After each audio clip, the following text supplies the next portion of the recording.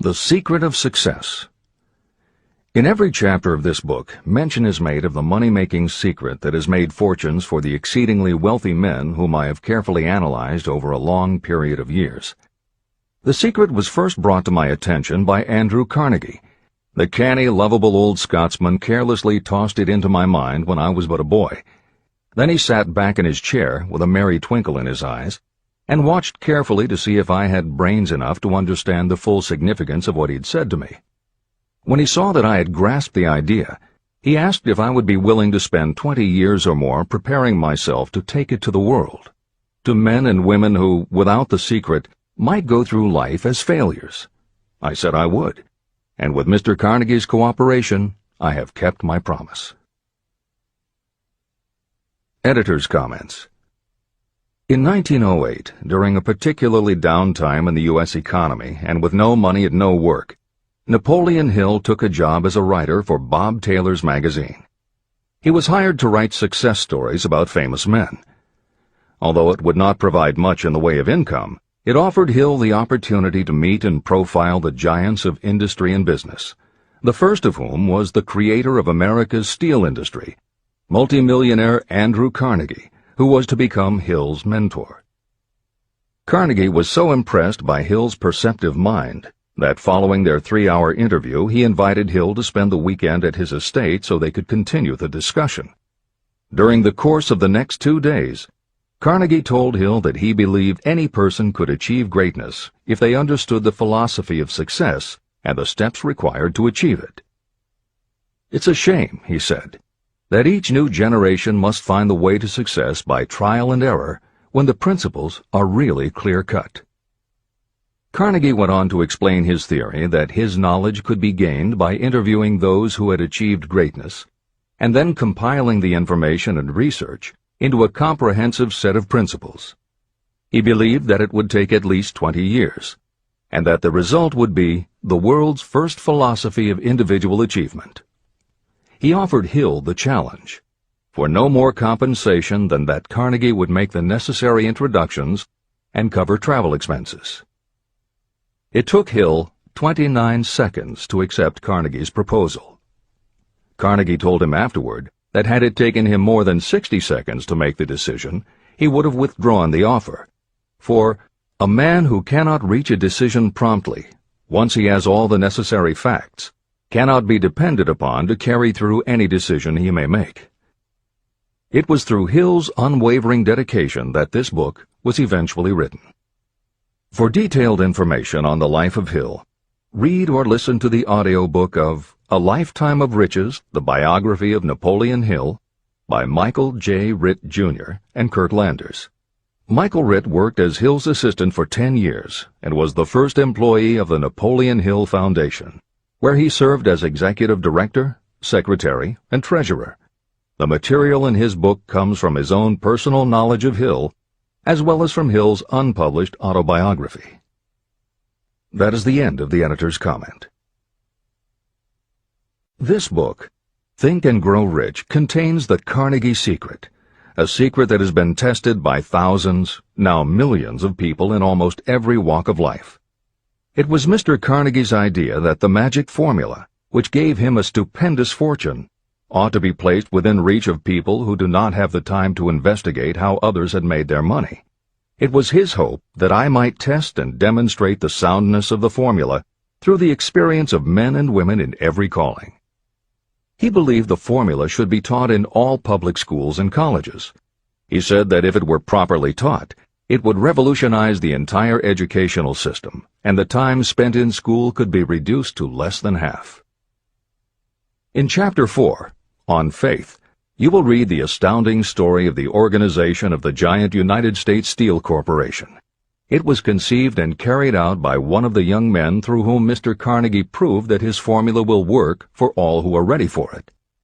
This single application of the secret, by Charles M. Schwab, made him a huge fortune in both money and opportunity. Roughly speaking, this particular application of the formula was worth $600 million.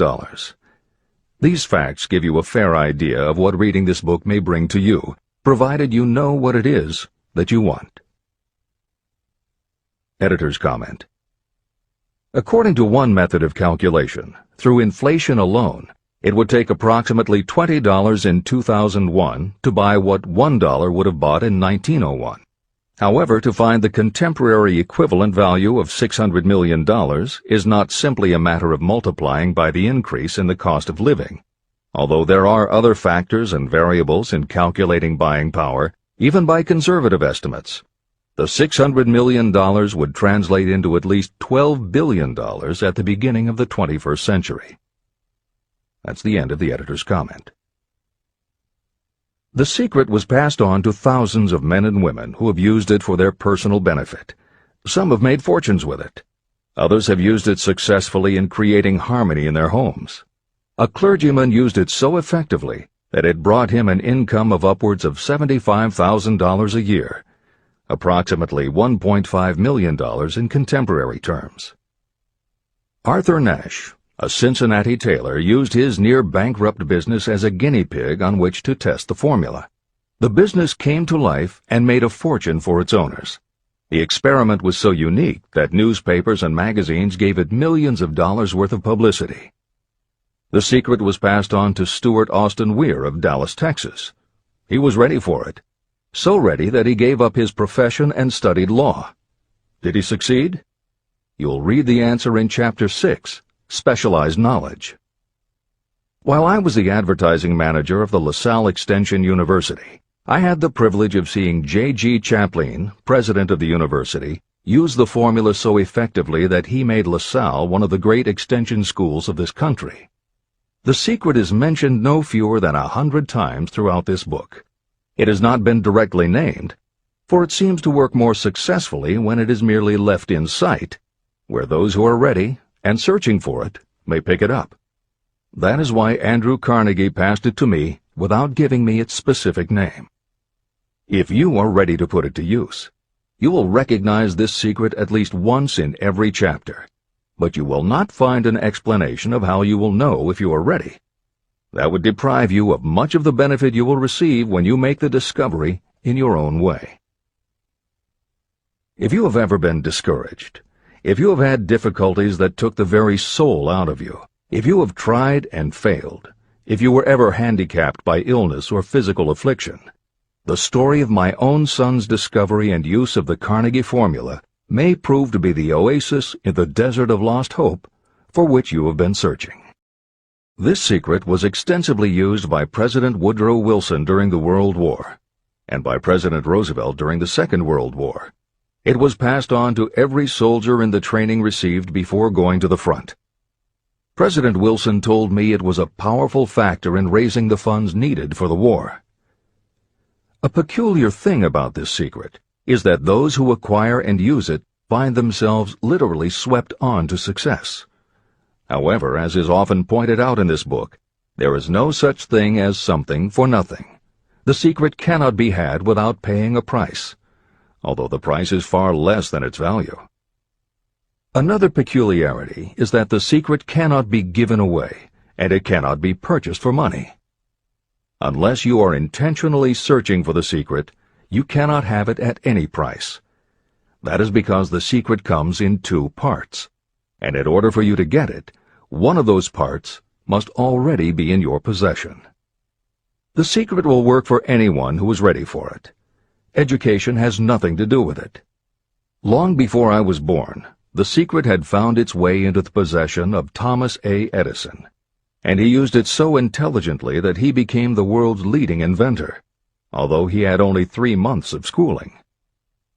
The secret was passed on to Edwin C. Barnes, a business associate of Mr. Edison's. He used it so effectively that he accumulated a great fortune and retired from active business while still a young man. You will find his story at the beginning of the next chapter. It should convince you that riches are not beyond your reach, and that no matter where you are in life, you can still be what you wish to be. Money, fame, recognition, and happiness can be had by you if you are ready and determined to have these blessings. How do I know these things? You should have the answer before you finish this book. You may find it in the very first chapter or on the last page. While I was doing the research that I had undertaken at Andrew Carnegie's request, I analyzed hundreds of well-known men. Many of them attributed the accumulation of their vast fortunes to the Carnegie secret. Among these men were Henry Ford. Founder of the Ford Automobile Company, Ford started with no money and little education, yet became one of the most successful self-made businessmen in American history. William Wrigley, Jr., a traveling salesman who found that his customers liked the chewing gum he gave away as a premium better than the goods he sold, so he started his own company. John Wanamaker. Known as the Merchant Prince, he created the world's first department store and was hailed for his innovations in marketing, customer service, and employee benefits. James J. Hill. Known as the Empire Builder, he built the transcontinental Great Northern Railway, encouraged homesteading in the West, then established shipping routes linking America to Asia. George S. Parker. A school teacher who grew tired of fixing his students' pens, he created a new design, founded the Parker Pen Company, and turned a simple idea into a fortune. E. M. Statler. The son of a poor pastor, he started as a bellboy and worked his way up until he was able to start his own chain of Statler hotels, famous for their luxury and service with a smile. Henry L. Doherty. Started at age 12 as an office boy for Columbia Gas, he went on to acquire 53 utilities companies and patented 140 innovations for natural gas and oil production. Cyrus H.K. Curtis. Starting with a small agricultural weekly, Curtis turned it into Ladies' Home Journal, created Saturday Evening Post, then assembled one of the largest newspaper empires. George Eastman. Inventor and founder of the Eastman Kodak Company, he created many of the innovations that popularized photography and transformed the motion picture industry. Charles M. Schwab. The right-hand man of Andrew Carnegie, he was president of Carnegie Steel Company, brokered the deal that formed U.S. Steel, and went on to found Bethlehem Steel. Theodore Roosevelt. 26th President of the United States from 1901 to 1909. John W. Davis. A lawyer and political leader, Davis was Solicitor General under President Woodrow Wilson and later appointed ambassador to Great Britain. Elbert Hubbard. Philosopher, publisher of the Fra magazine, and founder of the Roycrofters Artists Colony, Hubbard was also the author of many bestsellers including A Message to Garcia. Wilbur Wright. A bicycle shop owner who, with his brother Orville, became the first Americans to fly heavier-than-air aircraft and pioneered the aviation industry. William Jennings Bryan. Newspaper publisher, presidential nominee, Secretary of State under President William McKinley, but perhaps best known as the lawyer who defended creationism at the Scopes monkey trial. Dr. David Starr Jordan. Educator, scientist, author of over 50 books, he was the nation's youngest university president at Indiana University and became the first president of Stanford University. J. Ogden Armour. Inherited his family's meatpacking business, turned it into a conglomerate with more than 3,000 products, was an owner of the Chicago Cubs, and a director of National City Bank and American International Corporation. Arthur Brisbane. A crusading journalist and syndicated columnist, Brisbane was sought after by every major news organization and was the most read and highest-paid editorial writer of his day. Dr. Frank Gonzalez. A Chicago preacher who delivered such a powerful sermon, Philip D. Armour gave him $1 million to start the Armour Institute of Technology, of which he became president. Daniel Willard. President of the B&O Railroad for more than 30 years, he was honored by having the city of Willard, Ohio, named for him. King Gillette. A traveling salesman and born tinkerer, Gillette was trying to shave on a moving train when he came up with the idea of the safety razor, which became the foundation of a corporate giant. Ralph A. Weeks.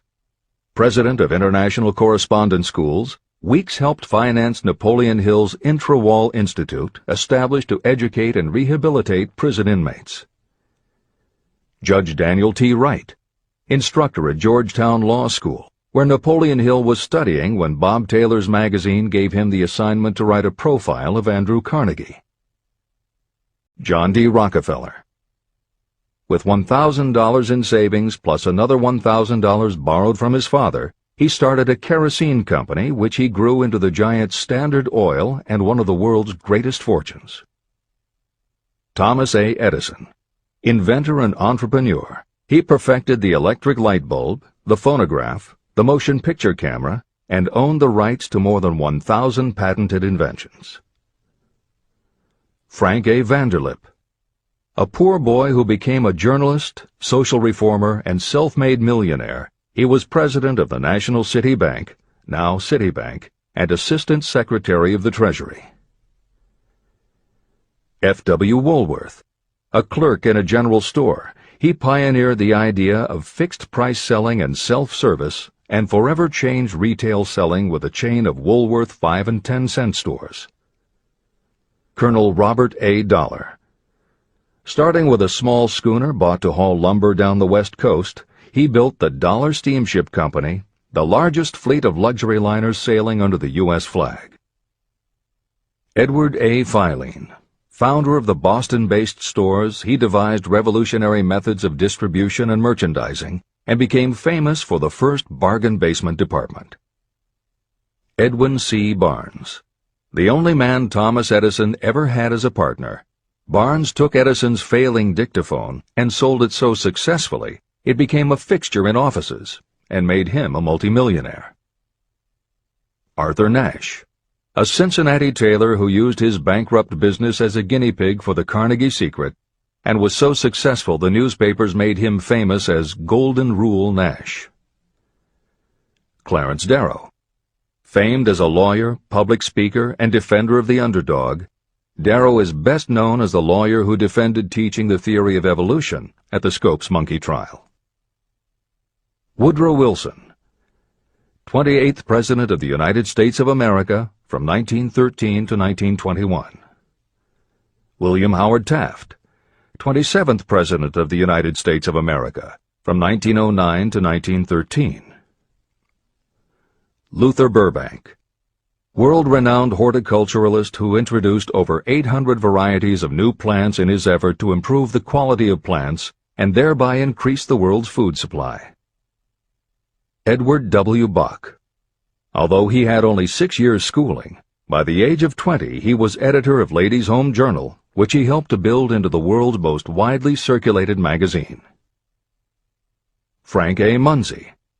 A telegraph operator who quit to launch Argosy magazine, then parlayed his fortune into a newspaper empire that included the Washington Times and the New York Herald. Elbert H. Gary. Chairman of U.S. Steel, at the time the largest corporation in the world, Gary spearheaded the construction of its first major project, the Gary Works Steel Plant, and the city of Gary, Indiana. Dr. Alexander Graham Bell.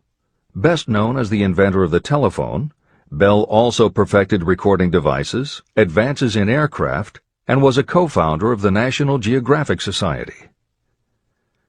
John H. Patterson. President of National Cash Register, Patterson was known as an advertising visionary and a genius at motivating his sales force, which made NCR the leader in its field. Julius Rosenwald. A small manufacturer who foresaw the future of mail order, he bought 25% of Sears Roebuck & Company, and together with Richard Sears built it into an icon of American business. Stuart Austin Weir. A construction engineer Hill met in the Texas oil fields who, inspired by the Carnegie Secret, went to law school after age 40 and also helped publish Napoleon Hill's magazine. Dr. Frank Crane. A noted psychologist, essayist, and author of the book 4-Minute Essays on subjects such as the price of liberty, pragmatism, the duty of the rich, and how to keep friends. J. G. Chaplin, president of the LaSalle Extension University at the time Napoleon Hill worked in the university's advertising and sales department, where he first realized his talent for motivating people. Jennings Randolph, a congressman, then U.S. Senator from West Virginia. Randolph was a lifelong admirer of Napoleon Hill, and it was he who encouraged Hill to act as advisor to President Franklin Delano Roosevelt. These names represent a small fraction of well-known Americans whose achievements, financial and otherwise, prove that those who understand and apply the Carnegie secret reach high positions in life. Editor's comment.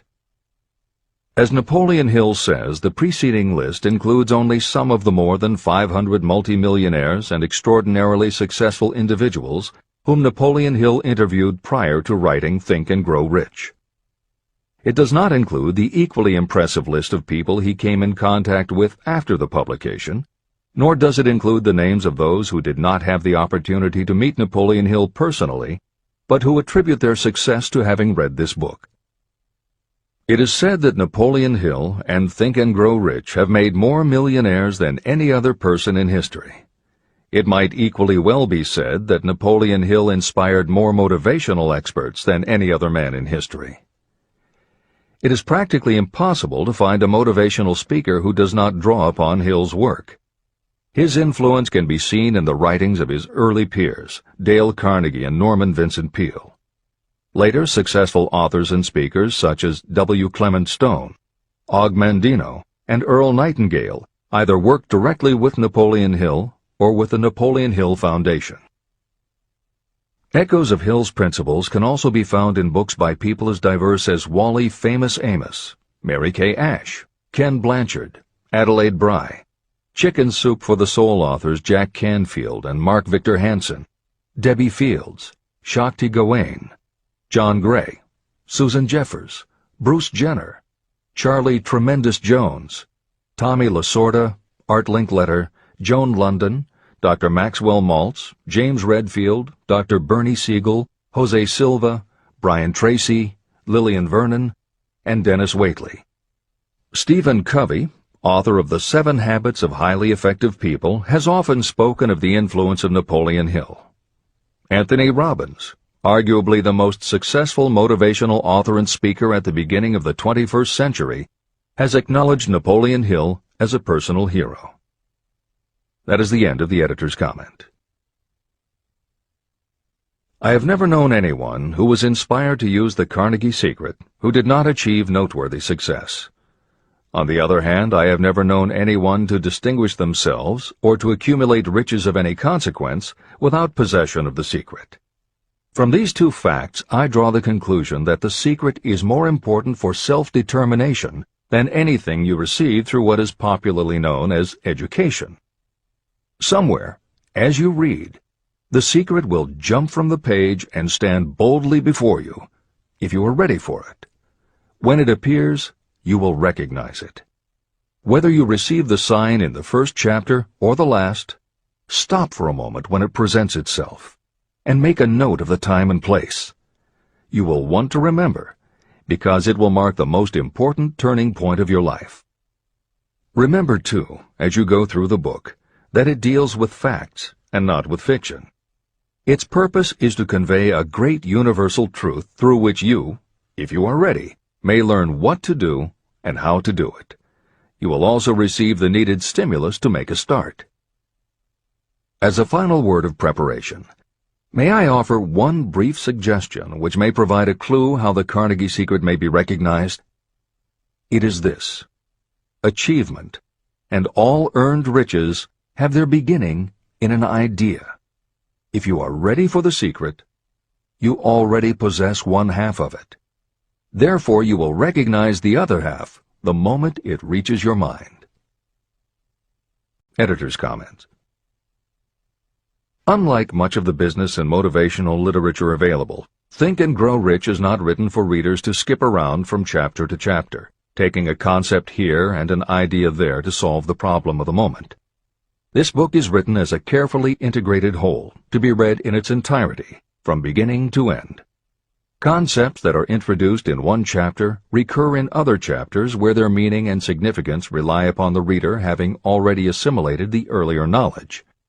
The chapters are designed to build upon one another in such a way that every word is to be read, every idea is to be considered, and every concept is to be understood and absorbed. Think and Grow Rich is often called the first philosophy of personal achievement, and a philosophy is more than a collection of solutions to business problems. A philosophy is a system of principles that will guide your thoughts and actions, and provide you with a code of ethics and a standard of values. Think and Grow Rich will not just change what you think, it will literally change the way you think. In preparing this new and updated edition, every aspect of Think and Grow Rich has been analyzed to ensure its relevance to the current business climate. In those instances where material might be considered dated or out of step with contemporary practices, the original text has been updated or augmented with relevant new material. A hallmark of the original edition of Think and Grow Rich is that in every chapter Napoleon Hill cites real-life examples based on his own first-hand knowledge of America's most successful self-made multimillionaires. In this edition, every one of Hill's stories has been retained, and the editors have added contemporary examples and modern parallels which clearly demonstrate that Hill's principles are as up-to-date as today and still guiding those who succeed. In addition to contemporary examples, where the editors felt it would be of interest to the reader, we have included marginal notes that provide relevant information about recent developments. Where applicable, we have also suggested books or other materials that complement various aspects of Napoleon Hill's philosophy. On a more technical note, the editors have approached the written text as we would that of a living author. When we encountered what modern grammarians would consider run-on sentences, outdated punctuation, or other matters of form, we opted for contemporary usage. Those readers familiar with earlier editions will note that the chapter numbers have been changed in this edition. Originally, Think and Grow Rich began with an unnumbered chapter, a word from the author. In this edition, that text appears as Chapter 1, and is renamed The Secret of Success. The chapters that follow are renumbered sequentially and proceed in their original order. The chapter that was previously titled The Mystery of Sex Transmutation has been retitled Sexuality, Charisma and Creativity, and the text has been restructured and annotated to reflect the role of women in contemporary society. All editorial commentary is clearly set off in a font and style that is different from the original text. This is the end of the editor's comments.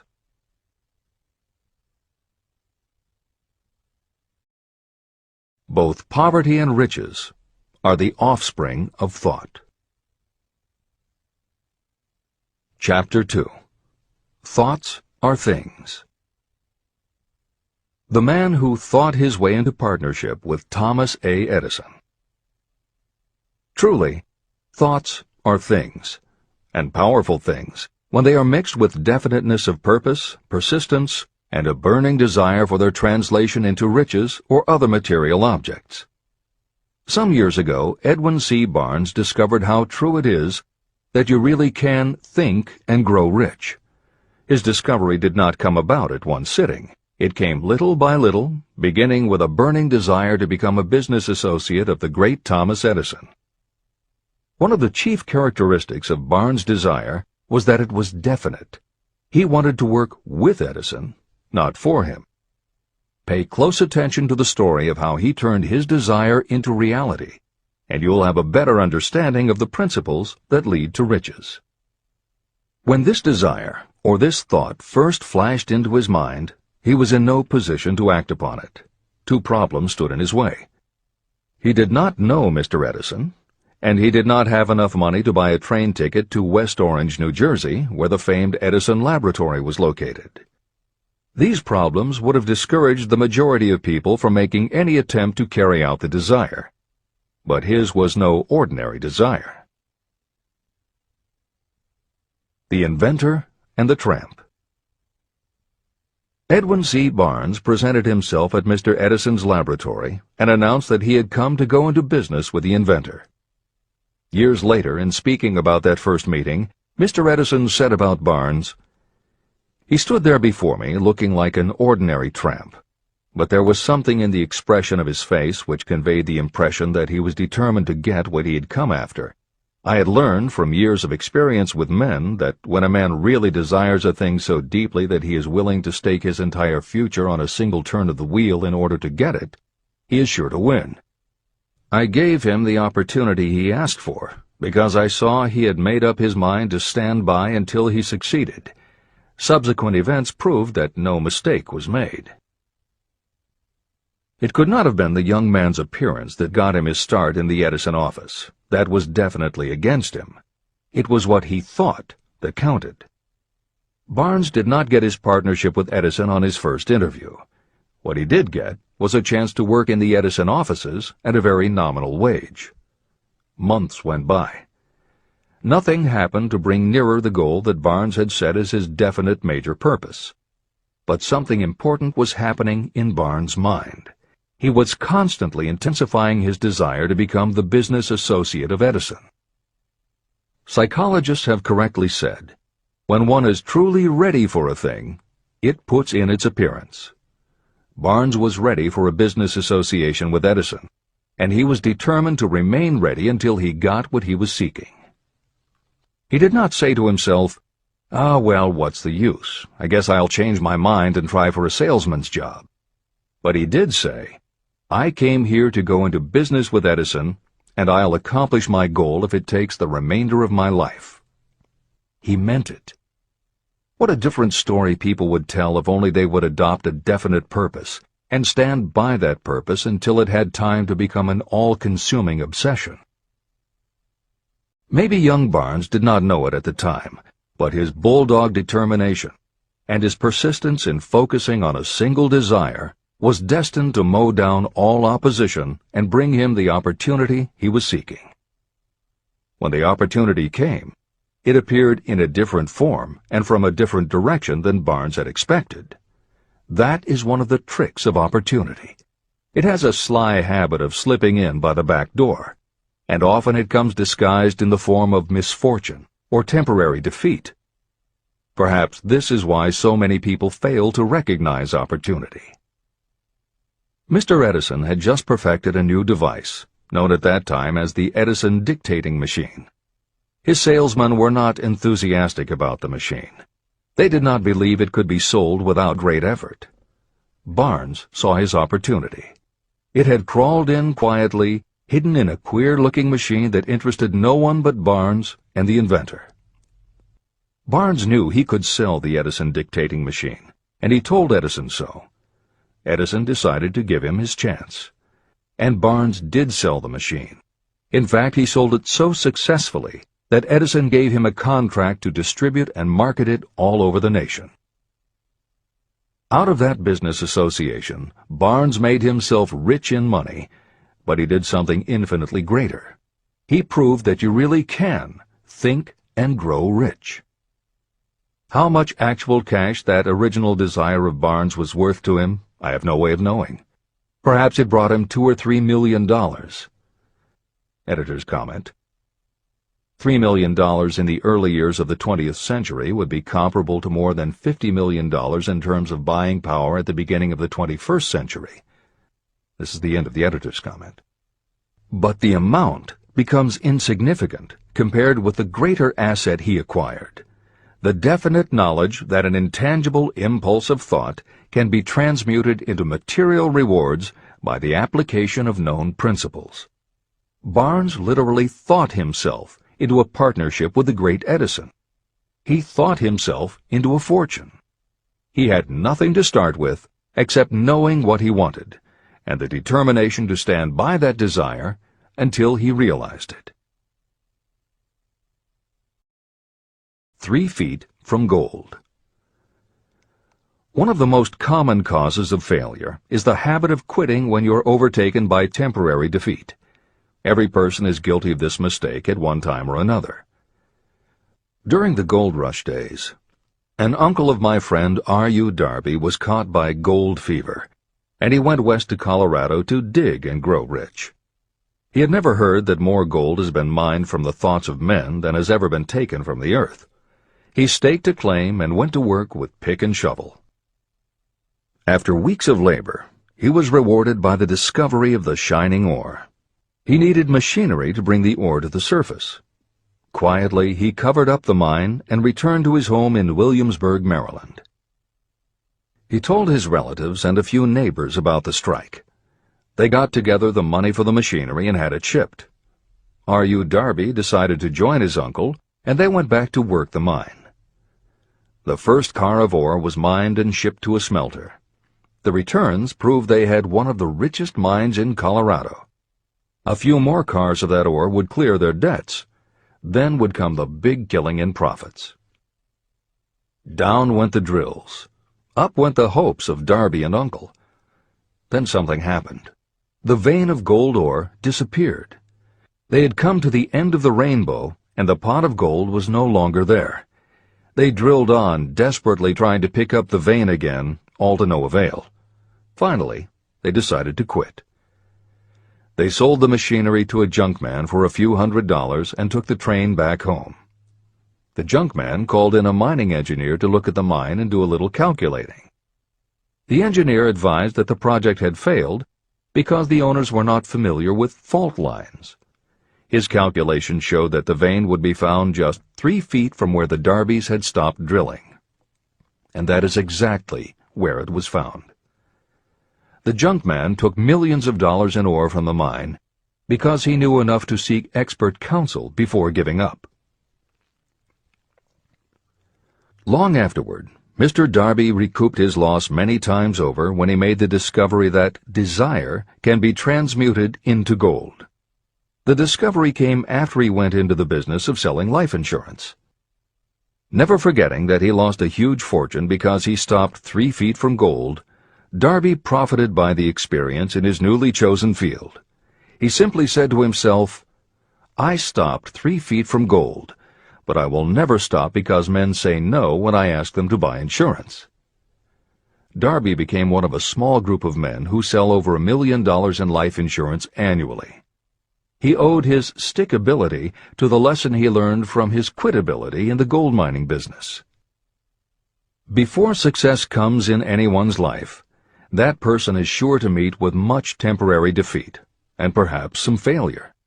When defeat overtakes a person, the easiest and most logical thing to do is to quit. That is exactly what the majority of people do. More than 500 of the most successful people this country has ever known told me their greatest success came just one step beyond the point at which defeat had overtaken them.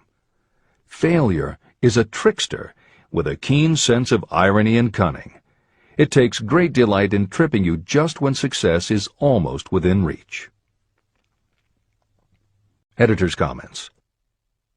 Napoleon Hill's creed, "Every failure brings with it the seed of an equivalent success," was the inspiration for entrepreneur and motivational speaker Wayne Allen Root to write his book, The Joy of Failure.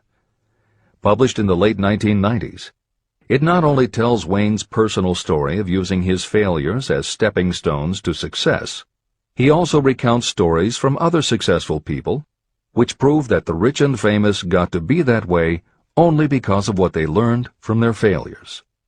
People such as Jack Welch, the hugely successful CEO of General Electric, who early in his career failed dramatically when a plastics plant for which he was responsible blew up. Billionaire Charles Schwab was a failure at school and university, flunking basic English twice due to a learning disability, and then failed on Wall Street more than once before he thought of the idea that grew to make him very rich indeed. Sylvester Stallone, Bruce Willis, Oprah Winfrey, Bill Clinton, Stephen Jobs, Donald Trump, and a host of other equally well-known achievers all had to fail in order to learn the lessons that ultimately made them successes. Every one of them was a failure, but none of them was defeated. Charles F. Kettering, who patented more than 200 inventions including the automobile ignition, the spark plug, Freon for air conditioners and the automatic transmission, said, "From the time a person is 6 years old until he graduates from college, he has to take 3 or 4 examinations a year. If he flunks once, he is out." But an inventor is almost always failing. He tries and fails maybe 1,000 times. If he succeeds once, then he's in. These two things are diametrically opposite. We often say that the biggest job we have is to teach a newly hired employee how to fail intelligently. We have to train him to experiment over and over and to keep on trying and failing until he learns what will work. Failures are just practice shots. This is the end of the editor's comment. A 50-cent lesson in persistence. Shortly after Mr. Darby received his degree from the University of Hard Knocks, he witnessed something that proved to him that no does not necessarily mean no. One afternoon, he was helping his uncle grind wheat in an old-fashioned mill. The uncle operated a large farm on which a number of sharecropper farmers lived. Quietly, the door was opened, and a small child, the daughter of a tenant, walked in and took her place near the door. The uncle looked up, saw the child, and barked at her roughly, "What do you want?" Meekly, the child replied, "My mom says to send her 50 cents. "I'll not do it," the uncle retorted. "Now you run on home." But she did not move. The uncle went ahead with his work, not noticing that she did not leave. When he looked up again and saw her still standing there, he said, "I told you to go on home. Now go, or I'll take a switch to you." But she did not budge. The uncle dropped a sack of grain he was about to pour into the mill hopper and started toward the child. Darby held his breath. He knew his uncle had a fierce temper. When the uncle reached the spot where the child was standing, she quickly stepped forward 1 step, looked up into his eyes, and screamed at the top of her voice, "My mom's got to have that 50 cents!" The uncle stopped, looked at her for a minute, put his hand in his pocket, took out $50, and gave it to her. The child took the money and slowly backed toward the door, never taking her eyes off the man whom she had just conquered. After she had gone, the uncle sat down on a box and looked out the window into space for more than 10 minutes. He was pondering, with awe, over the whipping he had just taken. Mr. Darby, too, was doing some thinking. This was the first time in all his experience that he had seen a child deliberately master an adult. How did she do it? What happened to his uncle that caused him to lose his fierceness and become as docile as a lamb? What strange power did this child use that made her master of the situation? These questions flashed into Darby's mind, but he did not find the answer until years later, when he told me the story. Strangely, the story of this unusual experience was told to me in the old mill on the very spot where the uncle took his whipping. As we stood there in that musty old mill, Mr. Darby repeated the story and finished by asking, "What can you make of it? What strange power did that child use that so completely whipped my uncle?" The answer to his question will be found in the principles described in this book. The answer is full and complete. It contains enough details and instructions for you to understand and apply the same force that the little child accidentally stumbled upon. Keep your mind alert, and you will learn exactly what strange power came to the rescue of the child. You may catch a glimpse of the power in this chapter, or it may flash into your mind in some later chapter. If you stay alert to the possibility, somewhere you will find the idea that will quicken your receptive powers and place at your command this same irresistible power. It may come in the form of a single idea, or it may come as a complete plan or a purpose. It may even cause you to go back over your past experiences of failure or defeat, and in doing so, it may bring to the surface some lesson by which you can regain all that you lost through defeat. After I had explained to Mr. Darby the power unwittingly used by the little child, he mentally retraced his 30 years as a life insurance salesman. As he did so, it became clear to him that his success was due, in no small degree, to the lesson he had learned from the child. Mr. Darby pointed out, "Every time a prospect tried to bow me out without buying, I saw that child standing there in the old mill, her big eyes glaring in defiance, and I said to myself, I've got to make this sale. The better portion of all sales I have made were made after people had said no." He also recalled his mistake in having stopped only 3 feet from gold. "But," he said, "that experience was a blessing in disguise. It taught me to keep on keeping on, no matter how hard the going may be. A lesson I needed to learn before I could succeed in anything." Mr. Darby's experiences were commonplace and simple enough, yet they held the answer to his destiny in life. In fact, to him the experiences were as important as life itself, and he was able to profit from these 2 important experiences because he analyzed them and found the lesson they taught. But what if you don't see the events of your life as being experiences of such profound significance? And what about the young person who doesn't yet have even minor failures to analyze? Where and how will they learn the art of converting defeats into the stepping stones to opportunity? That is exactly why this book was written, to answer those questions. To convey my answer, I have constructed 13 principles. These principles work individually or together as catalysts. The specific answer that you are looking for may already be in your own mind. Reading these principles may be the catalyst that causes your answer to suddenly come to you as an idea, a plan, or a purpose. One sound idea is all you need to achieve success. These 13 principles contain the best and most practical ways and means of creating ideas. Success consciousness. Before I go any further in the description of these principles, you should know this. When riches begin to come, they come so quickly and in such great abundance that you will wonder where they've been hiding during all those lean years. This is an astounding statement, especially when you take into consideration the popular belief that riches come only to those who work hard and long. When you begin to think and grow rich, you will observe that riches begin with a state of mind, with definiteness of purpose, with little or no hard work. What you need to know now is how to acquire the state of mind that will attract riches.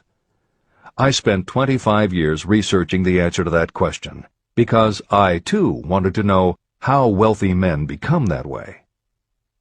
What you will learn is that as soon as you master the principles of this philosophy, and begin to apply those principles, your financial status will begin to improve. Everything you touch will begin to transmute itself into an asset for your benefit. Impossible? Not at all. One of the main weaknesses the average person suffers is too much familiarity with the word impossible. We know all the rules that will not work. We know all the things that cannot be done. This book was written for those who seek the rules that have made others successful and are willing to stake everything on those rules. Success comes to those who become success conscious. Failure comes to those who allow themselves to become failure conscious. The object of this book is to help you learn the art of changing your mind from failure consciousness to success consciousness. Another weakness is the habit of measuring everything and everyone by your own impressions and beliefs. Some of you reading this will have trouble believing that you can think and grow rich because your thought habits have been steeped in poverty, misery, failure, and defeat. This kind of thinking reminds me of the story about the man who came from China to study at the University of Chicago. One day, President Harper met this young man on campus and stopped to chat with him for a few minutes. He asked what had impressed him as being the most noticeable characteristic of the American people. "Why," the student exclaimed, "the unusual shape of your eyes." It's all a matter of perspective and habit. The same is true of your belief in what a person can achieve. If you have formed the habit of seeing life only from your own perspective, you may make the mistake of believing that your limitations are in fact the proper measure of limitations. The impossible Ford V8 motor. When Henry Ford decided to produce his famous V8 motor, he chose to build an engine with the entire 8 cylinders cast in one block. Ford instructed his engineers to produce a design for the engine. The design was drawn up on paper, but the engineers agreed to a man that it was simply impossible to cast an 8-cylinder engine block in one piece. Ford said, "Produce it anyway." But they replied, "It's impossible." "Go ahead," Ford commanded, "and stay on the job until you succeed, no matter how much time is required." So the engineers went ahead. 6 months went by. Nothing happened. Another 6 months passed, and still nothing. The engineers tried every conceivable plan to carry out the orders, but the thing seemed out of the question. Impossible. At the end of the year, Ford again checked with his engineers, and again they told him they had found no way to carry out his orders. "Go right ahead," said Ford. "I want it, and I'll have it." They went ahead. And then, as if by a stroke of magic, the secret was discovered. The Ford determination had won once more. Henry Ford was a success because he understood and applied the principles of success. One of these principles is desire, knowing clearly what you want. Remember this Ford story as you continue reading this book. Pick out the lines in which the secrets of his stupendous achievement have been described. If you do this, if you can put your finger on those particular principles that made Henry Ford rich, you may equal his achievements in almost any calling for which you are suited. Editor's comments. To those readers who may interpret Ford's actions as nothing more than obstinacy, the editors would point out that he was employing a technique that has become a common part of strategic planning in many industries, including aerospace, computers, medicine, and the military. When launching large, complicated, long-term projects, the planners often know that at certain points along the way they will need components that simply do not yet exist. The fact that at the beginning there is no way to get from A to B does not deter them. There are many parts of the project they can get started on now, and they just assume that by the time they get to the point where they will need a technology or a device, they will have solved the problem of making it, and they have been proven right time and again. Stated simply, the technique is to clearly know what you want to accomplish, have faith in your ability to do it, and persist until you have accomplished your goal. This is the end of the editor's comments. Why you are the master of your fate.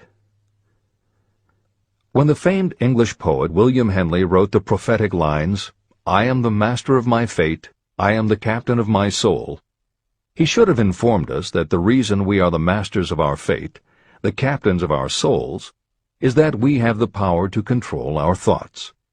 He should have told us that it is because in some way our brains become magnetized with the dominating thoughts that we hold in our minds.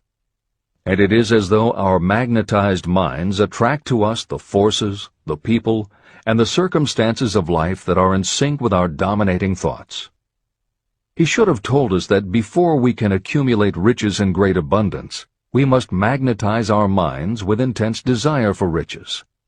That we must become money-conscious until the desire for money drives us to create definite plans for acquiring it. But, being a poet, Henley contented himself by stating a great truth in poetic form, leaving those who followed him to interpret the philosophical meaning of his lines. Little by little, the truth has unfolded itself, until I have come to know with certainty that the principles described in this book hold the secret of mastery over our economic fate. Principles that can change your destiny. We are now ready to examine the first of these principles, and as we do, I ask you to maintain a spirit of open-mindedness. Remember as you read that these principles are not my invention, nor are they the invention of any one person. These principles have worked for literally millions of people. You, too, can put them to work for you and your own enduring benefit. You will find it easy, not hard to do. Some years ago, I delivered the commencement address at Salem College in Salem, West Virginia. I emphasized with so much intensity the need to have a burning desire that one of the members of the graduating class became completely convinced and made it a cornerstone of his own philosophy. That young man became a congressman and an important factor in President Franklin D. Roosevelt's administration. He wrote me a letter in which he so clearly stated his opinion of the principle of desire outlined in the next chapter that I have chosen to publish his letter as an introduction to that chapter. It gives you an idea of the rewards to come. My dear Napoleon, my service as a member of Congress having given me an insight into the problems of men and women, I am writing to offer a suggestion which may become helpful to thousands of worthy people. In 1922, you delivered the commencement address at Salem College when I was a member of the graduating class. In that address, you planted in my mind an idea which has been responsible for the opportunity I now have to serve the people of my state, and will be responsible, in a very large measure, for whatever success I may have in the future. I recall, as though it were yesterday, the marvelous description you gave of the method by which Henry Ford, with but little schooling, without a dollar, with no influential friends, rose to great heights. I made up my mind then, even before you had finished your speech, that I would make a place for myself, no matter how many difficulties I had to surmount. Thousands of young people will finish their schooling this year and within the next few years. Every one of them will be seeking just such a message of practical encouragement as the one I received from you. They will want to know where to turn, what to do to get started in life. You can tell them, because you have helped to solve the problems of so many, many people. There are thousands of people in America today who would like to know how they can convert ideas into money. People who must start from scratch, without finances, and recoup their losses. If anyone can help them, you can. If you publish the book, I would like to own the first copy that comes from the press, personally autographed by you. With best wishes, believe me, cordially yours, Jennings Randolph. Since that time in 1922, I watched Jennings Randolph rise to become one of the nation's leading airline executives, a great inspirational speaker, and a United States Senator from West Virginia. 35 years after I made that speech, it was my pleasure to return to Salem College in 1957 and deliver the baccalaureate sermon. At that time, I received an honorary Doctor of Literature degree from Salem College. Editor's comments. As you begin the next chapter, the editors would like to reinforce the earlier statement that what you are reading is not just a collection of theories out of which you can cherry-pick what you like. The 13 principles of success were proven by the real-life experiences of the long list of famous successful people cited earlier by Napoleon Hill. His techniques are also practiced and endorsed by the contemporary experts and authors whom the editors mentioned, following Hill's list. More than 60 million people have purchased copies of the book that you are now holding in your hands. If this book has proven to be that successful, surely you owe it to yourself to give it every chance to work for you too. Read it. Don't question it. Do it. If you don't, if you think that you know better than Napoleon Hill, if you decide to pick and choose the parts that you will believe or follow, then, if you don't succeed, you will never know if your failure lies with this book or with you. This is the end of the editor's comments. Whatever the mind of man can conceive and believe, it can achieve. Chapter 3. Desire. The starting point of all achievement. The first step toward riches. When Edwin C. Barnes climbed down from the freight train in West Orange, New Jersey, he may have resembled a tramp, but his thoughts were those of a king. As he made his way from the railroad tracks to Thomas A. Edison's office, his mind was at work. He saw himself standing in Edison's presence. He heard himself asking Mr. Edison for an opportunity to carry out the one consuming obsession of his life, a burning desire to become the business associate of the great inventor. Barnes' desire was not a hope. It was not a wish. It was a pulsating desire which transcended everything else. It was definite.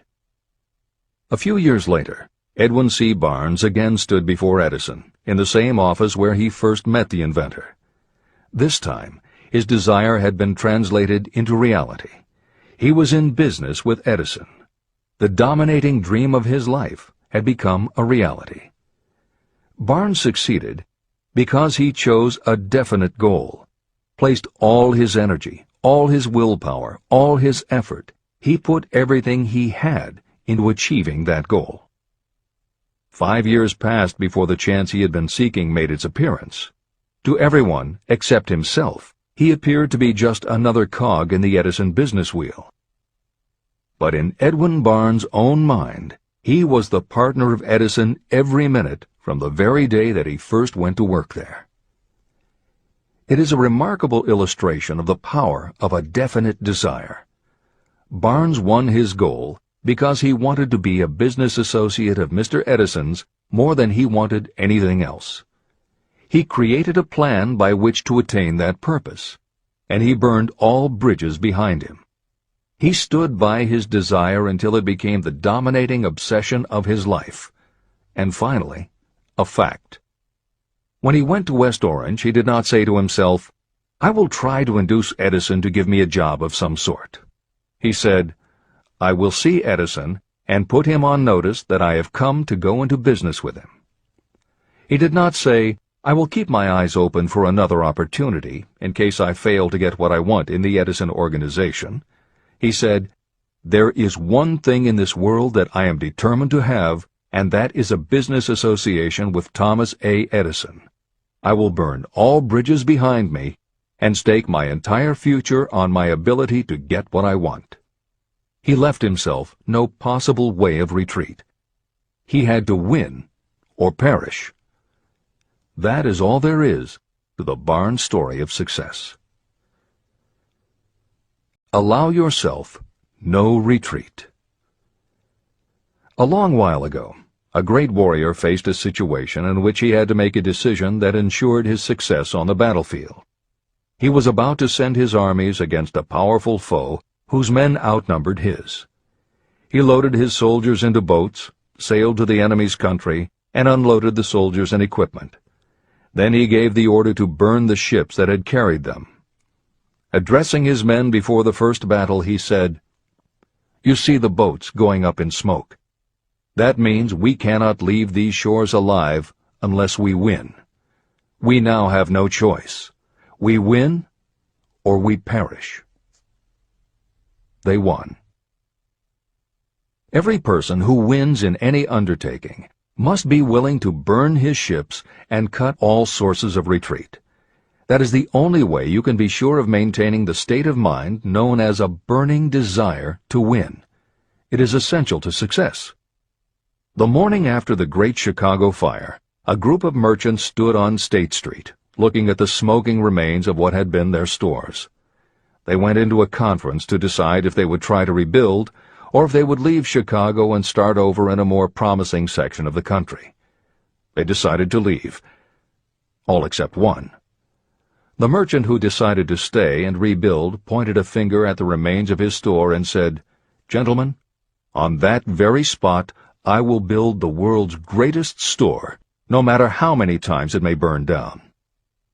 That was in 1871. The store was built. It still stands there today. The Marshall Field's department store is a towering monument to the power of that state of mind known as a burning desire. The easy thing would have been for Marshall Field to do exactly what his fellow merchants did. When the going was hard and the future looked dismal, they pulled up and went where the going seemed easier. Mark well this difference between Marshall Field and the other merchants. It is that difference which distinguishes those who succeed from those who fail.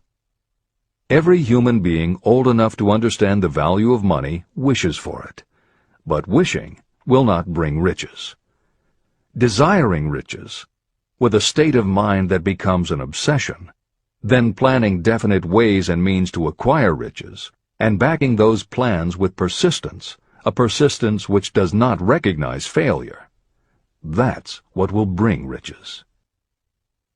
Editor's comments. In other of his writings, Napoleon Hill uses the term definiteness of purpose as being interchangeable with desire. The following explanation is adapted from the Napoleon Hill Foundation's book, Believe and Achieve. Desire, or definiteness of purpose, is more than goal setting.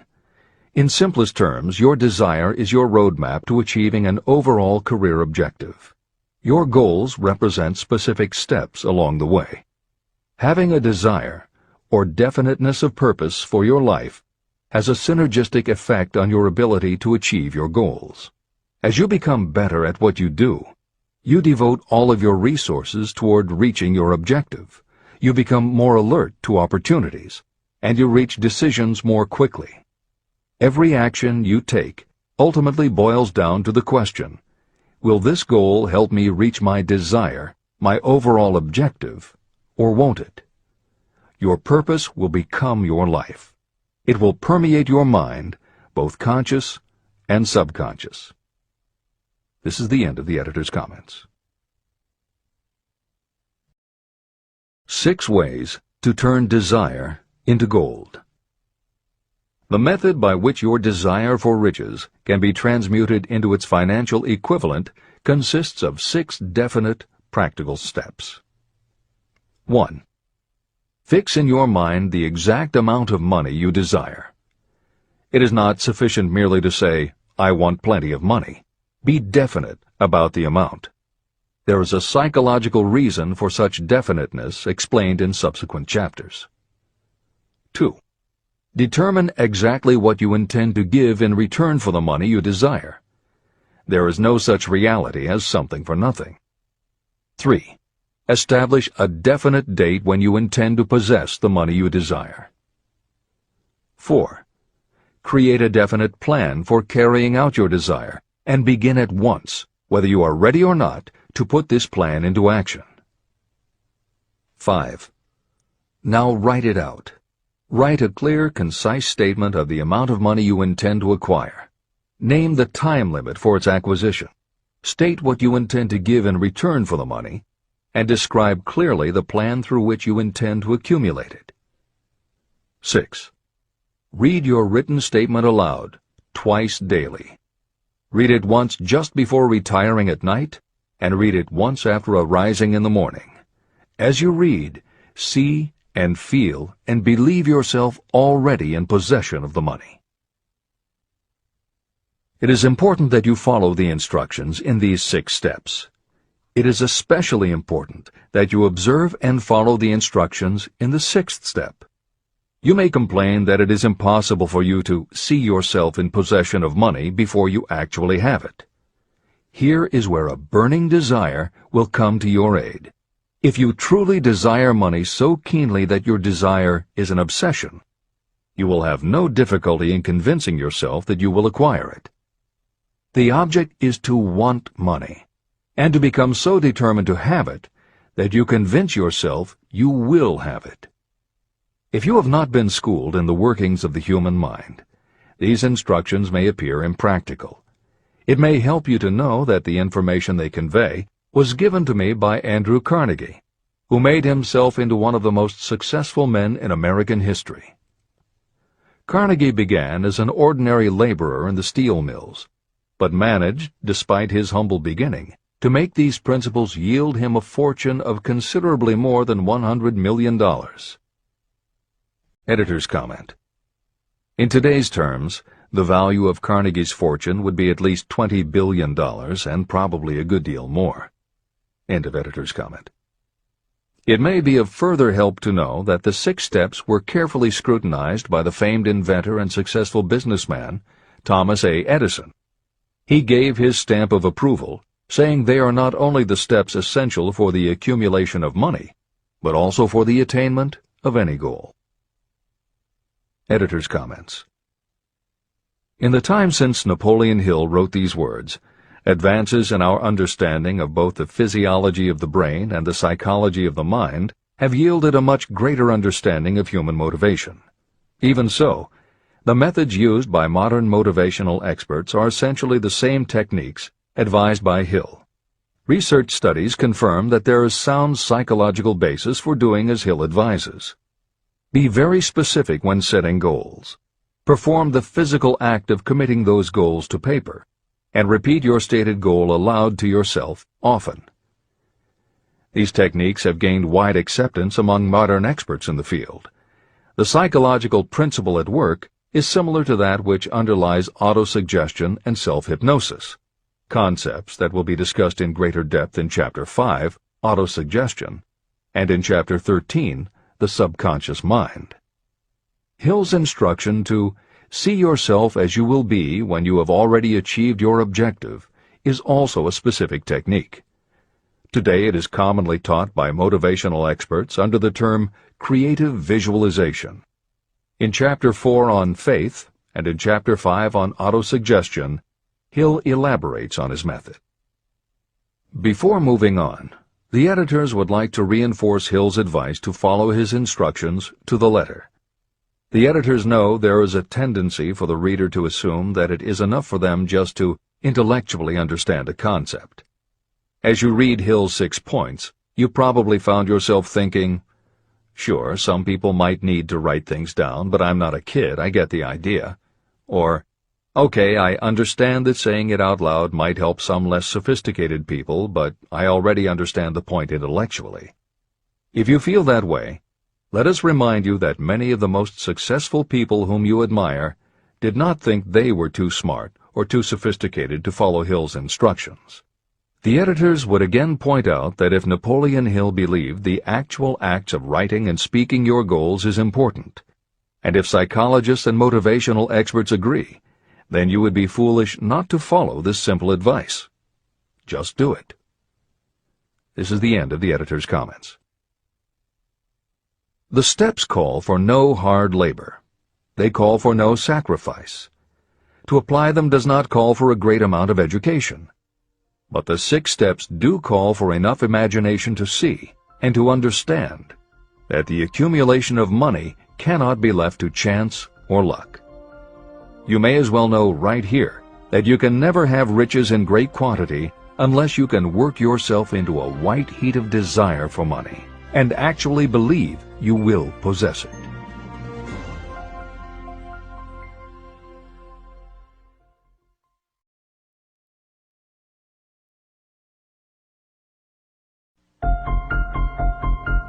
The power of great dreams. If you are in this race for riches, you should be encouraged by the following truth.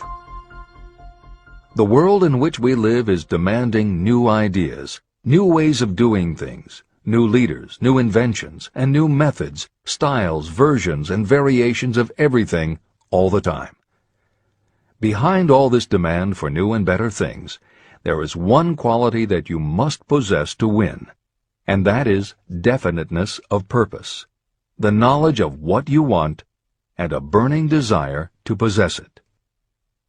If you truly desire riches, remember that the real leaders of the world have always been people who harnessed and put into practical use the intangible, unseen forces of opportunity. Leaders are the people who convert those opportunities into cities, skyscrapers, factories, transportation, entertainment, and every form of convenience that makes things easier, faster, better, or just make life more pleasant. In planning to acquire your share of the riches, don't let anyone put you down for being a dreamer. To win the big stakes in this changing world, you must catch the spirit of the great pioneers, whose dreams have given to civilization all that it has of value. It is that spirit which serves as the lifeblood of our own country, your opportunity and mine to develop and market our talents. A burning desire to be and to do is the starting point from which the dreamer must take off. Dreams are not born of indifference, laziness, or lack of ambition. If the thing you wish to do is right, and you believe in it, go ahead and do it. Never mind what they say if you meet with temporary defeat. They do not know that every failure brings with it the seed of an equivalent success. Marconi dreamed of a system for sending sound from one place to another without the use of wires. It may interest you to know that Marconi's friends had him taken into custody and examined in a psychiatric hospital when he announced he had discovered a principle by which he could send messages through the air.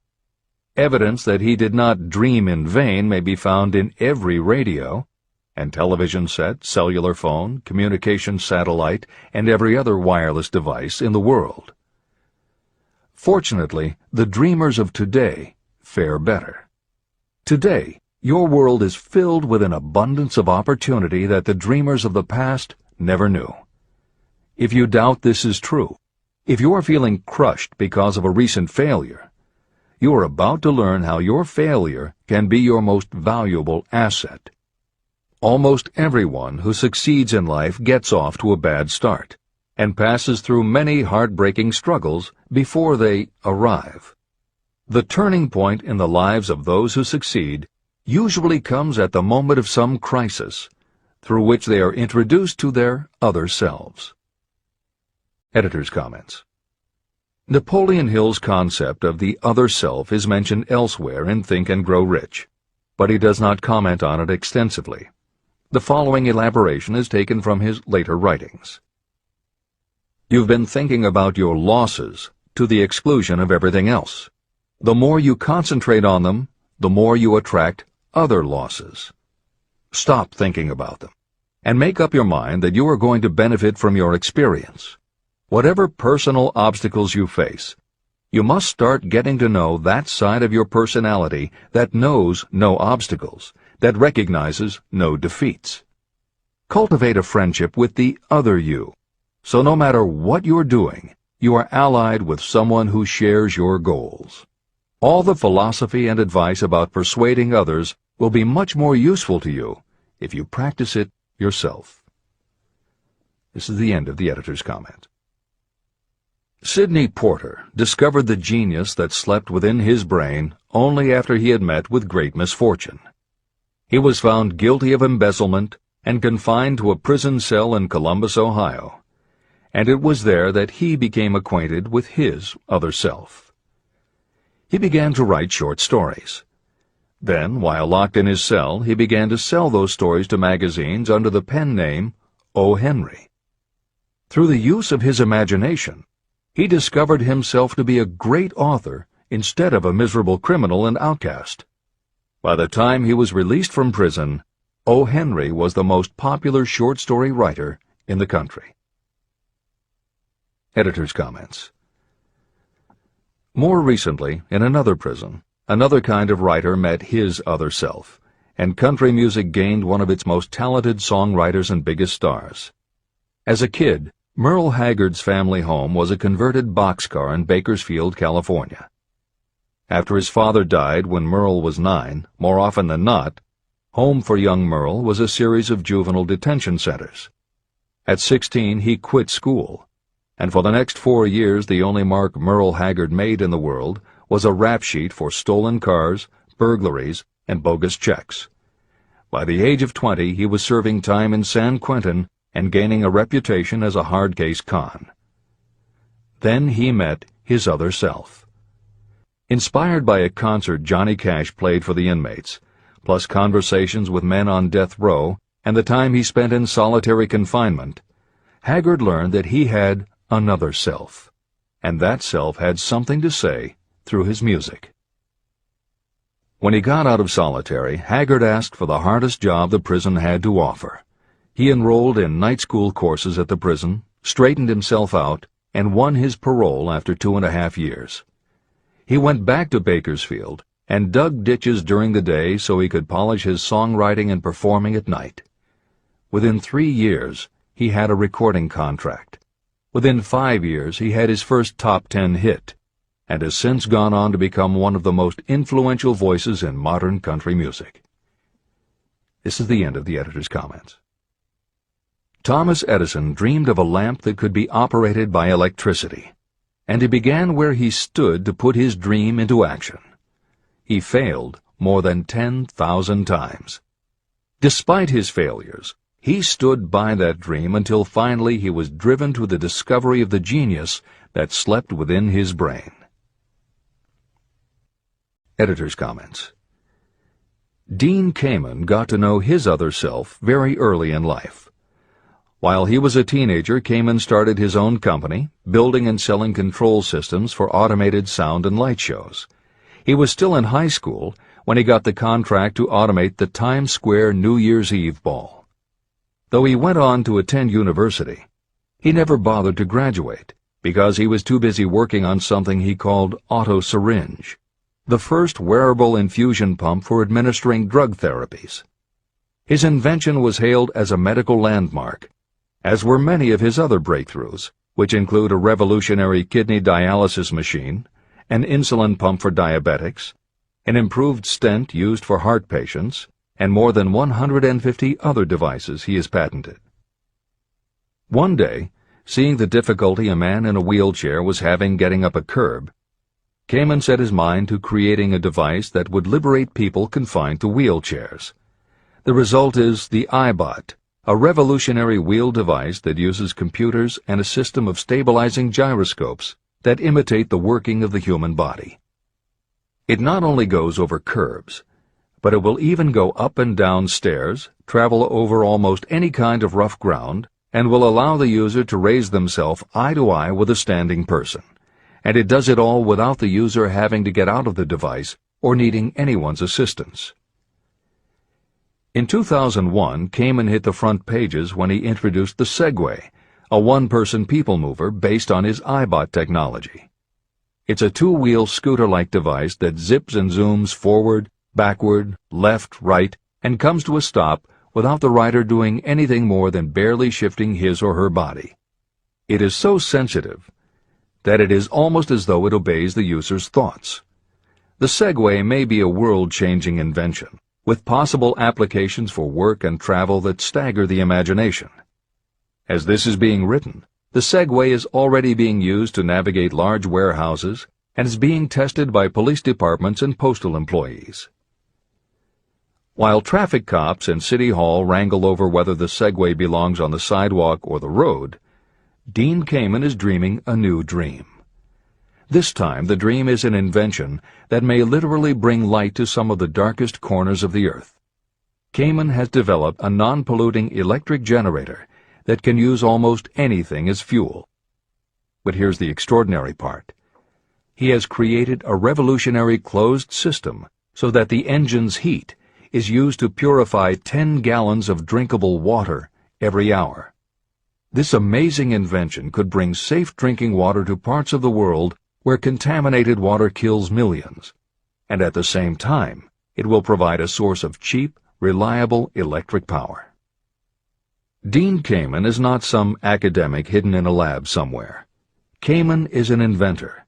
But like Thomas Edison, he is also an entrepreneur and businessman, creating and marketing devices that are changing the public perception of what an inventor is.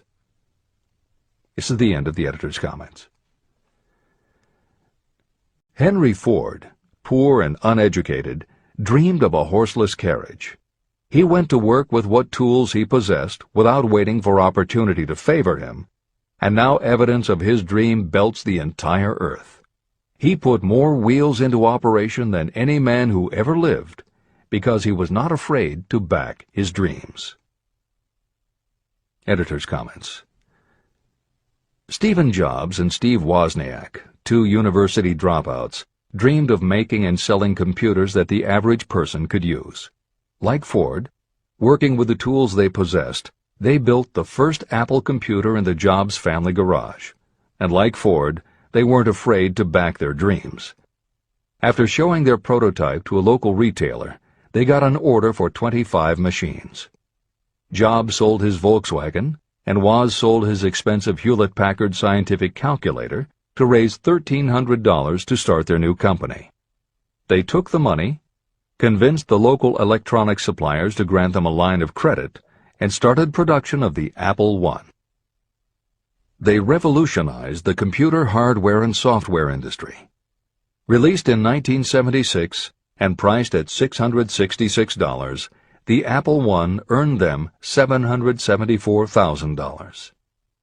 2 years later, they introduced the Apple II, which in the next 3 years earned $140 million. In 1980, Apple went public, and after the first day of trading, the company had a market value of $1.2 billion.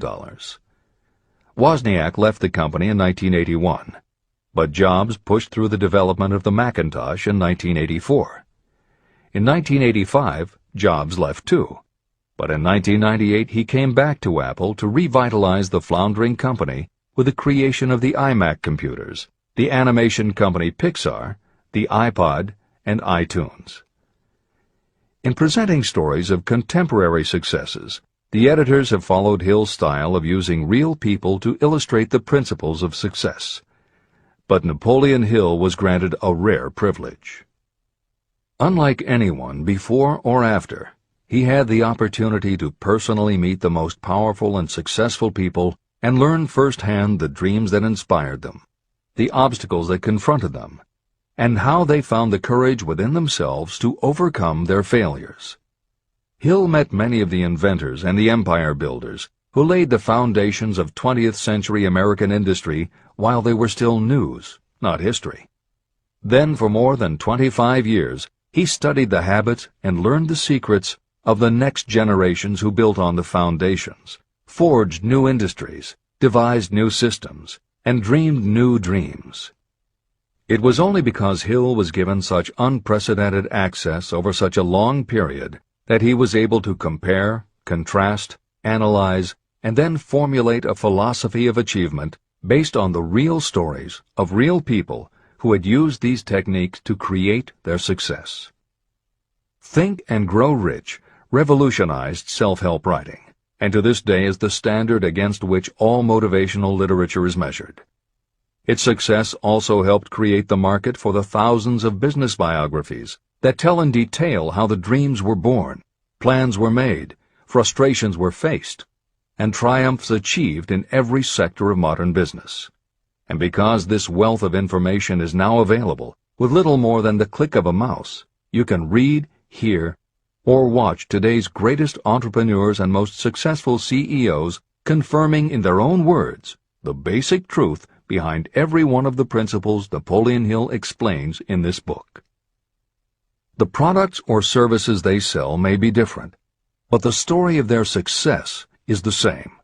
Dreams, followed by failures, followed by lessons learned, then success. For every Henry Ford, Thomas Edison, or O. Henry that Napoleon Hill cites to make a point, today there is a Steve Jobs, Dean Kamen, or Merle Haggard proving that Hill's points are still valid. This is the end of the editor's comments. There is a difference between wishing for a thing and being ready to receive it. No one is ready for a thing until they believe they can acquire it. The state of mind must be belief, not mere hope or wish. Open-mindedness is essential for belief. Closed minds do not inspire faith, courage, and belief. Remember, no more effort is required to aim high in life, to demand abundance and prosperity, than is required to accept misery and poverty. A great poet has correctly stated this universal truth through these lines. I bargained with life for a penny, and life would pay no more. However, I begged at evening when I counted my scanty store. For life is a just employer. He gives you what you ask.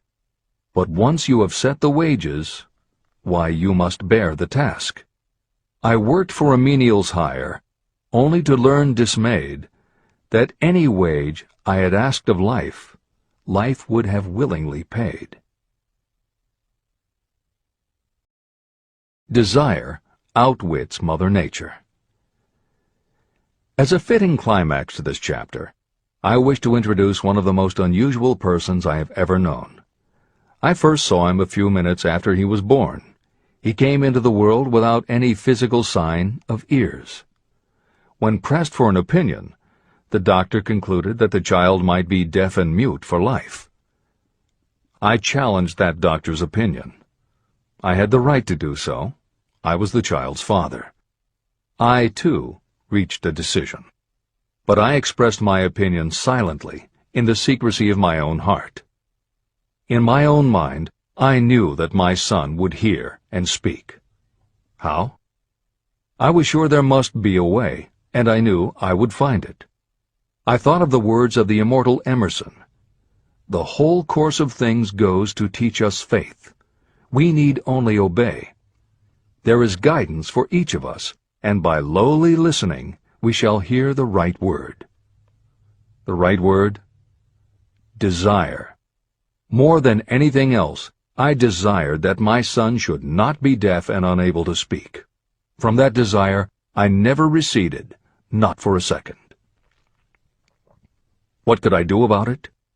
Somehow, I would find a way to transplant into that child's mind my own burning desire for ways and means of conveying sound to his brain without the aid of ears. As soon as the child was old enough to cooperate, I would fill his mind so completely with a burning desire to hear that nature would, by methods of her own, translate it into physical reality. All this thinking took place in my own mind, but I spoke of it to no one. Every day I renewed the pledge I had made to myself that my son should not be deaf. As he grew older and began to take notice of things around him, we observed that he had a slight degree of hearing. When he reached the age when children usually begin talking, he made no attempt to speak, but we could tell by his actions that he could hear certain sounds slightly. That was all I needed to know. I was convinced that if he could hear, even slightly, he might develop still greater hearing capacity. Then something happened that gave me hope. It came from an entirely unexpected source. We bought a phonograph. When the child heard the music for the first time, he went into ecstasies. He promptly appropriated the machine. On one occasion, he played a record over and over for almost 2 hours, standing in front of the phonograph with his teeth clamped on the edge of the case. The significance of this did not become clear to us until years afterward. At the time, we had never heard of the principle of bone conduction of sound. Shortly after he appropriated the phonograph, I discovered that he could hear me quite clearly when I spoke with my lips touching his mastoid bone at the base of the skull. Having determined that he could hear the sound of my voice plainly, I began immediately to transfer to his mind the desire to hear and speak. When I discovered that my son enjoyed bedtime stories, I went to work creating stories designed to develop in him self-reliance, imagination, and a strong desire to hear. There was one storyline in particular that I emphasized over and over. Every time I told it, I gave it some new and dramatic coloring. These stories were designed to plant in his mind the thought that his affliction was not a liability, but an asset of great value. As a result of my studies and personal experience, I firmly believe that every adversity brings with it the seed of an equivalent advantage. However, despite my beliefs, I must confess that I did not have the slightest idea how this disability could ever become an asset. He won a new world with 6 cents. As I analyze the experience in retrospect, I can see now that my son's faith in me had much to do with the astounding results. He did not question anything I told him. I sold him on the idea that he had a distinct advantage over his older brother, and that this advantage would reflect itself in many ways. For example, the teachers in school would observe that he had no ears, and because of this they would show him special attention and treat him with extraordinary kindness. And they always did. I also sold him on the idea that when he became old enough to sell newspapers, his older brother had already become a newspaper merchant, he would have a big advantage over his brother.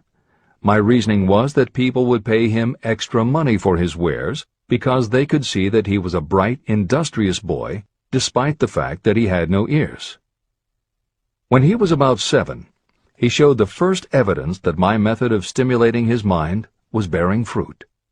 For several months he begged for the privilege of selling newspapers, but his mother would not give the project her consent.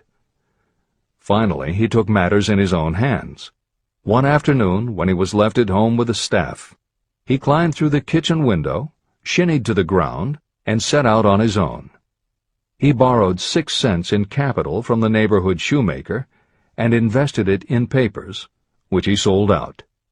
He took his earnings, reinvested in more newspapers, and kept repeating until late in the evening. After balancing his accounts and paying back the 6 cents he had borrowed from his banker, he had a net profit of 42 cents. When we got home that night, we found him in bed asleep with the money tightly clenched in his hand.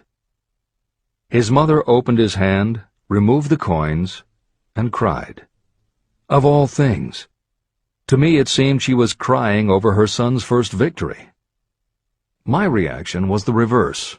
I laughed, for I knew that my endeavor to plant in my son's mind an attitude of faith in himself had been successful. His mother saw in his first business venture a little deaf boy who had gone out in the streets and risked his life to earn money. I saw a brave, ambitious, self-reliant little businessman whose stock in himself had been increased 100%. He had gone into business on his own initiative and had won. I was not only pleased, I was impressed. He had clearly demonstrated the first signs of a resourcefulness that would go with him all through life. The little deaf boy went through grade school, high school, and college without being able to hear his teachers, except when they shouted loudly at close range. He did not go to a school for the deaf, and we did not use sign language. We were determined that he should live like any other boy who could hear and speak. We stood by that decision, although it cost us many heated debates with school officials. While he was in high school, he tried an electronic hearing aid, but it was of no value to him. During his last week in college, something happened that marked the most important turning point of his life. Through what seemed to be mere chance, he came into possession of another electronic hearing device, which was sent to him on trial. He was slow about testing it, due to his disappointment with a similar device. Finally, he picked it up carelessly, placed it on his head, and hooked up the battery. Suddenly, as if by magic, his lifelong desire for normal hearing became a reality. For the first time in his life, he heard practically as well as any person with normal hearing. Overjoyed because of the changed world that had been brought to him, he rushed to the telephone, called his mother, and heard her voice perfectly. The next day, for the first time in his life, he plainly heard the voices of his professors in class. For the first time in his life, he could converse freely with other people without them having to speak loudly. Truly, he had come into possession of a changed world. His desire was finally paying dividends. But the victory was not yet complete. He still had to find a definite and practical way to convert his disability into an equivalent asset. Thought that works miracles. Intoxicated with the joy of his newly discovered world of sound, he wrote a letter to the manufacturer of the hearing aid, enthusiastically describing his experience. Something in his letter prompted the company to invite him to New York. He was escorted through the factory, and while talking with the chief engineer, telling him about his changed world, a hunch, an idea, or an inspiration, call it what you wish, flashed into his mind. It was this impulse of thought that converted his disability into an asset destined to pay dividends in both money and happiness to thousands for all time to come. The sum and substance of that impulse was this. It occurred to him that he might be of help to the millions of people who go through life without the benefit of hearing devices, if he could find a way to tell them the story of his changed world. For an entire month, he carried out intensive research, during which he analyzed the entire marketing system of the manufacturer of the hearing device. Then he created a plan for reaching out to other hearing-impaired people all over the world, to share with them his newly discovered changed world. When this was done, he put in writing a 2-year plan based upon his findings. When he presented the plan to the company, he was instantly given a position for the purpose of carrying out his ambition. Little did he dream when he went to work that he was destined to bring hope and practical relief to thousands of people who, without his help, would have been limited forever by deafness. There's no doubt in my mind that Blair would have been deaf and unable to speak all his life if his mother and I had not managed to shape his mind as we did. When I planted in his mind the desire to hear and talk and live as other people, there went with that impulse some strange influence that caused nature to become bridge builder and span the gulf of silence between his brain and the outer world. Truly, a burning desire has devious ways of transmuting itself into its physical equivalent. Blair desired normal hearing. Now he has it. He was born with a condition that in those days might easily have sent a person with a less defined desire to the street with a bundle of pencils and a tin cup. The little white lie I planted in his mind when he was a child, by leading him to believe his impaired hearing would become a great asset, has justified itself.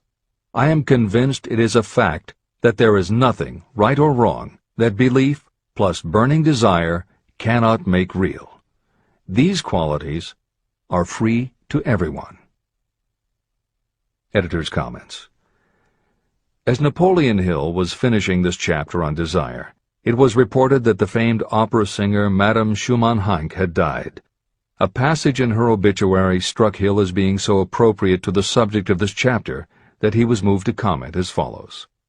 End of editor's comment. One short paragraph in the newspaper story about the famed opera singer Madame Schumann-Heink gives the clue to this unusual woman's stupendous success. I quote the paragraph because the clue it contains is none other than desire. Early in her career, Madame Schumann-Heink visited the director of the Vienna Court Opera to have him test her voice. But he did not test it. After taking one look at the awkward and poorly dressed girl, he exclaimed, none too gently, "With such a face, and with no personality at all, how can you ever expect to succeed in opera? My good child, give up the idea. Buy a sewing machine and go to work. You can never be a singer." Never is a long time. The director of the Vienna Court Opera may have known much about the technique of singing, but he knew little about the power of desire when it assumes the proportion of an obsession. If he had known more of that power, he would not have made the mistake of condemning genius without giving it an opportunity. Editor's comments. Although few readers of this edition will be familiar with Madame Schumann-Heink, every reader knows a half-dozen similar stories. It is true for every generation and every kind of music. At some time, even the biggest stars were failures. At some time, someone told them they weren't good enough. But every one of those times that they failed, their desire was bigger than their failure. That is why you know their stories. And it's also why you've never heard about the thousands of other performers who were also told they weren't good enough. The ones you've never heard of are the ones whose desire wasn't big enough. They are the ones who believed that failure was defeat. This is the end of the editor's comment. Several years ago, one of my business associates became ill. He became worse as time went on, and finally was taken to the hospital for an operation. The doctor warned me that there was little if any chance of my ever seeing him alive again. But that was the doctor's opinion. It was not the opinion of the patient. Just before he was wheeled away, he whispered to me, "Do not be disturbed, Chief. I will be out of here in a few days." The attending nurse looked at me with pity. But the patient did come through safely. After it was all over, his physician said, "Nothing but his own desire to live saved him. He never would have pulled through if he had not refused to accept the possibility of death." Editor's comments. By the 1980s, the phenomenon that Napoleon Hill wrote about in the preceding paragraph was embraced by a growing segment of the population. Among the adherents were numerous medical professionals who incorporated the concept under the term the body-mind connection. And by the turn of the 21st century, the belief that the mind can manifest physical changes in the body had become a part of mainstream medical practice. In Chapter 5, Autosuggestion, you will find further comment on the medical aspects of having a burning desire. This is the end of the editor's comment. I believe in the power of desire backed by faith in yourself, because I have seen this power lift people from lowly beginnings to places of power and wealth. I have seen it rob the grave of its victims. I have seen it serve as the medium by which people staged a comeback after having been defeated in 100 different ways. And I have seen it provide my own son with a normal, happy, successful life, despite nature's having sent him into the world without ears. How can you harness and use the power of desire? The first part of the answer is in the technique at the beginning of this chapter. You will learn more about it in the next and subsequent chapters of this book. Through some strange and powerful principle, nature wraps up in the impulse of strong desire that something that recognizes no such word as impossible, and accepts no such reality as failure. There are no limitations to the mind except those we acknowledge. Chapter 4. Faith in your ability. Visualization of and belief in attainment of desire. The second step toward riches.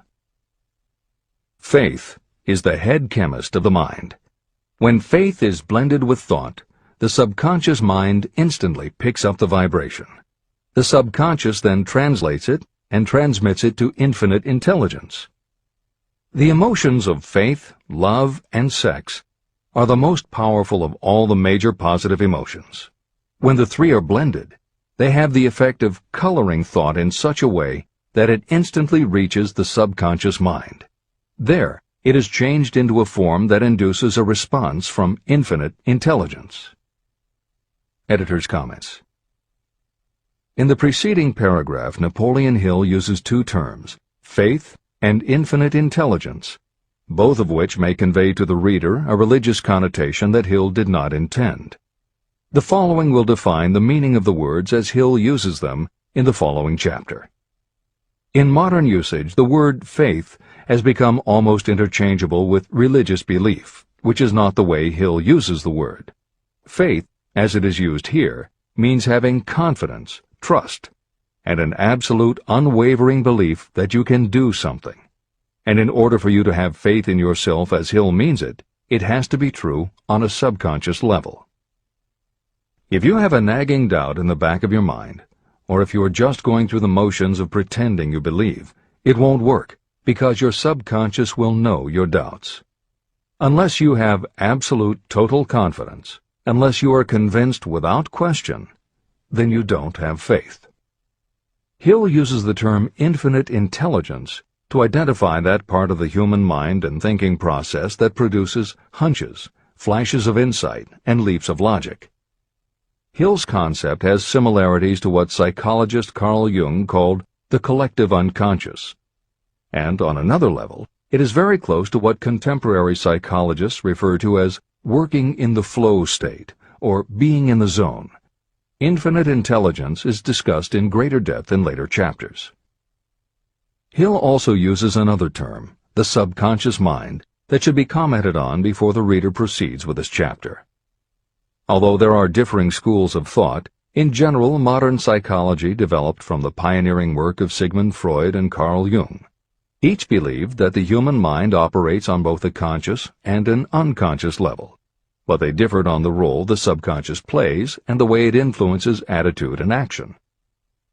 Through his own research and studies, Napoleon Hill developed a theory of the conscious and subconscious that is closest to the Jungian view. The following briefly describes the basis of Hill's view. The conscious mind.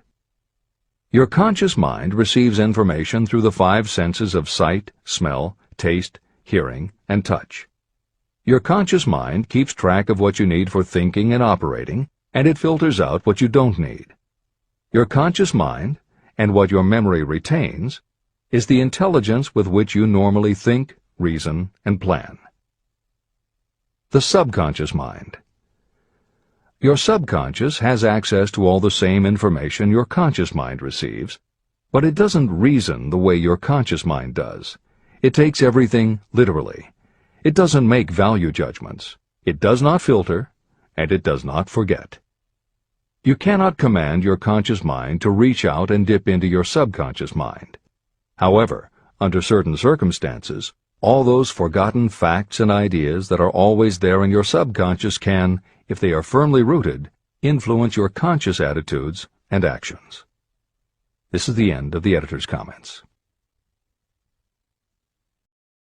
How to develop faith. The following statement is very important in understanding the importance of autosuggestion in the transmutation of desire into its physical or monetary equivalent, namely, faith is a state of mind that may be induced or created by affirmation or repeated instructions to the subconscious mind through the principle of autosuggestion. The repetition of affirmations is like giving orders to your subconscious mind, and it is the only known method of voluntary development of the emotion of faith, absolute belief that you can do something.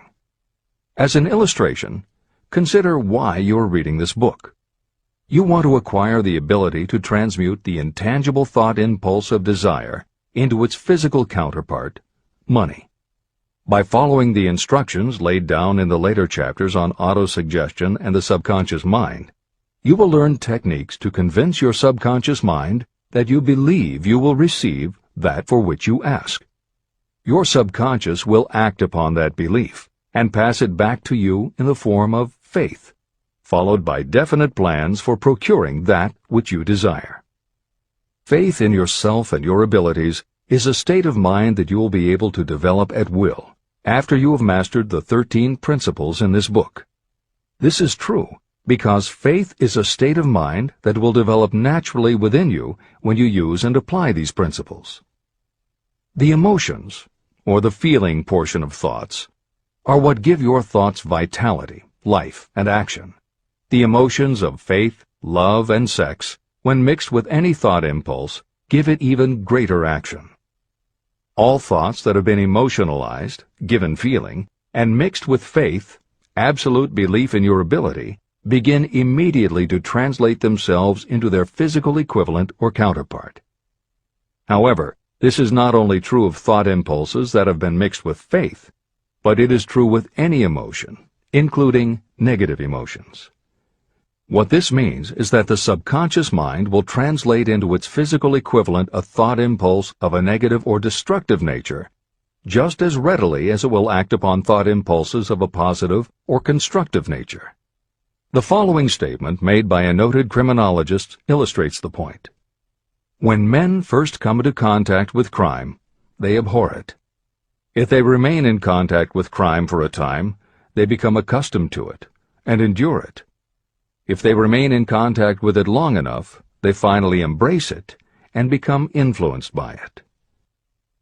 This is the equivalent of saying that a negative impulse of thought that is repeatedly passed on to the subconscious mind often enough is finally accepted and acted upon by the subconscious mind. The subconscious then proceeds to translate that impulse into its physical equivalent by the most practical procedure available. This also accounts for the strange phenomenon that so many millions of people experience, referred to as bad luck. There are millions of people who believe themselves doomed to poverty and failure because of some strange force they call bad luck, over which they believe they have no control.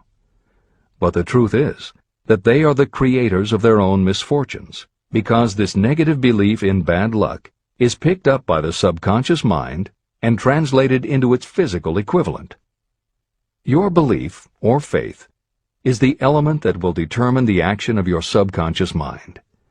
Once again, let me stress that you will benefit by passing on to your subconscious mind any desire that you wish translated into its physical or monetary equivalent in a state of expectancy or belief that the transmutation will actually take place.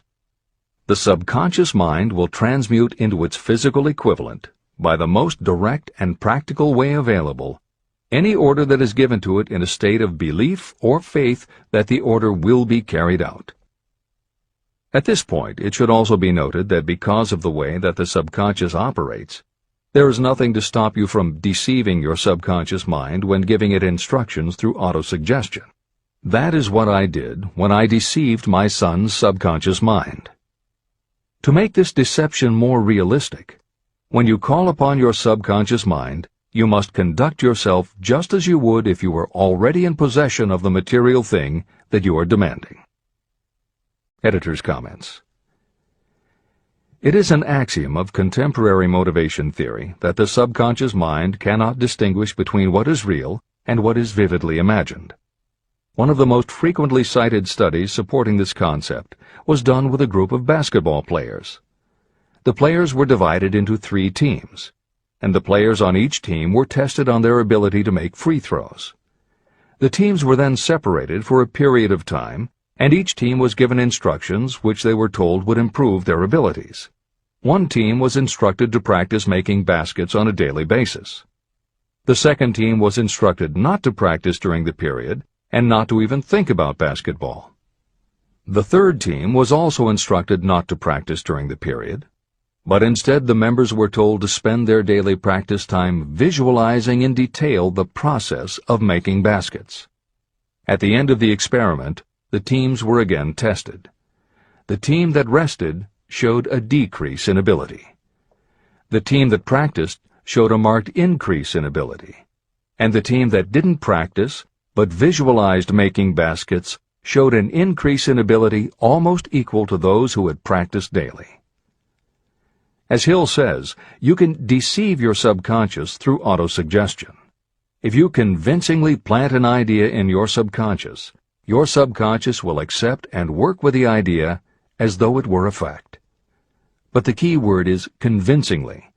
If you try to send a message to your subconscious, but in the back of your mind you have a nagging doubt whether it will work, your subconscious will pick that up also. You will have sent mixed messages that cancel each other out.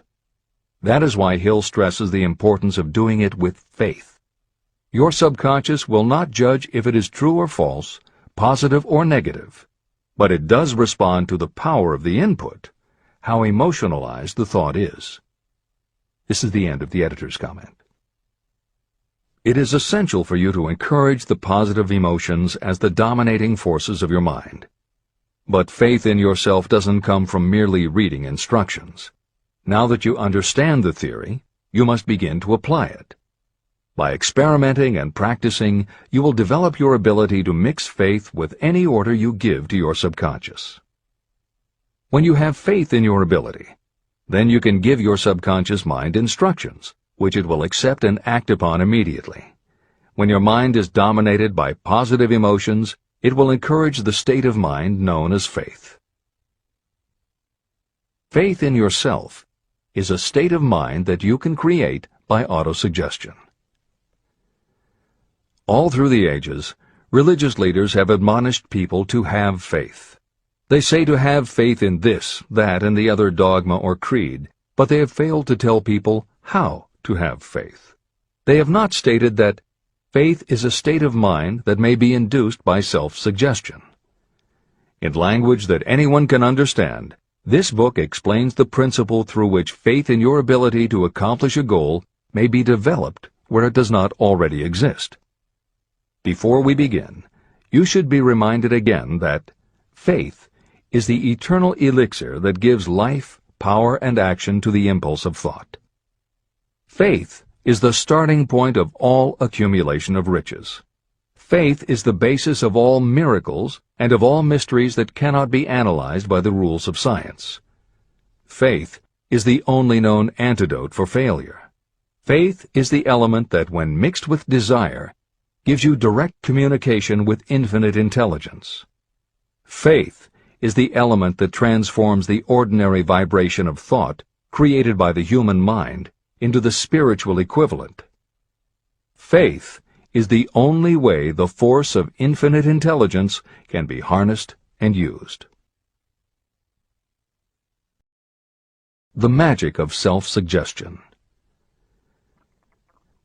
It is a fact that you will come to believe whatever you repeat to yourself, whether the statement is true or false. If you repeat a lie over and over, you will eventually accept that lie as truth. Moreover, you will believe it to be the truth. You are what you are because of the dominating thoughts that you permit to occupy your mind. Thoughts that you deliberately place in your own mind and encourage with sympathy, and with which you mix any one or more of the emotions, constitute the motivating forces that direct and control your every movement, act, and deed. The following sentence is a very significant statement of truth.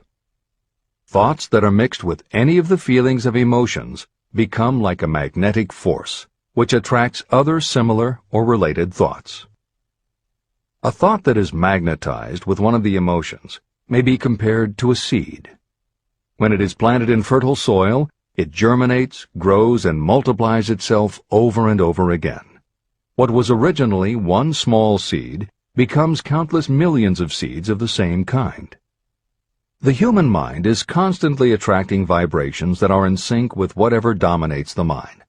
Any thought, idea, plan, or purpose that you hold in your mind attracts a host of its relatives. Add these relatives to its own force, and it grows until it becomes the prime motivator of the person in whose mind it has been housed. Now, let us go back to the starting point. How can the original seed of an idea, plan, or purpose be planted in the mind? The answer? Any idea, plan, or purpose may be placed in the mind through repetition of thought. This is why you are asked to write out a statement of your major purpose, or definite chief aim.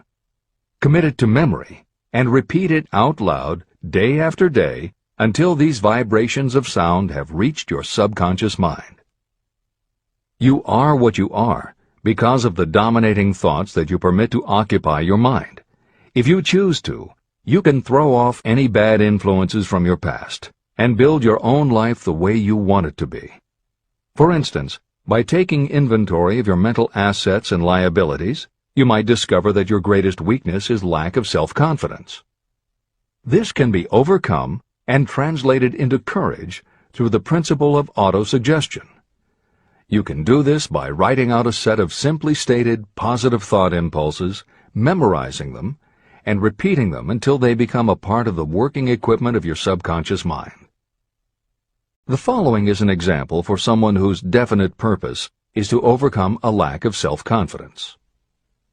Self-confidence formula. 1. I know that I have the ability to achieve the object of my definite purpose in life. Therefore, I demand of myself persistent, continuous action toward its attainment, and I here and now promise to render such action. 2. I realize the dominating thoughts of my mind will eventually reproduce themselves in outward physical action and gradually transform themselves into physical reality.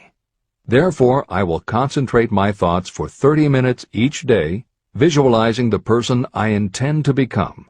In this way, I will create in my mind a clear mental picture. 3.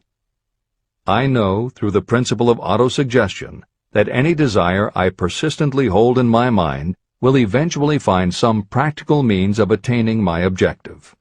Therefore, I will devote 10 minutes daily to demanding of myself the development of self-confidence. 4. I have clearly written down a description of my definite chief aim in life, and I will never stop trying until I have developed sufficient self-confidence for its attainment. 5. I fully realize that no wealth or position can last unless it is built upon truth and justice. Therefore, I will engage in no transaction that does not benefit all whom it affects. I will succeed by attracting to myself the forces I wish to use and the cooperation of others. I will persuade others to help me because of my willingness to help others. I will eliminate hatred, envy, jealousy, selfishness, and cynicism by developing love for all humanity. because I know that a negative attitude toward others can never bring me success. I will cause others to believe in me because I will believe in them and in myself. I will sign my name to this formula, commit it to memory, and repeat it aloud once a day, with full faith that it will gradually influence my thoughts and actions so that I will become a self-reliant and successful person. Behind this formula is a law of nature that psychologists call autosuggestion or self-suggestion. It is a proven technique that will work for your success if it is used constructively. On the other hand, if used destructively, it will destroy just as readily. In this statement may be found a very significant truth, namely that those who go down in defeat and end their lives in poverty, misery, and distress do so because of negative application of the principle of autosuggestion. All impulses of thought have a tendency to clothe themselves in their physical equivalent. The disaster of negative thinking.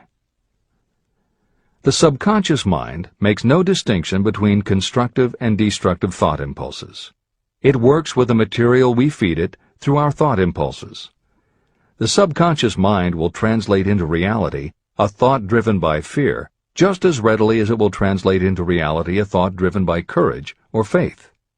Just as electricity will turn the wheels of industry and render useful service if used constructively, it will snuff out life if wrongly used. So, too, will the law of autosuggestion lead you to peace and prosperity, or down into the valley of misery, failure, and death. It depends on your degree of understanding and application of it. If you fill your mind with fear or doubt, and if you do not believe in your ability to connect with and use the forces of infinite intelligence, then you will not be able to use those forces. The law of autosuggestion will take your lack of belief and use that doubt as a pattern by which your subconscious mind will translate it into its physical equivalent. Editor's comments. When you have faith in your ability to accomplish what you want, it not only firmly plants ideas in your subconscious, but it then works to reinforce itself. When you have faith in your abilities, part of what you must have faith in is that it is possible to tap into infinite intelligence. And because you have faith that it will work, your conscious mind won't be resistant. When your conscious doesn't resist, your subconscious mind can send creative ideas to your conscious mind more easily. Then, the more you see the power working in your life, the easier it is for you to act on faith the next time. Will it work for you? You will never know unless you relax your resistance and just have faith that it will. This is the end of the editor's comment. Like the wind that carries one ship east and another west, the law of autosuggestion will lift you up or pull you down according to the way you set your sails of thought. The law of autosuggestion, through which any person may rise to altitudes of achievement that stagger the imagination, is well described in the following verse. Observe the words that have been emphasized, and you will catch the deep meaning that the poet had in mind. If you think you are beaten, you are. If you think you dare not, you don't. If you like to win, but you think you can't, it is almost certain you won't. If you think you'll lose, you're lost. For out in the world we find, success begins with a fellow's will. It's all in the state of mind. If you think you are outclassed, you are. You've got to think high to rise. You've got to be sure of yourself before you can ever win a prize. Life's battles don't always go to the stronger or faster man, but soon or late the man who wins is the man who thinks he can. Editor's comments. As noted at the beginning of this chapter, the way in which Napoleon Hill uses the word faith is meant to have no religious connotation. However, it would be impossible for Hill to write this chapter without acknowledging the power of religious faith. Therefore, in the following two paragraphs, when Hill discusses Jesus Christ and Mahatma Gandhi as exemplifying the power of faith, he is referring to their personal faith, the absolute trust in his beliefs that Jesus exhibited, and Gandhi's total conviction and confidence in his cause. In this way, they perfectly exemplify thought impulse mixed with faith. This is the end of the editor's comment. If you wish evidence of the power of faith, study the achievements of men and women who have employed it. At the head of the list comes the Nazarene.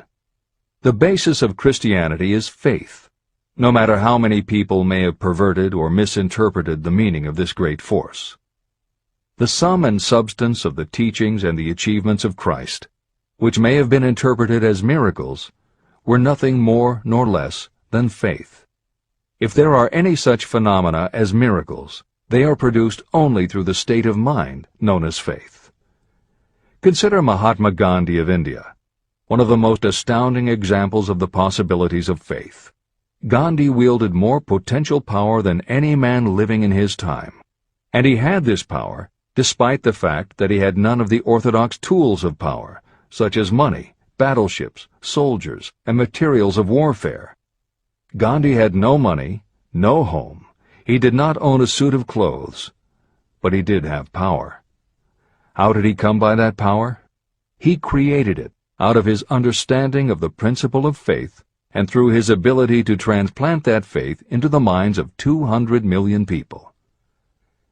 Gandhi accomplished the astounding feat of influencing 200 million minds to coalesce and move in unison as a single mind. What other force on earth, except faith, could do as much? How an idea built a fortune. Editor's comment. Although the following story is not exclusively about faith, and it makes no mention of autosuggestion or the subconscious mind, Napoleon Hill included it at this point in every edition of Think and Grow Rich. In fact, as Hill says, this story illustrates at least 6 of the 13 principles of success, but faith is at the center of it. If the central figure, Charles M. Schwab, had not mixed his big idea with absolute unwavering faith that he could pull it off, the whole history of American business would have been different. This is the end of the editor's comment. The event chosen for this illustration dates back to 1900, when the United States Steel Corporation was being formed. As you read the story, keep in mind the following fundamental facts and you will understand how ideas have been converted into huge fortunes. First, the United States Steel Corporation was born in the mind of Charles M. Schwab in the form of an idea he created through his imagination. Second, he mixed faith with his idea. Third, he formulated a plan for the transformation of his idea into physical and financial reality. Fourth, he put his plan into action with his famous speech at the University Club. Fifth, he applied and followed through on his plan with persistence and backed it with firm decision until it had been fully carried out. Sixth, he prepared the way for success by a burning desire for success. If you are one of those who have often wondered how great fortunes are accumulated, this story of the creation of the United States Steel Corporation will be enlightening. If you have any doubt that a person can think and grow rich, this story should dispel that doubt. You can plainly see in the story of United States Steel the application of a major portion of the principles described in this book. This astounding description of the power of an idea was dramatically told by John Lowell in the New York World Telegram, with whose courtesy it is here reprinted. Editor's comments. In order for the modern reader to fully appreciate the following newspaper story, it is appropriate at this point to provide some background information about the main players. Charles M. Schwab was Andrew Carnegie's right-hand man and president of the Carnegie Steel Corporation. Andrew Carnegie was a wealthy and powerful steel baron whose company controlled 25% of the iron and steel production in America. J.P. Morgan was a wealthy and powerful Wall Street banker whose company had arranged the financing for many of the major industrial companies in America at the beginning of the 20th century. All the reader needs to know about the other men mentioned in the story is that at the beginning of the 20th century, finance, business, and industry were dominated by a few hundred men, most of whom had amassed great fortunes through some connection with the railroads that had opened the country. These people were well known to readers of the New York World Telegram because of their financial influence.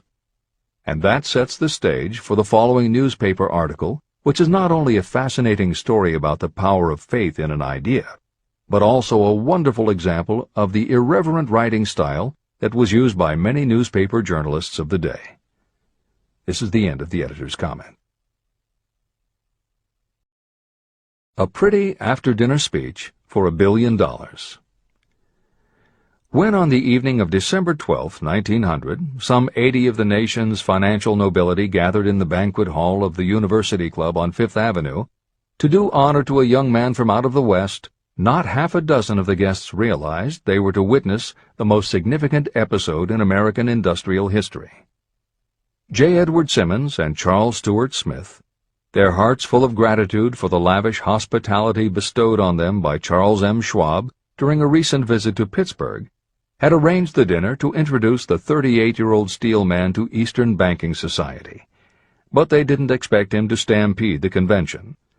They warned him, in fact, that the bosoms within New York's stuffed shirts would not be responsive to oratory, and that if he didn't want to bore the Stillmans and Harrimans and Vanderbilts, he had better limit himself to 15 or 20 minutes of polite vaporings and let it go at that. Even John Pierpont Morgan, sitting on the right hand of Schwab as became his imperial dignity, intended to grace the banquet table with his presence only briefly, and so far as the press and public were concerned, the whole affair was of so little moment that no mention of it found its way into print the next day. So the two hosts and their distinguished guests ate their way through the usual 7 or 8 courses. There was little conversation, and what there was of it was restrained. Few of the bankers and brokers had met Schwab, whose career had flowered along the banks of the Monongahela, and none knew him well. But before the evening was over, they, and with them Money Master Morgan, were to be swept off their feet, and $1 billion baby, the United States Steel Corporation, was to be conceived. It is perhaps unfortunate for the sake of history that no record of Charlie Schwab's speech at the dinner ever was made.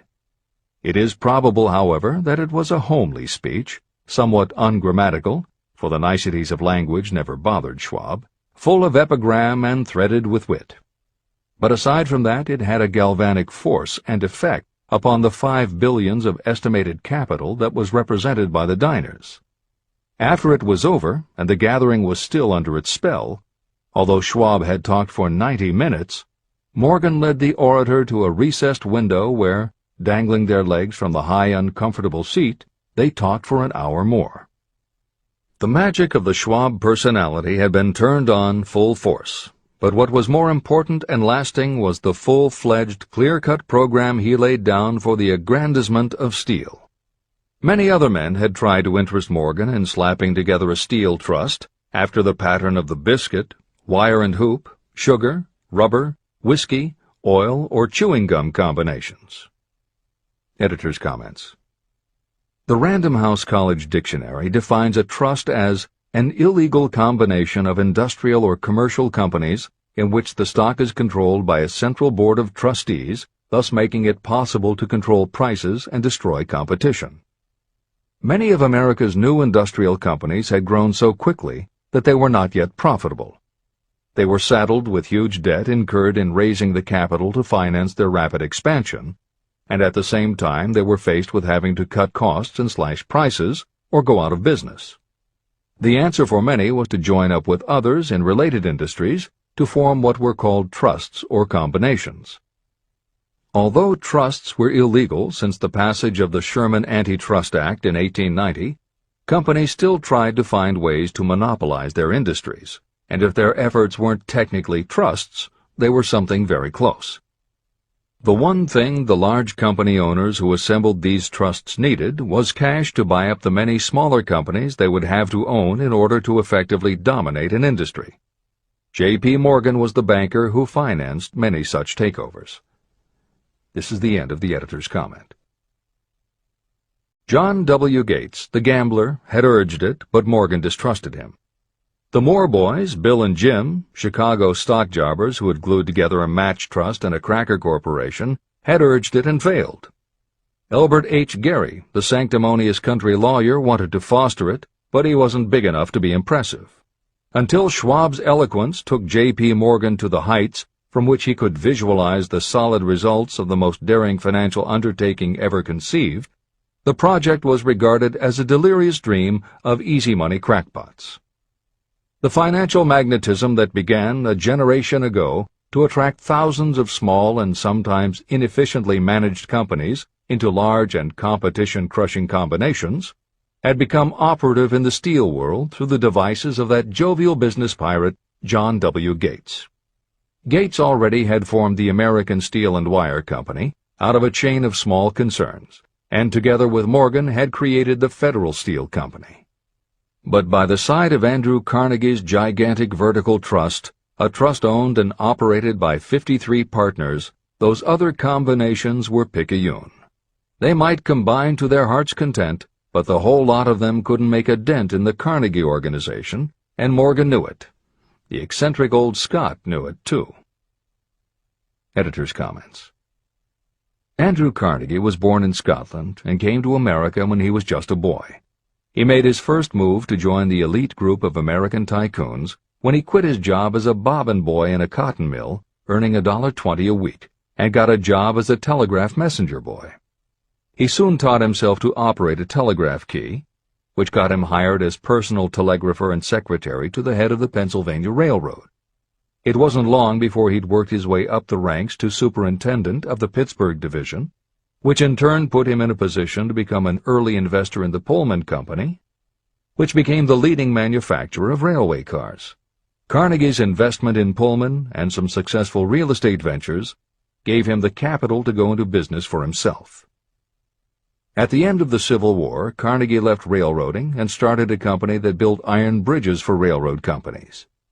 From building iron bridges, it was a short step to starting his own steel mill, which led him to acquire control of other steel mills, then his own coal fields to supply his smelters, then his own ore boats and rail lines to haul the ore and coal.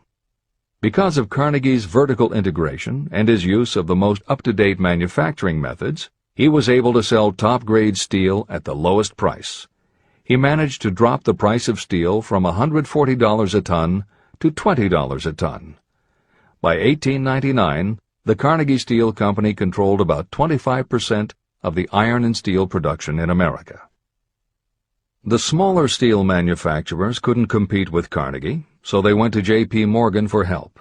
He arranged for the financing, and a wide-ranging alliance was put together of companies that were in the business of manufacturing products made from steel. Part of the deal was that they would not buy steel from Carnegie. Andrew Carnegie was not about to be put out of business by a collection of small companies. He announced that he would buy or build his own manufacturing companies to produce finished goods made of steel. This is the end of the editor's comments, and the New York World Telegram story continues. From the magnificent heights of Skibo Castle he had viewed, first with amusement and then with resentment, the attempts of Morgan's smaller companies to cut into his business. When the attempts became too bold, Carnegie's temper was translated into anger and retaliation. He decided to duplicate every mill owned by his rivals. Hitherto, he hadn't been interested in wire, pipe, hoops, or sheet. Instead, he was content to sell such companies the raw steel and let them work it into whatever shape they wanted. Now, with Schwab as his chief and able lieutenant, he planned to drive his enemies to the wall. So it was that in the speech of Charles M. Schwab, Morgan saw the answer to his problem of combination. A trust without Carnegie, giant of them all, would be no trust at all, a plum pudding, as one writer said, without the plums. Schwab's speech on the night of December 12, 1900, undoubtedly carried the inference, though not the pledge, that the vast Carnegie enterprise could be brought under the Morgan tent. He talked of the world future for steel, of reorganization for efficiency, of specialization, of the scrapping of unsuccessful mills and concentration of effort on the flourishing properties, of economies in the ore traffic, of economies in overhead and administrative departments, of capturing foreign markets. More than that, he told the buccaneers among them wherein lay the errors of their customary piracy. Their purposes, he inferred, had been to create monopolies, raise prices, and pay themselves fat dividends out of privilege. Schwab condemned the system in his heartiest manner. The short-sightedness of such a policy, he told his hearers, lay in the fact that it restricted the market in an era when everything cried for expansion. By cheapening the cost of steel, he argued, an ever-expanding market would be created. More uses for steel would be devised, and a goodly portion of the world trade could be captured. Actually, though he did not know it, Schwab was an apostle of modern mass production. Editor's comments. For J.P. Morgan, all of Schwab's talk about economies of scale and expanding markets meant only one thing. Until that night, it was assumed that Andrew Carnegie would continue building his own manufacturing companies to compete with the steel trusts that Morgan had helped put together. Morgan knew that for Carnegie to do so would require an enormous amount of capital, and Morgan also knew that Carnegie had always been strongly against raising money by selling stock in his company. What Schwab seemed to be implying was that rather than going to Wall Street for the money needed to fight the trusts, Carnegie might be interested in selling his business. This is the end of the editor's comment.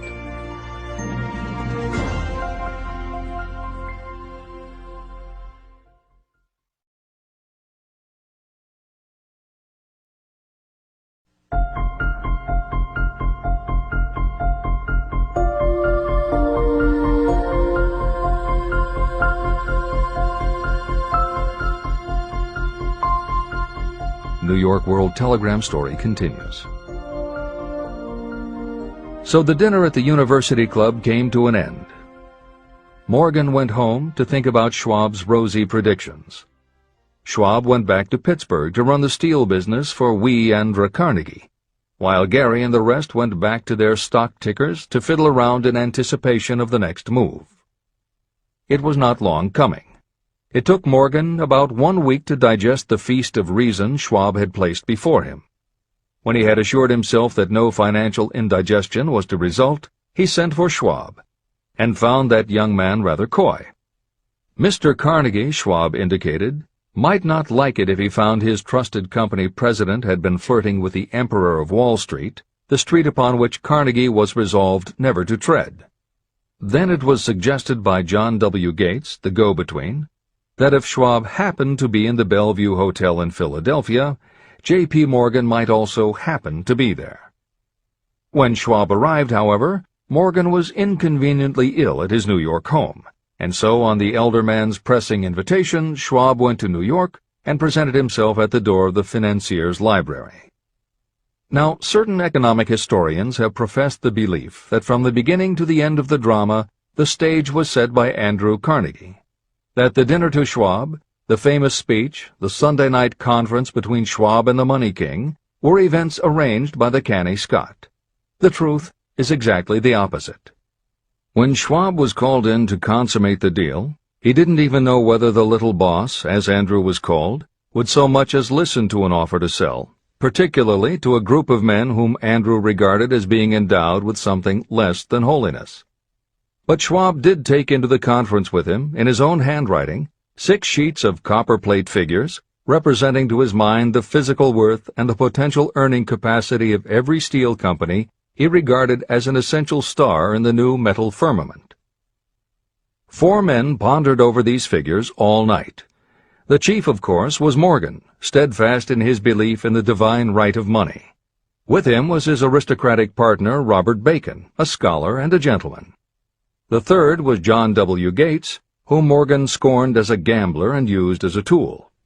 The fourth was Schwab, who knew more about the processes of making and selling steel than any whole group of men then living. Throughout that conference, the Pittsburgher's figures were never questioned.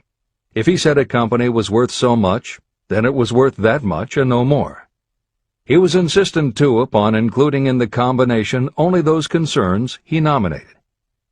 He had conceived a corporation in which there would be no duplication, not even to satisfy the greed of friends who wanted to unload their companies upon the broad Morgan shoulders. When dawn came, Morgan rose and straightened his back. Only one question remained. "Do you think you can persuade Andrew Carnegie to sell?" he asked. "I can try," said Schwab. "If you can get him to sell, I will undertake the matter," said Morgan. So far, so good. But would Carnegie sell? How much would he demand? Schwab thought about $320 million. What would he take payment in? Common or preferred stocks? Bonds? Cash? Nobody could raise $1/3 billion in cash. There was a golf game in January on the frost-cracking heath of the St. Andrews Links in Westchester, with Andrew bundled up in sweaters against the cold and Charlie talking volubly as usual to keep his spirits up. But no word of business was mentioned until the pair sat down in the cozy warmth of the Carnegie cottage nearby. Then, with the same persuasiveness that had hypnotized 80 millionaires at the University Club, Schwab poured out the glittering promises of retirement and comfort, of untold millions to satisfy the old man's social caprices. Carnegie capitulated, wrote a figure on a slip of paper, handed it to Schwab and said, "All right, that's what we'll sell for." The figure was approximately $400 million, and was reached by taking the $320 million mentioned by Schwab as a basic figure, and adding to it $80 million to represent the increased capital value over the previous 2 years. Later, on the deck of a transatlantic liner, the Scotsman said ruefully to Morgan, "I wish I had asked you for $100 million more." "If you had asked for it, you'd have gotten it," Morgan told him cheerfully. There was an uproar, of course. A British correspondent cabled that the foreign steel world was appalled by the gigantic combination.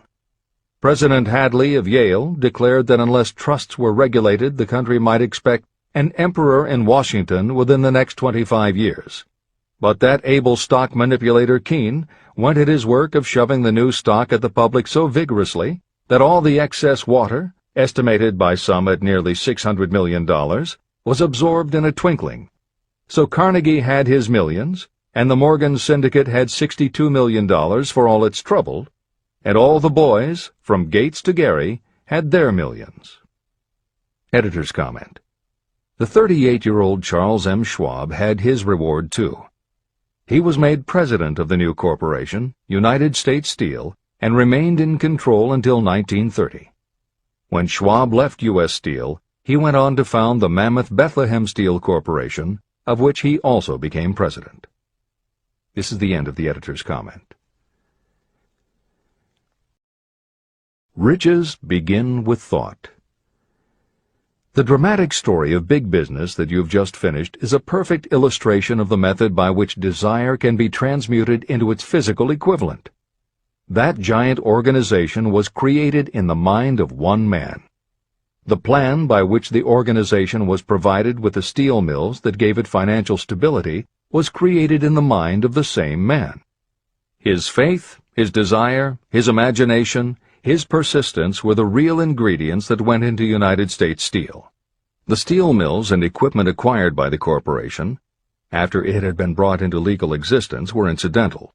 However, careful analysis reveals that the appraised value of the properties acquired by the corporation increased in value by an estimated $600 million, approximately $12 billion today. The increase in value of the assets is attributable to the mere transaction that consolidated them under one management.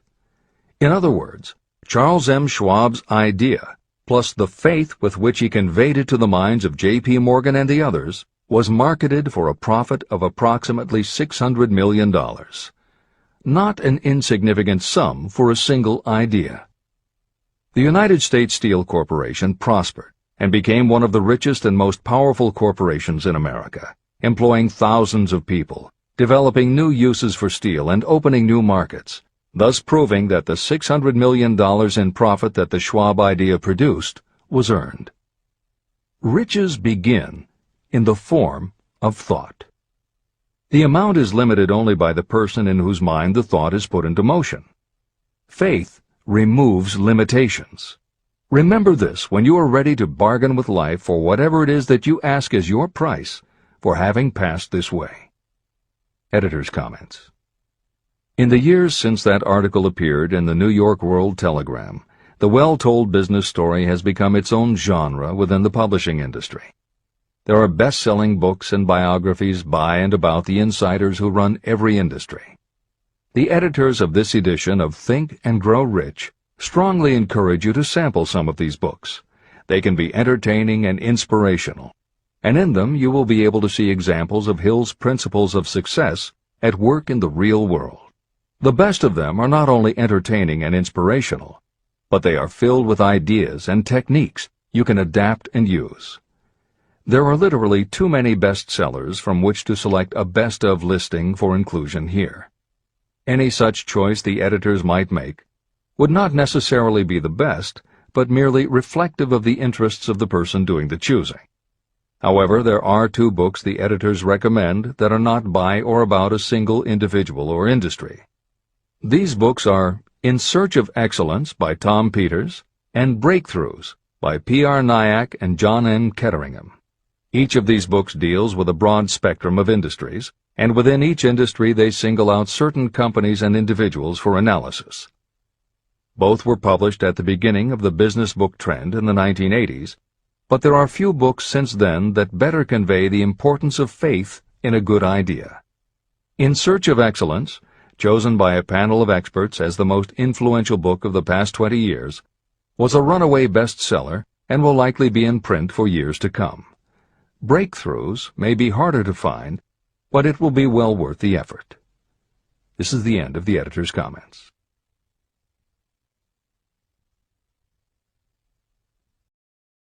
A quitter never wins, and a winner never quits. Chapter 5. Autosuggestion. The medium for influencing the subconscious mind. The third step toward riches. Autosuggestion is a term that applies to all suggestions and all self-administered stimuli that reach your mind through the 5 senses. Stated in another way, autosuggestion is self-suggestion. It is the way of communicating between that part of the mind where conscious thought takes place and that which serves as the seat of action for the subconscious mind. Through the dominating thoughts that you permit to remain in your conscious mind, it doesn't matter whether these thoughts are negative or positive, the principle of autosuggestion reaches the subconscious mind and influences it with these thoughts. Nature has built human beings so that we can have control over the material that reaches our subconscious mind through our 5 senses. However, this does not mean that we always exercise this control. In the great majority of instances, we do not exercise it, which explains why so many people go through life in poverty. Recall what I said about the subconscious mind resembling a fertile garden, in which weeds will grow if the seeds of more desirable crops are not sown. Autosuggestion is the way you may feed your subconscious on creative thoughts. Or you can, by neglecting it, permit thoughts of a destructive nature to find their way into this rich garden of the mind. Editor's comments. Numerous psychological studies and experiments with hypnotherapy have validated Napoleon Hill's concept that a person's subconscious mind retains everything that person ever experienced. Studies also support the theory that the subconscious is non-judgmental. It does not filter or interpret, it simply processes information literally and stores it. For those readers who may be dubious about the subconscious, or that thoughts stored below the level of consciousness can exert enough influence to affect attitude and behavior, the following explanation should alleviate any such doubts. There is no doubt about the existence of the conditions known by the psychological terms fixations, phobias, and compulsive behaviors. These conditions occur when a child has learned something in such a powerful or dramatic way that the knowledge becomes firmly planted in the child's subconscious mind. Then, even as the child grows to adulthood and the conscious mind learns to understand that information from a mature point of view, because the childhood learning experience was so powerful, the subconscious still retains the childhood understanding of the information. The result is a fixation, phobia, or compulsive behavior that causes a response rooted in childhood, which does not make logical sense to the adult's conscious mind. That is because it does not come from the conscious. It comes from the subconscious belief that was so emotionalized it overrides the adult's logical conscious mind. Hill's theory is based on exactly the same psychological principles. Thoughts do remain stored in the subconscious. They remain just as they were when they were input, and the more highly emotionalized the thoughts are when they are input, the more influence they exert on attitude and behavior. It is this aspect of the subconscious that will allow you to use autosuggestion as a tool with which to input the positive thoughts that will help you achieve the success you desire. This is the end of the editor's comments. See and feel money in your hands. You were instructed in the last of the 6 steps described in Chapter 3 on Desire to read aloud twice daily the written statement of your desire for money. You were also directed to see and feel yourself already in possession of the money. By following these instructions, you communicate the object of your desire directly to your subconscious mind in a spirit of absolute faith. Through repetition of this procedure, you will create thought habits that reinforce your efforts to transmute desire into its monetary equivalent. Read these steps again, very carefully, before you proceed further. 1. Fix in your mind the exact amount of money you desire. It is not sufficient merely to say, "I want plenty of money." Be definite about the amount. 2. Determine exactly what you intend to give in return for the money you desire. There is no such reality as something for nothing. 3. Establish a definite date when you intend to possess the money you desire. 4. Create a definite plan for carrying out your desire and begin at once, whether you are ready or not, to put this plan into action. 5. Now write it out. Write a clear, concise statement of the amount of money you intend to acquire, name the time limit for its acquisition, state what you intend to give in return for the money, and describe clearly the plan through which you intend to accumulate it. 6. Read your written statement aloud, twice daily. Read it once just before retiring at night, and read it once after arising in the morning. As you read, see and feel and believe yourself already in possession of the money.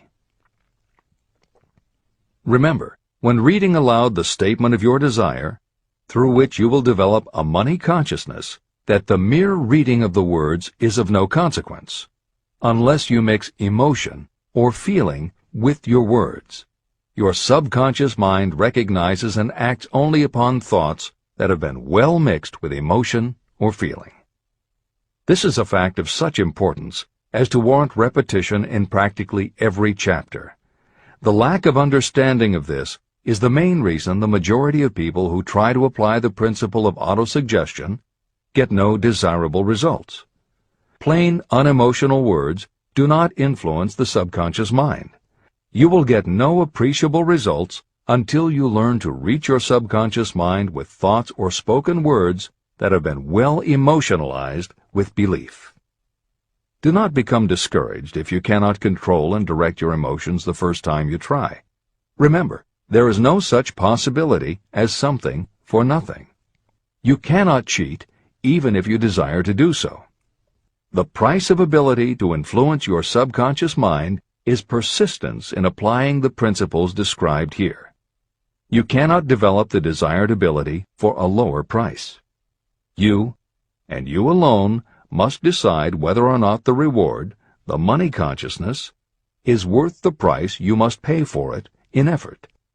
Your ability to use the principle of autosuggestion will depend very largely upon your capacity to concentrate on a given desire until that desire becomes a burning obsession. How to strengthen your powers of concentration. When you begin to carry out the instructions in the 6 steps, it will be necessary for you to make use of the principle of concentration. Following are suggestions for the effective use of concentration. When you begin the first of the 6 steps, which instructs you to fix in your own mind the exact amount of money you desire, close your eyes and hold your thoughts on that amount of money until you can actually see the physical appearance of the money. Do this at least once each day. As you go through these exercises, follow the instructions given in Chapter 4 on faith, and see yourself actually in possession of the money. Here is a most significant fact. The subconscious mind takes any orders given to it in a spirit of absolute faith and acts upon those orders. But the orders often have to be presented over and over again, repeated positive affirmation, before they are interpreted by the subconscious mind. Because of this, you might consider the possibility of playing a perfectly legitimate trick on your subconscious mind. Make it believe, because you believe it, that you must have the amount of money you are visualizing. Make it believe that this money is already awaiting your claim, so the subconscious mind must hand over to you practical plans for acquiring the money that is yours. Give this thought to your imagination, and see what your imagination can or will do to create practical plans for the accumulation of money through transmutation of your desire. Do not wait for a definite plan through which you will exchange services or merchandise in return for the money you are visualizing. Just start right now to see yourself in possession of the money, demanding, and expecting that your subconscious mind will hand over the plans you need. Be on the alert for these plans, and when they appear, put them into action immediately. When the plans appear, they will probably flash into your mind in the form of an inspiration or intuition from infinite intelligence. Treat it with respect and act upon it as soon as you receive it. In the fourth of the 6 steps, you are instructed to create a definite plan for carrying out your desire and begin at once to put this plan into action. Do the same thing here. Close your eyes and create in your mind a vivid image of you carrying out the instructions. Do not trust to your reason when creating your plan for accumulating money through the transmutation of desire. Your reasoning faculty may be lazy, and if you depend entirely upon it to serve you, it may disappoint you. When visualizing the money you intend to accumulate, see yourself rendering the service or delivering the merchandise you intend to give in return for this money. This is important. Editor's comments.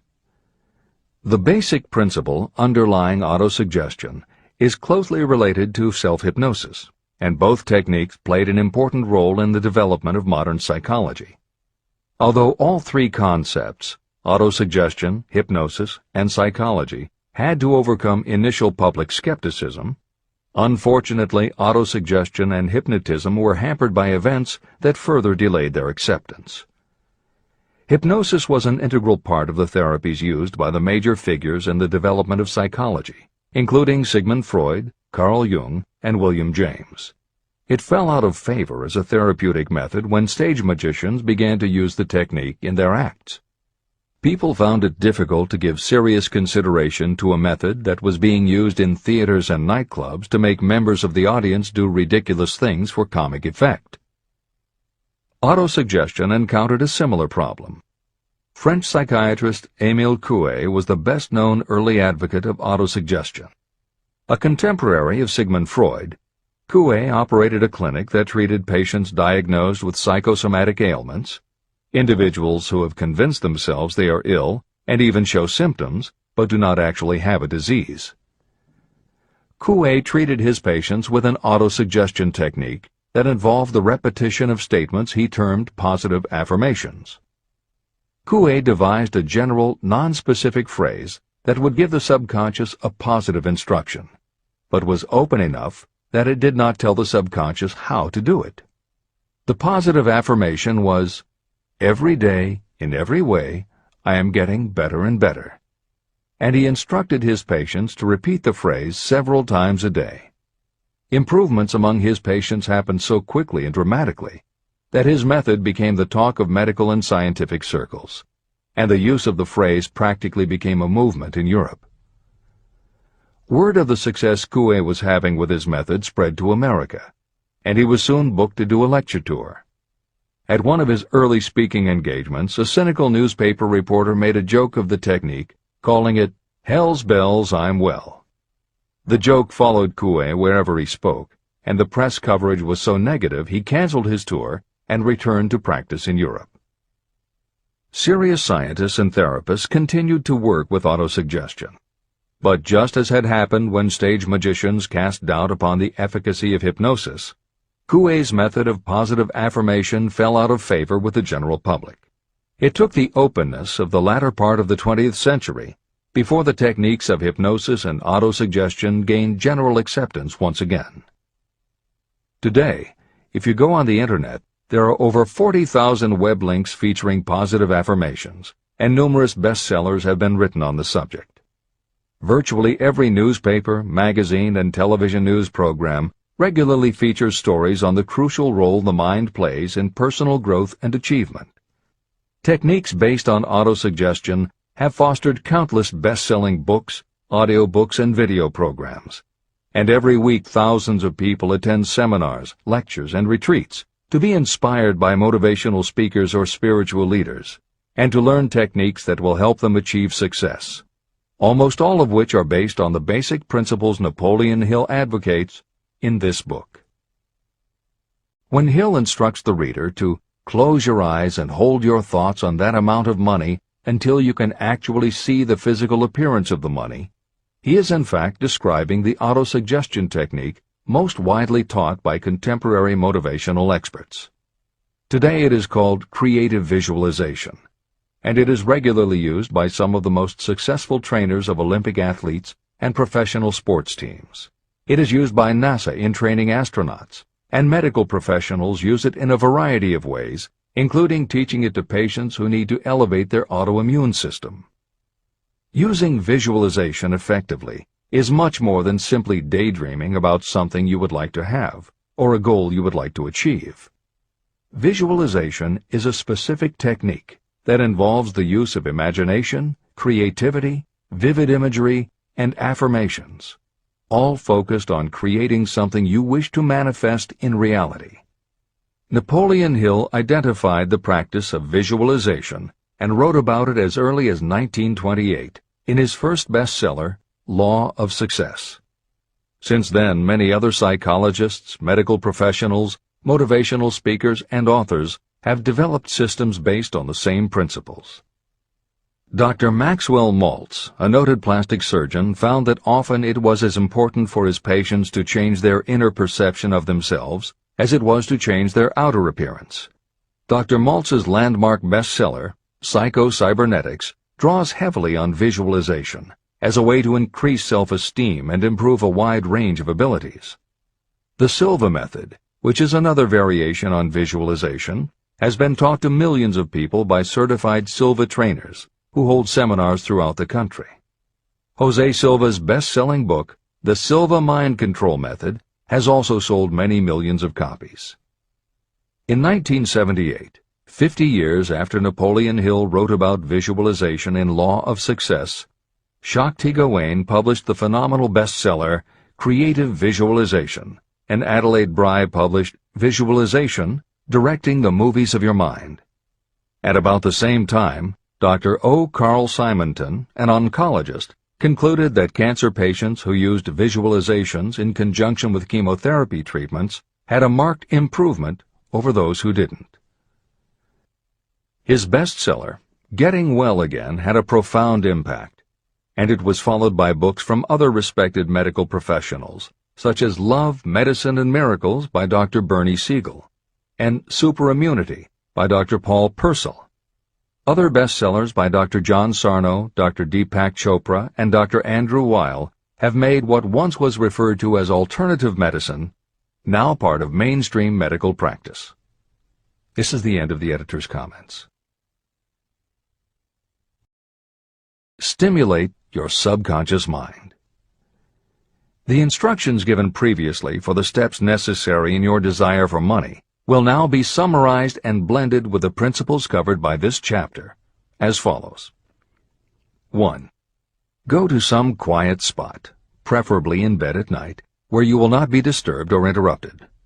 Close your eyes and repeat aloud, so that you may hear your own words, the written statement of the amount of money you intend to accumulate. Be specific about the time limit for its accumulation, and a description of the service or merchandise you intend to give in return for the money. As you carry out these instructions, see yourself already in possession of the money. For example, suppose that you intend to accumulate $50,000 by the 1st of January 5 years from now, and that you intend to give your personal services as a salesperson in return for the money. Your written statement of your purpose should be similar to the following. By the first day of January, I will have in my possession $50,000, which will come to me in various amounts from time to time during the interim. In return for this money, I will give the most efficient service of which I am capable. I will give the fullest possible quantity and the best possible quality of service as a salesperson of, and describe the service or merchandise you intend to sell. I believe that I will have this money in my possession. My faith is so strong that I can now see this money before my eyes. I can touch it with my hands. It is now awaiting transfer to me at the time and in the proportion that I deliver the service in return for it. I am awaiting a plan for getting this money, and I will follow that plan when it is received. 2. Repeat this program night and morning until you can see in your imagination the money you intend to accumulate. 3. Place a written copy of your statement where you can see it night and morning, and read it just before retiring and upon rising until it has been memorized. Editor's comments. The following is another suggestion, adapted from Hill's later writings, which appear in Napoleon Hill's Keys to Success. Surround yourself with books, pictures, mottos, and other suggestive devices. Pick things that symbolize and reinforce achievement and self-reliance. Constantly add to your collection, and move things to new places where you can see them in a different light and in association with different things. I had a friend who was a realtor who kept her $1 Million Club certificate over her desk to remind herself of what she was capable. One day she took it down to dust and set it on top of a newspaper. When she picked it up again, she saw beneath it an article about the new football coach who had been hired at the university. Guess who bought a house she had been struggling to sell? This is the end of the editor's comments. Remember, as you carry out these instructions, that you are applying the principle of autosuggestion for the purpose of giving orders to your subconscious mind. Remember also that your subconscious mind will act only upon instructions that are emotionalized and handed over to it with feeling. Faith is the strongest and most productive of the emotions. These instructions may at first seem abstract. Do not let this disturb you. Follow the instructions no matter how abstract or impractical they may appear to be. If you do as you have been instructed, in spirit as well as in act, the time will soon come when a whole new universe of power will unfold to you. Skepticism, in connection with all new ideas, is characteristic of all human beings. If you follow the instructions, your skepticism will soon be replaced by belief, and belief will become crystallized into absolute faith. Many philosophers have made the statement that man is the master of his own earthly destiny, but most of them have failed to say why he is the master. The reason that man may become the master of himself and of his environment is because he has the power to influence his own subconscious mind. The actual performance of transmuting desire into money is through autosuggestion. That is the principle by which you can reach and influence the subconscious mind. The other principles are simply tools with which to apply autosuggestion. Keep this thought in mind, and you will at all times be conscious of the important part the principle of autosuggestion is to play in your efforts to accumulate money through the methods described in this book. After you have read the entire book, come back to this chapter and follow in spirit and in action this instruction. Read the entire chapter aloud once every night until you become thoroughly convinced that the principle of autosuggestion is sound and that it will accomplish for you all that has been claimed for it. As you read, underscore with a pencil every sentence that impresses you. Follow the foregoing instruction to the letter, and it will open the way for a complete understanding and mastery of the principles of success. Every adversity, every failure, and every heartache carries with it the seed of an equivalent or a greater benefit. Chapter 6. Specialized Knowledge. Personal experiences or observations. The fourth step toward riches. There are two kinds of knowledge. One is general, the other is specialized. General knowledge, no matter how great in quantity or variety it may be, is of little use in the accumulation of money. The faculties of the great universities possess practically every form of general knowledge known to civilization. Most of the professors have little money. They specialize in teaching knowledge, but they do not specialize in the organization or the use of knowledge. Knowledge will not attract money unless it is organized and directed through practical plans for the specific purpose of accumulating money. Lack of understanding of this fact has been the source of confusion to millions of people who falsely believe that knowledge is power. It is nothing of the sort. Knowledge is only potential power. It becomes power only when and if it is organized into definite plans of action and directed to a definite end. The missing link in all systems of education is that educational institutions fail to teach their students how to organize and use the knowledge after they have acquired it. Many people made the mistake of assuming that because Henry Ford had little schooling, he was not a man of education. Those who made this mistake did not understand the real meaning of the word educate. That word is derived from the Latin word educo, meaning to educe, to draw out, or to develop from within. An educated person is not necessarily one who has an abundance of general or specialized knowledge. An educated person is one who has so developed the faculties of their mind that he or she may acquire anything they want, or its equivalent, without violating the rights of others. During the World War, a Chicago newspaper published editorials in which, among other statements, Henry Ford was called an ignorant pacifist. Mr. Ford objected to the statements and sued the paper for libeling him. When the suit was tried in the courts, the attorneys for the paper called Mr. Ford to the witness stand for the purpose of proving to the jury that he was ignorant. They asked Mr. Ford a great variety of questions. All of them intended to prove that while he might possess considerable specialized knowledge about manufacturing automobiles, he was in the main ignorant. Mr. Ford was asked such questions as, who was Benedict Arnold, and how many soldiers did the British send over to America to put down the rebellion of 1776? In answer to the last question, Mr. Ford replied, I do not know the exact number of soldiers the British sent over, but I have heard that it was a considerably larger number than ever went back. Finally, Mr. Ford became tired of this line of questioning. In reply to a particularly offensive question, he leaned over, pointed his finger at the lawyer who had asked the question, and said, If I should really want to answer the foolish question you have just asked, or any of the other questions you have been asking me, let me remind you that I have a row of electric push buttons on my desk, and by pushing the right button I can summon to my aid men who can answer any question I desire to ask concerning the business to which I am devoting most of my efforts. Now, will you kindly tell me why I should clutter up my mind with general knowledge for the purpose of being able to answer questions when I have men around me who can supply any knowledge I require? That answer floored the lawyer. Every person in the courtroom realized it was the answer not of an ignorant man, but of a man of education. Any person is educated who knows where to get knowledge when they need it and how to organize that knowledge into definite plans of action.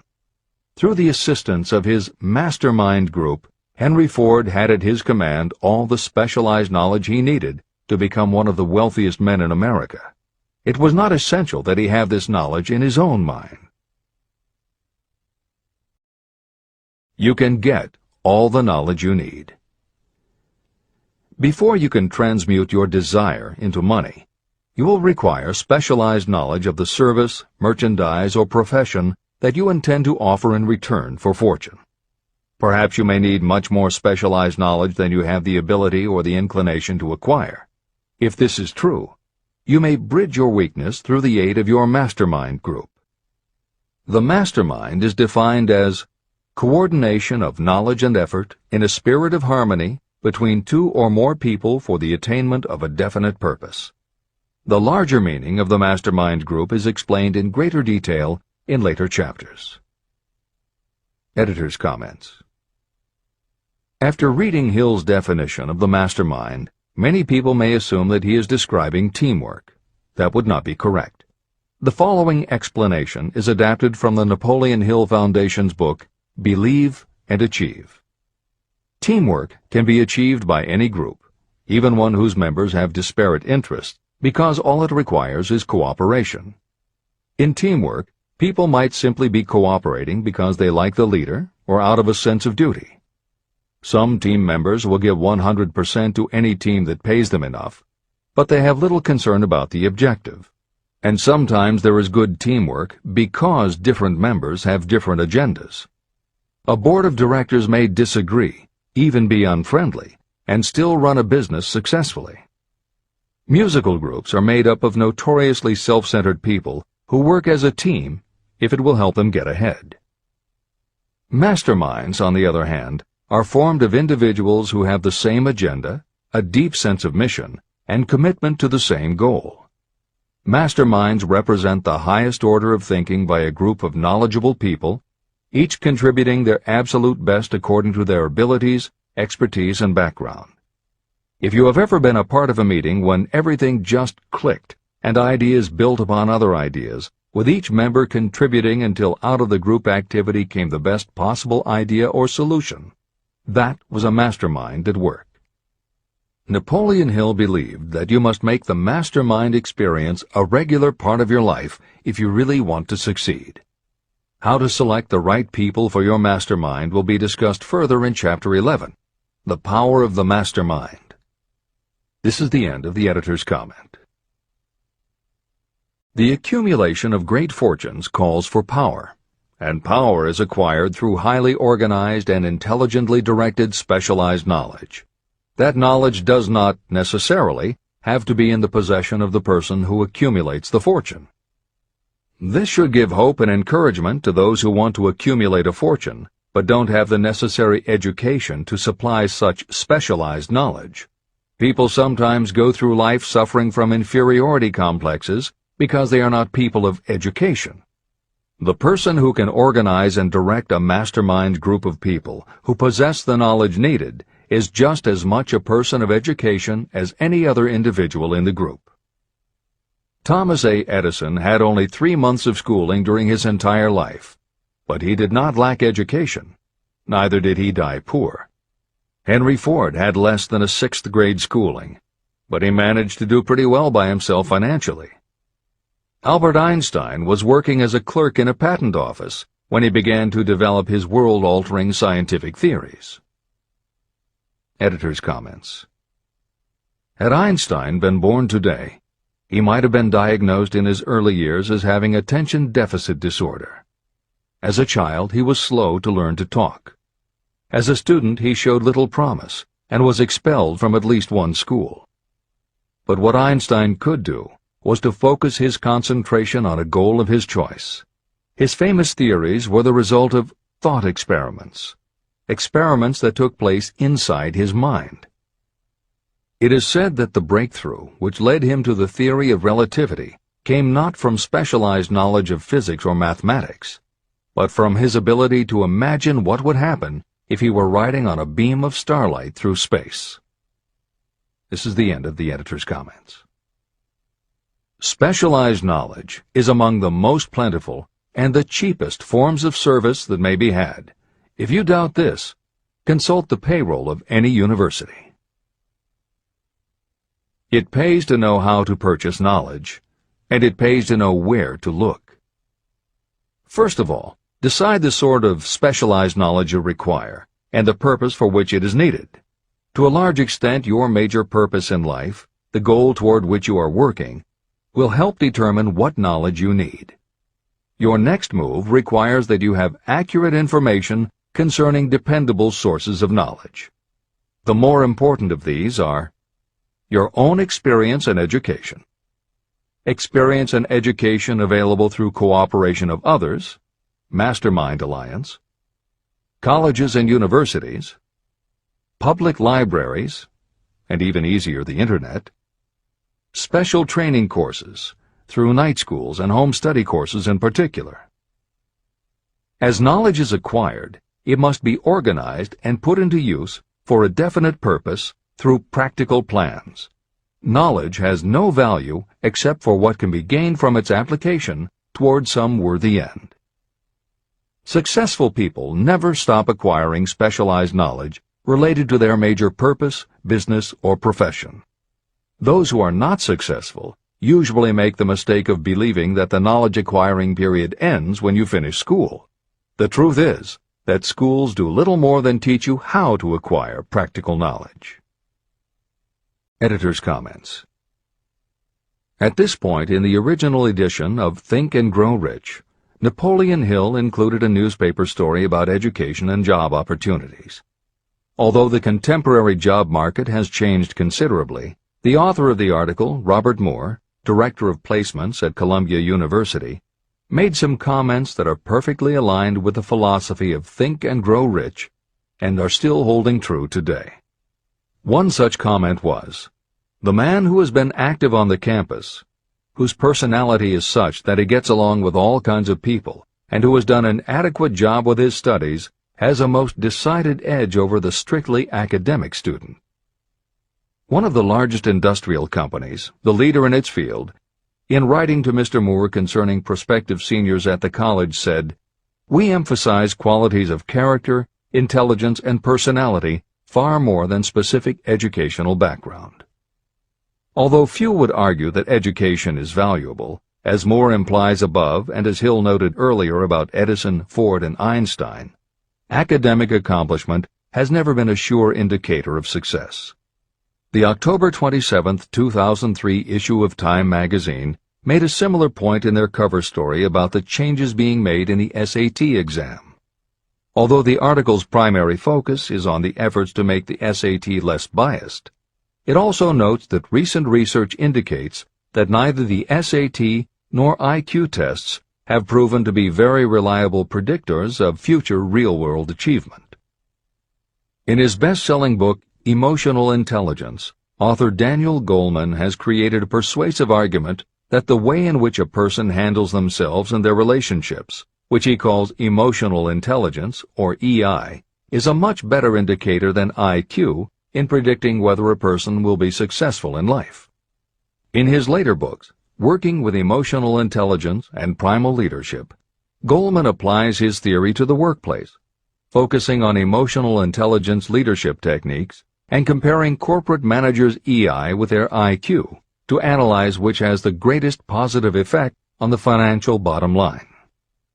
Daniel Goleman's theories have caused some significant changes within educational circles and among management theorists, but their greatest impact has been on individuals who have gone through life intimidated because they believe they aren't smart enough.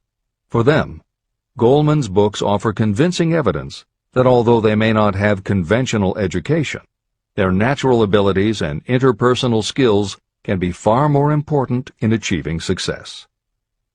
This is the end of the editor's comments.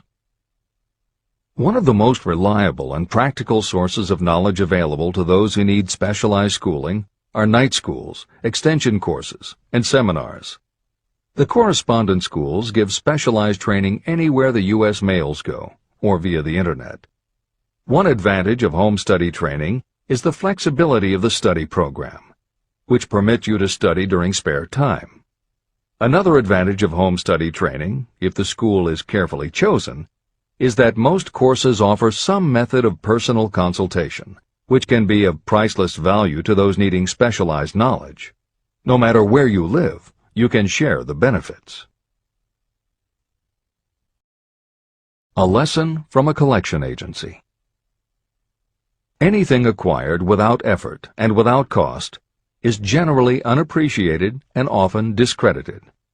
Perhaps this is why we get so little from our marvelous opportunity in public schools. The self-discipline you will learn from a program of specialized study can make up for the wasted opportunity when knowledge was available without cost. Being asked to pay, whether you make good grades or poor, has the effect of causing you to follow through with the course when you would otherwise drop it. I learned this from experience when I enrolled for a home study course in advertising.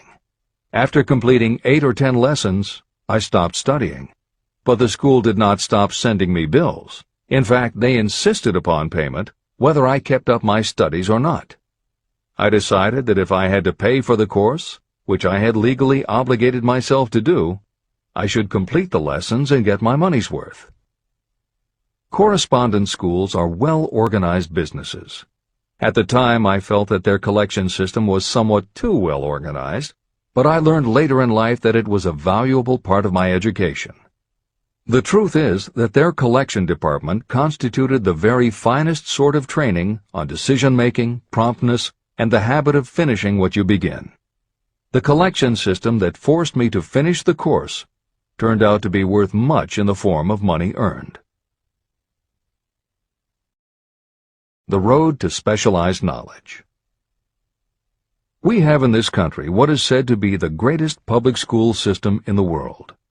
One of the strange things about human beings is that they value only that which has a price. The free schools of America and the free public libraries do not impress people because they are free. This is the major reason why so many people find it necessary to acquire additional training after they finish school and go to work. It is also one of the major reasons why employers give greater consideration to employees who take specialized training courses. They have learned that those who have the ambition to give up a part of their spare time to studying at home have in them those qualities that make for leadership. There is one weakness in people for which there is no remedy. It is the universal weakness of lack of ambition. People who give up some of their spare time to take courses seldom remain at the bottom very long. By taking such courses, they open the way for the upward climb, remove many obstacles from their path, and attract the interest of those who have the power to help them. The home study method of training is especially suited to people who have already started working. They often find that after having left school, they still need additional specialized knowledge, but cannot spare the time to go back to school. Stuart Austin Weir was a construction engineer. He followed this line of work until the Depression hit and severely limited the construction business. He took inventory of himself and decided to change his profession to law. He went back to school and took special courses to prepare himself as a corporation lawyer. He completed his training, passed the bar examination, and quickly built a lucrative law practice as a patent attorney. Just to keep the record straight, and to anticipate the excuses of those who will say, "I couldn't go to school because I have a family to support," or "I'm too old," I will add that Mr. Weir was past 40 and married when he went back to school.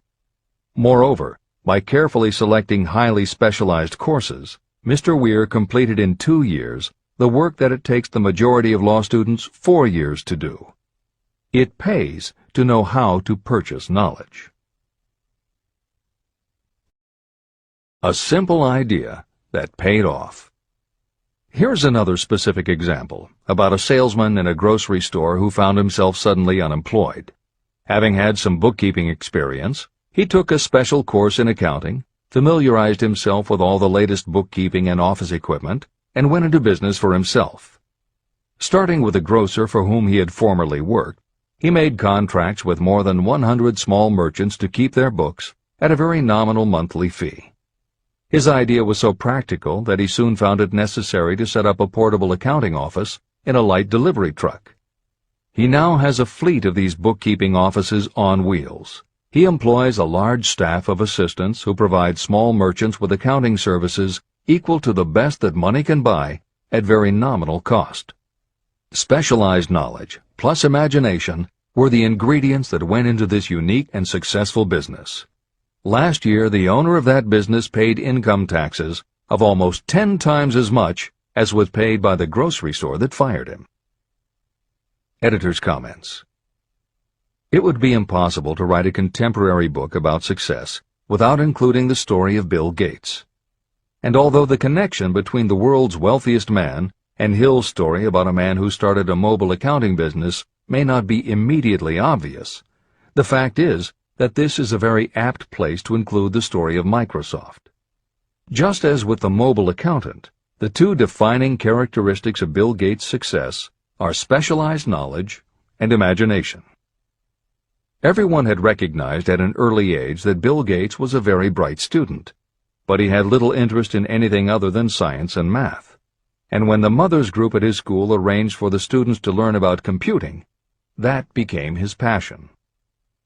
By the time he was 13, he taught himself computer programming.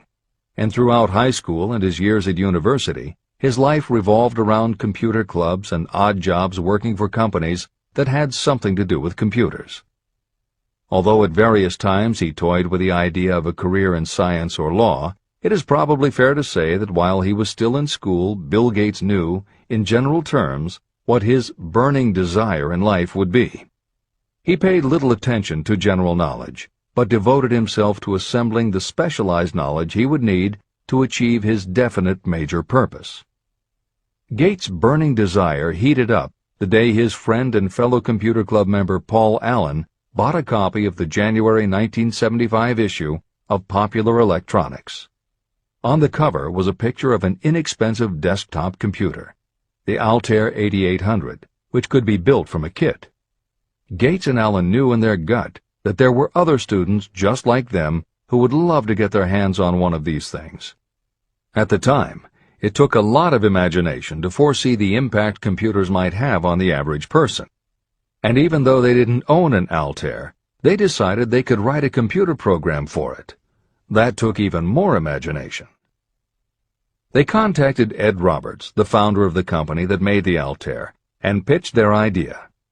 Roberts told them he was getting offers from all over, and his policy was that whoever wrote it first would get the job. For the next 2 months, they tore apart the manual, gleaning the specialized knowledge they would need to write the program. They were the first to deliver a workable operating system, and Roberts bought it from them for $3,000 plus a royalty on sales. With their vision of the future burning in their imaginations, Gates and Allen used the advance and their royalties to launch a company that would be in the business of writing computer programs. They named their new company Microsoft and called old friends from their high school computer club to staff it. Bill Gates was 19 and Paul Allen was only a few years older. They and about 9 of their friends started writing programs for Apple Computer, Commodore, and anyone else who would contract with the company for their services. For the next 5 years, Bill Gates and Paul Allen had their share of imaginative ideas, but mostly they concentrated on learning the specialized knowledge needed to run and grow a successful business. Then in 1980, IBM, which had finally decided to get into the small computer business, needed help getting up to speed. They approached Microsoft to write an operating system for the new computer venture. Once again, specialized knowledge and imagination were the qualities that guided Bill Gates. In their imagination, Gates and Allen could see an even bigger future than before, and through specialized knowledge of what computers were capable of, they knew the role they could play in that future. They then made 2 business moves that are the foundation of the Microsoft success. First, because IBM had such a tight schedule, Gates went to a computer programmer, Tim Patterson, and bought from him a rudimentary but already developed operating system. Gates then set to work modifying the system, and he renamed it MS-DOS, for Microsoft Disk Operating System. The other move that was crucial to their success was the negotiation with IBM. They started from the position that they would not sell an operating system to IBM. What they would do was license the system to IBM in exchange for a royalty on every copy sold with an IBM computer. And it would not be an exclusive license, which meant that Microsoft could also license the system to other computer companies. If you were to continue to track the history of Microsoft, you would find those same qualities: a burning desire, an idea, specialized knowledge, and imagination behind each move Bill Gates made and continues to make, just as they were behind the success of the man who started the mobile accounting business. This is the end of the editor's comments. The beginning of the successful mobile accounting business was an idea. I know this is true because I was the one who gave him that idea. Now I'd like to pass on the story of another idea. and it was my accountant friend who indirectly suggested this one to me. When I first proposed the accounting idea to him, he said, "I like the idea, but I would not know how to turn it into cash." In other words, he did not know how to market his bookkeeping knowledge after he had acquired it. So, with the aid of a young woman copywriter, a very attractive presentation was prepared describing the advantages of the new system of bookkeeping. The brochure told the story of this new business so effectively that its owner soon had more accounts than he could handle. There are thousands of people all over the country who need the services of a merchandising specialist capable of preparing an attractive way to market personal services. This idea was born of the necessity to solve a specific problem. But it did not stop by serving merely one person. The woman who created the presentation has a keen imagination. She saw in her newly born brainchild the making of a new profession to serve thousands of people who need practical guidance in marketing personal services. Spurred to action by the success of her first prepared plan to market personal services, this woman turned to solving a similar problem for her son. He had just finished college, but had been totally unable to find a market for his services. The plan she created for him was the best example of merchandising personal services I have ever seen. When the presentation had been completed, it contained nearly 50 pages of beautifully typed, properly organized information. It told the story of her son's natural abilities, schooling, personal experiences, and a great variety of other information. The book also contained a complete description of the position her son desired, together with a marvelous word picture of the exact plan he would use in filling his position. The preparation of the presentation required several weeks of her time, during which she sent her son to the public library almost daily to get specific data needed to sell his services to best advantage. She also sent him to all the competitors of his prospective employer, where he gathered information concerning their business methods. This was of great value in the formation of the plan he intended to use in filling the position he sought. When the plan was finished, it contained more than half a dozen very fine suggestions that would benefit the prospective employer. You don't have to start at the bottom. You may be inclined to ask, why go to all this trouble to secure a job? The answer is, doing a thing well is never trouble. The plan prepared by this woman for her son helped him get the job at the first interview and at a salary fixed by himself. Moreover, and this too is important, the position did not require the young man to start at the bottom. He began as a junior executive at an executive salary. Why go to all this trouble? Well, for one thing, this young man's planned presentation saved him no less than 10 years of working his way up. The idea of starting at the bottom and working your way up may appear to be sound, but the major objection to it is this. Too many of those who begin at the bottom never manage to lift their heads high enough to be seen by those who count. And the outlook from the bottom is not very bright or encouraging. It has a tendency to kill off ambition. You get into a rut, and you accept your fate because you form the habit of daily routine. Often this habit finally becomes so strong you don't even try to throw it off. And that is another reason why it pays to start 1 or 2 steps above the bottom. By so doing, you will form the habit of looking around, of observing how others get ahead, of seeing opportunity, and of embracing it without hesitation. A splendid example of what I mean is Dan Halpin. During his college days, he was manager of the famous 1930 championship Notre Dame football team, when it was under the direction of the late Knute Rockne. Halpin finished college at a very unfavorable time. The Depression had made jobs scarce. So after a fling at investment banking and motion pictures, he took the first job with a potential future he could find. It was selling electrical hearing aids on a commission basis. Anyone could start in that sort of job, and Halpin knew it, but it was enough to open the door of opportunity to him. For almost 2 years he worked at the job, but it didn't satisfy him. He would never have risen above that job if he had not done something about his dissatisfaction. He aimed first at the job of assistant sales manager of the company, and he got the job. That single step upward placed him high enough above the crowd for him to see still greater opportunity. Also, it placed him where opportunity could see him. In his new position, he did so well selling hearing aids that A.M. Andrews, chairman of the board of the Dictograph Products Company, a competitor of the company for which Halpin worked, asked to meet with him. Mr. Andrews wanted to know something about that man Dan Halpin, who was taking big sales away from the long-established Dictograph Company.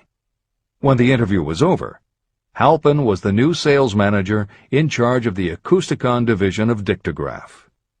Then, to test young Halpin's mettle, Mr. Andrews went away to Florida for 3 months, leaving him to sink or swim in his new job. He did not sink. Knute Rockne's spirit of all the world loves a winner and has no time for a loser inspired him to put so much into his job that he was elected vice president of the company. Vice president was a job that most would be proud to earn through 10 years of loyal effort, but Halpin turned the trick in little more than 6 months.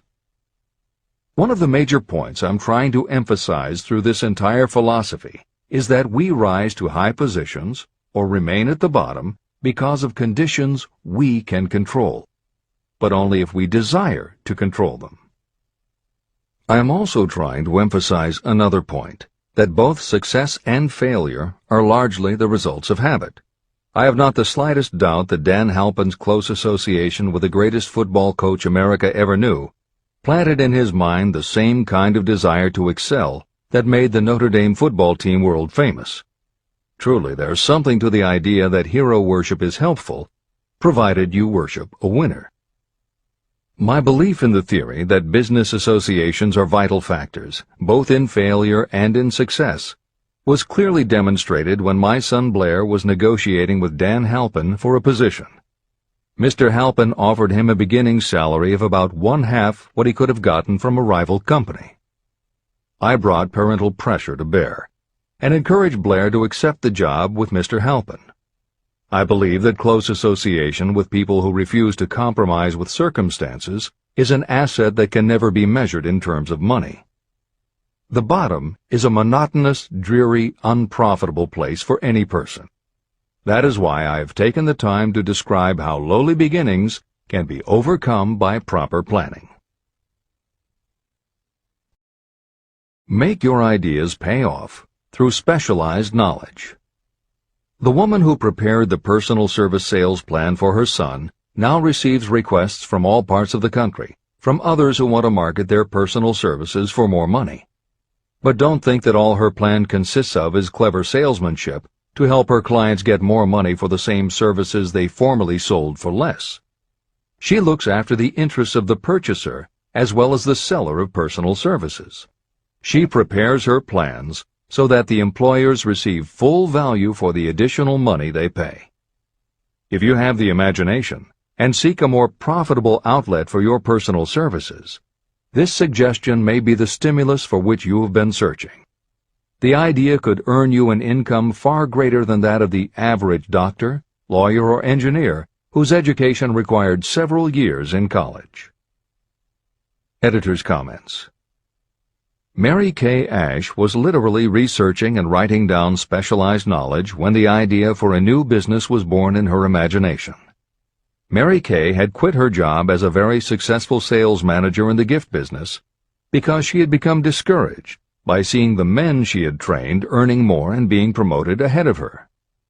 She decided to write an advice book for career women, but as she assembled the knowledge women would need to get ahead, she realized she was writing a business plan for the kind of business she would like to run. She took her life savings of $5,000, went out and found a skincare cream she liked, acquired the rights to it, and began to contact her friends and friends of friends to see if they would like to be beauty consultants for her new company. But what she was offering wasn't just a chance to sell skincare products. It was a very imaginative combination of philosophy and opportunity that gave women the chance to achieve both personal satisfaction and financial success. The company showed a modest profit in its first year, and continued to grow each year until, by the beginning of the 21st century, There are over 1 million independent beauty consultants in 30 countries with wholesale sales of more than $1.5 billion. 3 times Mary Kay Cosmetics was named as one of the 100 best companies to work for in America, and Lifetime Television Network named Mary Kay the businesswoman of the century. She became one of the most in-demand motivational speakers and the best-selling author of 3 books. Neil Balter also started his company based on specialized knowledge and imagination. He got his specialized knowledge from his job as a carpenter's apprentice. His imagination came into play the day he was hired by a customer who wanted to clear up a messy closet by having shelves installed. Now that kind of job must have been offered to thousands of carpenters, but not one of them had the imagination to see in it what Neil Balter saw. When he finished the work, Balter didn't just see nicely fitted shelves. He saw that he had created a solution for a problem that was common to every household in America. He took the money he earned from the job and started his own business, California Closet Company, which specialized in shelves and fittings designed to attractively organize closet space for maximum efficiency. But Balter's imagination didn't stop once he had his own business up and running. Now he could imagine an even bigger operation. So he went out to find new specialized knowledge about operating and franchising a business. Neil Balter had licensed more than 100 California closet franchises when Williams-Sonoma offered to buy the company for $12 million. Lillian Vernon's specialized knowledge was in an area that many women had, but they didn't have the imagination she had. To quote from her autobiography, An Eye for Winners, handbags. I knew about those. Why not sell them? And belts to match. Didn't every teenage girl strolling along the street anywhere in the United States sport a handbag and belt? And my handbags would offer something special. Each one would be personalized with initials. I knew with absolute certainty that teenagers would go for items that made them feel unique. She believed enough in her idea that she spent $495 to take a small ad in 17 magazine. The ad brought in $32,000 in orders. That was when Lillian Vernon started to gather other specialized knowledge about renting space, manufacturing products, warehousing, and shipping, all of which she'd need to grow her idea of bags and belts into a direct response business featuring a whole array of distinctively monogrammed items. Within a few years, she needed more specialized knowledge about product photography, layout, printing, and direct mail, as she imagined having her own catalog. She started by mailing a 16-page black-and-white catalog to 125,000 customers who had bought products from her in the past. At the beginning of the 21st century, Lillian Vernon was still picking the merchandise and overseeing the design of her catalogs, many of which now run well over 100 full-color pages, are mailed to millions of people many times each year, and generate approximately $250 million in annual sales. There is another story about gathering specialized knowledge that is so good we will use it to conclude this editorial comment. It actually comes from the Napoleon Hill archives, and although he did not include it in Think and Grow Rich, he often used it as an example in his lectures and seminars. There was a young man who started out working for the railroad in 1893. As a machinist at 5 cents an hour.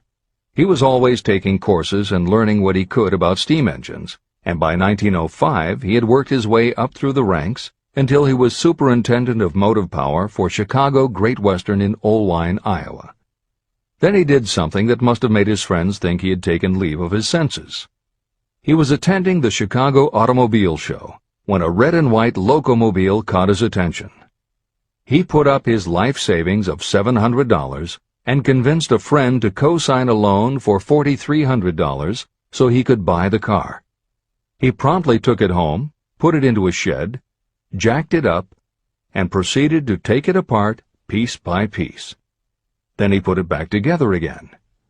Then he took it apart and put it back together again. After doing that a few more times, he had learned what he wanted to know. And that was how Walter P. Chrysler gathered the specialized knowledge he needed to get himself out of railroading and into the automobile business. This is the end of the editor's comment. There is no fixed price for sound ideas. Behind all ideas is specialized knowledge. But remember, specialized knowledge is more abundant and more easily acquired than ideas. Because of this truth, there are ever-increasing opportunities for the person capable of helping men and women sell their personal services.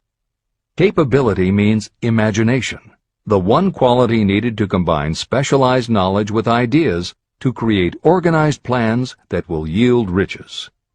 If you have imagination, this chapter may present you with an idea that is the beginning of the riches you desire. Remember, the idea is the main thing. Specialized knowledge may be found just around the corner. Any corner.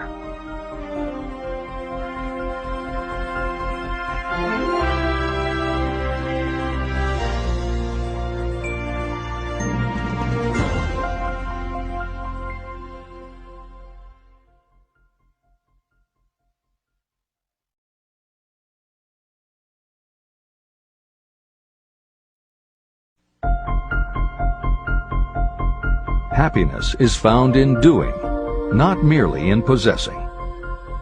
Chapter 7. Imagination, the workshop of the mind. The fifth step toward riches. The imagination is literally the workshop where all plans are created. It is where the impulse, the desire, is given shape, form, and action through the aid of the imaginative faculty of the mind. It has been said that we can create anything that we can imagine. Through the aid of imagination, we have discovered and harnessed more of nature's forces during the past 50 years than during the entire history of the human race previous to that time. And even with all we have accomplished, we have come nowhere near the limit of what we are capable. Our only limitation, within reason, lies in the development and use of our imagination. The human imagination offers so much possibility, it is as though we have merely discovered that we have an imagination, and have just started to use it in a very elementary way. Two forms of imagination. The imaginative faculty functions in two forms. One is known as synthetic imagination, and the other as creative imagination. Editor's comments. In modern usage, the word synthetic has taken on a negative connotation, implying that something is artificial, not the real thing. Today the word synthesized, which is defined as something made up from component parts, would better describe what Hill had in mind, and has been substituted here accordingly. This is the end of the editor's comment. Synthesized imagination. Through this faculty, you arrange old concepts, ideas, or plans into new combinations. Synthesized imagination does not create anything. It merely works with the material of experience, education, and observation with which it is fed. It is the faculty used by most inventors, with the exception of those geniuses who draw upon the creative imagination when they cannot solve problems through synthesized imagination. Creative imagination. Through the faculty of creative imagination, the finite human mind has direct communication with infinite intelligence, the faculty through which hunches and inspirations are received. It is by this faculty that all basic or new ideas are handed over to mankind. It is through this faculty that we pick up vibes from other people, and in that way one individual may tune in or communicate with the subconscious minds of others. This concept is explained in greater detail later. The creative imagination works automatically, but only when your conscious mind is motivated, energized, and working at such a high rate that it becomes very perceptive and receptive, such as when the conscious mind is stimulated through the emotion of a strong desire. The great leaders of business, industry, and finance, and the great artists, musicians, poets, and writers became great because they developed the faculty of creative imagination. Editor's comment. At this point, it should be noted that both kinds of imagination are equally valuable to you, and they work together so seamlessly it is often hard to tell where one ends and the other begins. For instance, when Jeff Bezos created the idea of Amazon.com, was it synthesized imagination or creative imagination?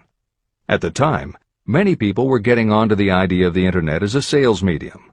From this, it could be concluded that he was drawing upon experience, education, and observation, which would mean he was using synthesized imagination. But why did he decide to sell books? Was that synthesized or creative? Did that idea come out of something in his subconscious that just felt like books were the right thing? And what about that name? Calling a bookstore Amazon didn't make sense to anyone but Bezos, but it certainly caught the public's attention. How important was the name in the store's success? Was that choice creative or synthesized? Now take it a step further. What about eBay? Amazon had already shown that you could sell a lot of goods on the Internet.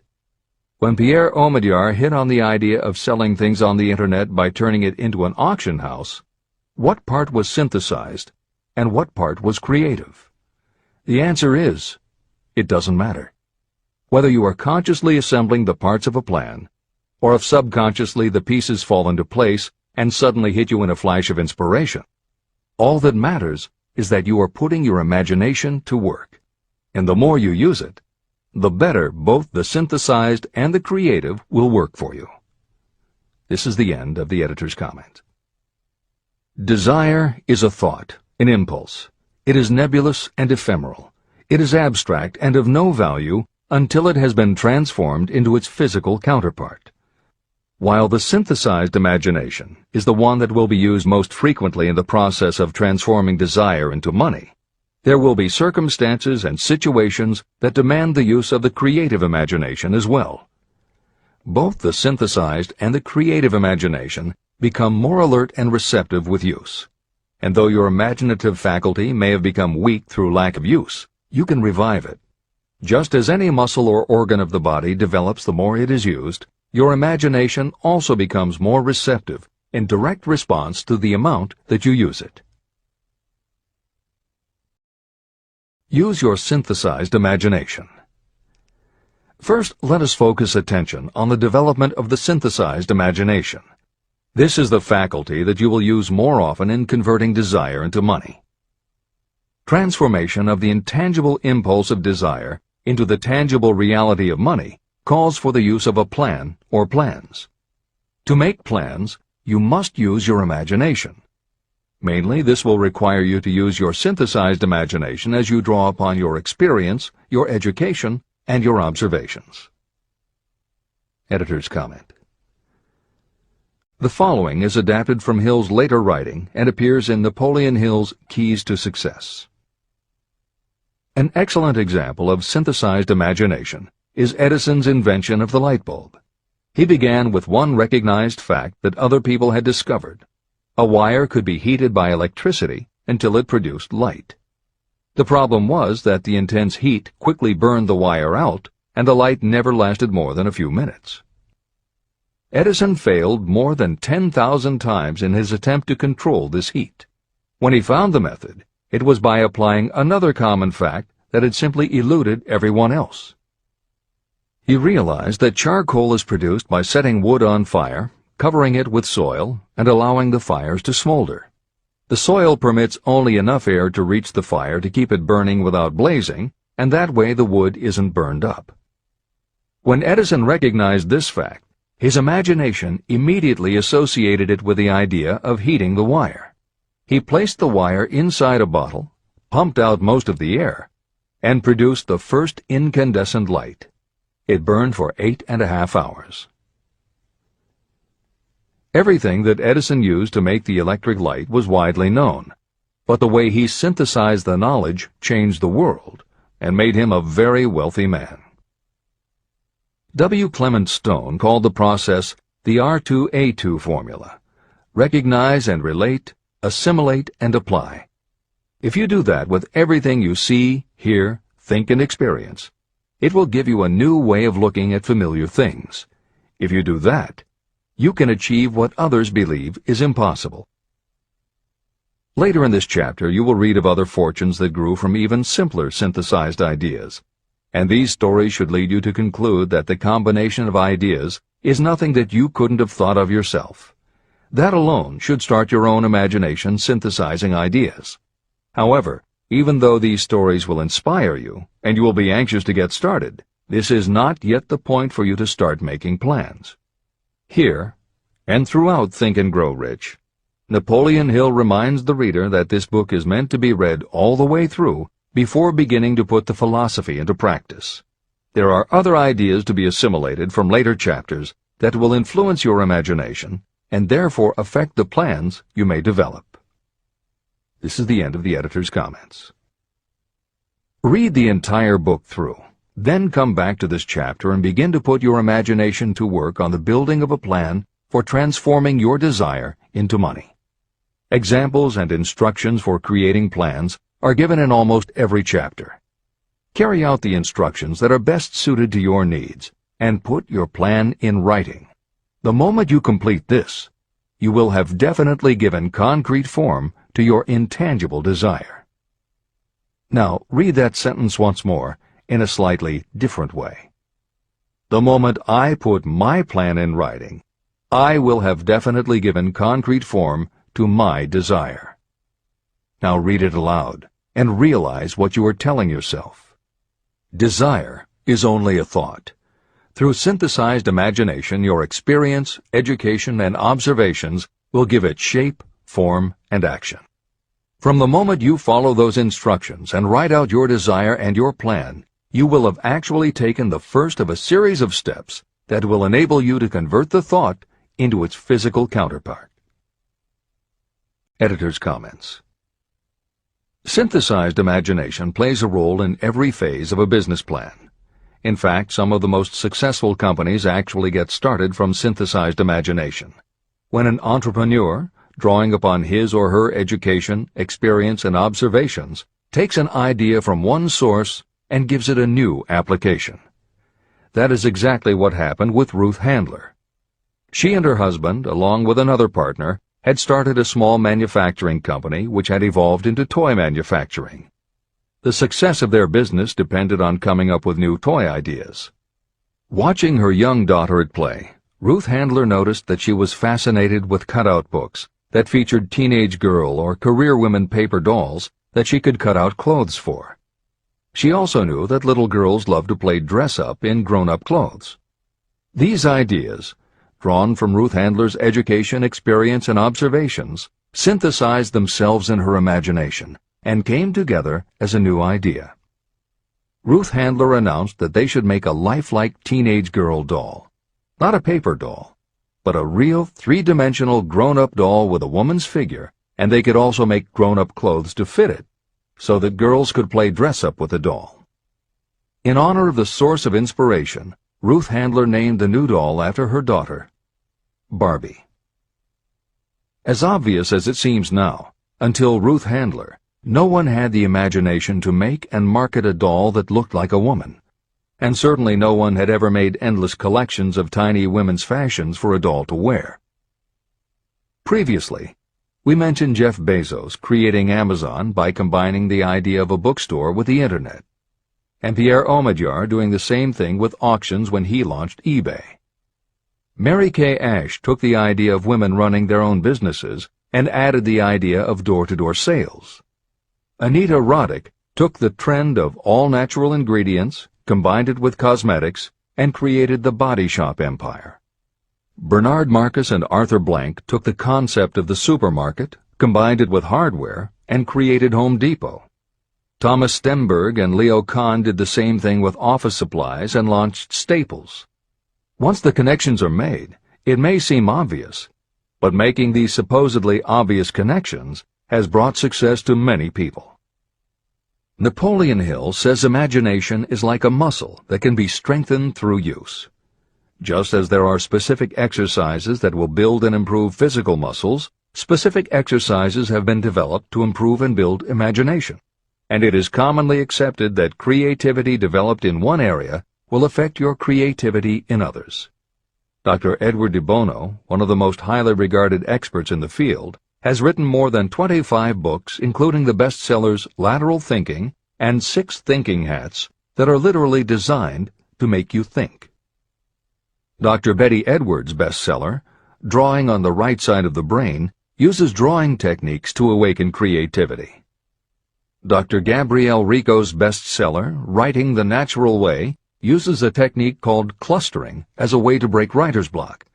And Tony Buzan uses a similar method for opening your mind that he terms mind mapping. In their bestseller, Super Learning, Sheila Ostrander and Lynn Schroeder show ways to use classical music. And Roger Von Eck suggests puzzles and riddles as stimuli in A Whack on the Side of the Head. This is the end of the editor's comments. Tapping into creative imagination.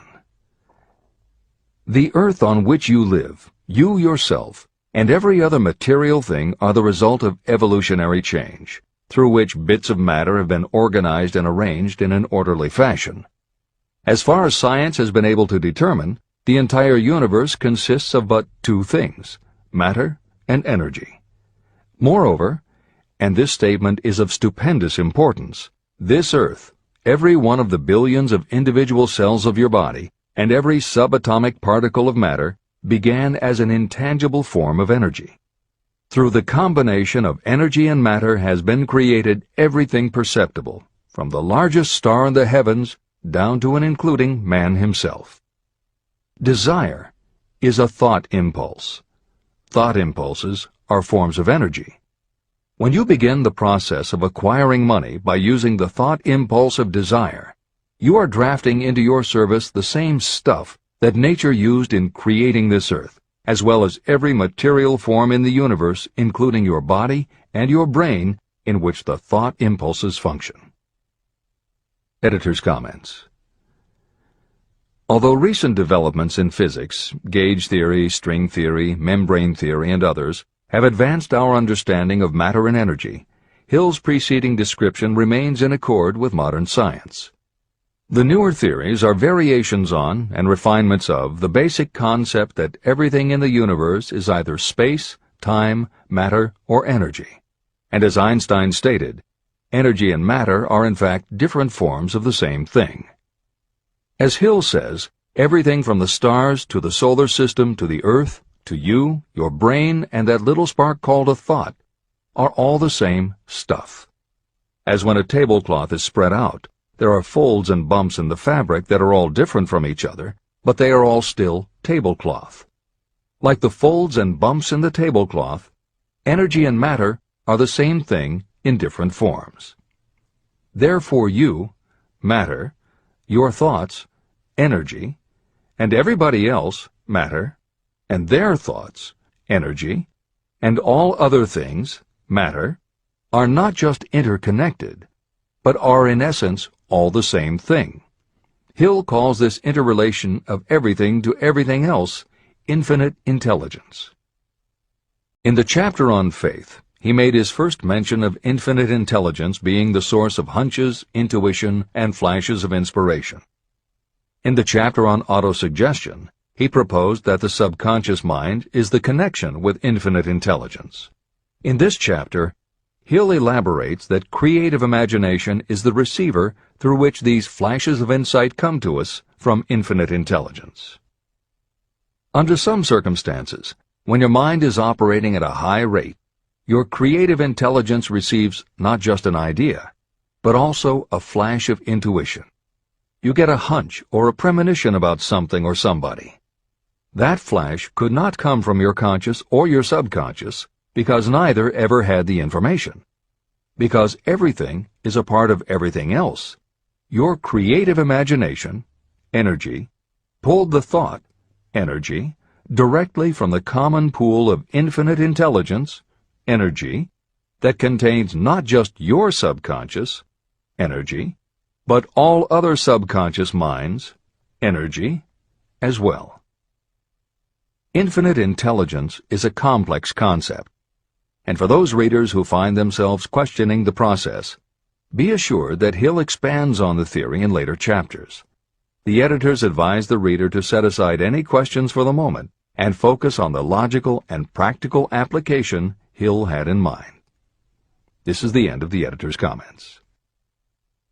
You are engaged in trying to turn your desire into its physical or monetary counterpart, and there are laws of physics and principles of psychology that can help you.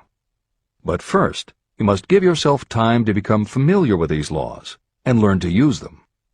Through repetition, and by describing these principles from every conceivable angle, I hope to reveal to you the secret through which every great fortune has been accumulated.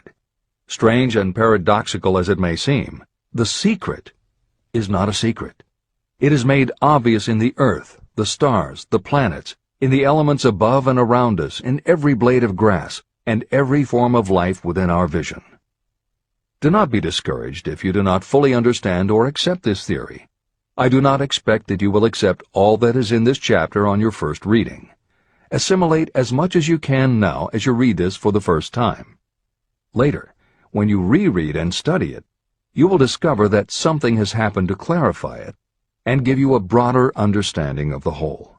Above all, do not stop nor hesitate in your study of these principles until you have read the book at least 3 times. Then you will not want to stop. How to make practical use of imagination. Ideas are the beginning points of all fortunes. Ideas are products of the imagination. Following are 2 true stories about ideas that have yielded huge fortunes. I hope that these stories will convey how important a role imagination can play in turning an idea into success, and that they will illustrate the method by which imagination may be used in accumulating riches. The Enchanted Kettle. In the late 1880s, an old country doctor drove to town, hitched his horse, quietly slipped into a drugstore by the back door, and began dickering with a young drug clerk. For more than an hour, behind the prescription counter, the old doctor and the clerk talked in low tones. Then the doctor left. He went out to the buggy and brought back a large, old-fashioned kettle, a big wooden paddle, used for stirring the contents of the kettle, and deposited them in the back of the store. The clerk inspected the kettle, reached into his inside pocket, took out a roll of bills, and handed it over to the doctor.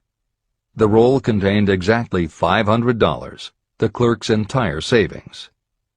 The doctor handed over a small slip of paper on which was written a secret formula. The words on that small slip of paper were worth a king's ransom, but not to the doctor. Those magic words were needed to start the kettle to boiling, but neither the doctor nor the young clerk knew what fabulous fortunes were destined to flow from that kettle. The old doctor was glad to sell the outfit for $500. The clerk was taking a big chance by staking his entire life savings on a mere scrap of paper and an old kettle. He never dreamed his investment would start a kettle to overflowing with gold that would one day surpass the miraculous performance of Aladdin's lamp. What the clerk really purchased was an idea. The old kettle and the wooden paddle and the secret message on a slip of paper were incidental. The miracle of that kettle only began to take place after the new owner mixed with the secret instructions an ingredient of which the doctor knew nothing. See if you can discover what it was that the young man added to the secret message, which caused the kettle to overflow with gold. Here you have a story of facts stranger than fiction, facts that began in the form of an idea. Just look at the vast fortunes of gold this idea has produced.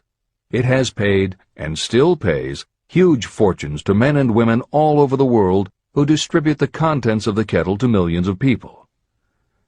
The old kettle is now one of the world's largest consumers of sugar, thus providing jobs to thousands of men and women engaged in growing sugar cane and in refining and marketing sugar. The old kettle consumes annually millions of bottles and cans, providing jobs to huge numbers of workers. The old kettle gives employment to an army of clerks, stenographers, copywriters, and advertising experts throughout the nation. It has brought fame and fortune to scores of artists who have created magnificent pictures describing the product. The old kettle has converted Atlanta, which was a small southern city, into the business capital of the South, where it now benefits, directly or indirectly, every business and practically every resident of the city. The influence of this idea now benefits every civilized country in the world, pouring out a continuous stream of gold to all who touch it.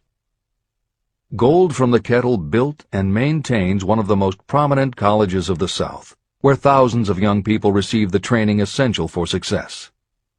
If the product of that old brass kettle could talk, it would tell thrilling tales in every language, tales of love, of business, of professional men and women who are daily being stimulated by it. I am sure of at least one such tale of romance, for I was a part of it, and it all began not far from the very spot on which the drug clerk purchased the old kettle. It was there that I met my wife, and it was she who first told me of the enchanted kettle. It was the product of that kettle we were drinking when I asked her to accept me for better or worse.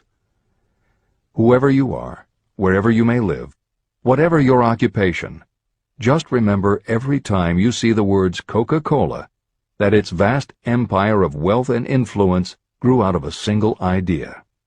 And that idea, the mysterious ingredient the drug clerk, Asa Candler, mixed with a secret formula, was imagination. Stop and think of that for a moment. Keep in mind that the steps to riches described in this book are the very same principles through which the influence of Coca-Cola has been extended to every city, town, village, and crossroads of the world. Now here's the most important thing to remember. The ideas you create may have the possibility of duplicating the enormous success of this worldwide thirst killer. Editor's comments. Harlan Sanders, too, had a recipe in a magic kettle. Actually, his kettle was a pressure cooker, but neither his cooker nor his recipe of 11 herbs and spices would be mentioned here if he didn't also have imagination. Harlan Sanders owned and operated a successful motel and cafe in Corbin, Kentucky. Then, when the new interstate highway came through, it bypassed Sanders' location. In a short time, his business went broke, leaving him with little more than his recipe for fried chicken and a way to make it quickly in a pressure cooker. At 62 years of age, the Colonel, as people called him, had to find a new way to make a living. That's when the magic ingredient, imagination, came in. He decided he wasn't going to sell fried chicken anymore. Instead, he would sell his method for making it. He packed his recipe and cooker into the back of his car and hit the road to demonstrate his fried chicken to other restaurant owners. In the first 2 years, he managed to sell 5 franchises. 2 years later, he'd sold 200. 4 years later, he was up to 600 locations when he was approached by an investment group to sell his company. Recognizing that the magic wasn't just in the kettle or the recipe, the new owners asked Colonel Sanders to stay on as spokesman for the company, which he did until his death in 1980. Today, there are almost 12,000 KFC locations in more than 80 countries with sales of nearly $10 billion a year. Debbie Fields was a 20-year-old housewife who loved to bake cookies. She had no formal education and no business experience, but she had a recipe and an imaginative idea that people would like to buy fresh, hot, soft cookies from a walk-up store. The business people and bankers she approached told her she was crazy, but she and her husband continued to pitch her idea to banker after banker until they finally wore one down enough to give Debbie Fields a loan to open a store in Palo Alto, California. By noon on her first day, she still hadn't sold a cookie, so she went out into the street and gave away samples. That did it. Her walk-in try-a-sample cookie store took off. Today, Mrs. Fields' stores are all across America. Harvard Business School uses her methods as a case study in efficiency, and Debbie Fields has become a best-selling author, an in-demand motivational speaker, and a television personality. Wally Famous Amos was a Los Angeles talent agent who copied a cookie recipe off the back of a bag of Nestle's chocolate chips. He made a few changes to personalize the recipe and started to give out his version of homemade cookies as a sort of calling card. His clients and business associates liked them so much that Wally finally decided to quit show business and open a store. He did it with a Hollywood agent's flair. He opened on Sunset Boulevard with 2,000 invitations, a red carpet, and celebrities. With the same flair, he put his picture on the bag, filled the bags with cookies, and started selling them to exclusive department stores and specialty shops. 10 years later, Famous Amos cookies were a $10 million business. Ray Kroc was over 50 and selling milkshake mixers when he heard about a hamburger stand in California, owned by Dick and Mac McDonald, that was doing great business. He packed his car and headed to San Bernardino to check it out. What he saw was a sit-down restaurant that had a limited menu featuring a good hamburger recipe, and they were serving them faster than any place he'd ever seen. Figuring that if there were more places like this, he could sell them a lot of milkshake mixers, Kroc pitched the McDonald brothers on the idea of opening some more McDonald's. They were interested, but they didn't know who they could get to open the new restaurants.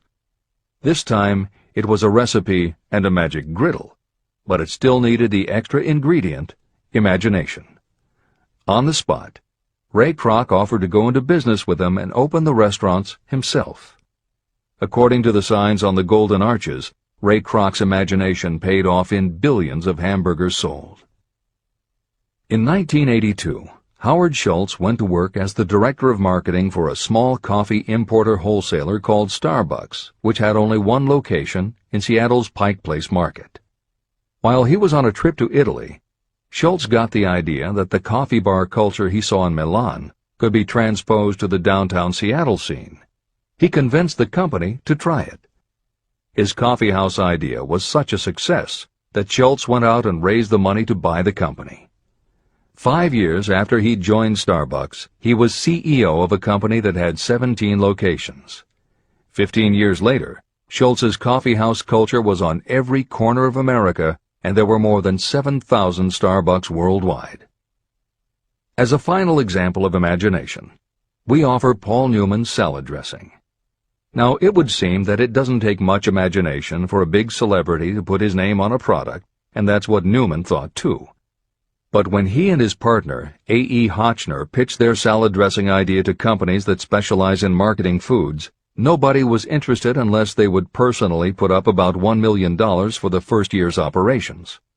According to Newman and Hotchner's book, Shameless Exploitation, they found out that almost all celebrity products in the food business have been disastrous failures, and now nobody would touch them. So when it came to marketing salad dressing, even Paul Newman's big name wasn't the magic they needed. And unless they were willing to put up a ridiculous amount, money wasn't the magic either. The magic would have to be in the imaginative way that they would convince the right people to help them, and in having the perseverance to stick with it until they succeeded. And just like most everyone with an idea, they were told they were crazy to try it. They were turned down by bottling companies that wouldn't do small runs, and they were rejected by distributors who wouldn't take a chance on another celebrity product. In the end, it was one supermarket owner, Stu Leonard, who helped hook them up with the right suppliers. But even that wouldn't have been enough if Stu Leonard hadn't had enough imagination to see the possibilities and agree to put Newman's own salad dressing on the shelves in his store. 15 years later, Newman's Own Brands was a $100 million company, which gives all profits to charity. This is the end of the editor's comments. What I would do if I had $1 million. The following story proves the truth of that old saying, where there's a will, there's a way. It was told to me by that beloved educator and clergyman Frank W. Gonzalez, who began his preaching career in the Stockyards region of Chicago. While Dr. Gonzalez was going through college, he observed many defects in our educational system, defects that he believed he could correct if he were the head of a college. He made up his mind to organize a new college in which he could carry out his ideas without being handicapped by orthodox methods of education. He needed $1 million to put the project across. Where was he to lay his hands on so large a sum of money? That was the question that absorbed most of this ambitious young preacher's thought, but he couldn't seem to make any progress. Every night, he took that thought to bed with him. He got up with it in the morning. He took it with him everywhere he went. He turned it over and over in his mind until it became a consuming obsession with him. Being a philosopher as well as a preacher, Dr. Gonzalez recognized, as do all who succeed in life, that definiteness of purpose is the starting point from which one must begin. He recognized, too, that definiteness of purpose takes on life and power when backed by a burning desire to translate that purpose into its material equivalent. He knew all these great truths, yet he did not know where or how to lay his hands on $1 million. The normal thing would have been to give up and quit, saying, "Ah, well, my idea's a good one, but I can't do anything with it because I can't raise the $1 million." That is exactly what the majority of people would have said, but it is not what Dr. Gonzalez said. What he said, and what he did, are so important that I will now introduce him and let him speak for himself. One Saturday afternoon, I sat in my room thinking of ways and means of raising the money to carry out my plans. For nearly 2 years I had been thinking, but I had done nothing but think. The time had come for action. I made up my mind, then and there, that I would get the necessary $1 million within a week. How? I was not concerned about that. The main thing of importance was the decision to get the money within a specified time. I want to tell you that the moment I reached a definite decision to get the money within a specified time, a strange feeling of assurance came over me, such as I had never before experienced. Something inside me seemed to say, "Why didn't you reach that decision a long time ago? The money was waiting for you all the time." I called the newspapers and announced I would preach a sermon the following morning entitled, "What I Would Do If I Had $1 Million." I went to work on the sermon immediately, but I must tell you frankly that the task was not difficult because I had been preparing that sermon for almost 2 years. Long before midnight, I had finished writing the sermon. I went to bed and slept with a feeling of confidence, for I could see myself already in possession of the $1 million. Next morning I arose early, went into the bathroom, read the sermon, then knelt on my knees and asked that my sermon might come to the attention of someone who would supply the needed money. While I was praying, I again had that feeling of assurance that the money would be forthcoming. In my excitement, I walked out without my sermon and did not discover the oversight until I was in my pulpit and about ready to begin delivering it. It was too late to go back for my notes, and what a blessing that I couldn't go back. Instead, my own subconscious mind yielded the material I needed. When I arose to begin my sermon, I closed my eyes and spoke with all my heart and soul of my dreams. I not only talked to my audience, but I fancy I talked also to God. I told what I would do with $1 million if that amount were placed in my hands. I described the plan I had in mind for organizing a great educational institution, where young people would learn to do practical things and at the same time develop their minds. When I had finished and sat down, a man slowly arose from his seat, about 3 rows from the rear, and made his way toward the pulpit. I wondered what he was going to do. He came into the pulpit, extended his hand, and said, "Reverend, I liked your sermon. I believe you can do everything you said you would if you had $1 million. To prove that I believe in you and your sermon, if you will come to my office tomorrow morning, I will give you the $1 million. My name is Philip D. Armour." Young Gonzalez went to Mr. Armour's office, and the $1 million was presented to him. With that money he founded the Armour Institute of Technology, now known as Illinois Institute of Technology. The $1 million that launched the Armour Institute came as the result of an idea. Behind the idea was a desire that young Gonzalez had been nursing in his mind for almost 2 years. Observe this important fact. He got the money within 36 hours after he reached a definite decision in his own mind to get it and decided upon a definite plan for getting it. There was nothing new or unique about young Gonzalez vaguely thinking about $1 million and weakly hoping for it. Others have had similar thoughts. But there was something very unique and different about the decision he reached on that memorable Saturday, when he put vagueness into the background and definitely said, "I will get that money within a week." The principle through which Dr. Gonzalez got his $1 million is still alive. It is available to you. This universal law is as workable today as it was when the young preacher made use of it so successfully. Editor's comments.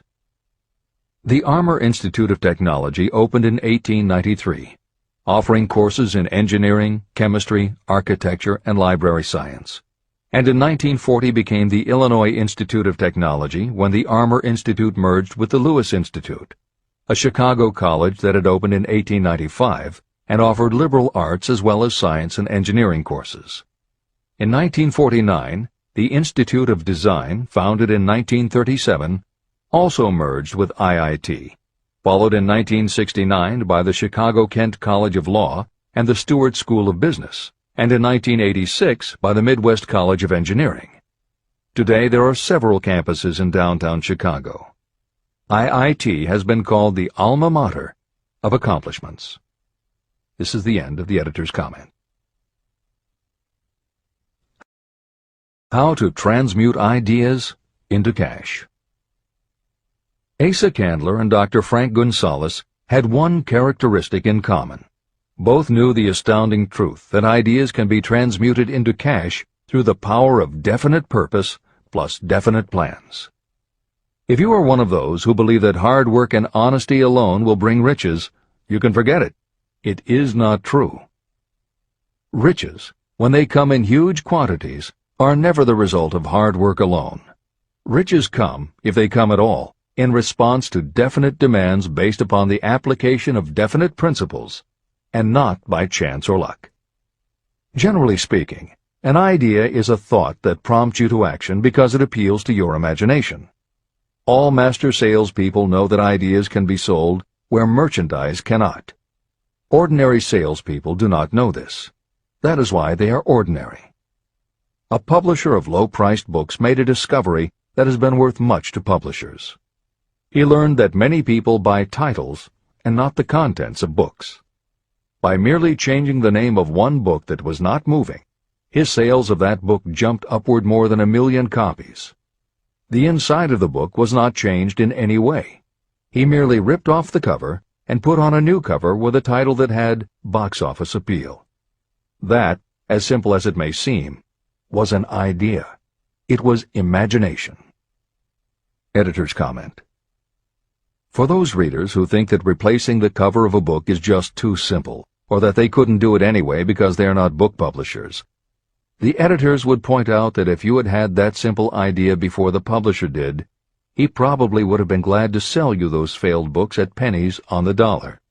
Then you could have been the one to change the cover, and suddenly you would have been the publisher of a bestseller. However, the idea of replacing the covers wouldn't have meant a thing if you didn't also have ideas about how to market and promote that flashy new cover. And that is Hill's point. Coca-Cola was a recipe, a creative idea. But it would have stayed just a recipe if Asa Candler hadn't also had other creative ideas to market it and the faith in himself to carry through on those ideas. Spence Silver was a chemist working for 3M when, by accident, he created a glue that wasn't very sticky. Needless to say, 3M was not much interested in glue that didn't stick, and Silver's invention was shelved as a failure. But Silver liked his glue, so for 5 years he kept demonstrating it to anyone who would listen. Nobody did, until Arthur Fry, who worked in the tape division at 3M, found that when he was at choir practice, he kept losing his place in the hymnal because the pieces of paper he used to mark his place slipped down or fell out of the book. A little of Silver's not very sticky glue on the slips of paper, and they stayed where he wanted them, then peeled off easily when he was done. That was the eureka moment. They had just invented the world's best bookmark, Post-its. But that's not the end of the story, or the end of the imaginative ideas that were needed to make Post-its happen. Fry would also need perseverance. First, he had to convince the engineers to solve production problems, and to do it, he knocked a hole in his basement wall so he could install a prototype of the production equipment. He stuck with it, and finally, 2 years later, 3M gave the project to their marketing department. The marketing experts put together ads and brochures selling this sticky notepad idea and rolled it out in a 4-city test. The results were a disaster.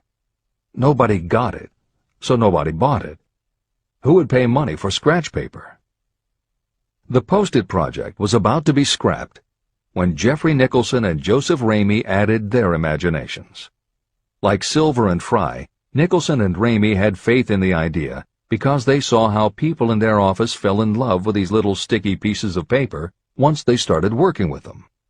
So Nicholson and Ramey went to Richmond, Virginia, one of the 4 test cities that had failed, and they went up and down the business district, going into offices and giving pads of Post-its to receptionists, secretaries, and anyone else who would listen. Whereas 3M's conventional marketing machinery had failed, Giving Post-its to the people who would actually use them did the trick. Once those Richmond office workers started to use Post-its, it didn't seem like a bad idea at all to pay for scratch paper. They got it, and they bought it. The Richmond test turned from failure to success, and soon Post-its were sticking to everything around the world. Here's another simple idea that imagination turned into success. The story began with a man whose problem was just the opposite of spent silvers. This man had something that stuck too well. George de Mestral was a Swiss mountaineer who went hunting one day with his dog. But when they got home, they were both covered with burrs. The burrs were so difficult to remove that de Mestral put them under a magnifying glass to learn why. He saw that they were covered with tiny hooks which attached themselves to fur and fabric. That was when the flash hit. If burrs stuck where you didn't want them, why couldn't you put tiny hooks on things so they would stick where you did want them? Like everyone else mentioned in this book, de Mestral had an imaginative idea, but that was just the beginning. He also had the faith in himself to keep going when people laughed at his idea, which many did, until he eventually found a French textile plant that would help him do what he wanted. However, even when they finally worked out a way to use cotton fabric to make what they called locking tape, they couldn't afford to mass-produce it. And that's when de Mestral accidentally discovered that when you sew nylon under infrared light, it naturally made little hooks. Now they could manufacture it economically. All they needed was a name. One side was fuzzy like velvet, and the other side was crochet, the French word for hook. Take half vel and half crow, combine it with imagination. The result is Velcro, and a Swiss mountaineer becomes a business tycoon. The Sony Corporation once tried to make a very small stereo tape recorder that would work with standard-size cassettes, but they couldn't do it. They could make a small playback machine, but at the time the electronics needed to also make it a recording machine just couldn't be made small enough. They concluded that the design was a failure. Then one day Sony's honorary chairman, Masaru Ibuka, walked into the laboratory and saw that a few of the engineers were using the prototypes of the failed tape recorder to listen to music tapes. They didn't seem to care that it couldn't record. They just liked to be able to walk around listening to their favorite music. Then came the imaginative idea that made all the difference. Ibuka remembered that another division was working on lightweight headphones.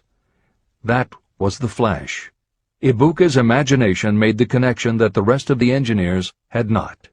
In Ibuka's view, they hadn't made a failed recorder. They had created a successful private stereo listener. They added the headphones, named it the Walkman, and it revolutionized both the music business and the electronics industry.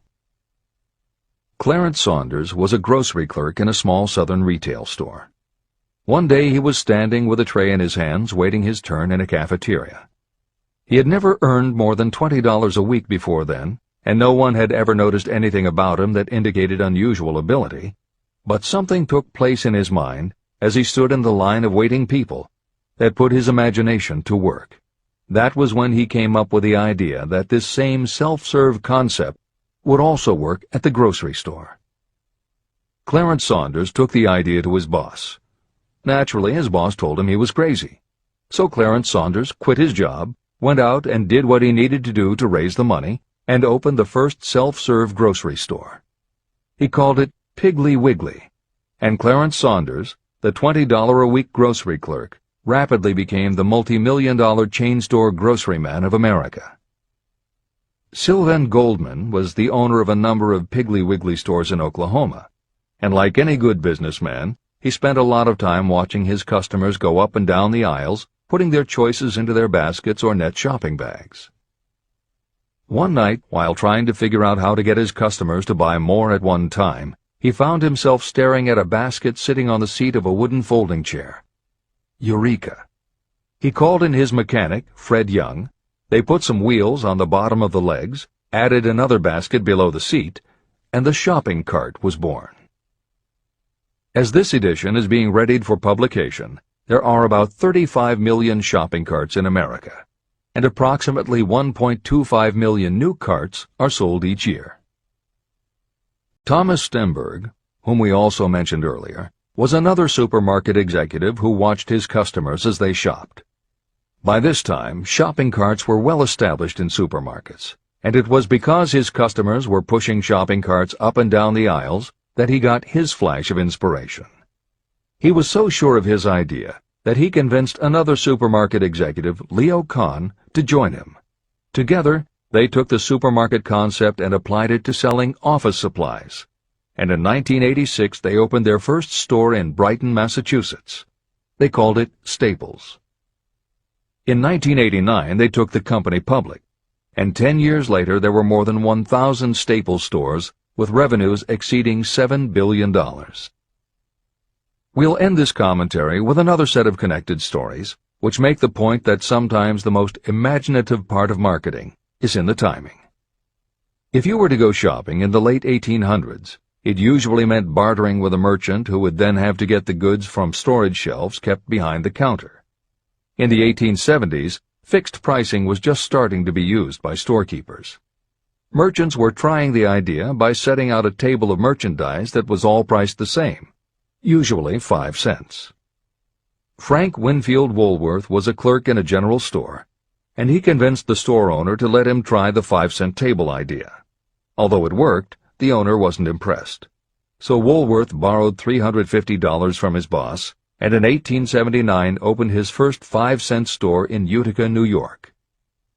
It was an entire store full of goods where everything cost a nickel.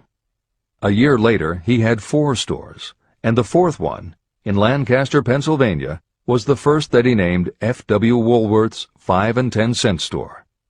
20 years later, he had 238 stores. By the time of his death in 1919, there were over 1,000 F.W. Woolworth locations. He had established the first nationwide chain of general merchandise stores, and he had built the tallest building in New York City as his headquarters. The Woolworth Company stayed true to the original idea and didn't carry any merchandise that cost more than a dime until 1932, when the top price was raised to 20 cents. But as times changed, the fixed price was dropped, the merchandise became more varied, and the company kept growing until it had over 8,000 stores worldwide, selling everything from notions to appliances and furniture. Then in the 1960s and 1970s, something started to happen. The mood of America was changing, but the Woolworth stores weren't. And that was when Sam Walton opened the first Walmart in Rogers, Arkansas, in 1962. Walton got into the retail business after the Second World War, when his father-in-law loaned him the money to buy a franchise Butler Brothers store in Bentonville, Arkansas. By 1962, Sam and his brother Bud owned 16 variety stores in Arkansas, Missouri, and Kansas. It was in these stores that Sam Walton first started adding the magic ingredient of imagination. In addition to his flair for promotion, Sam tried new approaches to the way household goods and general merchandise could be sold at retail. He insisted on clean, well-lighted interiors, and he introduced the concept of self-service, with aisles wide enough for shopping carts and checkout counters at the front of the store. He also started buying direct from manufacturers, and he created profit-sharing plans that kept his family of employees loyal, hard-working, and neighborly. In 1962, he incorporated those and other imaginative ideas when he opened his first store that he called Walmart. The basic magic was that he sold brand-name merchandise at discount prices, but there was also magic in the way he kept a friendly hometown feel to his store, even though it was what is now called a big box store. Sam Walton's Walmart store was a success, so he just kept building and opening more of them, first in small towns and rural areas, then in larger towns, then big cities, and it wasn't long before he had a national chain. By 1992, when Sam Walton died, there were more than 1,700 Walmart stores. It was the biggest retailer in the country, it employed more than 600,000 people, and Sam Walton was the richest man in America. In 2003, the stores numbered more than 3,200 in the U.S. and more than 1,100 in foreign countries. The company employed more than 1,300,000 people worldwide and served more than 1 million customers a week. Along the way, Woolworths and other older retailers such as Kresge's tried to get on the bandwagon with their Woolco and Kmart stores, but they couldn't seem to get it right. They had given up their old five-and-dime identity to become higher-priced general retailers, and when Walmart came along and redefined that part of the market, the others seemed to have run out of the kind of imagination they'd had in the beginning. Now, here's the twist to the story. David Gold was running a liquor store that he had inherited from his father. He noticed that whenever he put out a display of goods priced at 98 cents or $1, the goods would sell okay, but if his sign said 99 cents, the goods sold out in no time. He decided that he would open a store called the 99-cent only store, where everything would be priced at 99 cents. Sound familiar? Frank Woolworth's imaginative idea from 1879, which had been dropped at his namesake chain by the 1940s and 1950s, had just gotten a fresh shot of imagination from David Gold in 1982. As usual, friends and family told him he was crazy, but David Gold went out to find suppliers who would sell him discontinued merchandise or overproduced products at a price low enough that he could offer them to the public at 99 cents. He found them. And they even had brand-name products of everything from hardware to pantyhose, cleaning products, motor oil, kitchenware, cosmetics, electronics, toys, canned goods, frozen foods, cookies, fresh fruit, even gourmet foods. More than 5,000 items that he could sell for 99 cents and still make a profit. David Gold opened his first well-lighted, brightly colored green and fuchsia wide-aisle store in Inglewood, California in 1982. By 2003, he had 142 stores in California, Nevada, and Arizona, and he was listed on the Forbes 400 as having earned a personal fortune estimated at more than $650 million.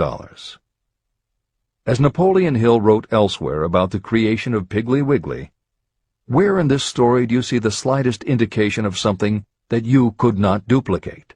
The plan, which made millions of dollars for its originator, was a very simple idea that anyone could have adopted, yet considerable imagination was required to put the idea to work in a practical sort of way. The more simple and easily adapted an idea is, the greater is its value, as no one is looking for ideas that are involved with great detail or are in any way complicated. This is the end of the editor's comments. There is no standard price on ideas. The creator of ideas sets his or her own price, and if they are smart, they get it. The story of practically every great fortune starts with a day when a creator of ideas and a seller of ideas got together and worked in harmony. Carnegie surrounded himself with men who could do what he could not do, men who created ideas and men who put ideas into operation, and that was what made him and the others fabulously rich. Millions of people go through life hoping for favorable breaks. Perhaps a favorable break can get you an opportunity, but the safest plan is not to depend upon luck. It was a favorable break that gave me the biggest opportunity of my life, but more than 20 years of determined effort had to be devoted to that opportunity before it became an asset. The break consisted of my good fortune in meeting and gaining the cooperation of Andrew Carnegie. On that occasion, Carnegie planted in my mind the idea of organizing the principles of achievement into a philosophy of success. Millions of people have profited by the discoveries made in the years of research, and fortunes have been accumulated through the application of the philosophy. The beginning was simple. It was an idea that anyone might have developed. The favorable break came through Carnegie. But what about the determination, definiteness of purpose, and the desire to attain the goal, and the persistent effort of all those years of research? It was no ordinary desire that survived disappointment, discouragement, temporary defeat, criticism, and the constant reminding that I was wasting my time. It was a burning desire, an obsession. When the idea was first planted in my mind by Mr. Carnegie, it was coaxed, nursed, and enticed to remain alive. Gradually, the idea became a giant under its own power, and it coaxed, nursed, and drove me. Ideas are like that. First you give life and action and guidance to ideas. Then they take on a power of their own and sweep aside all opposition. Ideas are intangible forces. but they have more power than the physical brains that give birth to them. They have the power to live on after the brain that creates them has returned to dust. Tell the world what you intend to do, but first, show it. Chapter 8. Organized Planning. The crystallization of desire into action. The sixth step toward riches. You have learned that everything we create or acquire begins in the form of desire. Desire is taken on the first lap of its journey from the abstract to the concrete in the workshop of the imagination, where plans for its transition are created and organized. In Chapter 3, Desire, you were instructed to take 6 practical steps to begin translating your desire for money into its monetary equivalent. One of the steps you must take is the formation of a definite, practical plan or plans through which this transformation may be made. Following are the basic instructions for making practical plans. Ally yourself with a group of as many people as you may need for the creation and carrying out of your plan or plans for the accumulation of money, making use of the Mastermind principle. Compliance with this instruction is absolutely essential. Do not neglect it. Editor's comment: the Mastermind alliance is built of 2 or more minds working actively together in perfect harmony toward a common goal.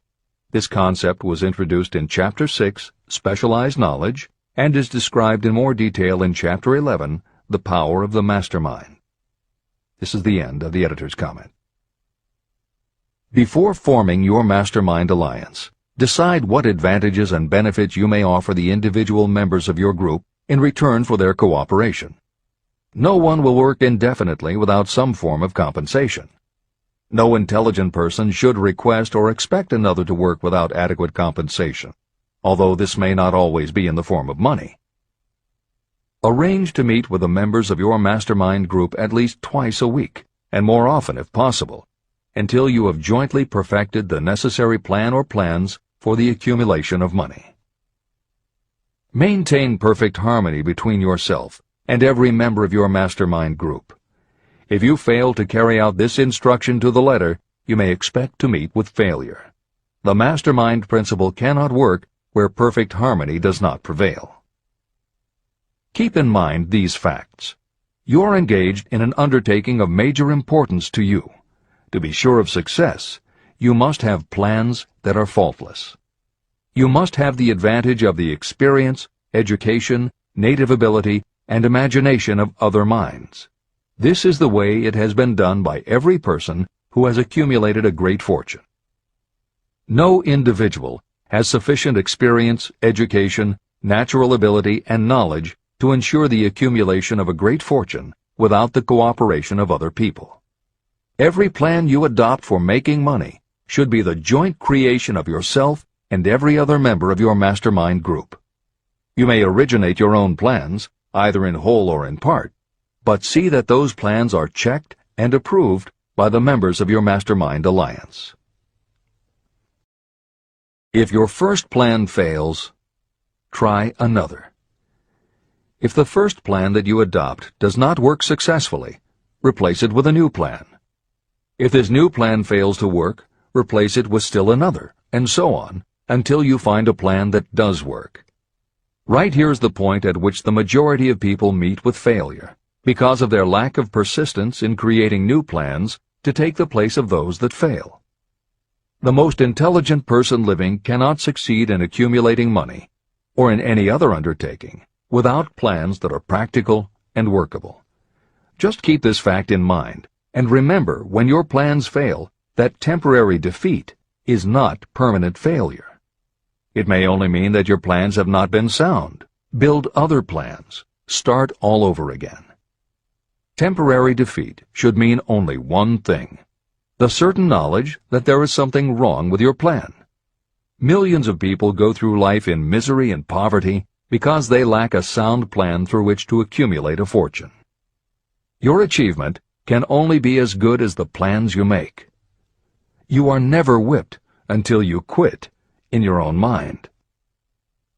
James J. Hill, who was the greatest railroad builder of them all, met with temporary defeat when he first tried to raise the capital needed to build the Great Northern Railroad from the east to the west. But he turned defeat into victory through new plans. Henry Ford met with temporary defeat not only at the beginning of his automobile career, but even after he had gone a long way toward the top. But he, too, created new plans, and went marching on to financial victory. We see people who have accumulated great fortunes, but we often recognize only their triumph, and we overlook the temporary defeats that they had to surmount before arriving. No follower of this philosophy can reasonably expect to accumulate a fortune without experiencing temporary defeat. When defeat comes, accept it as a signal that your plans are not sound. Rebuild those plans and set sail once more toward your goal. If you give up before your goal has been reached, you're a quitter. A quitter never wins, and a winner never quits. Write this sentence on a piece of paper in letters an inch high and place it where you will see it every night before you go to sleep and every morning before you go to work. When you begin to select members for your mastermind group, choose those who do not take defeat seriously. Some people foolishly believe that only money can make money. This is not true. Desire, transmuted into its monetary equivalent through the principles in this book, is the way money is made. Money, of itself, is nothing but inert matter. It cannot move, think, or talk, but it can hear when someone who desires it calls it to come. Intelligent planning is essential for success in any undertaking designed to accumulate riches. Following are detailed instructions to those who must begin the accumulation of riches by selling personal services. It should encourage you to know that practically all the great fortunes began either from selling personal services or from the sale of ideas. When you think about it, what else except ideas and personal services can you give in return for riches if you don't have products or property? Leaders and followers. Broadly speaking, there are two types of people in the world. One type is known as leaders, and the other as followers. Decide at the outset whether you intend to become a leader in your chosen calling or remain a follower. The difference in compensation is vast. The follower cannot expect to make as much as a leader, although some followers make the mistake of thinking they should. It is no disgrace to be a follower. On the other hand, it is no credit to remain a follower. Most great leaders began as followers. They became great leaders because they were intelligent followers. With few exceptions, the person who cannot follow a leader intelligently cannot become an efficient leader. The person who can follow a leader most efficiently is usually the person who develops into leadership most rapidly. An intelligent follower has many advantages, including the opportunity to acquire knowledge from the leader.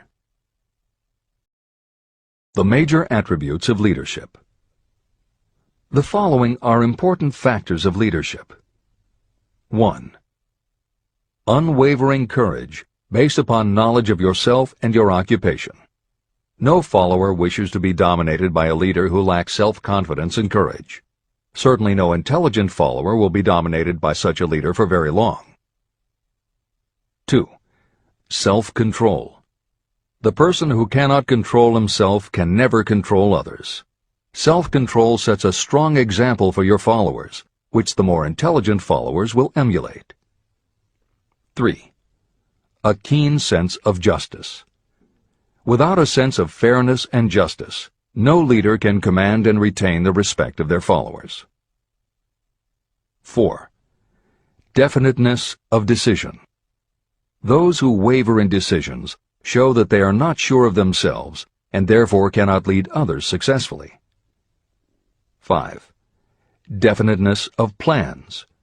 Successful leaders must plan their work and work their plans. Leaders who move by guesswork, without practical definite plans, are like a ship without a rudder. Sooner or later, they will land on the rocks. 6. The habit of doing more than paid for. One of the penalties of leadership is the necessity of the leaders to willingly do more than they require of their followers. 7. A pleasing personality. Leadership calls for respect. Followers will not respect a leader who does not grade high on all of the factors of a pleasing personality. 8. Sympathy and understanding. Successful leaders must be in sympathy with their followers. Moreover, they must understand them and their problems. 9. Mastery of detail. Successful leadership calls for mastery of the details of the leader's position. 10. Willingness to assume full responsibility. Successful leaders must be willing to assume responsibility for the mistakes and the shortcomings of their followers. If a leader tries to shift this responsibility, that leader will not remain the leader. If one of your followers makes a mistake or is incompetent, you must consider that it is you who failed. 11. Cooperation. The successful leader must understand and apply the principle of cooperative effort and be able to induce followers to do the same. Leadership calls for power, and power calls for cooperation. There are two forms of leadership. The first, and by far the most effective, is leadership by consent of and with the sympathy of the followers. The second is leadership by force, without the consent and sympathy of the followers. History is filled with evidences that leadership by force cannot endure. The downfall and disappearance of dictators and kings is significant. It means that people will not follow forced leadership indefinitely. Napoleon, Mussolini, Hitler were examples of leadership by force. Their leadership passed. Editor's comment. The following may also be added to the list: Idi Amin, Francisco Franco, Saddam Hussein, Ferdinand Marcos, Slobodan Milosevic, Juan Perón, General Augusto Pinochet, Pol Pot, General Suharto, the Taliban leaders in Afghanistan, Marshal Josip Broz Tito, Joseph Stalin, and subsequent leaders of the Soviet Union, East Germany, and the other countries in the Communist bloc. This is the end of the editor's comment. Those that remain see their power eroding and slipping away. Leadership by consent of the followers is the only leadership that can endure. People may follow forced leadership temporarily, but they will not do so willingly. Successful leaders will embrace the 11 factors of leadership described in this chapter, as well as some other factors. Those who make these attributes the basis of their leadership will find abundant opportunity to lead in any walk of life. The 10 major causes of failure in leadership. The following are the major faults of leaders who fail. It is just as essential for you to know what not to do as it is to know what to do. 1. Inability to organize details. Efficient leadership calls for the ability to organize and master details. No genuine leader is ever too busy to do anything that may be required in the capacity as leader. Whether a leader or follower, when you admit that you are too busy to change your plans or to give attention to any emergency, you are admitting your inefficiency. The successful leader must be the master of all details connected with the position. That means, of course, that you must acquire the habit of relegating details to capable lieutenants. 2. Unwillingness to render humble service. Truly great leaders are willing, when occasion demands, to perform any sort of labor that they would ask another to perform. The greatest among ye shall be the servant of all is a truth that all able leaders observe and respect. 3. Expectation of pay for what they know, instead of what they do with what they know.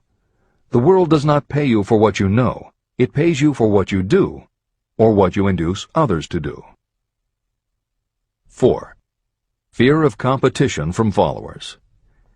Leaders who fear that one of their followers may take their position are practically sure to realize that fear sooner or later.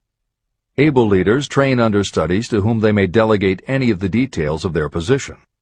Only in this way can leaders multiply themselves and be at many places and give attention to many things at one time. It is an eternal truth that leaders receive more pay for their ability to get others to perform than they could possibly earn by their own efforts. An efficient leader may, through knowledge of the job and a magnetic personality, greatly increase the efficiency of others and get them to render more service and better service than they could render without the leader's guidance. 5. Lack of imagination. Without imagination, the leader is incapable of meeting emergencies or of creating plans by which to guide followers efficiently. 6.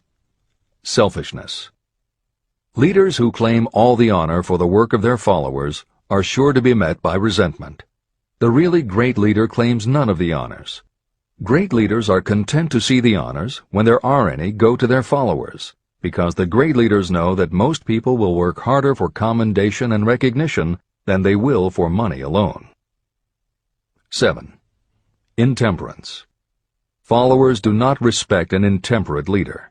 Moreover, intemperance in any form destroys the endurance and the vitality of those who indulge in it. 8. Disloyalty. Perhaps this should have come at the head of the list. Leaders who are not loyal to their duty, and to those both above and below them, cannot maintain their leadership for long. Disloyalty marks you as being less than the dust of the earth, and it will bring the contempt it deserves. Lack of loyalty is one of the major causes of failure in every walk of life. 9. Emphasis of the authority of leadership. The efficient leader leads by encouraging, and not by trying to instill fear in the hearts of those who follow. Leaders who try to impress their followers with their authority come within the category of leadership through force. If you are a real leader, you will have no need to advertise that fact. It is apparent in your conduct, by your sympathy, understanding, fairness, and a demonstration that you know your job. 10. Emphasis of title. Competent leaders require no title to give them the respect of their followers. Leaders who make too much of their titles generally have little else to emphasize. The doors to the office of the real leader are open to all and free from formality or ostentation. These are among the most common causes of failure in leadership. Any one of these faults is sufficient to cause failure. Study the list carefully if you aspire to leadership, and make sure that you are free of these faults. Editor's comment. Warren Bennis, a professor who teaches management and organization, said, "A manager is someone who does things right. A leader is someone who does the right thing." Admiral Grace Hopper was the ranking female Navy officer when she was interviewed for 60 Minutes. She said, "You manage things. You lead people." This is the end of the editor's comment.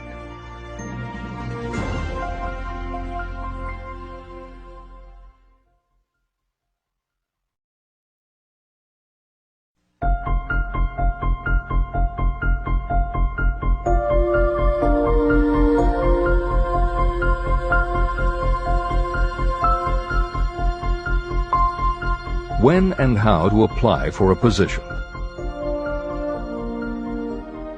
The information described here is the net result of many years of experience, during which thousands of men and women were helped to market their services effectively.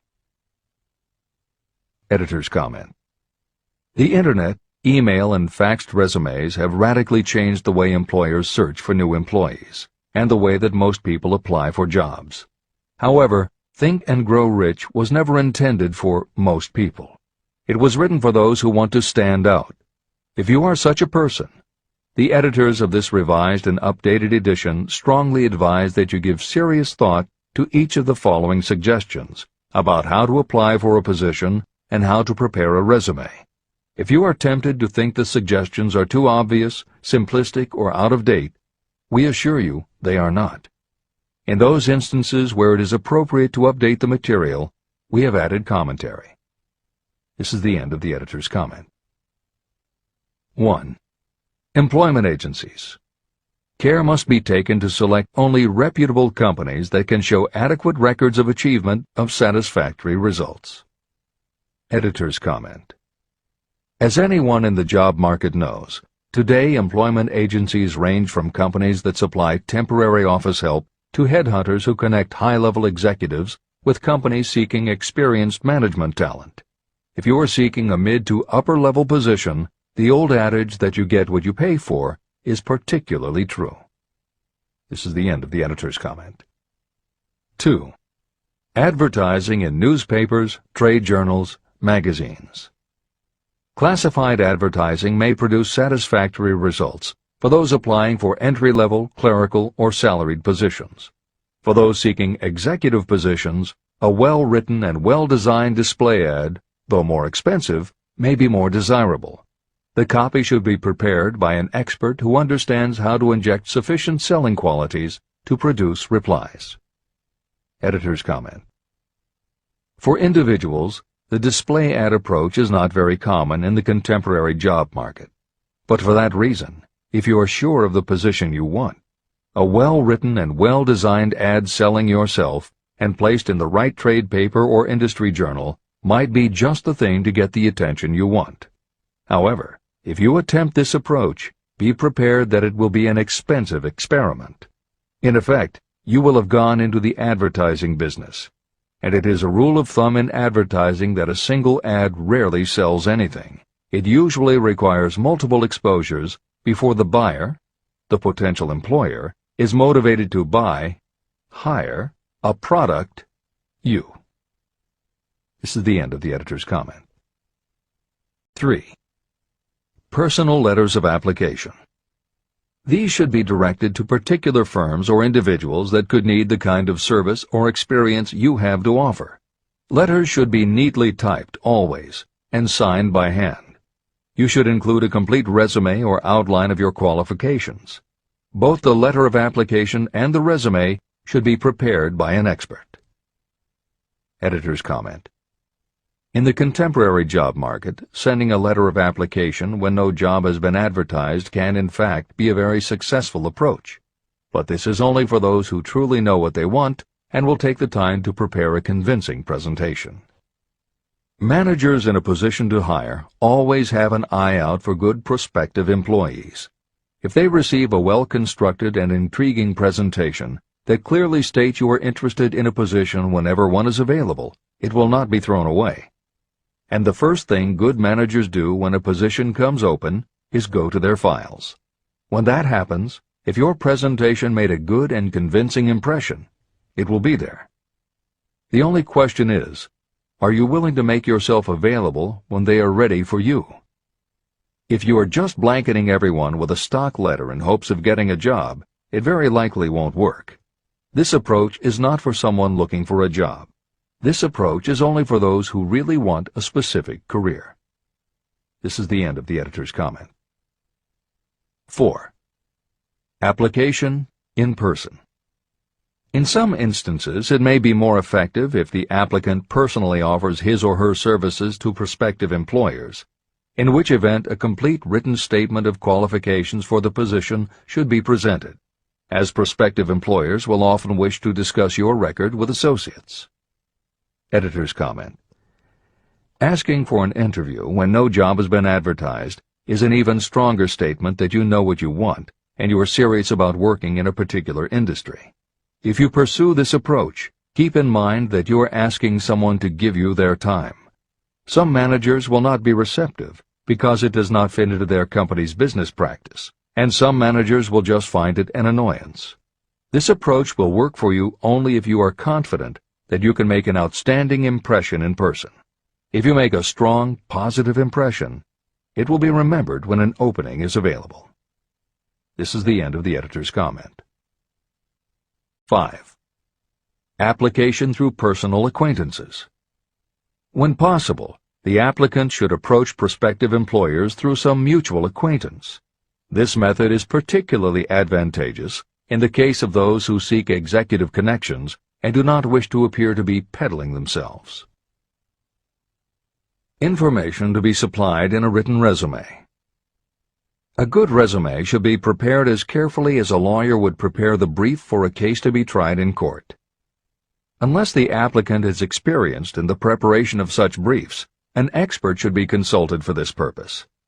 When successful businesses want to advertise, they hire specialists who understand the psychology of advertising to sell their products. If you are selling your personal services, you should do the same. Editor's comment.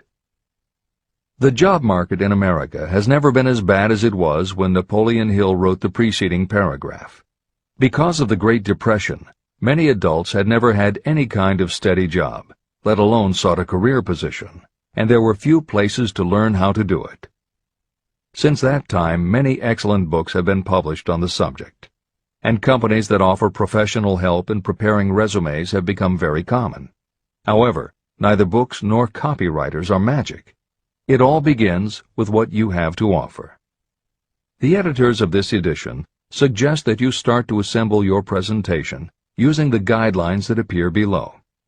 Once you have a first draft, you should review at least one of the books on the subject to see what suggestions are offered that might help you sell yourself better than you have already done. Then, depending how satisfied you are, you might also want to seek advice from a professional who specializes in such presentations. We offer 2 notes of caution. First, make sure that your presentation does not look like something turned out by a resume mill. Having received many resumes over the years, the editors warn you that some professionals use the same stock phrases, buzzwords, and formats for every client, and this can be a dead giveaway that someone else prepared your resume, or that you have simply copied from a book. Your intention should be to make yours stand out. The second word of caution is, don't go overboard in trying to stand out. There is a balance between catching an employer's attention and looking like you are trying too hard. For instance, if you are a New York marketing executive applying to a Los Angeles company, sending your application with a bag of fresh bagels by next morning FedEx would probably make a good impression, whereas sending a dartboard with your picture in the center might be viewed as just a little too cute and a little too much. Clever is good, but professional is a must. Never be so clever that you don't look professional. Following are a set of guidelines for preparing your resume. Because part of your search for a position will involve responding to ads for job openings, and because it has become common to respond by faxing applications and resumes, Napoleon Hill's guidelines should be used to prepare 2 separate presentations. As Hill suggests below, you should prepare an elaborate presentation to be used when mailed or presented in person. But you should also prepare a second, shorter version that is designed specifically to be faxed. Take care to make your fax version complete and interesting, but it should be no more than 3 pages. The following information should appear in your presentation. 1. Education. State briefly but definitely what schooling you've had and in what subjects you specialized in school, giving the reasons for that specialization. Editor's comments. Never exaggerate. This is very serious advice, and it applies not only to education, but also the next 2 categories, experience and references. Smart employers will check in all 3 areas. Labor laws have become so demanding that employers filling responsible positions are very cautious about whom they hire in the first place. There are rules about such things as the difference between salaried and hourly employment, sexual harassment, what constitutes grounds for dismissal, what questions can and cannot be asked in job interviews, and a host of other things that leave the employer open to potential lawsuits. Consequently, smart employers, the kind you want to work for, will check your education, experience, and references. Also, bear in mind, you are providing information that will follow you for the rest of your career. If you keep up with the news, you know that in recent times even executives headed for the top have been dismissed. Military men have resigned in disgrace. Politicians have been removed from office, and professors have been forced to resign, all because someone looked into their background and found that they had exaggerated their qualifications. This is the end of the editor's comments. 2. Experience. If you have had experience in connection with positions similar to the one you seek, describe it fully. Give the names and addresses of former employers. Be sure to clearly point out any special experience you may have had that would equip you to fill the position you seek. 3. References. Practically every business firm wants to know as much as possible about the background of prospective employees who seek positions of responsibility. Attach copies of letters from former employers, from teachers under whom you studied, and from prominent people whose judgment may be relied upon. 4. Photograph of yourself. Include a recent professional photograph of yourself as a part of your presentation. Editor's comment. In the contemporary job market, this is not a common practice at all. However, from personal experience, the editors of this edition know it can be advantageous. We have received only one such job application, but unquestionably it was the photograph that prompted us to ask the applicant to come in for an interview. If you are confident that your appearance makes a good, professional impression, you may want to consider this unusual approach. There is the danger that you may be seen as vain or self-centered, but it could also be the thing that gives you an edge. This is the end of the editor's comment. 5. Apply for a specific position. Never apply for just a job. That indicates you lack specialized qualifications. 6. State your qualifications for the particular position for which you apply. Give full details why you believe you are qualified for the particular position you seek. This is the most important detail of your application. It will determine, more than anything else, what consideration you receive. 7. Offer to go to work on probation. This may appear to be a radical suggestion, but experience has proved that it seldom fails to win at least a trial. If you are sure of your qualifications, a trial is all you need. Incidentally, such an offer indicates that you have confidence in your ability to fill the position you seek. It is most convincing. Make it clear that your offer is based on your confidence in your ability to fill the position, your confidence in your prospective employer's decision to employ you after the trial period, and your determination to have the position. Editor's comments. As you will learn in Chapter 10, when you read the story of Napoleon Hill's application to Rufus Ayers, Hill gives this advice based on his personal experience. Unfortunately, this is one of those instances where times may have changed so much that the approach is rarely applicable. In today's environment, modern labor laws and business practice may prevent an employer from taking you up on your offer. However, today many companies do have internship programs that allow an employer to test drive employees to see how well they might fit in. This is the end of the editor's comment. 8. Knowledge of your prospective employer's business. Before applying for a position, do sufficient research to familiarize yourself thoroughly with that business and indicate the knowledge you have acquired in this field. This will be impressive because it indicates that you have imagination and a real interest in the position you seek. Editor's comment. When you do this, and you certainly should, bear in mind that you will be talking with people who really know the business. Even by researching extensively, at best you will only know about their business. If you try to appear too knowledgeable or familiar, it may backfire and reveal that you have only a superficial view of the business. Unless you are already working in the particular industry and have insights based on experience, do not be presumptuous.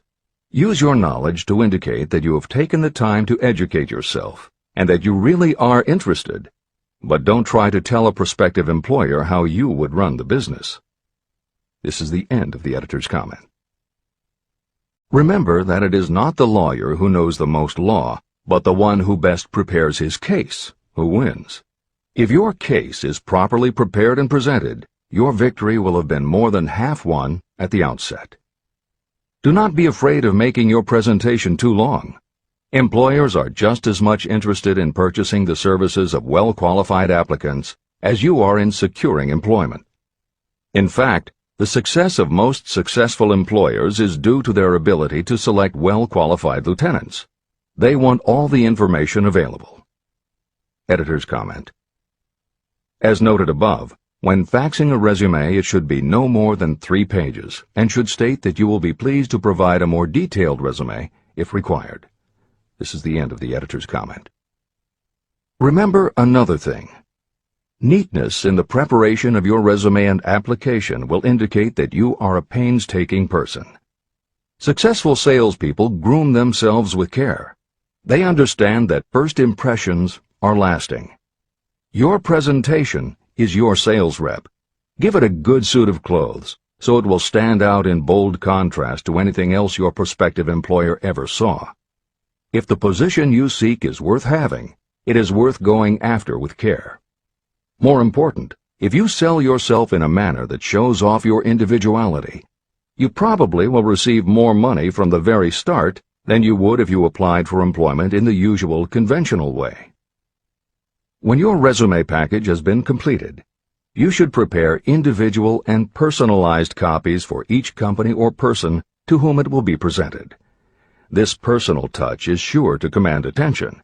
Have it neatly typed, proofread, printed, and properly bound on the finest paper you can obtain. Your photograph should be mounted and included on one of the pages. Prepare a separate binding with the proper company name inserted if it is to be shown to more than one company. If you seek employment through an employment agency, have the agent use copies of your presentation in marketing your services. This will help to gain preference for you, both with the agent and the prospective employers.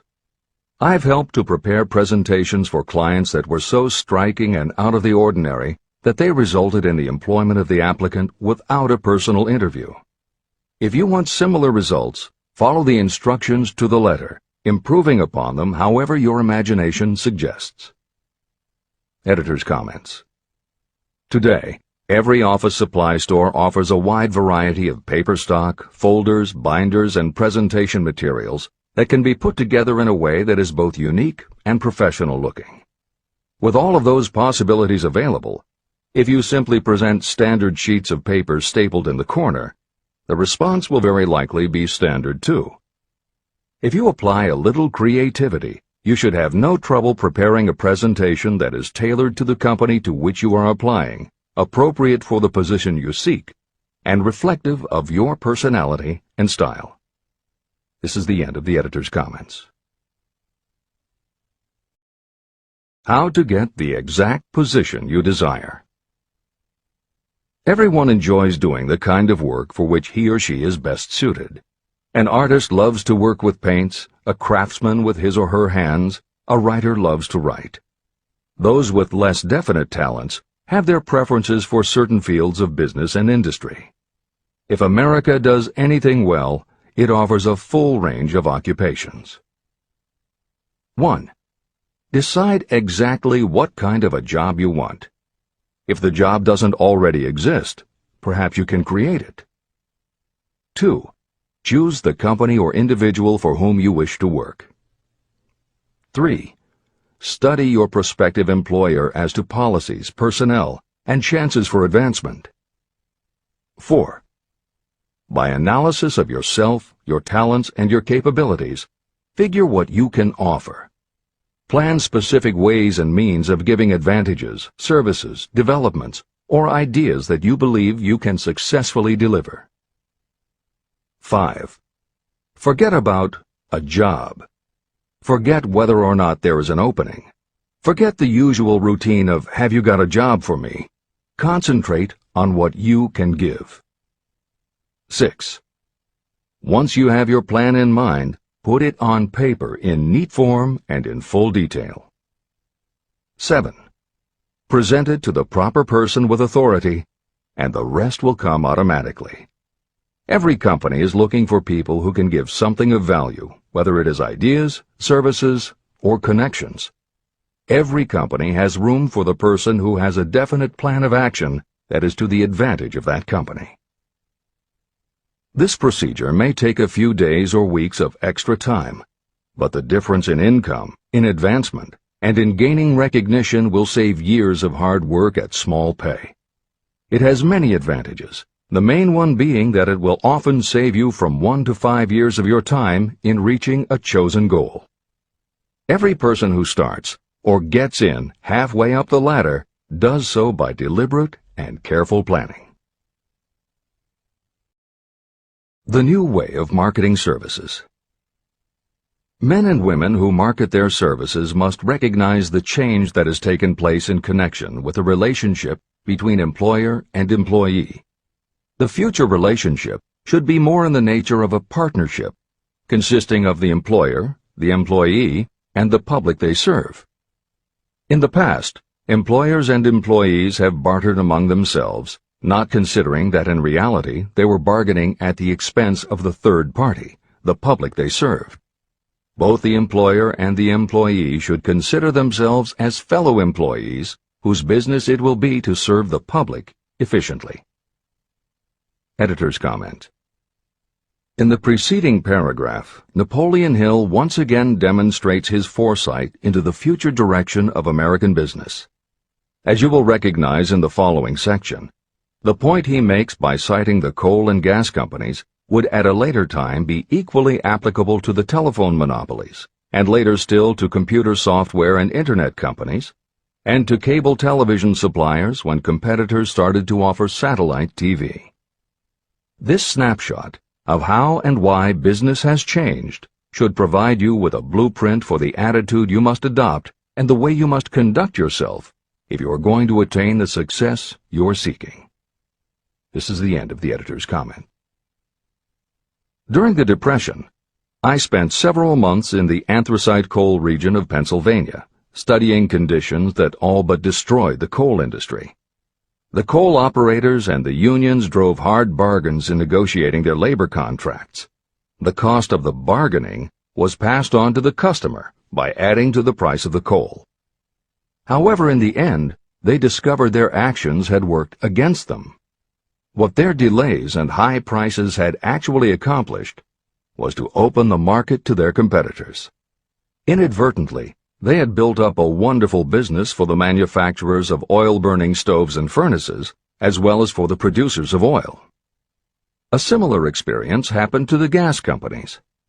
We can all remember the time when the gas meter reader pounded on the door hard enough to break the panels.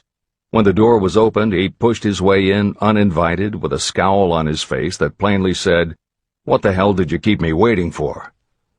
All that has undergone a change. The meter man now conducts himself as a gentleman who is delighted to be at your service, sir.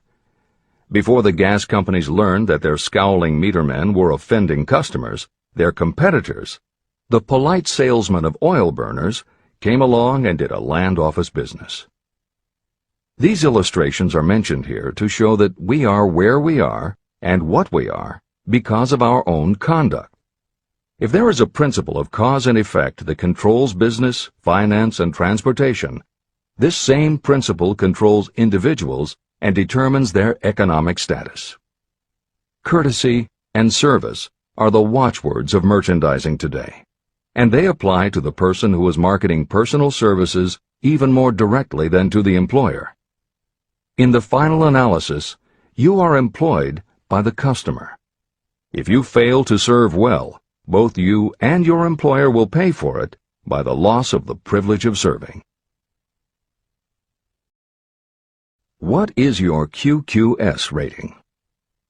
In the preceding, the causes of success in marketing services effectively and permanently have been clearly described. Unless those causes are studied, analyzed, understood, and applied, no one can market services effectively and permanently. Every man or woman must be their own sales force of their personal services. The quality and the quantity of service rendered, and the spirit in which it is rendered, determine the price and the duration of employment. To market your personal services effectively, which means a permanent market at a satisfactory price under pleasant conditions, you must adopt and follow the QQS formula. QQS means that quality plus quantity plus the proper spirit of cooperation equals perfect salesmanship of service. Remember the QQS formula, but do more. Apply it as a habit. Analyze the formula to make sure you understand exactly what it means. Quality of service means the performance of every detail in connection with your position in the most efficient manner possible with the object of greater efficiency always in mind. Quantity of service means the habit of rendering all the service of which you are capable at all times, with the purpose of increasing the amount of service rendered as you develop greater skill through practice and experience. Emphasis is again placed on the word habit.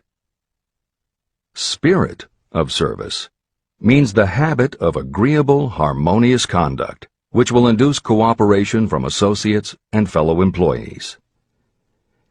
Adequate quality and adequate quantity of service is not sufficient to maintain a permanent market for your services. The spirit in which you deliver service is a strong determining factor in connection with both the price you receive and the duration of your employment. Andrew Carnegie stressed this point in his description of the factors that lead to success in the marketing of personal services. He emphasized again and again the necessity for harmonious conduct. He stressed the fact that he would not retain any man, no matter how great a quantity or how efficient the quality of his work, unless he worked in a spirit of harmony. Mr. Carnegie insisted upon his people working with each other in an agreeable manner. To prove that he placed a high value on this quality, he helped many who met his standards to become very wealthy. Those who did not conform had to make room for others who did. The importance of a pleasing personality has been stressed because it is so important in rendering service in the proper spirit. If you have a personality that pleases, and you render service in a spirit of harmony, these assets often make up for what you may lack in both the quality and the quantity of service you render. Nothing, however, can be successfully substituted for pleasing conduct. The capital value of your services. The person whose income is derived entirely from the sale of personal services is a merchant, just like the person who sells hard goods, and such a person is subject to exactly the same rules of conduct as the merchant who sells merchandise. I emphasize this because many people who live by the sale of personal services make the mistake of considering themselves free from the rules of conduct and the responsibilities attached to those who are engaged in marketing commodities. The day of the go-getter has been supplanted by the go-giver. The actual capitalized value of your brainpower may be determined by the amount of income you can produce by marketing your services. A fair estimate of the capital value of your brainpower may be made by using the following assumptions. Money, the amount of capital, can be borrowed from a bank at a certain rate of interest. Money is worth no more than brains, and it is often worth much less. Therefore, if your brainpower is as valuable as money, in effect, you should be lending your brainpower, your amount of capital, at least at the same rate that banks charge to lend money. This means that what you earn in a year, your income, is comparable to what a bank earns from a loan in a year, the interest they charge. You can then calculate the capital value of your brainpower using this formula. Divide 100 by the current rate of interest that banks charge for lending money. Then multiply the result by the amount of your annual income. As an example, assume that the current interest rate is 5%. Assume your annual income is $50,000. The formula would be as follows. 100 divided by 5 equals 20, and 20 multiplied by 50,000 equals $1 million. Therefore, if you lend out your brainpower, your capital, at the same rate as the bank lends money, 5% interest, your brainpower is worth $1 million. Competent brains, if effectively marketed, represent a much more desirable form of capital than the money that is required to conduct a business dealing in commodities. This is true because brains are a form of capital that cannot be permanently depreciated by economic depressions, nor can this form of capital be stolen or spent.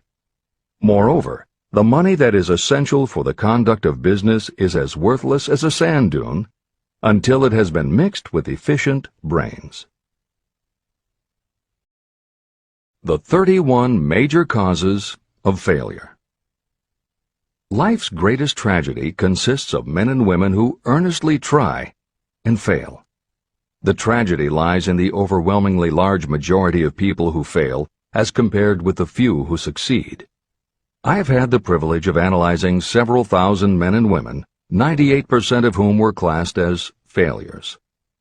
My analysis proved that there are 13 major principles through which people accumulate fortunes. Each of the 13 principles of success has its own chapter in this book. And there are 31 major reasons for failure. The 31 causes of failure are listed below. As you go through the list, measure yourself point by point. It will help you to discover how many of these causes of failure stand between you and success. 1. Unfavorable hereditary background. There is little, if anything, that can be done for people who are born with a deficiency in brain power. This is the only one of the 31 causes of failure that may not be easily corrected by any individual. My philosophy can offer only one method of bridging this weakness, through the aid of the Mastermind. 2. Lack of a well-defined purpose in life. There is no hope of success for the person who does not have a central purpose or definite goal at which to aim. 98 out of every 100 of those whom I have analyzed had no such aim. Perhaps this was the major cause of their failure. 3. Lack of ambition to aim above mediocrity. I can offer no hope for those who are so indifferent they do not want to get ahead in life and are not willing to pay the price. 4. Insufficient education. This is a handicap that may be overcome with comparative ease. Experience has proven that the best educated people are often those who are self-made or self-educated. It takes more than a college degree to make you a person of education. Any person who is educated has learned to get whatever they want in life without violating the rights of others. Education consists not so much of knowledge, but of knowledge effectively and persistently applied. You are paid not merely for what you know, but for what you do with what you know. 5. Lack of self-discipline. Discipline comes through self-control. This means that you must control all negative qualities. Before you can control conditions, you must first control yourself. Self-mastery is the hardest job you will ever tackle. If you do not conquer yourself, you will be conquered by yourself. By stepping in front of a mirror, you may see both your best friend and your greatest enemy. 6. Ill health. No person may enjoy outstanding success without good health. Many of the causes of ill health are subject to mastery and control. These, in the main, are overeating of foods not conducive to health, wrong habits of thought or negative thinking, wrong use of and overindulgence in sex, lack of proper physical exercise, an inadequate supply of fresh air due to improper breathing. 7. Unfavorable environmental influences during childhood. As the twig is bent, so shall the tree grow. Most people who have criminal tendencies acquire them as the result of bad environment and improper associates during their childhood or youth. Procrastination. This is one of the most common causes of failure. Procrastination stands within the shadow of every human being, waiting its opportunity to spoil your chances of success. Most of us go through life as failures because we are waiting for the time to be right to start doing something worthwhile. Do not wait.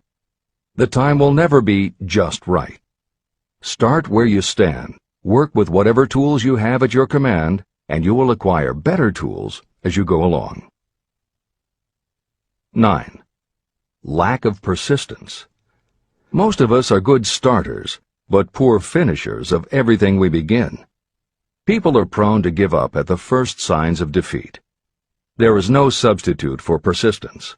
The person who makes persistence his or her watchword discovers that failure finally becomes tired and makes its departure. Failure cannot cope with persistence. 10. Negative personality. There is no hope of success for the person who repels people through a negative personality. Success comes through the application of power, and power is attained through the cooperative efforts of other people. A negative personality will not induce cooperation. 11. Lack of control of sexual urges. Sexual energy is the most powerful of all the stimuli that move people into action. Because it is the most powerful of the emotions, if it is controlled, it can be converted into other creative channels. 12. Uncontrolled desire for something for nothing. The gambling instinct drives millions of people to failure. Evidence of this may be found in the Wall Street stock market crash of 1929, during which millions of people tried to make money by gambling on stock margins. Editor's comments. For those who are not familiar with the stock market and buying on margin, the following is a simplified explanation of what caused the crash of '29. The first thing to understand is that prior to the Great Depression there was widespread optimism about the expanding economy. Businesses were booming, and the people who had invested in those companies were making fortunes almost overnight. When the average person saw how much money was being made, they wanted to get in on it, and there was a way for them to do it. Even average people who didn't have enough ready cash to buy stocks could do so because brokers allowed customers to purchase stocks on margin by making what amounted to a down payment. However, part of the purchase agreement stated that when the brokers called in the margin accounts, which they could do at any time, the customers would have to come up with the rest of the cash immediately to pay the balance owing on the original purchase price. That is why Hill used the term gambling when he referred to the stock market. These average people weren't investing in companies. They were betting on the future rise in value. The idea, in the average person's mind, was that they would only have to scrape together enough to pay the margin, which was a small percentage of the full cost. Then when the price of the stock went up, they would sell, which would give them more than enough money to pay the broker the balance owing on the purchase price, and they could pocket the difference. This worked fine as long as stock prices continued to rise, but when the stock market crashed, the stockbrokers called in the margins, and the people who had bought at prices they really couldn't afford suddenly found that they had to come up with the cash. And that was why so many average people got wiped out in the crash of '29. They gambled money they didn't have by buying on margin. This is the end of the editor's comments. 13. Lack of a well-defined power of decision. Those who succeed reach decisions promptly and change them very slowly. Those who fail reach decisions very slowly and change them frequently and quickly. Indecision and procrastination are twins. Where one is found, the other is also usually found. Kill off this pair before they completely tie you to the treadmill of failure. 14. One or more of the 6 basic fears: fear of poverty, fear of criticism, fear of ill health, fear of loss of love, fear of old age, and fear of death. You will find an in-depth analysis of these 6 basic fears in the final chapter. They must be mastered before you can market your services effectively. 15. Wrong selection of a mate in marriage. This is a most common cause of failure. The relationship of marriage brings people intimately into contact. Unless this relationship is harmonious, failure is likely to follow. Moreover, it will be a form of failure that destroys ambition. 16. Overcaution. The person who takes no chances generally has to take whatever is left when others are through choosing. Overcaution is as bad as undercaution. Both are extremes to be guarded against. Life itself is filled with the element of chance. 17.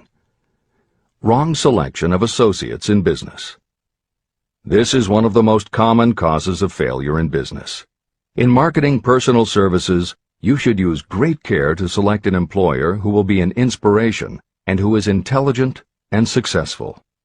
We emulate those with whom we associate most closely. Pick an employer who is worth emulating. 18. Superstition and prejudice. Superstition is a form of fear. It is also a sign of ignorance. Successful people keep open minds and are afraid of nothing. 19. Wrong selection of a vocation. You cannot have outstanding success in work that you do not like. The most essential step in the marketing of personal services is that of selecting an occupation into which you can throw yourself wholeheartedly. Although money or circumstances may require you to do something you don't like for a time, no one can stop you from developing plans to make your goal in life a reality. Editor's comments. Most contemporary experts agree with Napoleon Hill's statement that finding the work you love is of key importance in achieving success that is truly rewarding. This concept coincides so well with modern attitudes that it has inspired a number of books, including Feel the Fear and Do It Anyway by Susan Jeffers, Wishcraft by Barbara Sher, and Do What You Love, The Money Will Follow by Marcia Sinitar. All three books became bestsellers by expanding upon that single concept. This is the end of the editor's comments. 20. Lack of concentration of effort. The jack of all trades seldom is good at any. Concentrate all of your efforts on one definite chief aim. 21. The habit of indiscriminate spending. You cannot succeed if you are eternally in fear of poverty. Form the habit of systematic saving by putting aside a definite percentage of your income. Money in the bank gives you a very safe foundation of courage when bargaining for the sale of personal services. Without money, you must take what you are offered and be glad to get it. 22. Lack of enthusiasm. Without enthusiasm, you cannot be convincing. Moreover, enthusiasm is contagious, and the person who has it under control is generally welcome in any group of people. 23. Intolerance. The person with a closed mind on any subject seldom gets ahead. Intolerance means that you have stopped acquiring knowledge. The most damaging forms of intolerance are those connected with religious, racial, and political differences of opinion. 24. Intemperance. The most damaging forms of intemperance are connected with overeating, alcohol, drugs, and sexual activities. Overindulgence in any of these can be fatal to success. 25. Inability to cooperate with others. More people lose their positions and their big opportunities in life because of this fault than for all other reasons combined. It is a fault that no well-informed business person or leader will tolerate. 26. Possession of power that was not acquired through self-effort. Sons and daughters of wealthy parents and others who inherit money that they did not earn. Power in the hands of one who did not acquire it gradually is often fatal to success. Quick riches are more dangerous than poverty. 27. Intentional dishonesty. There is no substitute for honesty.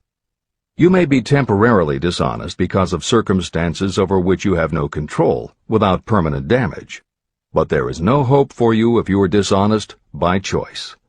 Sooner or later, your deeds will catch up with you, and you will pay by loss of reputation and perhaps even loss of liberty. 28. Egotism and vanity. These qualities serve as red lights that warn others to keep away. They are fatal to success. 29. Guessing instead of thinking. Most people are too indifferent or lazy to acquire facts with which to think accurately. They prefer to act on opinions created by guesswork or snap judgments. 30. Lack of capital. This is a common cause of failure among those who start out in business for the first time. You must have a sufficient reserve of capital to absorb the shock of your mistakes and to carry you over until you have established a reputation. 31. Here, name any particular cause of failure from which you have suffered that has not been included in the foregoing list. Contained in these 31 major causes of failure is the description of practically every person who tries and fails. It will be helpful if you get someone who knows you well to go over this list with you and help you to analyze yourself by each of these causes of failure. Most people cannot see themselves as others see them. You may be one who cannot. Do you know your own worth? The oldest of admonitions is, know thyself. If you market merchandise successfully, you must know the merchandise. The same is true in marketing personal services. You should know all of your weaknesses in order to bridge them or eliminate them entirely. You should know your strengths in order to call attention to them when selling your services. You can know yourself only through accurate analysis. There is a story about a young man applying for a job who was making a good impression until the manager asked him what salary he expected. He replied that he had no fixed sum in mind, lack of a definite aim. The manager then said, "We will pay you all you are worth after we try you out for a week." "I can't accept that," the applicant replied. "I'm already getting more than that where I'm now employed." It may seem funny, but it makes a serious point.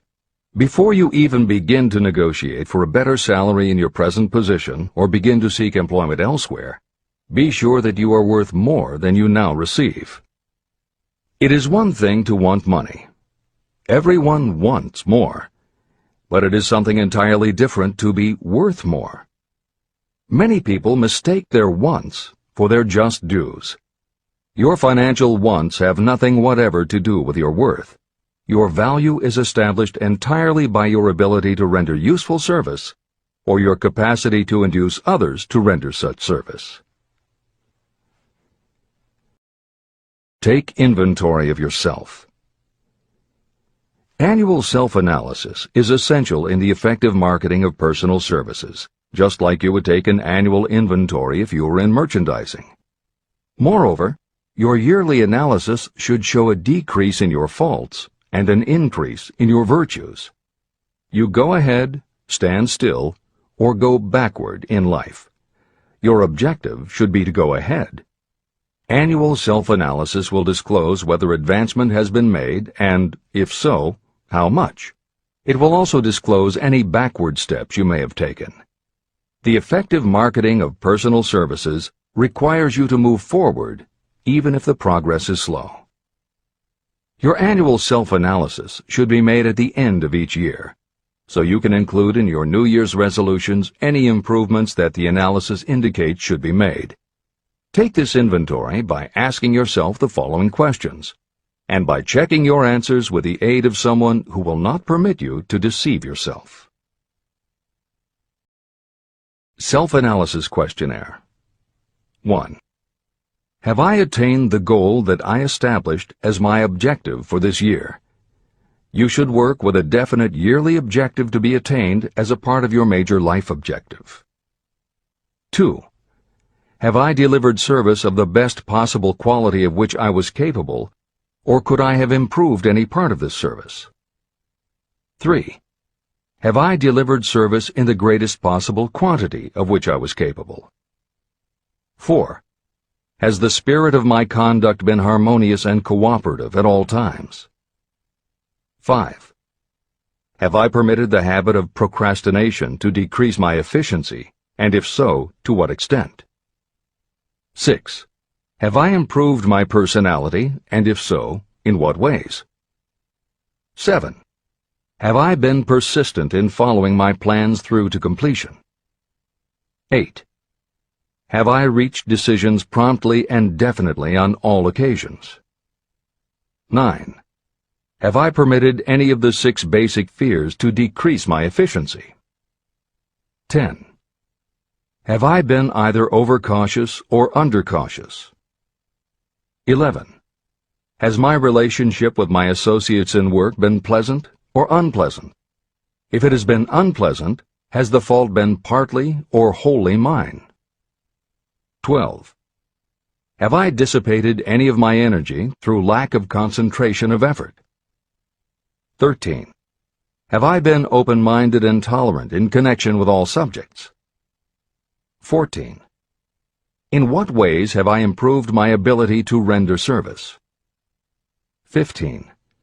Have I been intemperate in any of my personal habits? 16. Have I expressed, either openly or secretly, any form of egotism? 17. Has my conduct toward my associates been such that they respect me? 18. Have my opinions and decisions been based upon guesswork or accuracy of analysis and thought? 19. Have I followed the habit of budgeting my time, my expenses, and my income, and have I been conservative in these budgets? 20. How much time have I devoted to unprofitable effort which I might have used to better advantage? 21.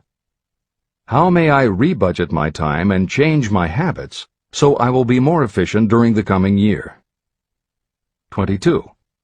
Have I been guilty of any conduct that was not approved by my own conscience? 23. In what ways have I rendered more service and better service than I was paid to render? 24. Have I been unfair to anyone, and if so, in what way? 25. If I had been the purchaser of my own services for the year, would I be satisfied with my purchase? 26. Am I in the right vocation, and if not, why not? 27. Has the purchaser of my services been satisfied with the service I have rendered, and if not, why not? 28. What is my present rating on the fundamental principles of success? Make this rating fairly and frankly, and have it checked by someone who is courageous enough to do it accurately. After you have finished reading through to the end of this book at least once, and you are sure you have assimilated the information in this chapter, you will be ready to create a practical plan for marketing your personal services. In this chapter, you should have found adequate descriptions of every principle essential in planning the sale of personal services. These include the major attributes of leadership, the most common causes of failure in leadership, a description of the fields of opportunity for leadership, the main causes of failure in all walks of life, and the important questions that should be used in self-analysis. This extensive and detailed presentation has been included because it will be needed by you if you are going to earn your riches by marketing your personal services. Those who have lost their fortunes and those who are just beginning to earn money have nothing but personal services to offer in return for riches. Therefore, it is essential that you have real, practical information that you'll need to market your services to best advantage. Complete assimilation and understanding of the information will help you to market your services, and it will help you to become more analytical and capable of judging people. The information will be priceless to you if you work in an executive position where you select employees. Where and how to find opportunities to accumulate riches. Now that we have analyzed the principles by which riches may be accumulated, you naturally ask, where can I find the opportunities to apply these principles? Very well. Let us take inventory and see what the United States of America offers the person seeking riches. To begin with, remember that we live in a country where every law-abiding citizen enjoys freedom of thought and freedom of deed unequaled anywhere in the world. Most of us have never taken inventory of the advantages of this freedom.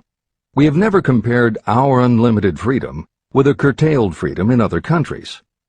Here we have freedom of thought, freedom in the choice and enjoyment of education, freedom in religion, freedom in politics, freedom in the choice of a business, profession, or occupation, freedom to accumulate and own all the property we can accumulate, freedom to choose our place of residence, freedom in marriage, freedom through equal opportunity to all races, freedom of travel from one state to another, freedom in our choice of foods, and freedom to aim for any station in life for which we have prepared ourselves, even for the presidency of the United States.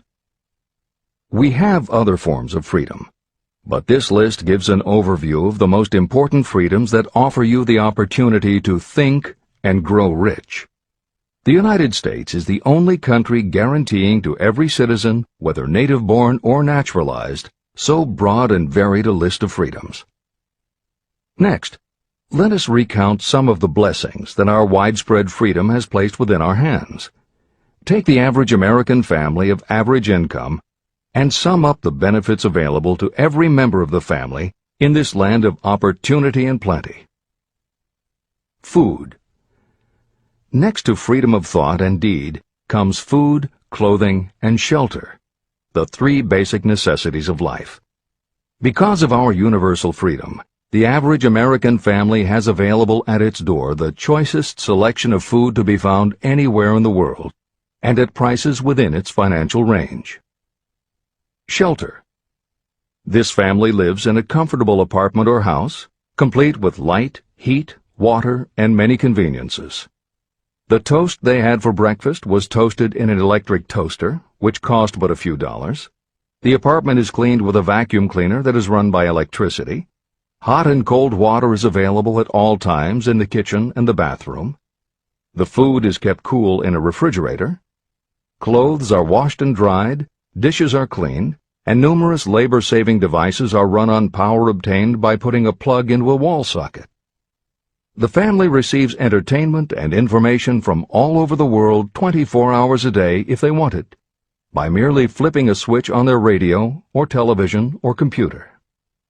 There are other conveniences, but the foregoing list will give a fair idea of some of the concrete evidences of the freedoms that we, of America, enjoy. Clothing. Anywhere in the United States, the family with average clothing requirements can dress very comfortably at a cost that is only a small portion of their earnings. Only the three basic necessities of food, clothing, and shelter have been mentioned. The average American also has other options and advantages that are available in return for reasonable effort. The average American has security of property rights not found in any other country in the world. We can place any surplus money in a bank with the assurance that our government will protect it and make good to us if the bank fails. If an American citizen wants to travel from one state to another, he or she needs no passport and no one's permission. You may go when you please, and you may travel by car, train, bus, airplane, ship, or any other method that you can afford. The miracle that has provided these blessings. We often hear politicians proclaiming the freedom of America when they solicit votes, but they seldom take the time or trouble to analyze the source of this freedom. Having no axe to grind, no grudge to express, and no ulterior motives, I will give you a frank analysis of that mysterious, abstract, greatly misunderstood something that gives to every citizen of America more blessings, more opportunities to accumulate wealth, and more freedom of every nature than may be found in any other country. I have the right to analyze the source and nature of this unseen power because I know, and have known for more than half a century, many of the men who organized that power, and many who are now responsible for its maintenance. The name of this mysterious benefactor of mankind is capital. Capital consists not only of money, but also of highly organized, intelligent groups of individuals who plan ways and means of using money efficiently for the good of the public and profitably to themselves. These groups consist of scientists, educators, chemists, inventors, business analysts, publicists, transportation experts, accountants, lawyers, doctors, and other men and women who have highly specialized knowledge in all fields of industry and business. They pioneer, experiment, and blaze trails in new fields of endeavor. They support colleges, hospitals, schools, build good roads, publish newspapers, pay most of the cost of government, and take care of the many details essential to human progress. Stated briefly, the capitalists are the brains of civilization because they supply the entire fabric of which all education, enlightenment, and human progress consist. Money without brains is always dangerous. Properly used, it is the most important essential of civilization. To give you an idea of how important organized capital is, try to imagine that it is your job to provide and prepare a simple family breakfast, but you have to do it without the aid of capital. To supply the tea, you would have to make a trip to China or India. Unless you are an excellent swimmer, you would become rather tired before making the round trip. Then, too, another problem would confront you. What would you use for money, even if you had the physical endurance to swim the ocean? To supply sugar, you would have to take another swim to the Caribbean islands, or a long walk to the sugar beet section of Utah. But even then you might come back without the sugar, because organized effort and money are necessary to produce sugar, to say nothing of what is required to refine, transport, and deliver it to the breakfast table anywhere in the United States. Eggs you could obtain easily enough from nearby farms, but you might have a very long walk to Florida or California and back before you could serve grapefruit juice. You would have another long walk to Kansas or one of the other wheat-growing states when you went after wheat bread.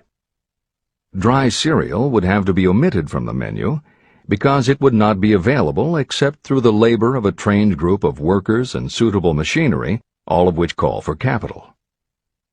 After resting, you could take off for another little swim down to South America, where you would pick up a couple of bananas.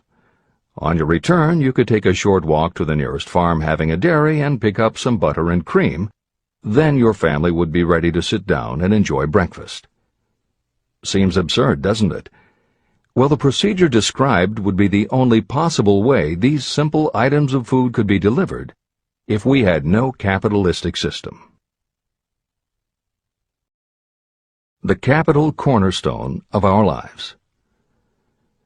The sum of money required for the building and maintenance of the planes, trucks, trains, and cargo ships used in the delivery of that simple breakfast is so huge that it staggers imagination.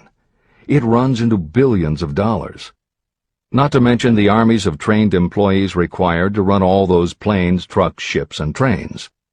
But transportation is only a part of the requirements of modern civilization in capitalistic America. Before there can be anything to haul, something must be grown from the ground, or manufactured and prepared for market. This calls for more billions of dollars for equipment, machinery, packaging, marketing, and to pay the wages of millions of men and women. Transportation systems do not spring up from the earth and function automatically. They come in response to the call of civilization. They come through the labor and ingenuity and organizing ability of people who have imagination, faith, enthusiasm, decision, and persistence. These men and women are known as capitalists. They are motivated by the desire to build, construct, achieve, render useful service, earn profits, and accumulate riches. And because they render service without which there would be no civilization, they earn for themselves great riches. Just to keep the record simple and understandable, I will add that these capitalists are the same men and women who are often denounced as the greedy establishment or Wall Street. I'm not attempting to present a case for or against any group or any system of economics. The purpose of this book, a purpose to which I have faithfully devoted more than half a century, is to present to anyone who wants the knowledge the most dependable philosophy through which individuals may accumulate riches in whatever amounts they desire. The reasons I have analyzed the economic advantages of the capitalistic system are: 1. To point out that all who seek riches must recognize and adapt themselves to the system that controls all approaches to fortunes, large or small. 2. To present the side of the picture opposite to the one portrayed by politicians and demagogues and the media, who often refer to organized capital as if it were something poisonous. This is a capitalistic country. It was developed through the use of capital. We who claim the right to partake of the blessings of freedom and opportunity, we who seek to accumulate riches here, should know that neither riches nor opportunity would be available to us if organized capital had not provided these benefits. There is only one dependable method of accumulating and legally holding riches, and that is by rendering useful service. No system has ever been created by which anyone can legally acquire riches through mere force of numbers, or without giving in return an equivalent value of one form or another. Your opportunities in the midst of riches. America provides all the freedom and all the opportunity to accumulate riches that any honest person may require. When you go hunting for game, you select hunting grounds where game is plentiful. When you are seeking riches, the same rule naturally applies. If it is riches you are seeking, do not overlook the possibilities of a country whose citizens are so rich that women alone spend billions of dollars each year for cosmetics and other beauty products. Do not be in too big a hurry to get away from a country whose men willingly, even eagerly, hand over more billions of dollars annually for football, basketball, baseball, and all the related products that go with these and other sporting events. Only a few of the luxuries and non-essentials have been mentioned, but remember that the business of producing and marketing these few products gives regular employment to many millions of men and women, who receive for their services many millions of dollars monthly, and spend it freely for both the luxuries and the necessities. Especially, remember that behind all this exchange of merchandise and personal services is an abundance of opportunity to accumulate riches. Here our American freedom comes to your aid. There is nothing to stop you or anyone from engaging in any portion of the effort necessary to carry on these businesses. If you have superior talent, training, experience, you may accumulate riches in large amounts. Those not so fortunate may accumulate smaller amounts. Anyone may earn a living in return for a very nominal amount of labor. So there you are. Opportunity has spread its wares before you. Step up to the front, select what you want, create your plan, put the plan into action, and follow through with persistence. Capitalistic America will do the rest. You can depend on this much.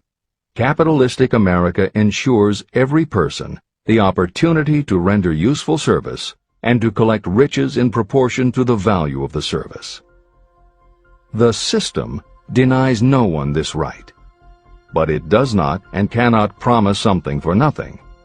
The system itself is irrevocably controlled by the law of economics, which neither recognizes nor tolerates for long getting without giving.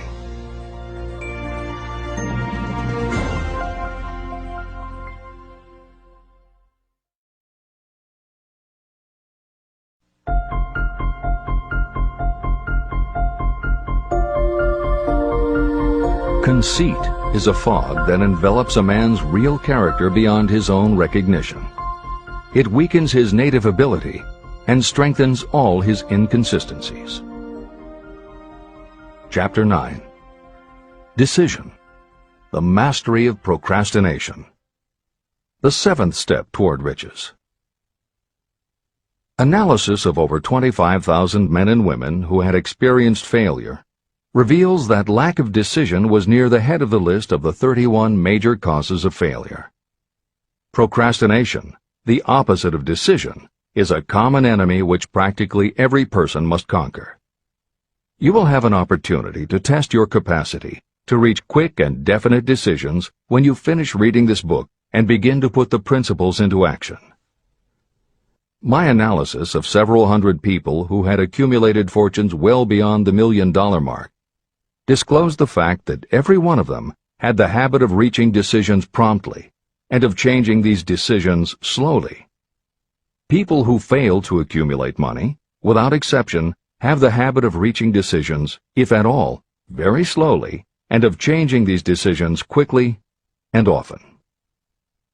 One of Henry Ford's most outstanding qualities was his habit of reaching decisions quickly and definitely and changing them slowly. This quality was so pronounced in Mr. Ford that it gave him the reputation of being obstinate.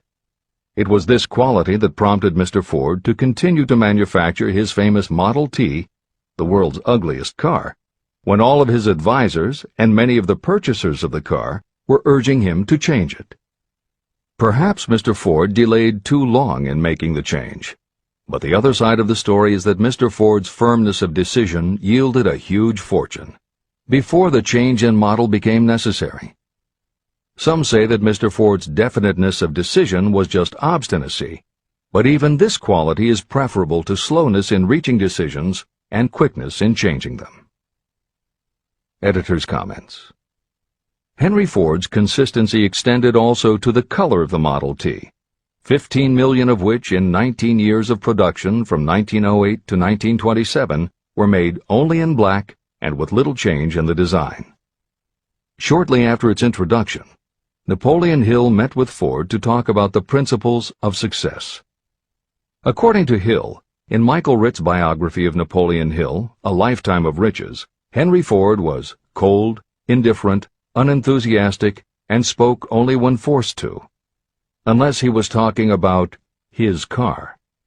Early on, few people other than Carnegie could foresee the success Ford would achieve, which Hill later attributed to Ford's self-control and concentrated effort.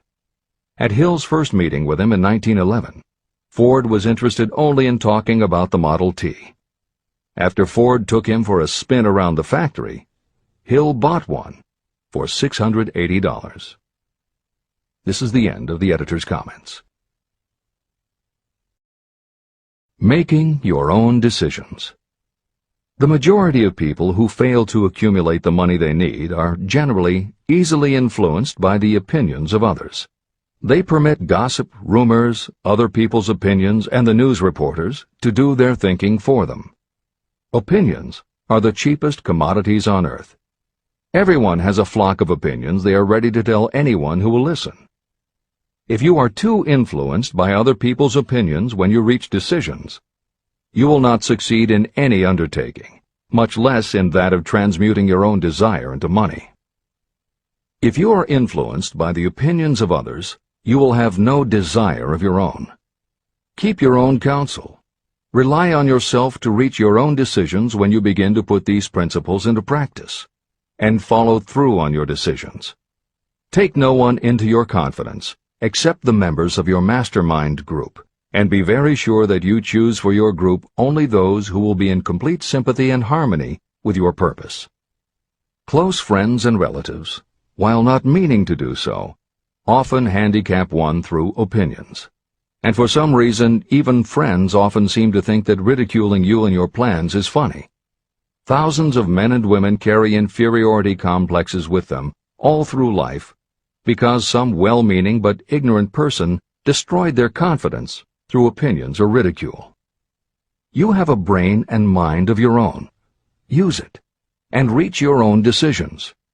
If you need facts or information from others to help you reach decisions, acquire the facts or information you need quietly, without disclosing your purpose. It is characteristic of people who have a smattering of knowledge to try to give the impression that they know more than they do. Such people generally do too much talking and too little listening. Keep your eyes and ears open and your mouth closed if you wish to acquire the habit of prompt decision. Those who talk too much do little else. If you talk more than you listen, you may miss some important piece of knowledge that might have been very useful to you. By talking too much, you may also disclose your plans and purposes to people who will take great delight in defeating you because they envy you. Remember, every time you open your mouth in the presence of a person who really has knowledge, you tip your hand and show that person your exact stock of knowledge, or you tip your hand to your lack of it. The mark of genuine wisdom is modesty and silence. Keep in mind that every person is, like you, seeking the opportunity to accumulate money. If you talk about your plans too freely, You may be surprised when you learn that some other person has beat you to it by using the plans you bragged about. Let one of your first decisions be to keep a closed mouth and open ears and eyes. As a reminder to yourself, copy the following epigram in large letters and place it where you will see it daily. Tell the world what you intend to do, but first, show it. This is the equivalent of saying that deeds and not words are what count most. The value of decisions depends upon the courage required to render them. The great decisions that served as the foundation of civilization were reached by assuming great risks, which often meant the chance of death. Lincoln's decision to issue his famous Proclamation of Emancipation, which gave freedom to African Americans, was rendered with full understanding that his act would turn thousands of friends and political supporters against him. When the rulers of Athens gave Socrates the choice of disclaiming his teachings or being sentenced to death, Socrates' decision to drink the cup of poison, rather than compromise in his personal belief, was a decision of courage. It turned time ahead 1,000 years and gave to people then unborn the right to freedom of thought and of speech. 56. Who risked the gallows? The greatest decision of all time, as far as any American citizen is concerned, was reached in Philadelphia on July 4, 1776, when 56 men signed their names to a document that they well knew would bring freedom to all Americans, or leave every one of the 56 hanging from a gallows. You have heard of this famous document, the Declaration of Independence. But have you taken from it the great lesson in personal achievement it so plainly taught?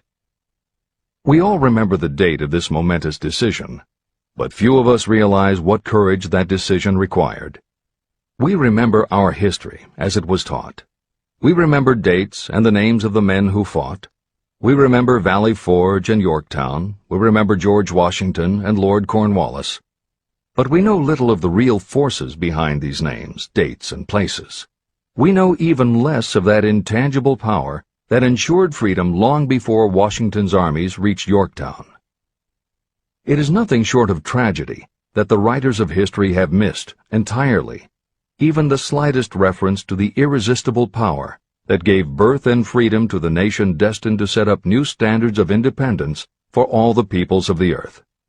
I say it is a tragedy because it is the same power that must be used by every individual who overcomes the difficulties of life and forces life to pay the price asked. Let us briefly review the events that gave birth to this power. The story begins with an incident in Boston on March 5, 1770. British soldiers were patrolling the streets, openly threatening the citizens by their presence. The colonists resented armed men marching in their midst.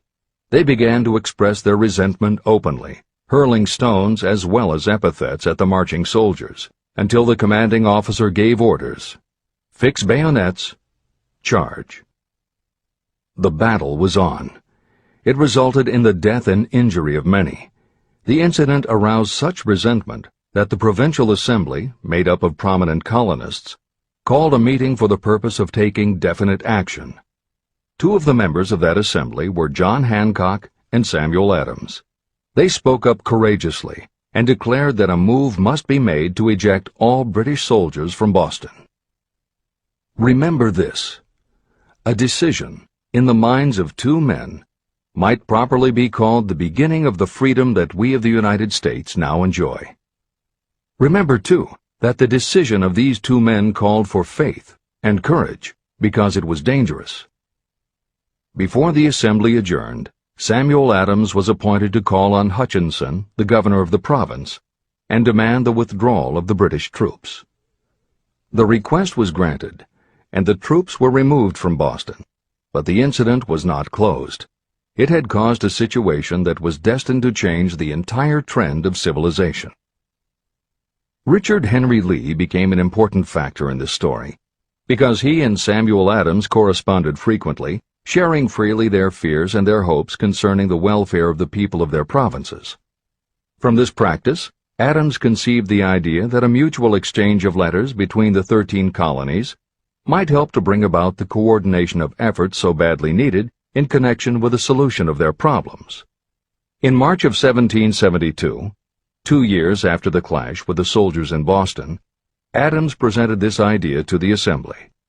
He made a motion that a correspondence committee be established among the colonies, with definitely appointed correspondents in each colony, for the purpose of friendly cooperation for the betterment of the colonies of British America.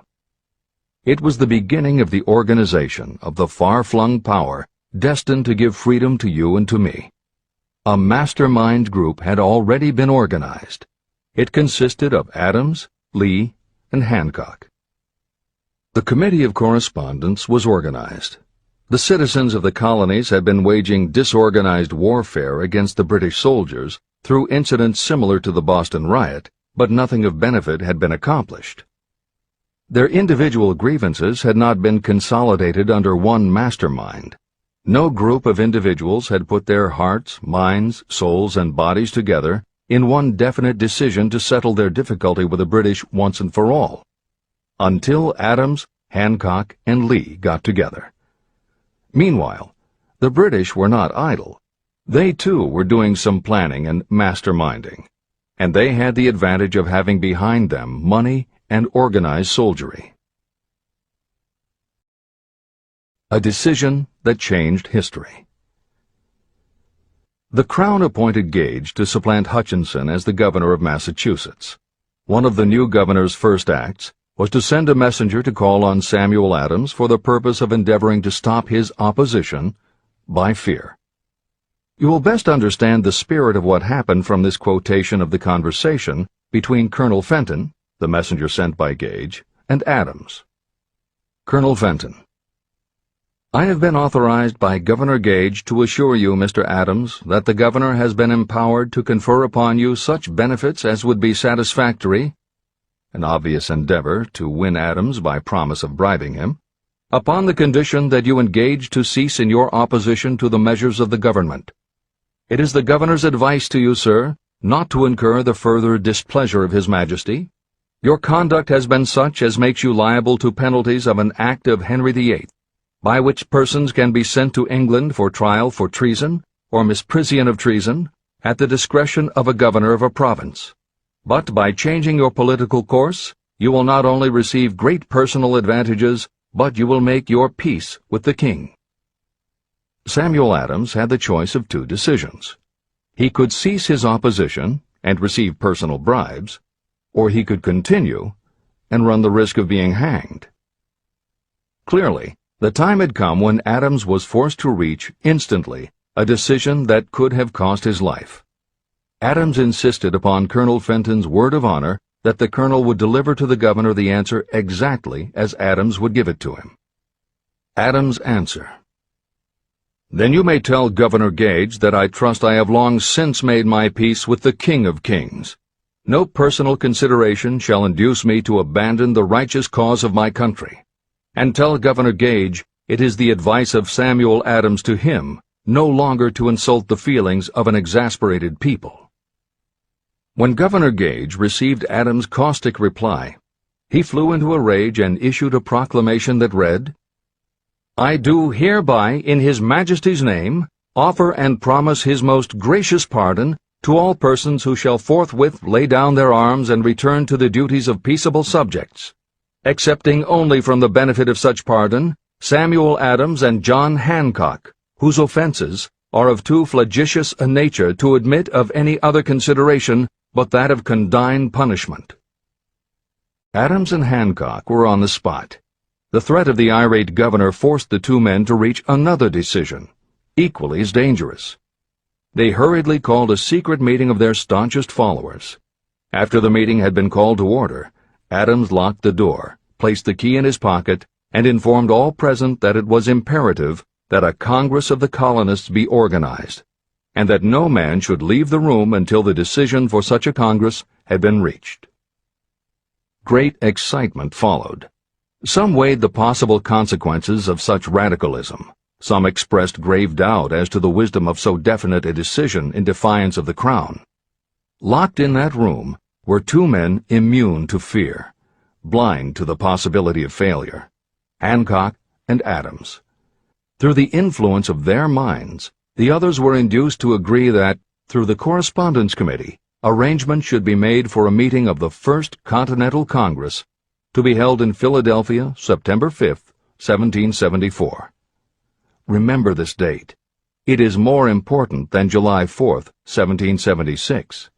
If there had been no decision to hold a Continental Congress, there could have been no signing of the Declaration of Independence. Before the first meeting of the new Congress, another leader, in a different section of the country, was deep in the throes of publishing a summary view of the rights of British America.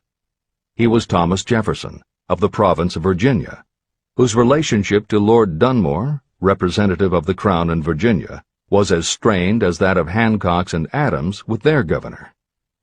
Shortly after his famous Summary of Rights was published, Jefferson was informed that he was subject to prosecution for high treason against His Majesty's government.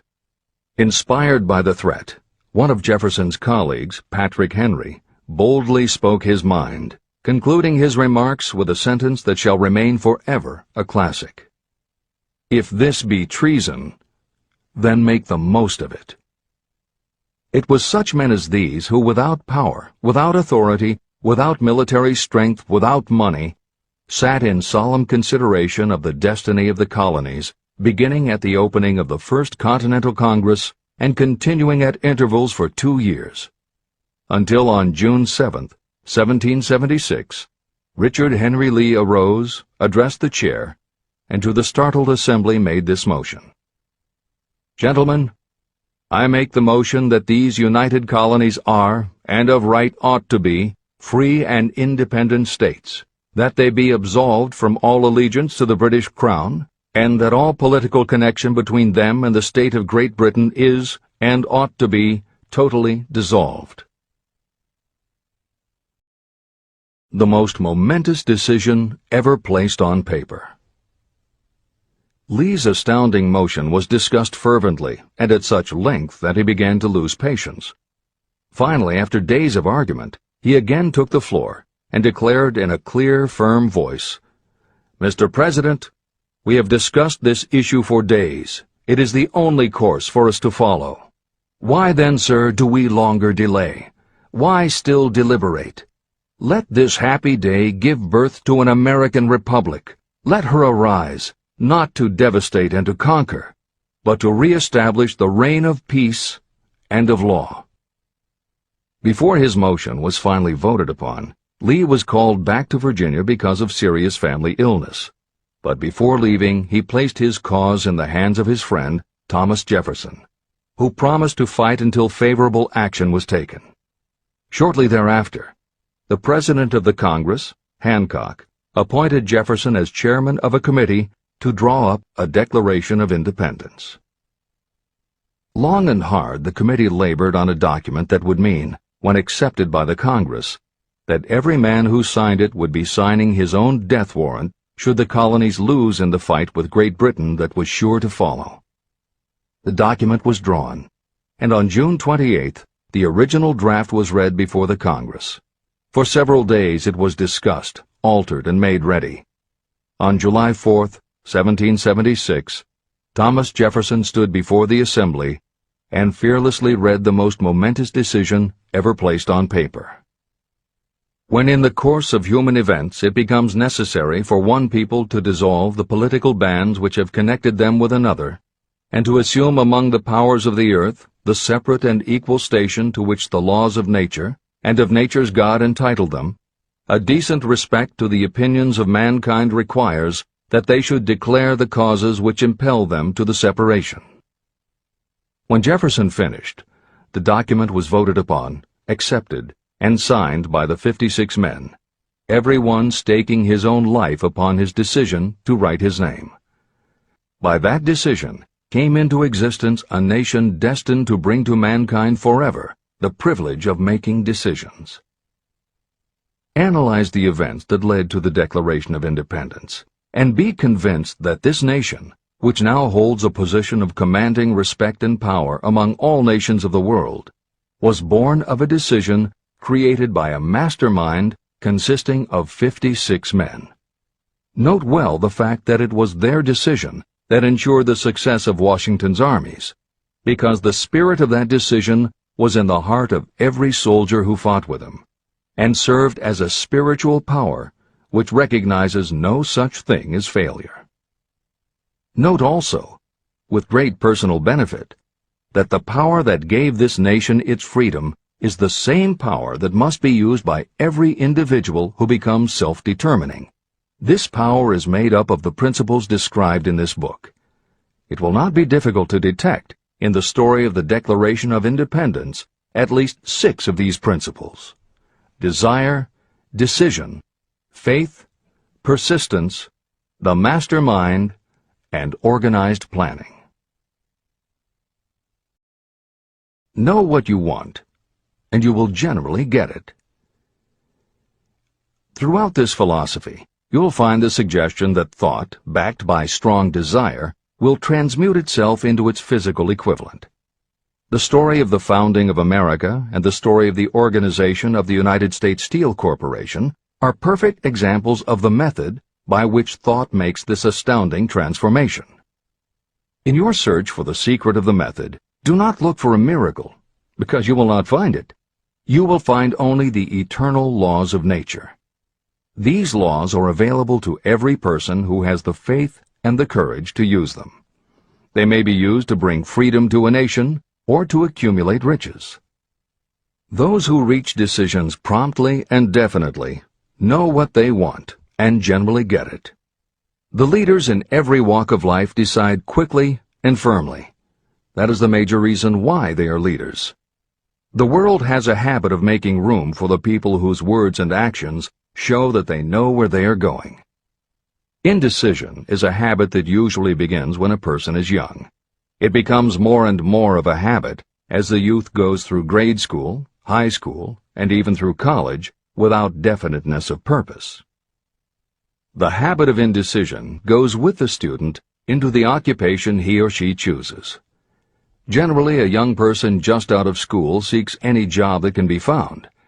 Young people take the first job they can find because they have fallen into the habit of indecision. The vast majority of people working today are in the positions they hold because they lack the definiteness of decision to plan a definite position and the knowledge of how to choose an employer. Definiteness of decision always requires courage, sometimes very great courage. The 56 men who signed the Declaration of Independence staked their lives on the decision to affix their signatures to that document. The person who reaches a definite decision to go after a specific job and make life pay the price he or she asks does not stake his or her life on that decision. They stake their economic freedom.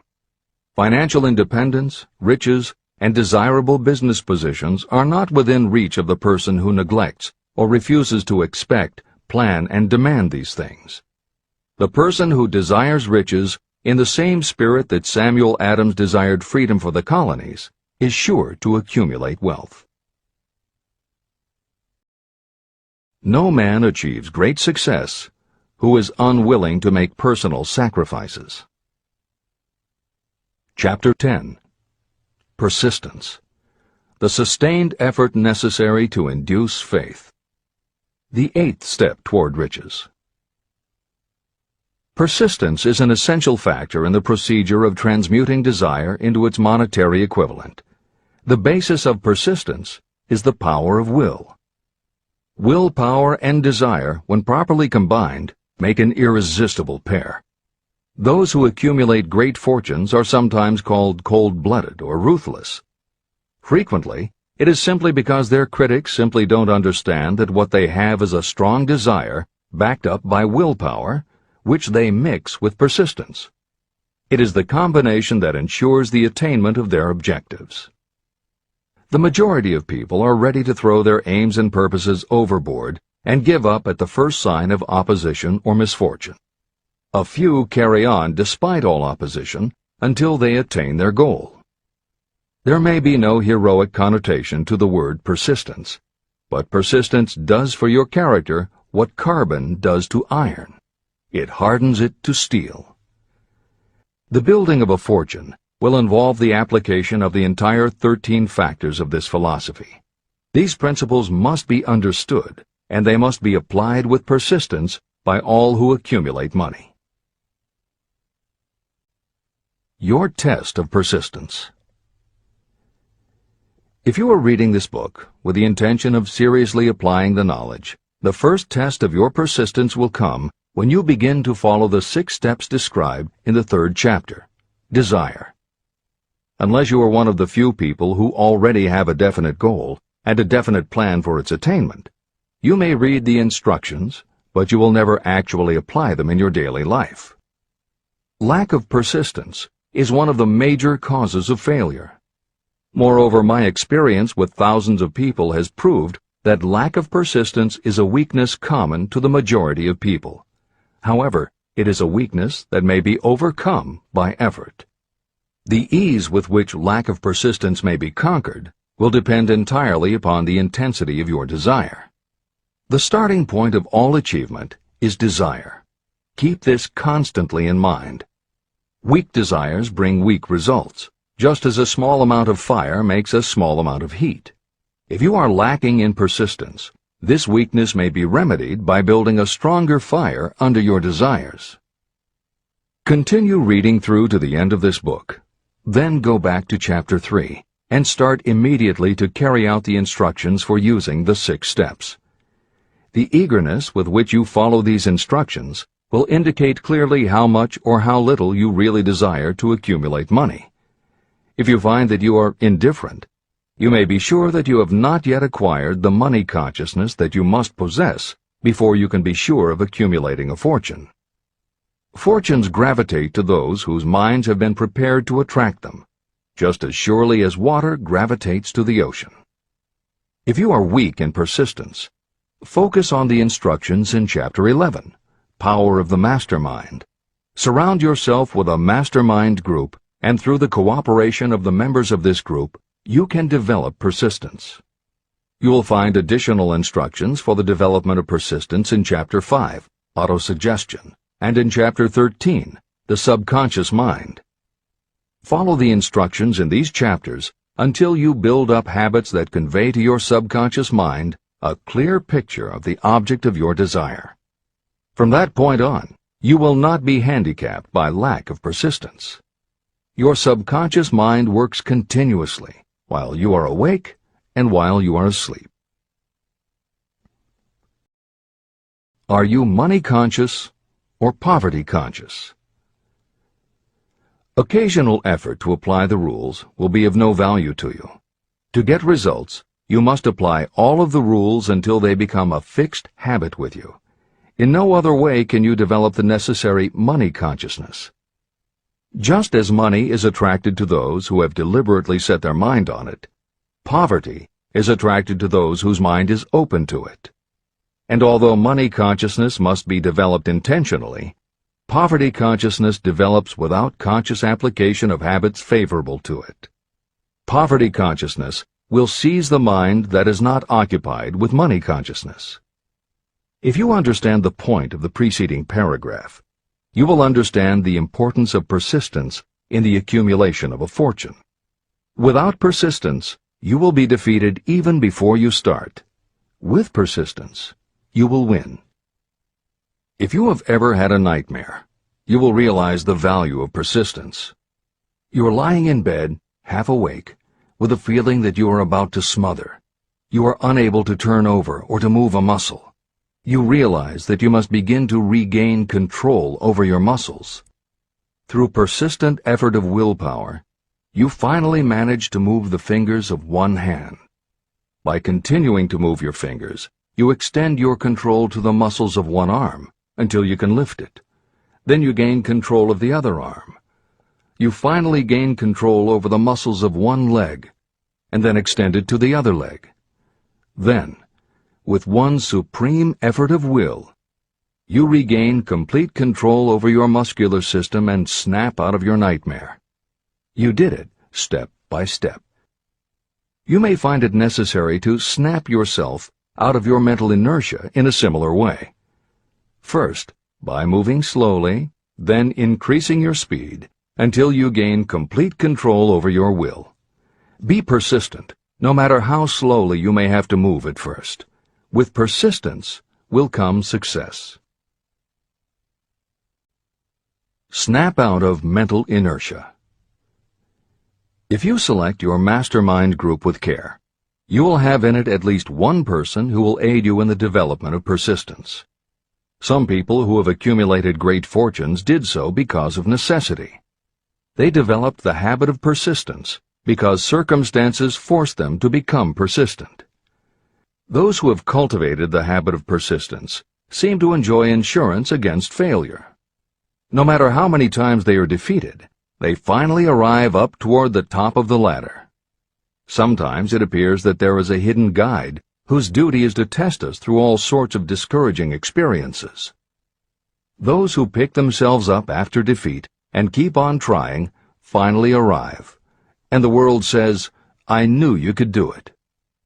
The hidden guide lets no one enjoy great achievement without passing the persistence test. Those who can't take it simply do not make the grade. Those who can take it are rewarded for their persistence, and in return they get the goal they are pursuing. But that is not all.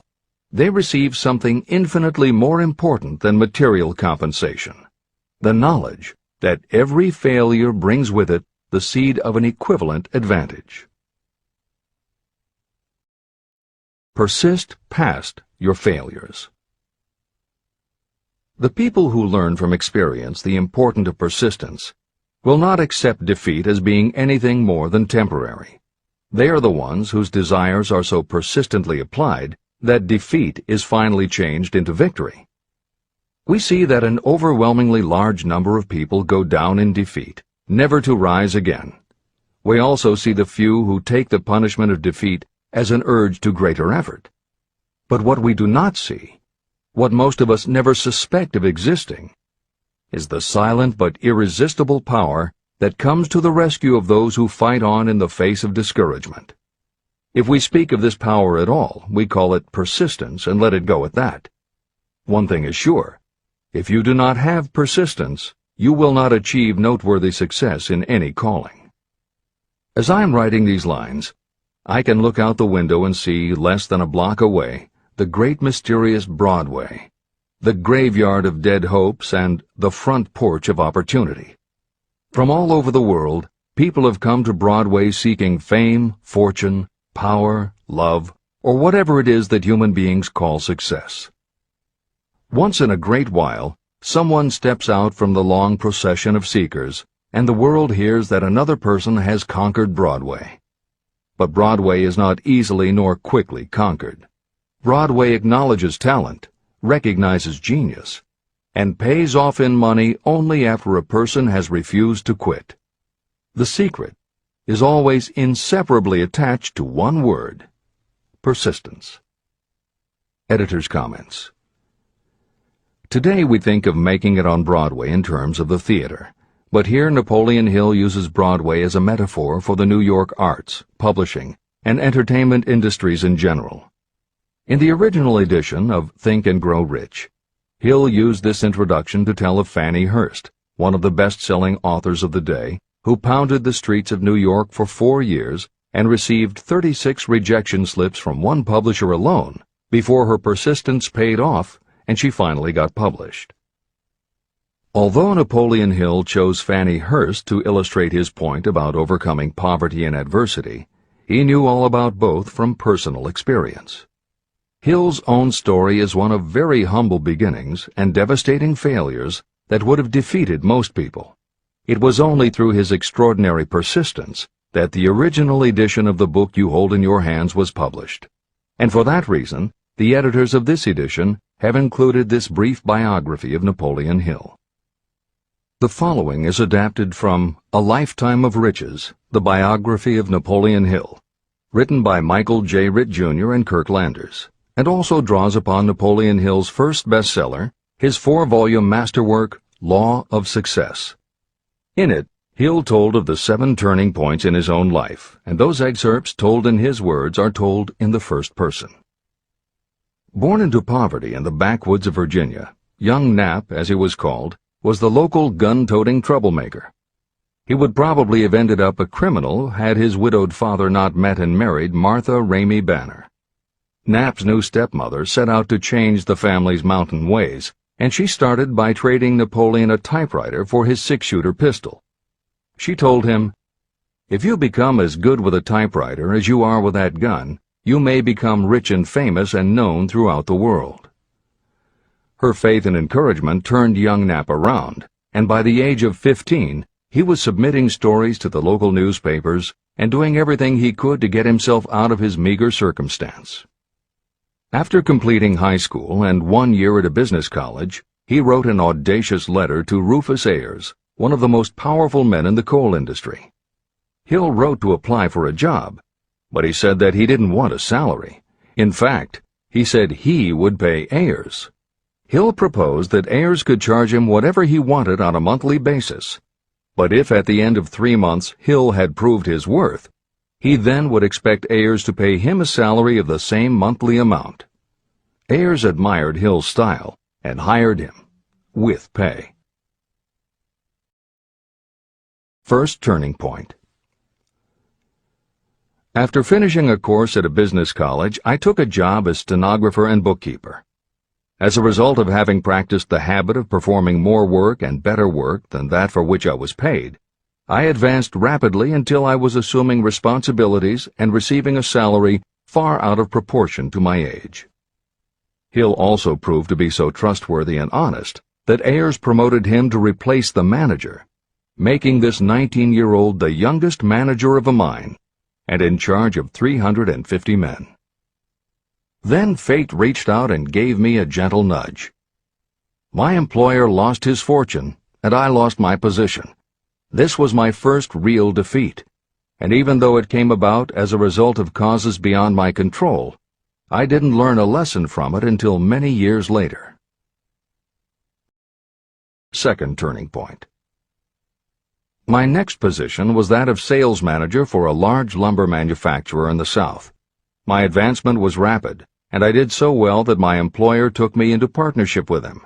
We began to make money, and I began to see myself on top of the world again. Like a stroke of lightning out of a clear sky, the 1907 panic swept down, and overnight it rendered me an enduring service by destroying our business and relieving me of every dollar that I had. Editor's comment. The panic Hill refers to began in the summer of 1907, when a number of banks and stock brokerages declared bankruptcy. Word spread to the general public, and it created a run on the banks as depositors lined up to demand that they be given the money they had on deposit. Banks called in loans to meet the demand for cash, but those borrowers couldn't find buyers for their goods or property, so they couldn't pay back their loans. When the banks couldn't get back the money they had loaned, they repossessed the homes or businesses that the borrowers had put up as collateral. Businesses were closed, farmers were evicted from their land, jobs were lost, so even more banks were forced to close, and it just kept getting worse.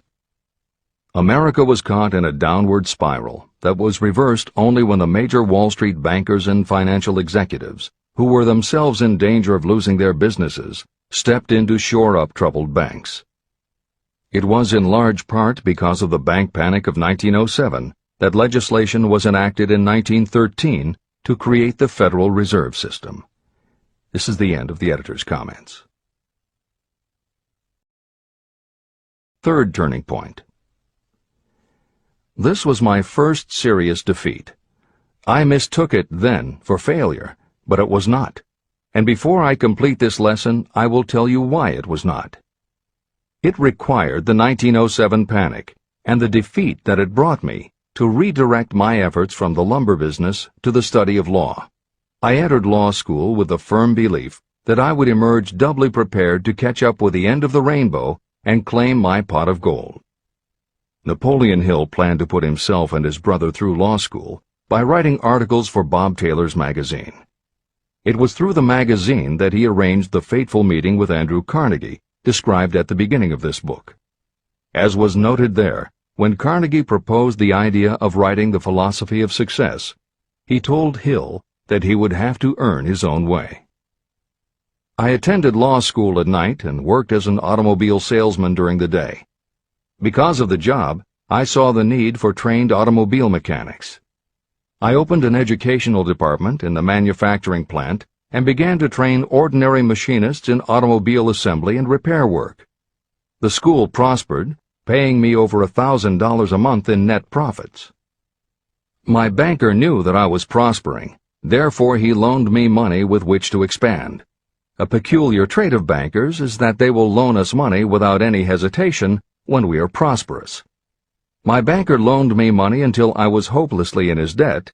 Then he took over my business as calmly as if it had belonged to him, which it did. From an income of more than $1,000 a month, I was suddenly reduced to poverty. For the third time, Hill had experienced defeat, but he was not beaten. He got another job, and all the while continued to work on the Carnegie Project.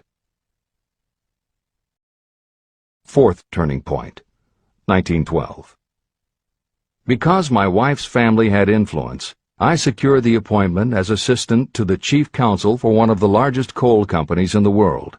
I was among friends and relatives, and I had a position that I could keep for as long as I wished without exerting myself. What more did I need? Nothing, I was beginning to say to myself. Then, without consultation with my friends and without warning, I resigned. This was the first turning point that was of my own selection. It was not forced upon me. I quit that position because the work was too easy and I was performing it with too little effort. This move proved to be the next most important turning point of my life, although it was followed by 10 years of effort that brought almost every conceivable grief the human heart can experience. I selected Chicago as my new field of endeavor. I made up my mind that if I could gain recognition in Chicago, in any honorable sort of work, it would prove that I had something that might be developed into real ability. Fifth turning point. My first position in Chicago was that of advertising manager for a large correspondence school. I did so well that the president of the school induced me to resign my position and go into the candy manufacturing business with him.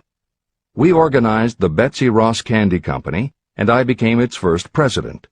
The business grew rapidly, and soon we had a chain of stores in 18 different cities. They did so well, in fact, Hill's partners decided they wanted to take over the business. They had Hill arrested on a false charge, and then offered to withdraw the charge if he would turn over to them his interest in the business. Outraged at the suggestion, Hill refused. When the case went to court, his partners failed to appear for the hearing. Hill sued them for malicious damage to his character. The judge's ruling completely vindicated Hill and allowed him the option to have his partners thrown in jail. Being arrested seemed at the time a terrible disgrace, even though the charge was false. It was not a pleasant experience, and I would not wish to go through a similar experience again, but I must admit that it was worth all the grief it cost me, because it gave me the opportunity to find out that revenge was not a part of my makeup. Sixth turning point. This turning point came shortly after my dreams of success in the candy business had been shattered, when I turned my efforts to teaching advertising and salesmanship as a department of one of the colleges in the Midwest. My school prospered from the very beginning. I had a resident class and also a correspondence school, through which I was teaching students in nearly every English-speaking country. It was 1917, and in April of that year, President Woodrow Wilson declared the United States would enter the war against Germany.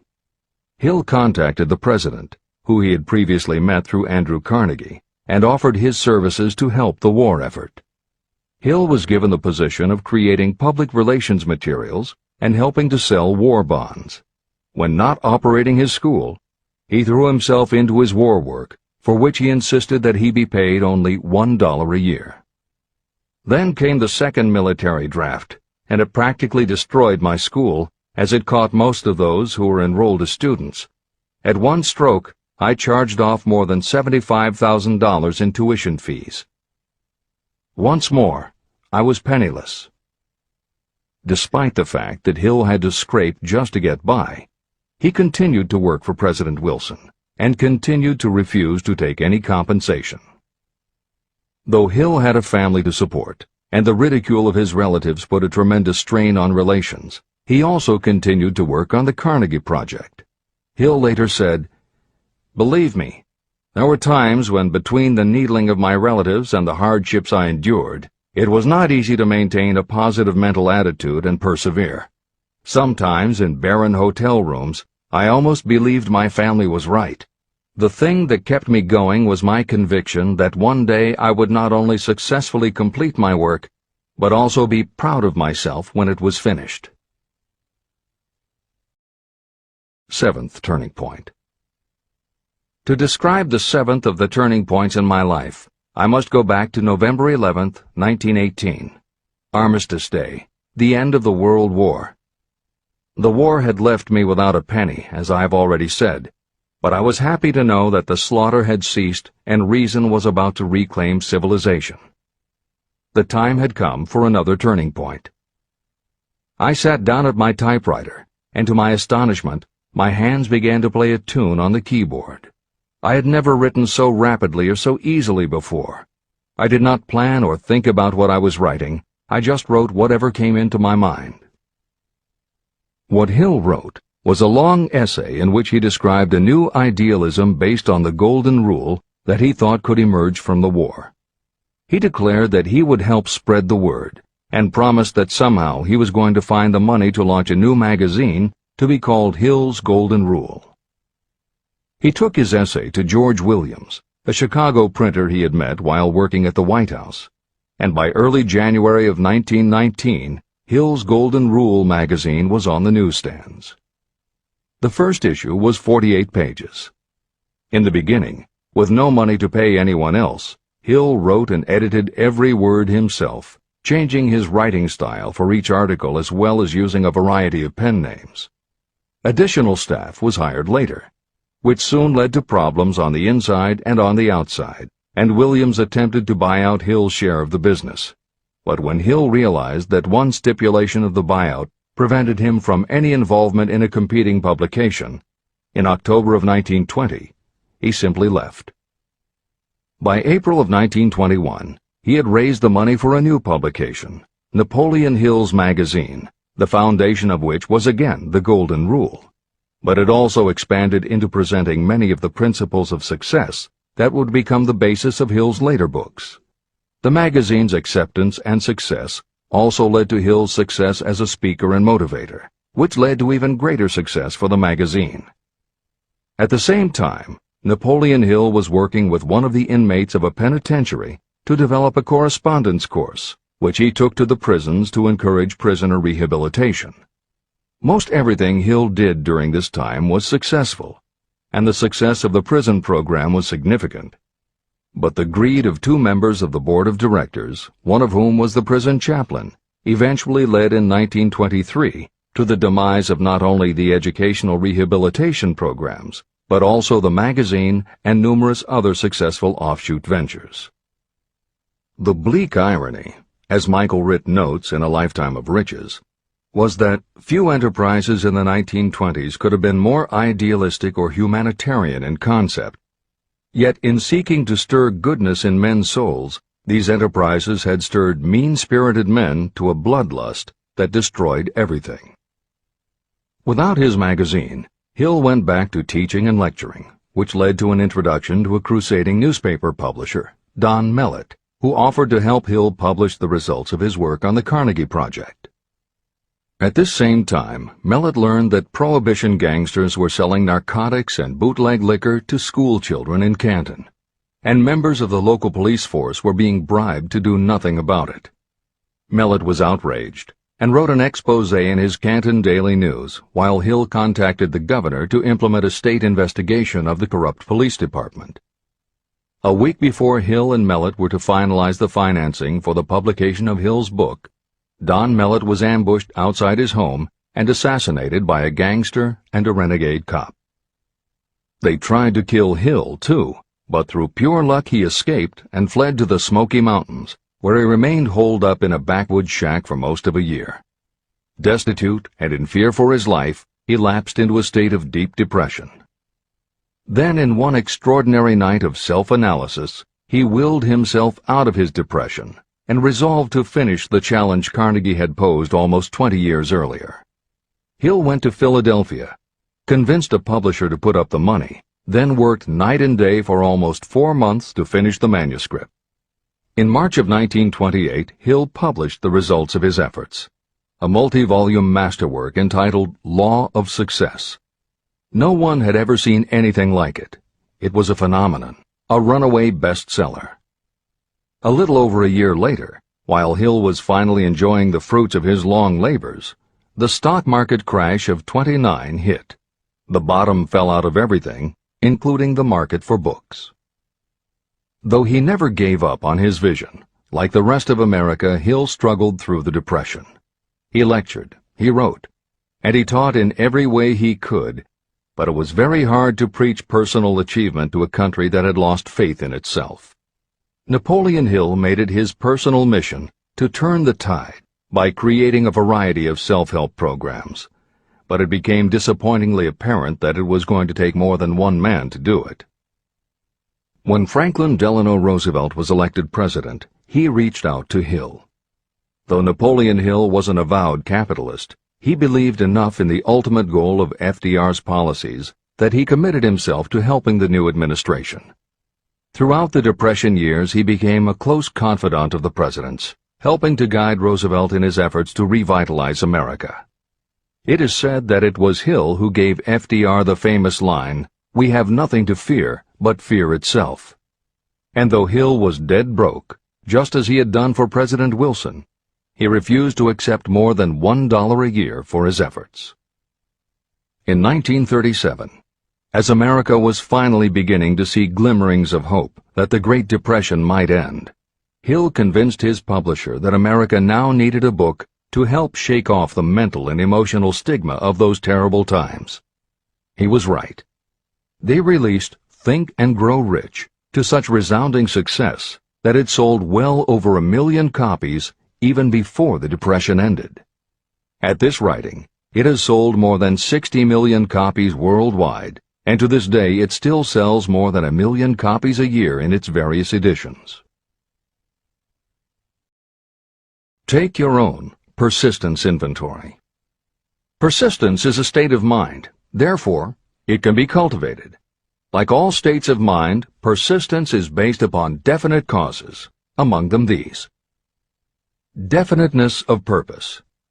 Knowing what you want is the first and most important step toward the development of persistence. A strong motive will force you to surmount difficulties. Desire. It is comparatively easy to acquire and maintain persistence in pursuing the object of intense desire.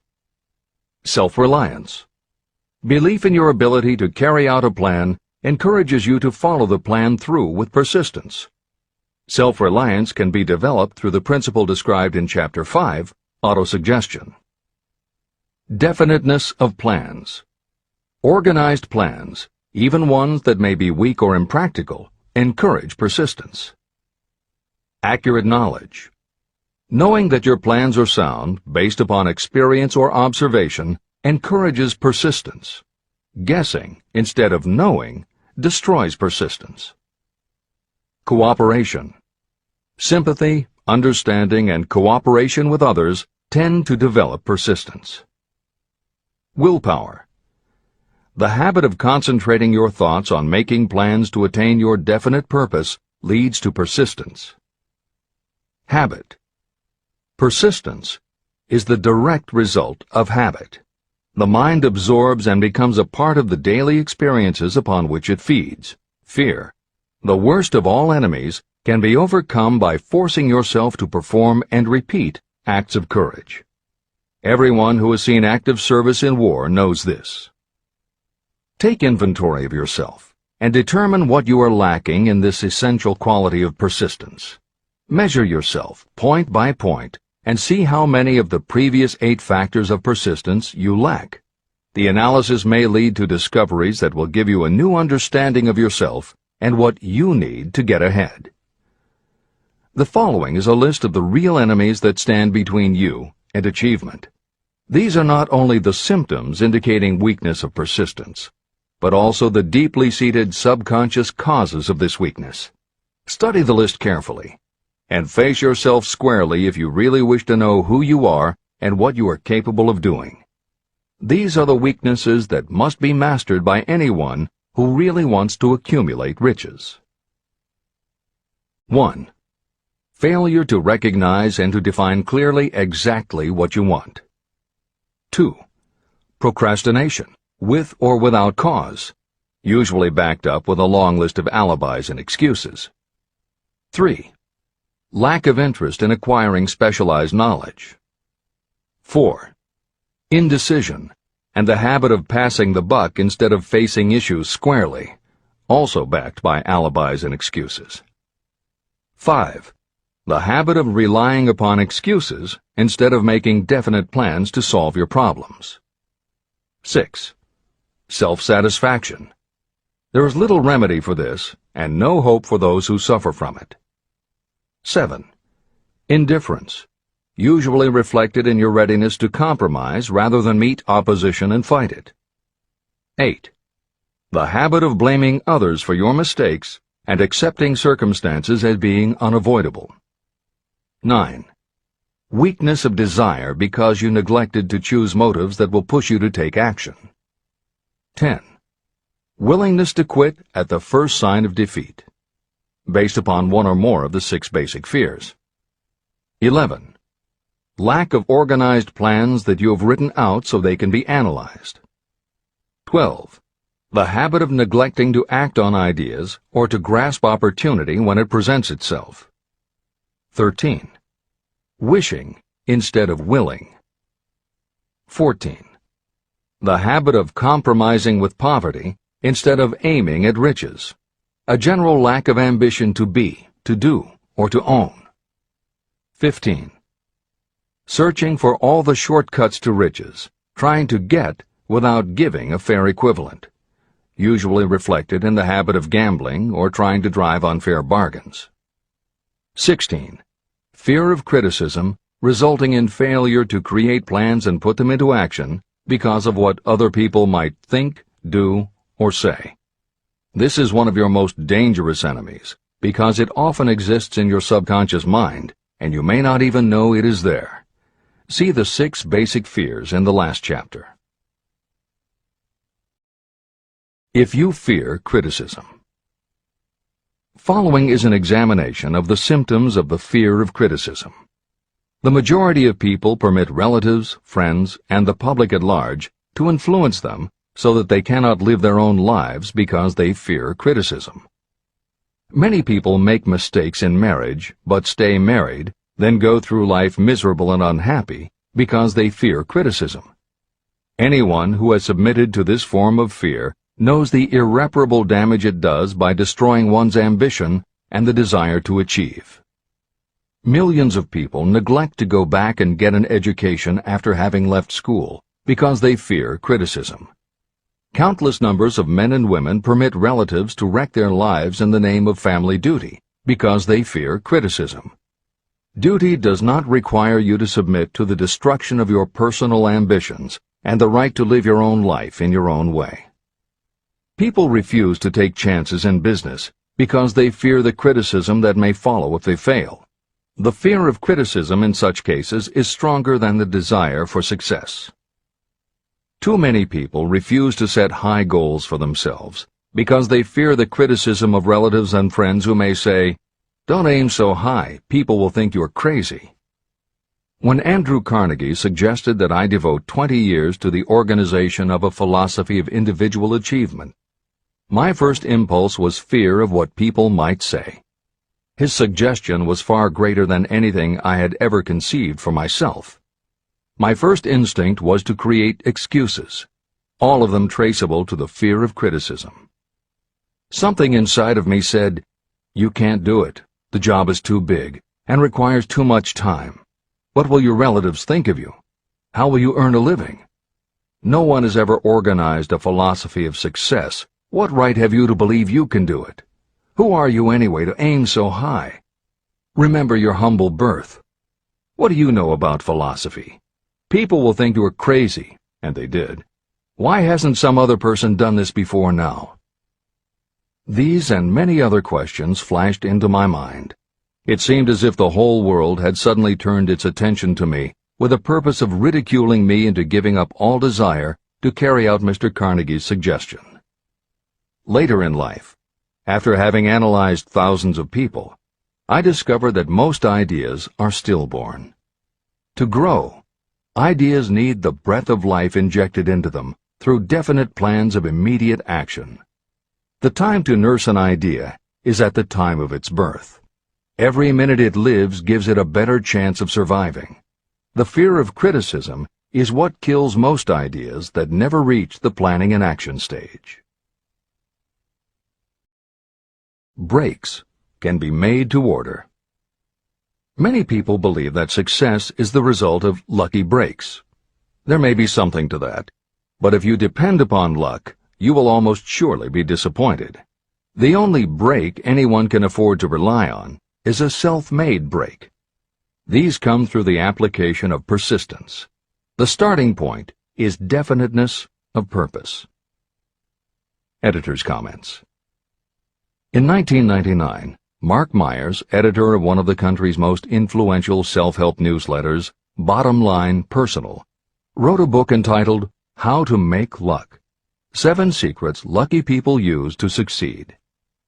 In it, he tells of a study that was done by the psychology department at the University of Hertfordshire near London. They assembled a group of people, half of whom either thought themselves lucky or were considered to be lucky by others. The other half of the group believed they were unlucky. They were all brought to campus to watch a computerized random coin toss. Each person watched as a cartoon elf came on screen and flipped a coin. Each was asked to call heads or tails. The results of the experiment proved that the unlucky group guessed right approximately the same number of times as the lucky group. In follow-up interviews, the researchers concluded that the only difference between so-called lucky and unlucky people was that the lucky people tended to remember the good things that had happened in their lives, and those that thought they were unlucky tended to dwell on the bad things. The scientific fact is that luck, in terms of calling a coin toss, spinning a wheel, or turning a card, is completely random, and there's nothing we can do about it. All we can control is what we say and do. Everything else that happens to us depends upon the actions of others and the random world in which we live. Then why do some people seem to be so lucky and get all the lucky breaks? Myers says it is because, unlike luck, lucky breaks are something you can control. And lucky people, whether they know it or not, have taken specific steps to make their good luck. You can influence lucky breaks in 2 ways. You have to intentionally put yourself in luck's way, and you must make people want to help you because they believe that you deserve their help. Once you have let the world know you are ready for a break, luck is largely a matter of being introduced to opportunities by people who open doors for us. Myers calls these people gatekeepers. Gatekeepers offer help not only out of goodwill, but also because they hope you will help them in return when you are in a position to do so. People who are lucky make it a point to impress their gatekeepers so that they will be the first to come to mind when opportunities arise. Your gatekeepers must believe that you deserve a break, and that it is worth it to them to give you one. One of the best ways to do that is simply to behave and act lucky. If you act like a loser, people think you are a loser. If you perceive yourself as lucky, it will be easier for others to see you that way. And if you are believed to be a lucky person, your chances of receiving lucky opportunities will increase, partly because others hope some of your luck will rub off on them. This is the biggest secret lucky people know. They know that when they seem lucky, more people want to help them. There are people waiting to make a difference in your life if you show them you are willing to make an effort and that you are enthusiastic. Mark Myers' book is devoted to explaining ways to do that. As Hill says, the only lucky break anyone can afford to rely upon is a self-made break. These come through the application of persistence. The starting point is definiteness of purpose.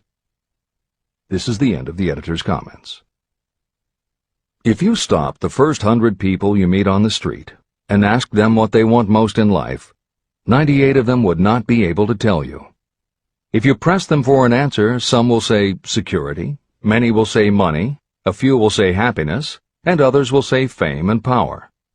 Some might tell you they want social recognition, ease in living, the ability to sing, dance, or write. But none of them will be able to give you the slightest indication of a plan by which they hope to attain these vaguely expressed wishes. Riches do not respond to wishes. They respond only to definite plans backed by definite desires through constant persistence. How to develop persistence. There are 4 simple steps that lead to the habit of persistence. They call for no great amount of intelligence, no particular amount of education, and little time or effort. These necessary steps are: 1. A definite purpose, backed by a burning desire for its fulfillment. 2. A definite plan, expressed in continuous action. 3. A mind closed tightly against all negative and discouraging influences, including negative suggestions of relatives, friends, and acquaintances. 4. A friendly alliance with one or more persons who will encourage you to follow through with both plan and purpose. These 4 steps are essential for success in all walks of life. An important purpose of the 13 principles of this philosophy is to enable you to take those 4 steps as a matter of habit. They are steps by which you may control your economic destiny. They are steps that lead to freedom and independence of thought. They are steps that lead to riches, in small or great quantities. They are steps that lead the way to power, fame, and worldly recognition. They are 4 steps that guarantee favorable breaks. They are steps that convert dreams into physical realities. They are steps that lead also to the mastery of fear, discouragement, indifference. There is a magnificent reward for anyone who learns to take these 4 steps. It is the privilege of writing your own ticket and of making life yield whatever price is asked. How to master difficulties. What mystical power gives people of persistence the capacity to master difficulties? Does the quality of persistence set up in your mind some form of spiritual, mental, or chemical activity that gives you access to supernatural forces? Does infinite intelligence throw itself on the side of the person who still fights on when the whole world seems to be against them? These and many other similar questions were in my mind as I watched Henry Ford start from scratch and build an industrial empire with little more than persistence. Or Thomas A. Edison, who, with less than 3 months of schooling, became the world's leading inventor. He turned his persistence into sound recording and playback machines, motion picture cameras and projectors, and the incandescent light, to say nothing of 100 other useful inventions. I had the opportunity to analyze both Mr. Edison and Mr. Ford up close and personal, year by year, over a long period of time. So I speak from actual knowledge when I say that I found no quality except persistence in either of them that even remotely suggested the major source of their stupendous achievements. If you make an impartial study of the prophets, philosophers, and religious leaders of the past, you will come to the inevitable conclusion that persistence, concentration of effort, and definiteness of purpose were the major sources of their achievements. Consider, for example, the fascinating story of Muhammad. Analyze his life. Compare him with men of achievement in this modern age of industry and finance, and observe how they all have one outstanding trait in common: persistence. If you want to understand more about the power of persistence and how it works, I strongly suggest that you read a biography of Muhammad.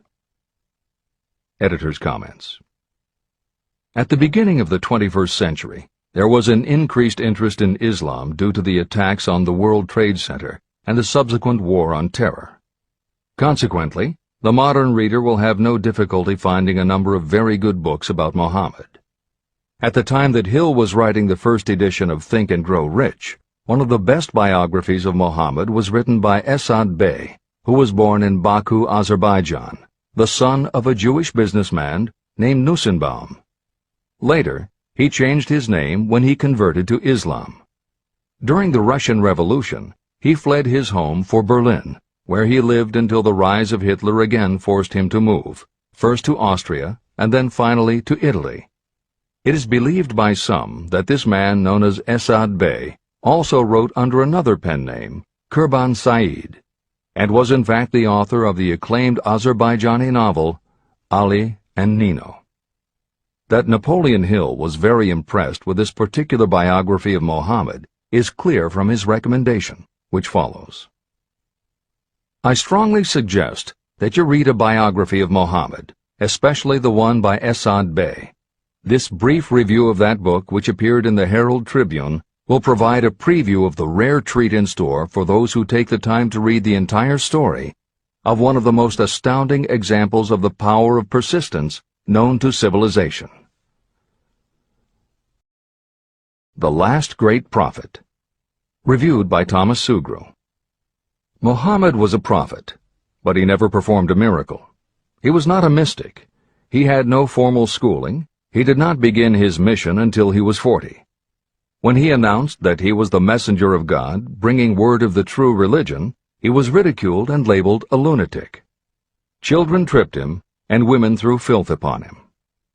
He was banished from his native city, Mecca, and his followers were stripped of their worldly goods and sent into the desert after him.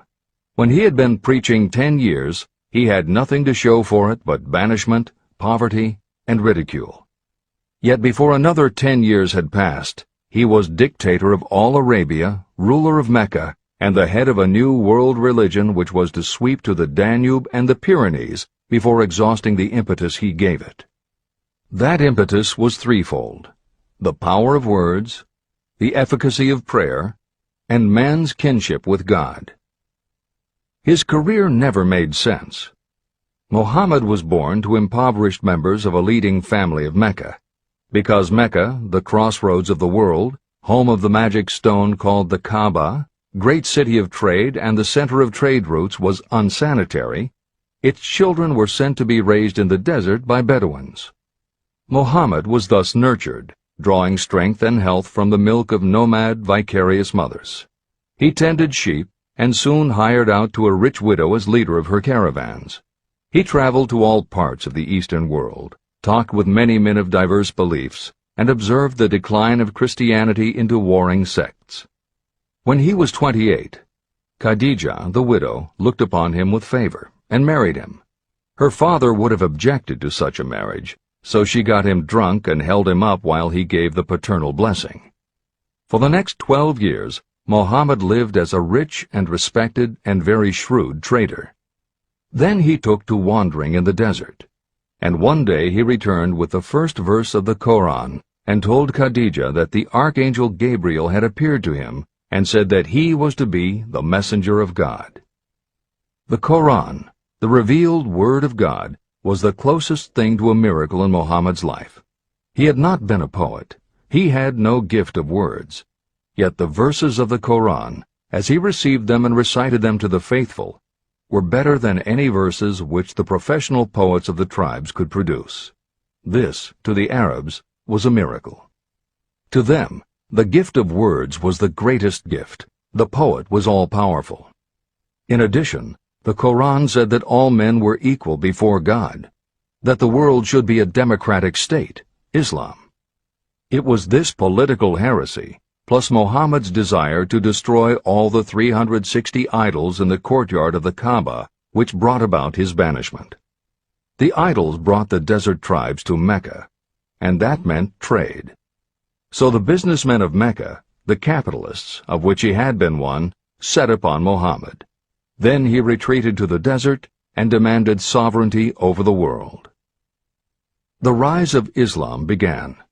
Out of the desert came a flame which would not be extinguished. A democratic army, fighting as a unit and prepared to die without wincing. Muhammad had invited the Jews and Christians to join him, for he was not building a new religion. He was calling all who believed in one God to join in a single faith.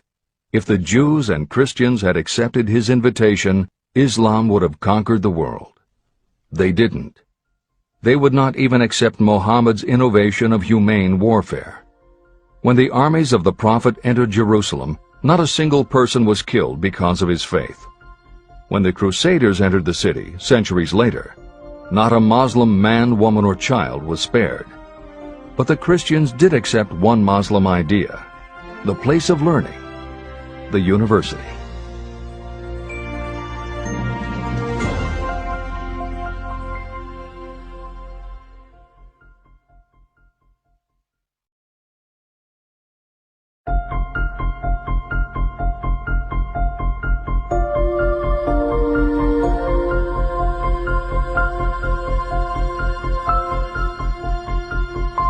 The ladder of success is never crowded at the top. Chapter 11. Power of the Mastermind, the driving force. The ninth step toward riches. Power is essential for success in the accumulation of money. Plans are useless without sufficient power to turn them into action. This chapter will describe the method by which an individual may attain and apply power. Power may be defined as organized and intelligently directed knowledge.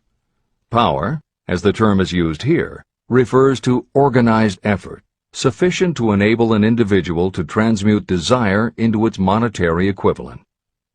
Organized effort is produced through the coordination of effort of two or more people, who work toward a definite end in a spirit of harmony. Power is required to accumulate money. Power is necessary to keep the money after it has been accumulated. How can power be acquired? If power is organized knowledge, let us examine the sources of knowledge. Infinite intelligence. This source of knowledge may be accessed with the aid of creative imagination through the subconscious mind, as described in the previous chapters on faith, autosuggestion, and imagination, and as will be elaborated on in Chapter 13, the subconscious mind, and Chapter 14, the brain. Accumulated experience. The accumulated experience of humanity may be found in any well-equipped public library. An important part of this accumulated experience is taught in public schools and colleges, where it has been classified and organized. Editor's comment. The computer revolution and the Internet have had a profound effect upon the quantity of information available and on the ease of access and ability to organize that information. This is the end of the editor's comment. Experiment and research. In the field of science, and in practically every other walk of life, people are gathering, classifying, and organizing new facts daily. This is the source to which you must turn when knowledge is not available through accumulated experience. Here, too, the creative imagination must often be used. Editor's comment. Today, because of the computer revolution and the Internet, publishing and dissemination of information happens so quickly that there is almost no lag time between experiment or research and the integration of those results into available knowledge. This is the end of the editor's comment. Knowledge may be acquired from any of the foregoing sources. It may be converted into power by organizing it into definite plans and by putting those plans into action. If you examine the three sources of knowledge, you will see how difficult it would be if you had to depend upon just your own efforts to assemble all the knowledge you need and turn it into definite plans of action. If your plans are big and comprehensive, generally you will have to get others to cooperate with you if you are going to organize your knowledge so that you can turn your plans into power. Gaining power through the mastermind. The mastermind may be defined as coordination of knowledge and effort in a spirit of harmony between two or more people for the attainment of a definite purpose. No individual may have great power without utilizing the mastermind. In Chapter 8, organized planning. I commented on how to create plans for translating desire into its monetary equivalent. If you carry out these instructions with persistence and intelligence, and use discrimination in choosing your mastermind group, your objective will have been halfway reached even before you begin to recognize it. Editor's comments. In the following section, Hill describes the two kinds of power that an individual can access by assembling a mastermind alliance and working with that group. The first kind of power that he mentions is economic power, which needs no comment from the editors. However, to describe the second kind of power, for want of a better term, Hill uses the term psychic. Because this word has taken on connotations that Hill never intended, this concept deserves clarification before you read on. As is obvious throughout this book, Napoleon Hill was a very practical man. His use of the word psychic in this chapter has nothing to do with seances, fortune-telling, magic, or any other aspect of the paranormal. The word psychic is defined as of or pertaining to the human mind, and Hill uses the term to describe something pertaining to the mind that everyone reading this book has experienced. It is that feeling you get when you are working together with other people. Everyone is very focused on the same goal, and it is going so well that you seem to be in tune with each other. When that happens, you not only work well with the others, but your own work and ideas also seem to be operating on a higher and better plane than usual. This is the end of the editor's comments. So you may better understand the potential power available to you through a properly chosen mastermind group, I will explain the two characteristics of the mastermind principle.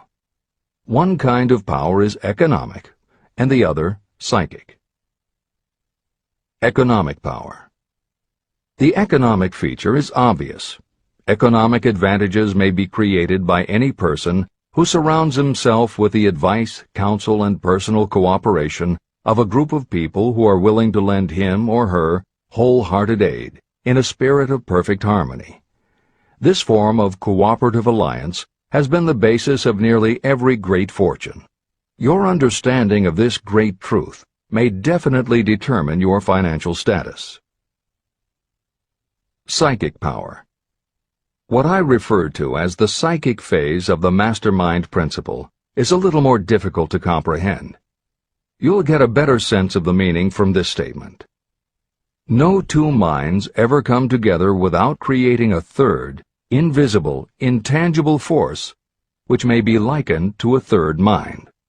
The human mind is a form of energy.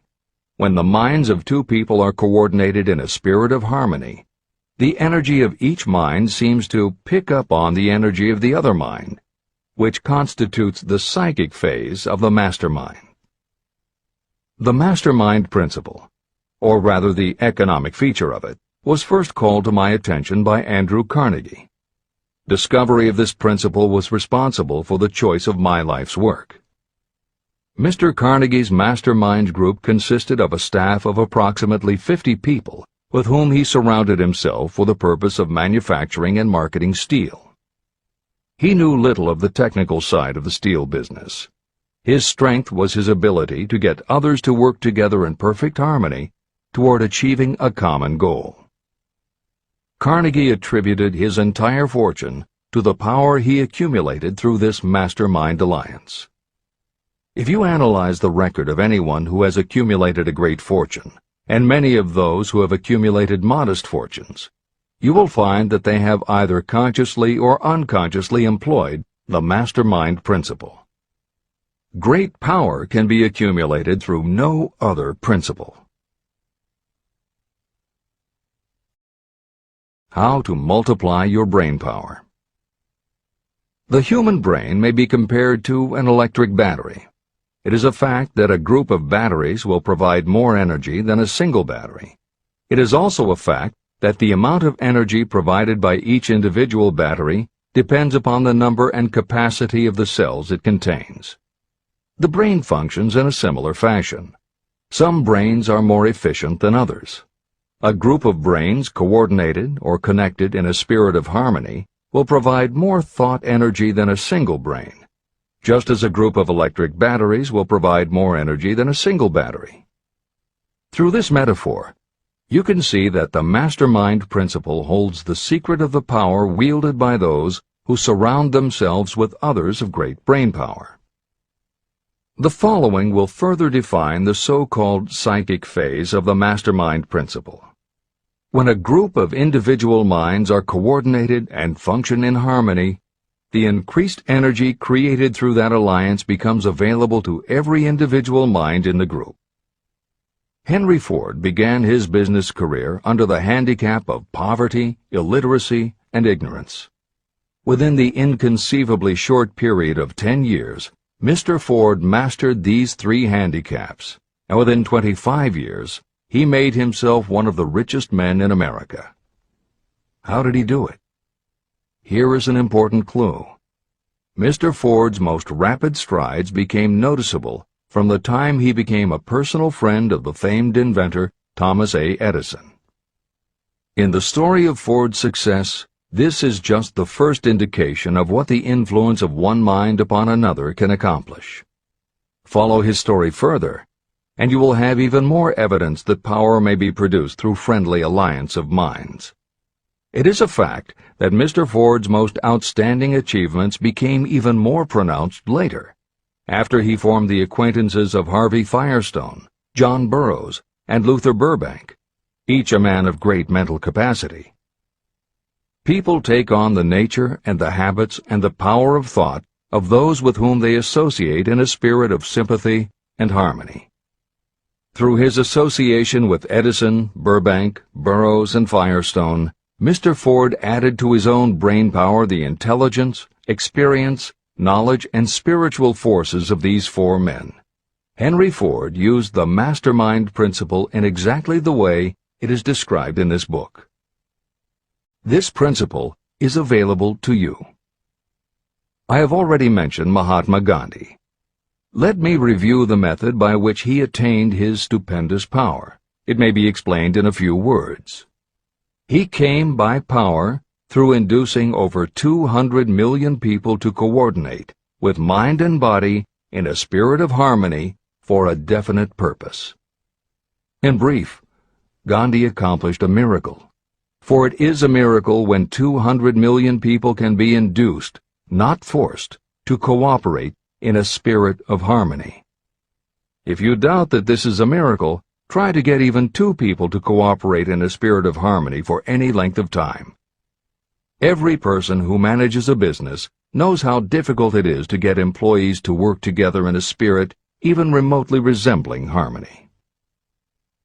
Editor's comments. The first step in putting together your mastermind alliance is to clearly know your desire. Your desire will tell you what you need. It could be a small group, just 2 or 3 people, as was the case with Stephen Jobs and Steve Wozniak when they formed Apple, Bill Gates and Paul Allen launching Microsoft, or Steven Spielberg, Jeffrey Katzenberg, and David Geffen creating DreamWorks SKG.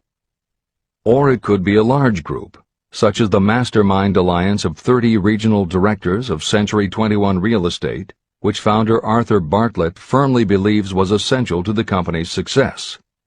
Napoleon Hill suggests that in most cases it should be a dozen people or less, and generally the smaller the better. Choosing the people means finding those who not only share your vision, but who will also share their ideas, information, and contacts with you. They will let you use the full strength of their experience, training, and knowledge as if it were your own, and they will do it in a spirit of perfect harmony. The question that immediately comes to every reader's mind is, where do I find people who will help me to that degree? Napoleon Hill cannot answer that question for you, but he does tell you what to look for. Where you look is up to you. And if you really do have the desire to succeed, you will start looking and you won't give up until you find the right people. Napoleon Hill's description of the mastermind that appears below is augmented with additional material from articles and speeches he wrote after the publication of Think and Grow Rich. These were compiled for publication by Hill's friend, mentor, and business associate, W. Clement Stone, and appear in 2 books, Napoleon Hill's Keys to Success and Believe and Achieve. This is the end of the editor's comments. Finding your mastermind members. Ally yourself with a group of as many people as you may need in order to assemble a mastermind that will assist you in creating and carrying out your plan or plans for the accumulation of money. Compliance with this instruction is absolutely essential.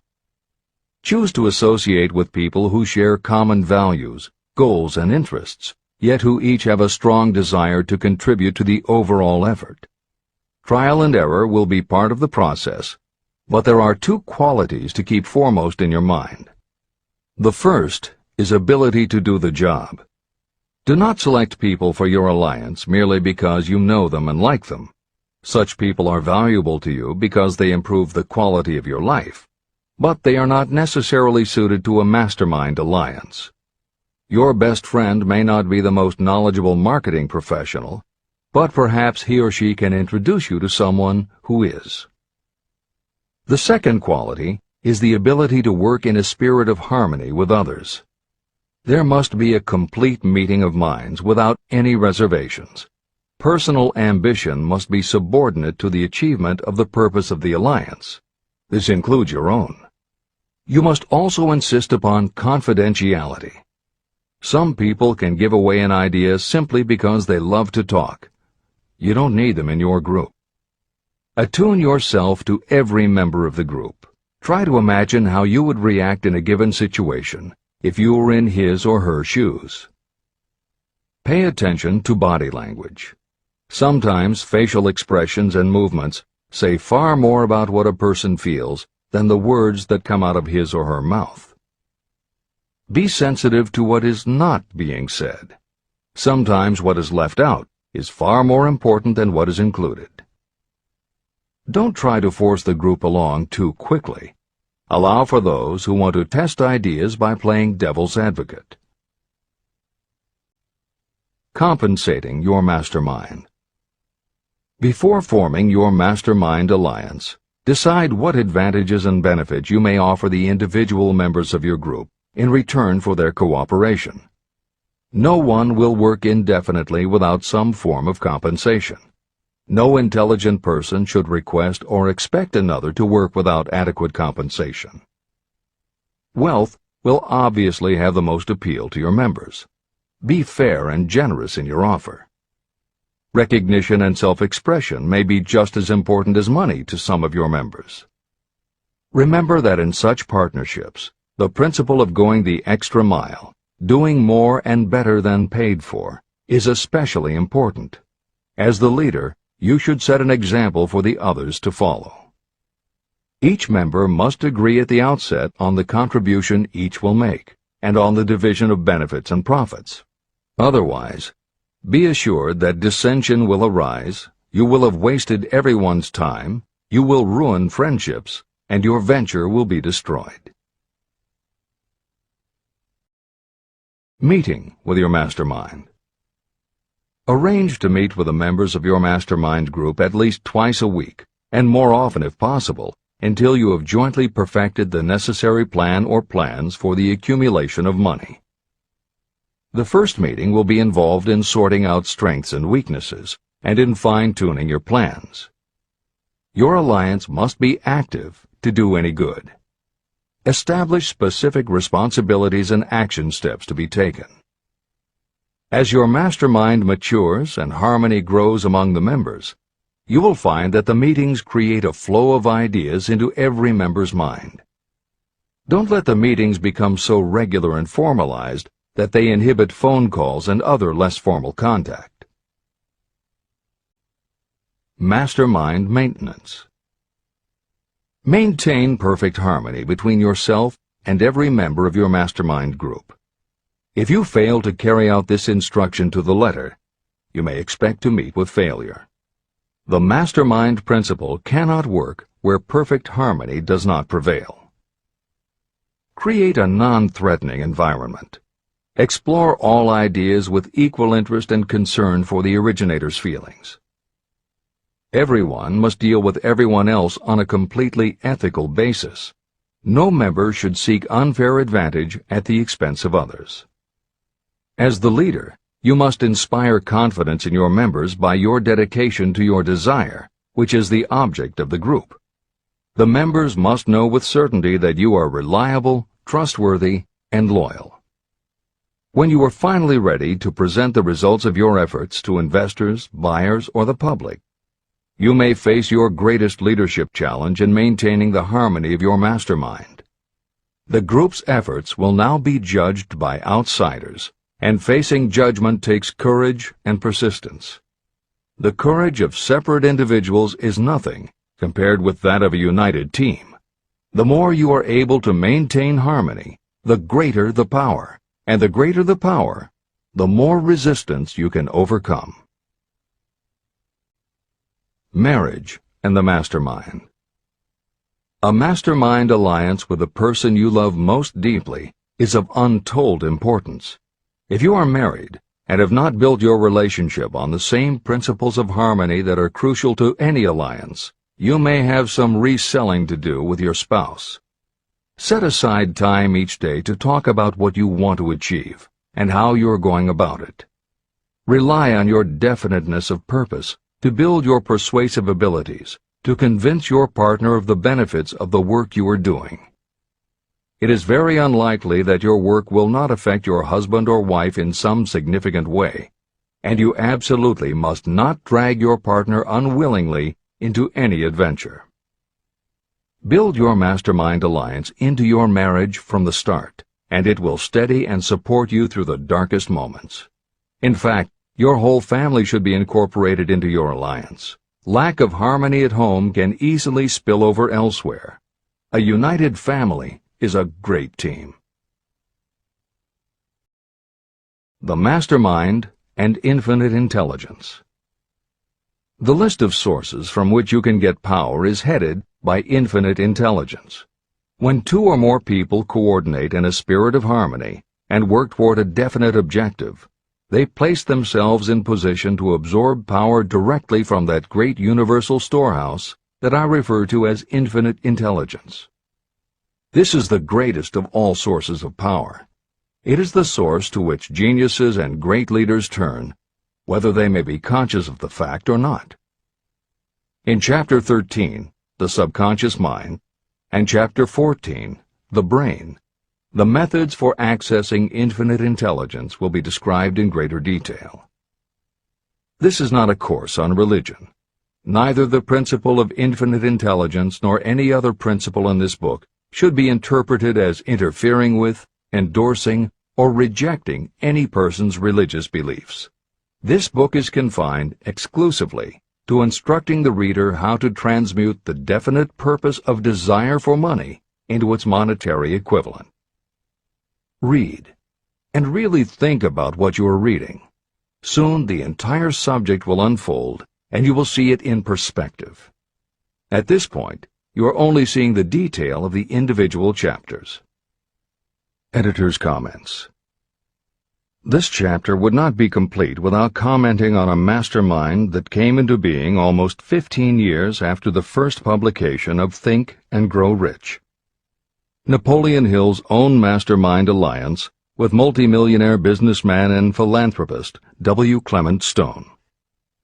On May 2, 1951, at the age of 67, Napoleon Hill and his wife Annie Lou agreed it was time for Napoleon to think about retiring. They decided to begin by cutting back on his speaking engagements after he completed the lectures that were already on his calendar, including one he was scheduled to give a few weeks later in Chicago.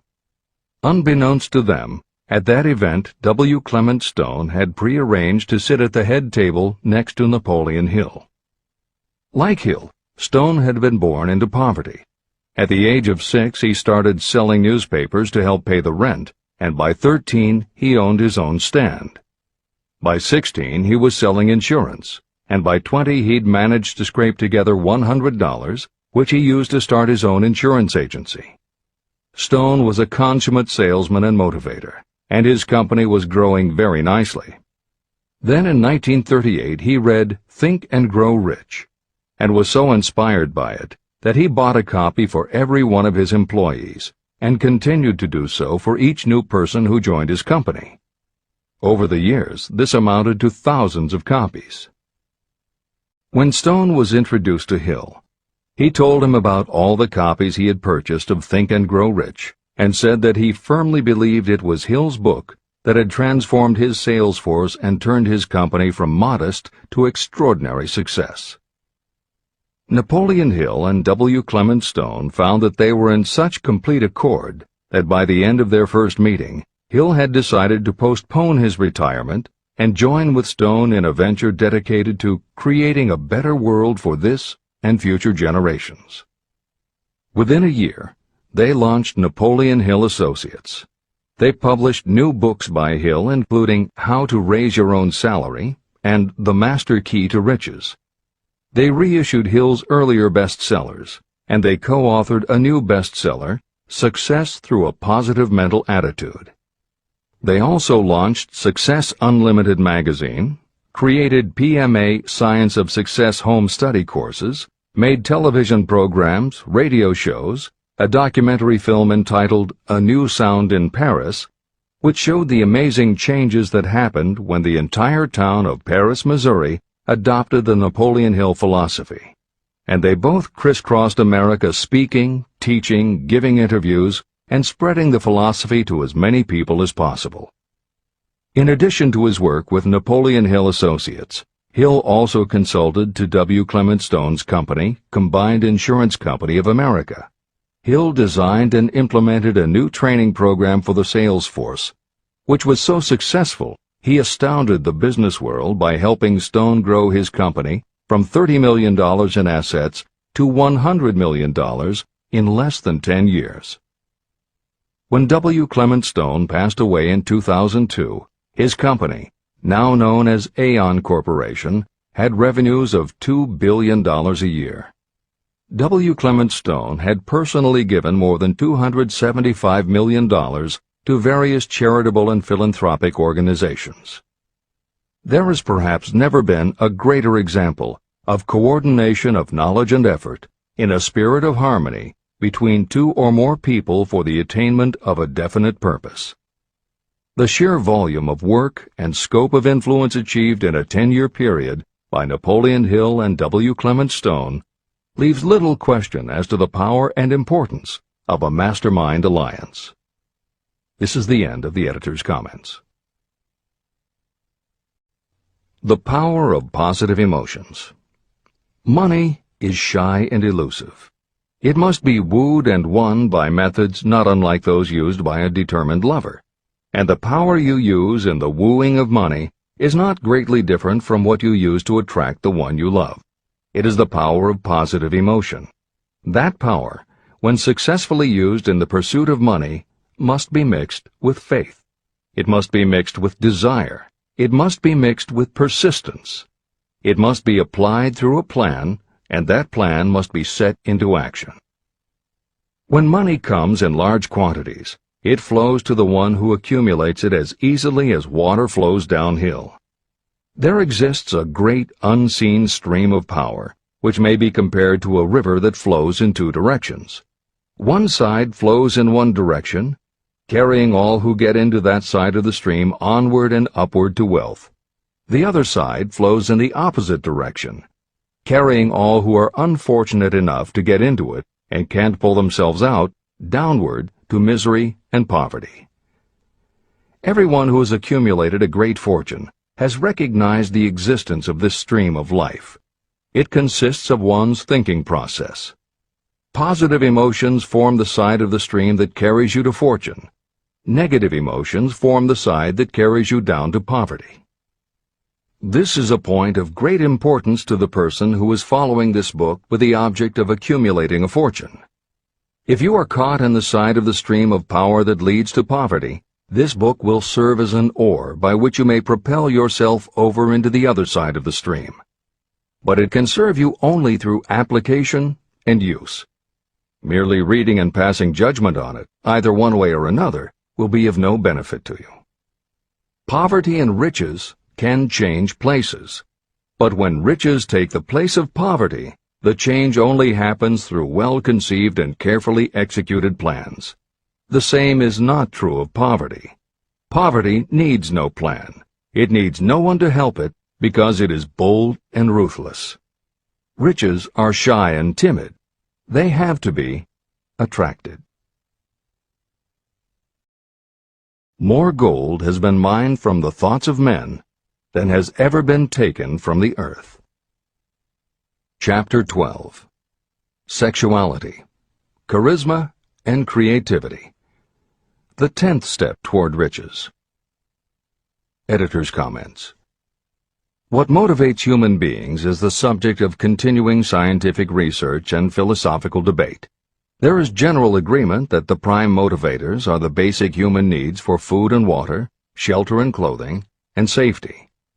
Beyond these basic life-sustaining needs, however, there are other factors that motivate people to action.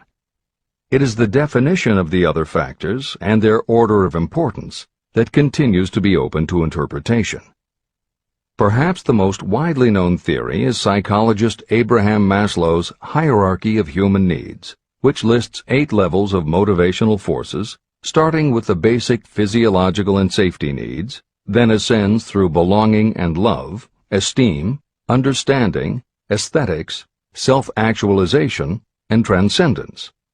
Other psychologists and sociologists have defined and arranged the categories differently, but in almost all cases there is agreement that after the primary life-sustaining needs are met, sex and love are the next most important motivating forces. Napoleon Hill also compiled a hierarchy of what he referred to as mind stimuli. Like Maslow and other researchers, Hill identified sex and love as the most powerful non-life-sustaining factors in human motivation, but his focus was not on sex and love as they pertain to procreation. Hill was intrigued by the theory that if sex and love are such powerful forces in driving humans to action, there might be a correlation to outstanding achievement or material success. And if such a relationship exists, can the motivating force be intentionally channeled to this purpose? In the original edition of the following chapter, Hill used terms such as sex emotion and sex energy in his analysis of these motivating forces as they relate to attitude and personality. In this context, the use of the word sex was not meant to have the physical connotation that it often has today. Today these concepts would be conveyed by words such as sexuality, passion, or charisma. In this edition, where appropriate, the editors have opted for the modern usage of these and similar terms. This is the end of the editor's comments. Charisma. The world is ruled, and the destiny of civilization is established by the human emotions. People are influenced more by feelings than by reason. Your creativity is set into action entirely by emotions, and not by cold reason. The human mind responds to stimuli, through which it may be keyed up in such a way that it takes on characteristics such as enthusiasm, creative imagination, and intense desire. The stimuli to which the mind responds most freely are 1. The desire for sexual expression, 2. Love, 3. A burning desire for fame, power, or financial gain, money, 4. Music, 5. Close friendship and or admiration, 6. A mastermind alliance based upon the harmony of 2 or more people who ally themselves for advancement, 7. Mutual suffering, such as that experienced by people who are persecuted, 8. Autosuggestion, 9. Fear, 10. Alcohol and drugs. The desire for sexual expression comes at the head of the list of stimuli that step up the mind and start the wheels of physical action. The emotions associated with a human sexual drive bring into being a state of mind. When motivated by this desire, people often show courage, willpower, persistence, imagination, and creative ability that they don't normally have. So strong and impelling is the desire for sexual expression that people freely run the risk of life and reputation because of it. A river may be dammed and its water controlled for a time, but eventually it will force an outlet. The same is true of the emotions related to sexual expression. It may be submerged and controlled for a time, but its very nature causes it to be ever-seeking means of expression. The desire for sexual expression is inborn and natural. The desire cannot and should not be submerged or eliminated, but it can be given other outlets that enrich the body, mind, and spirit. When harnessed and redirected, this motivating force has been used as a powerful creative force in literature, art, and other pursuits, including the accumulation of riches. A teacher who has trained more than 30,000 salespeople came to the conclusion that individuals who are most confident sexually are the most efficient salespeople. The explanation is that the factor of personality known as personal magnetism is a manifestation of sexual energy. Editor's comments. There have been numerous psychological and sociological studies about the relationship between sexuality and success that tend to support Hill's observation. Because physical characteristics are the most quantifiable aspects of sexuality, most research studies focus on gender, attractiveness, body size, and age, and they measure indicators such as first impressions, expectation of performance, perception of performance, and social interaction. These studies generally conclude that when comparing individuals of equal competence, for men, the perception is that taller men will do better than short, a full head of hair will outperform balding, handsome or virile will beat out plain or older. For women, the results are comparable. The perception is that attractive performs better than plain, slim or shapely scores higher than overweight, younger is expected to be superior to older. These observations about physical sexuality may seem obvious, but they lead to a conclusion that is very significant. Obviously, not all people who succeed are tall and virile or attractive and shapely. It is also a fact that the success of those who are short, balding, plump, or plain isn't always due to superior skill or luck. Clearly, there is another kind of attractiveness that often supersedes physical appeal. This other kind of attractiveness is connected to human sexuality, but it is not what would usually be referred to as sexy. People who have this quality are often said to have chemistry, personality, charm, or appeal. Hill called this kind of attraction personal magnetism. Today, the more common term is charisma. This is the end of the editor's comments. When employing salespeople, a good sales manager looks for personal magnetism or charisma as the first requirement. People who lack this kind of sexual energy will never become enthusiastic, nor inspire others with enthusiasm. And enthusiasm is one of the most important requisites in salesmanship, no matter what you're selling. The public speaker, preacher, lawyer, or salesperson who is lacking in charisma is a flop as far as being able to influence others is concerned.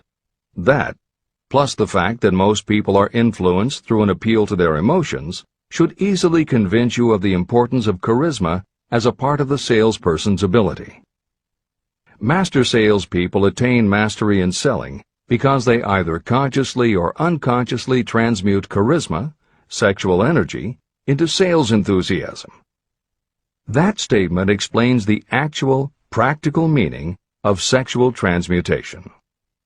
The meaning of the word transmute is, in simple language, the changing or transferring of one element or form of energy into another. The transmutation of sexual energy means switching the mind from thoughts of physical expression to thoughts of some other nature.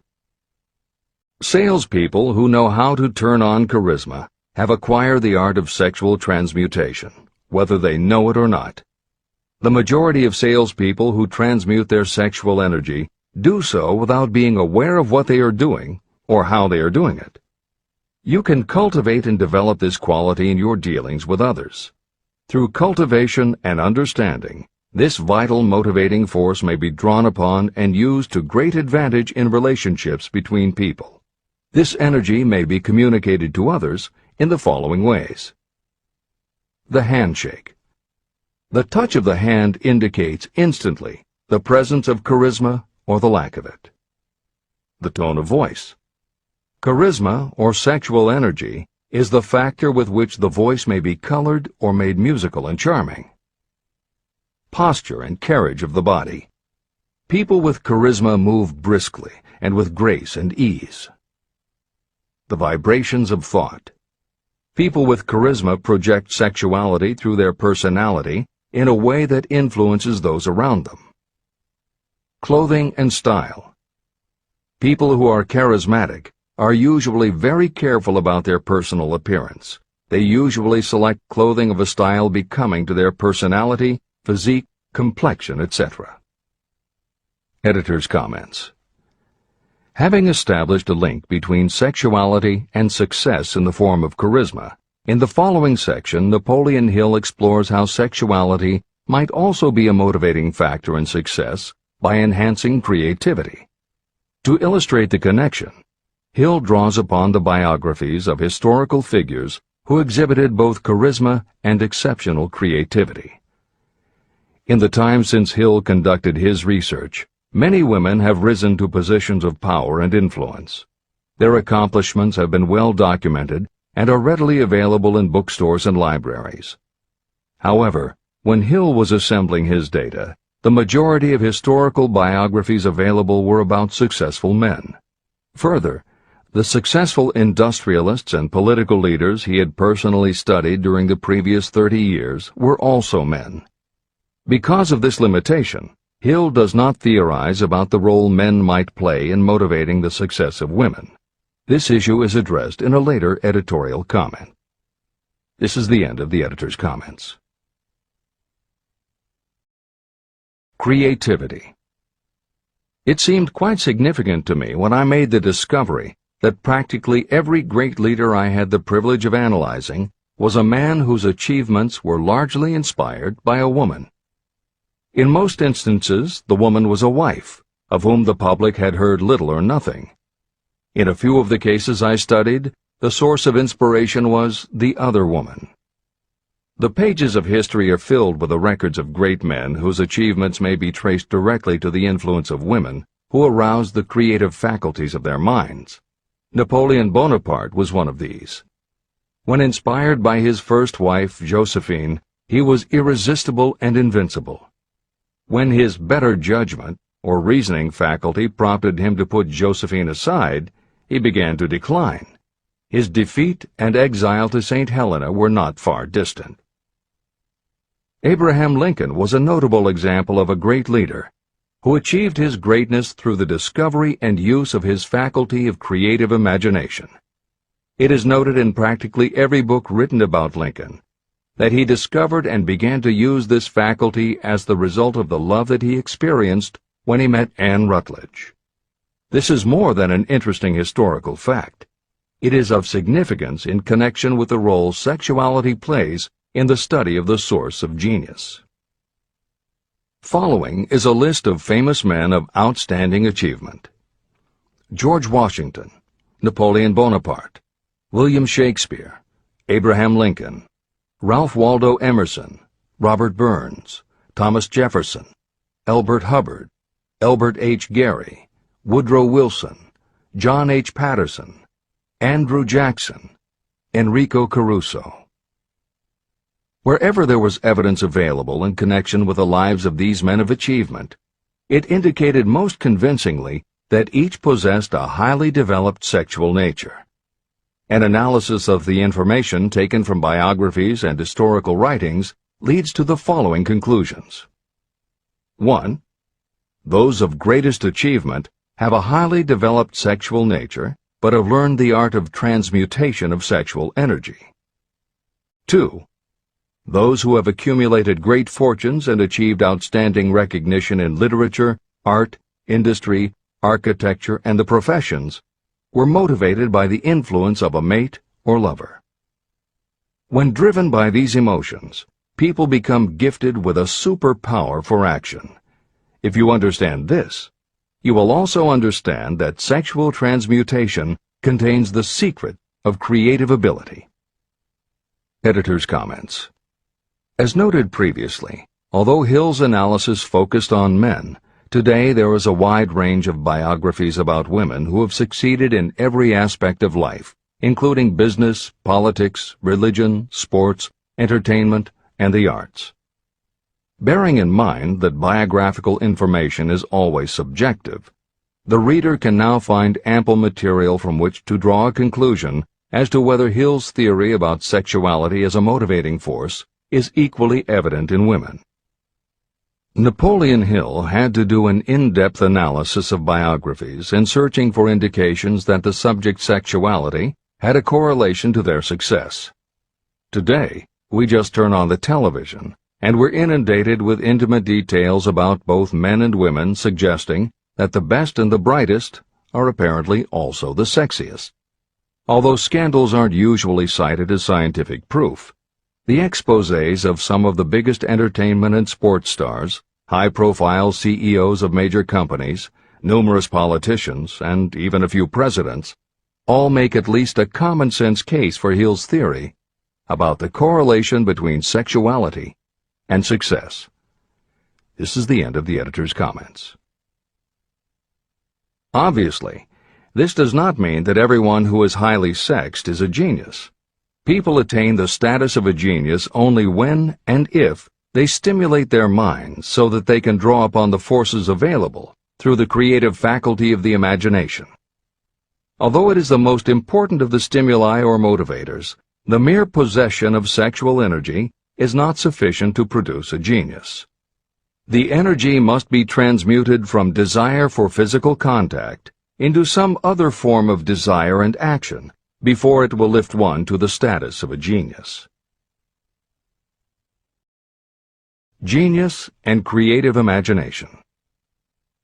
A definition of genius might be someone who has discovered how to increase the intensity of thought to the point where that person can freely communicate with sources of knowledge not available through the ordinary rate of thought. This definition should prompt some questions in the mind of anyone reading this book.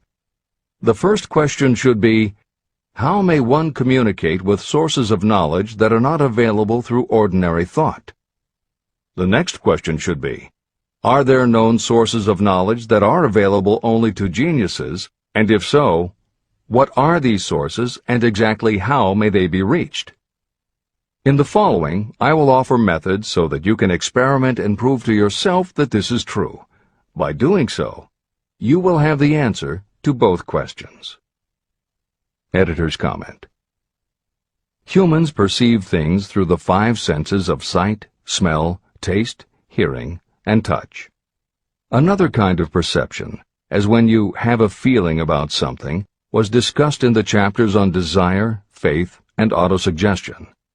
This kind of perception is often referred to as the 6th sense, and in the following Hill explores the relationship between sexuality, motivation, creative imagination, and the 6th sense. This is the end of the editor's comment. The reality of a 6th sense has been fairly well established. This 6th sense is creative imagination. The faculty of creative imagination is something the majority of people never use during an entire lifetime, and if they do use it, it usually happens by mere accident. Only a small number of people deliberately use their creative imagination for a specific purpose. Those who do use this faculty voluntarily and with understanding of its functions are geniuses. Creative imagination is the direct link between your finite mind and what I have termed infinite intelligence. All revelations and all discoveries of basic or new principles in the field of invention take place through the faculty of creative imagination. When ideas, concepts, or hunches flash into your mind, they can only have come from one or more of the following sources. 1. From the mind of some other person who has just released the thought, idea, or concept through conscious thought. 2. Your subconscious mind, which stores every thought and impression that ever reached your brain through any of the 5 senses. 3. From another person's subconscious storehouse. 4. Infinite intelligence. There are no other possible sources from which inspired ideas or hunches may be received.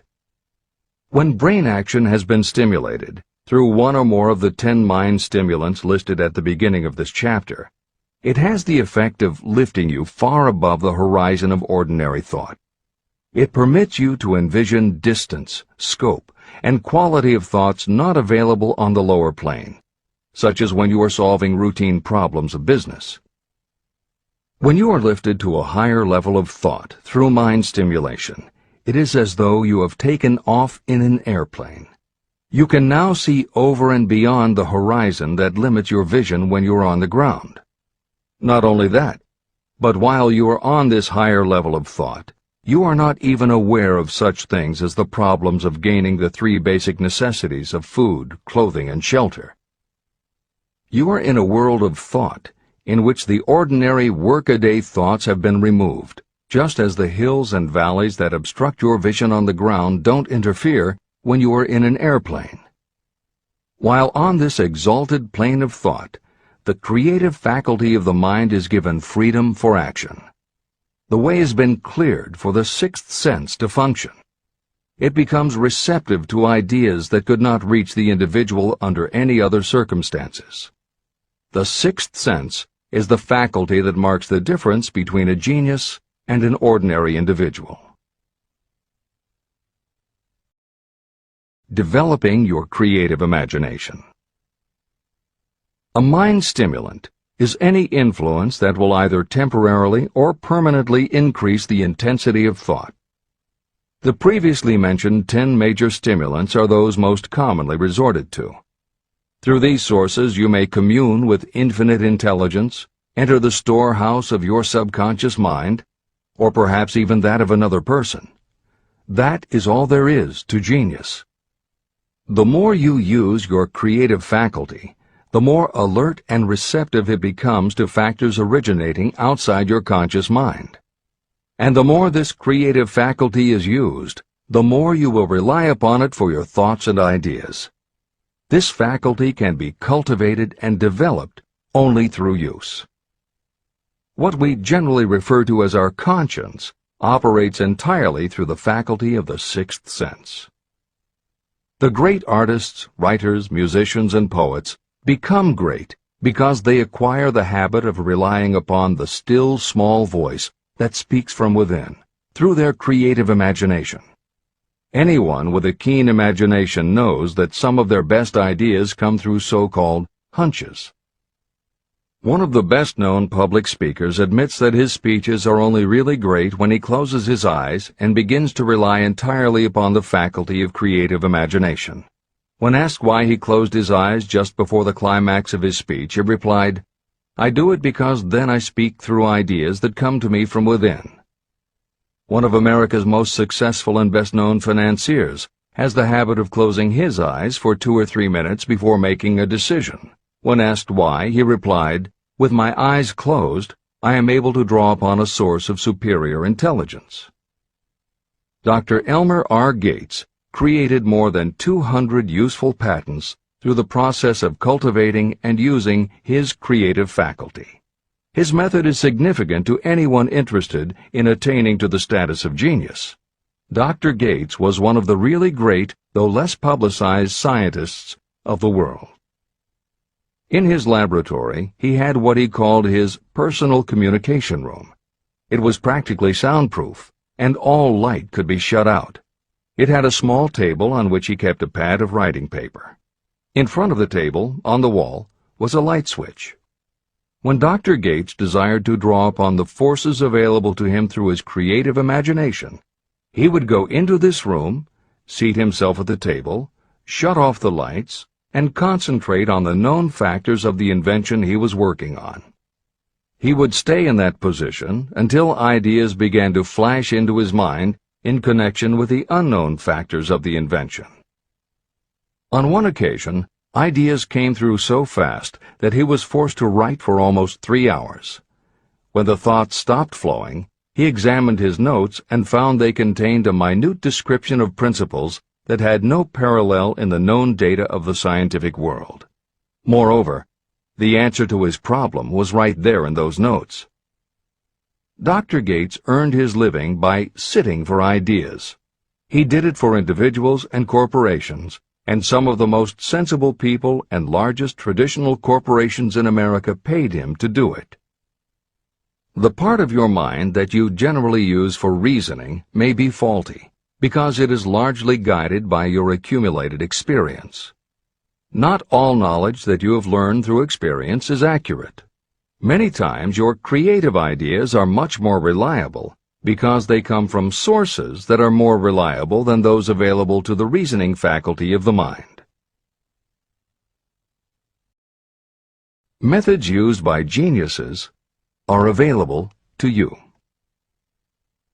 The major difference between the genius and the ordinary inventor is that the genius makes use of both the synthesized and the creative faculties of imagination. For example, the scientific inventor begins an invention by organizing and combining the known ideas or principles accumulated through experience through the synthesized faculty, the reasoning faculty. If the inventor finds this accumulated knowledge is insufficient, the scientist then draws upon the sources of knowledge available through the creative faculty. The method by which the inventor does this varies with the individual, but this is the essence of the procedure. 1. The inventor stimulates his or her mind so that it functions on a higher-than-average plane through one or more of the mind stimulants. 2. The inventor then concentrates on the known factors, the finished part of the invention, and creates in his or her mind a perfect picture of the unknown factors, the unfinished part of the invention. The inventor holds this picture in mind until it has been taken over by the subconscious, then relaxes by clearing his or her mind of all thought and waits for the answer to flash into mind. Sometimes the results are both definite and immediate. At other times the results are negative, depending on the state of development of the sixth sense or creative faculty. Thomas Edison tried out more than 10,000 different combinations of ideas through the synthetic faculty of his imagination before he tuned in through the creative faculty and got the answer that perfected the incandescent light bulb. His experience was similar when he produced the phonograph. Editor's comments. Synchronicity, precognition, intuition, flashes of insight, hunches, gut feelings, symbolic dreams. These are all aspects of the phenomena Napoleon Hill was describing in his two correlated terms, creative imagination and infinite intelligence. And the fact that Hill made a serious study of this function of the mind puts him in exceptional company. The fathers of modern psychology, Sigmund Freud and Carl Jung, recognized and tried to explain this sixth sense. Jung's concept of the collective unconscious, which is the very basis of Jungian psychology, is in many ways identical to Hill's concept of infinite intelligence. Scientists from Archimedes to Newton to Einstein to the team of Watson and Crick, who determined the structure of DNA, all conceded that intuition was instrumental in their discoveries. Duke University created a department for the sole purpose of studying these phenomena under scientific conditions. Many scientists admit to using personalized techniques similar to Hill's method for accessing intuition and creativity. These include Friedrich Kekule, who discovered the molecular structure of benzene through a dream symbol; physiologist Otto Loewi, who had a hunch followed by a dream that won him the Nobel Prize in Medicine; and as mentioned above, James Watson's breakthrough in the structure of DNA. Mozart, Shelley, Coleridge, Huxley, Descartes, Robert Louis Stevenson all claimed intuition played a role in their creations. William Blake learned the secret to a copper engraving process from a dream. British Prime Minister Winston Churchill firmly believed a premonition saved him from being killed by a bomb during the Blitz of London. As was noted earlier, psychiatry, clinical hypnosis, and affirmations all had to overcome considerable skepticism before they were accepted. That is also true of those phenomena Hill terms infinite intelligence. However, In the 1970s and 80s, the public's interest was piqued by well-researched books such as The Intuitive Edge by Philip Goldberg, Creative Dreaming by Patricia Garfield, and The Right Brain Experience by Mary Lee Zdenek. Though these anomalies of the mind still defy laboratory proof, contemporary researchers continue to publish tantalizing results. This is the end of the editorial comments. Nature has equipped the human brain and mind with internal stimulants that safely trigger the mind to tune in to fine and rare thoughts. No satisfactory substitute for nature's stimulants has ever been found. However, history is not lacking in examples of people who rose to the status of genius as the result of using artificial mind stimulants. Edgar Allan Poe wrote The Raven while under the influence of alcohol, dreaming dreams no mortal ever dared to dream before. Samuel Taylor Coleridge wrote Kubla Khan during an opium-induced dream, and Robert Burns wrote best when intoxicated. For auld lang syne, my dear, we'll take a cup of kindness yet for auld lang syne.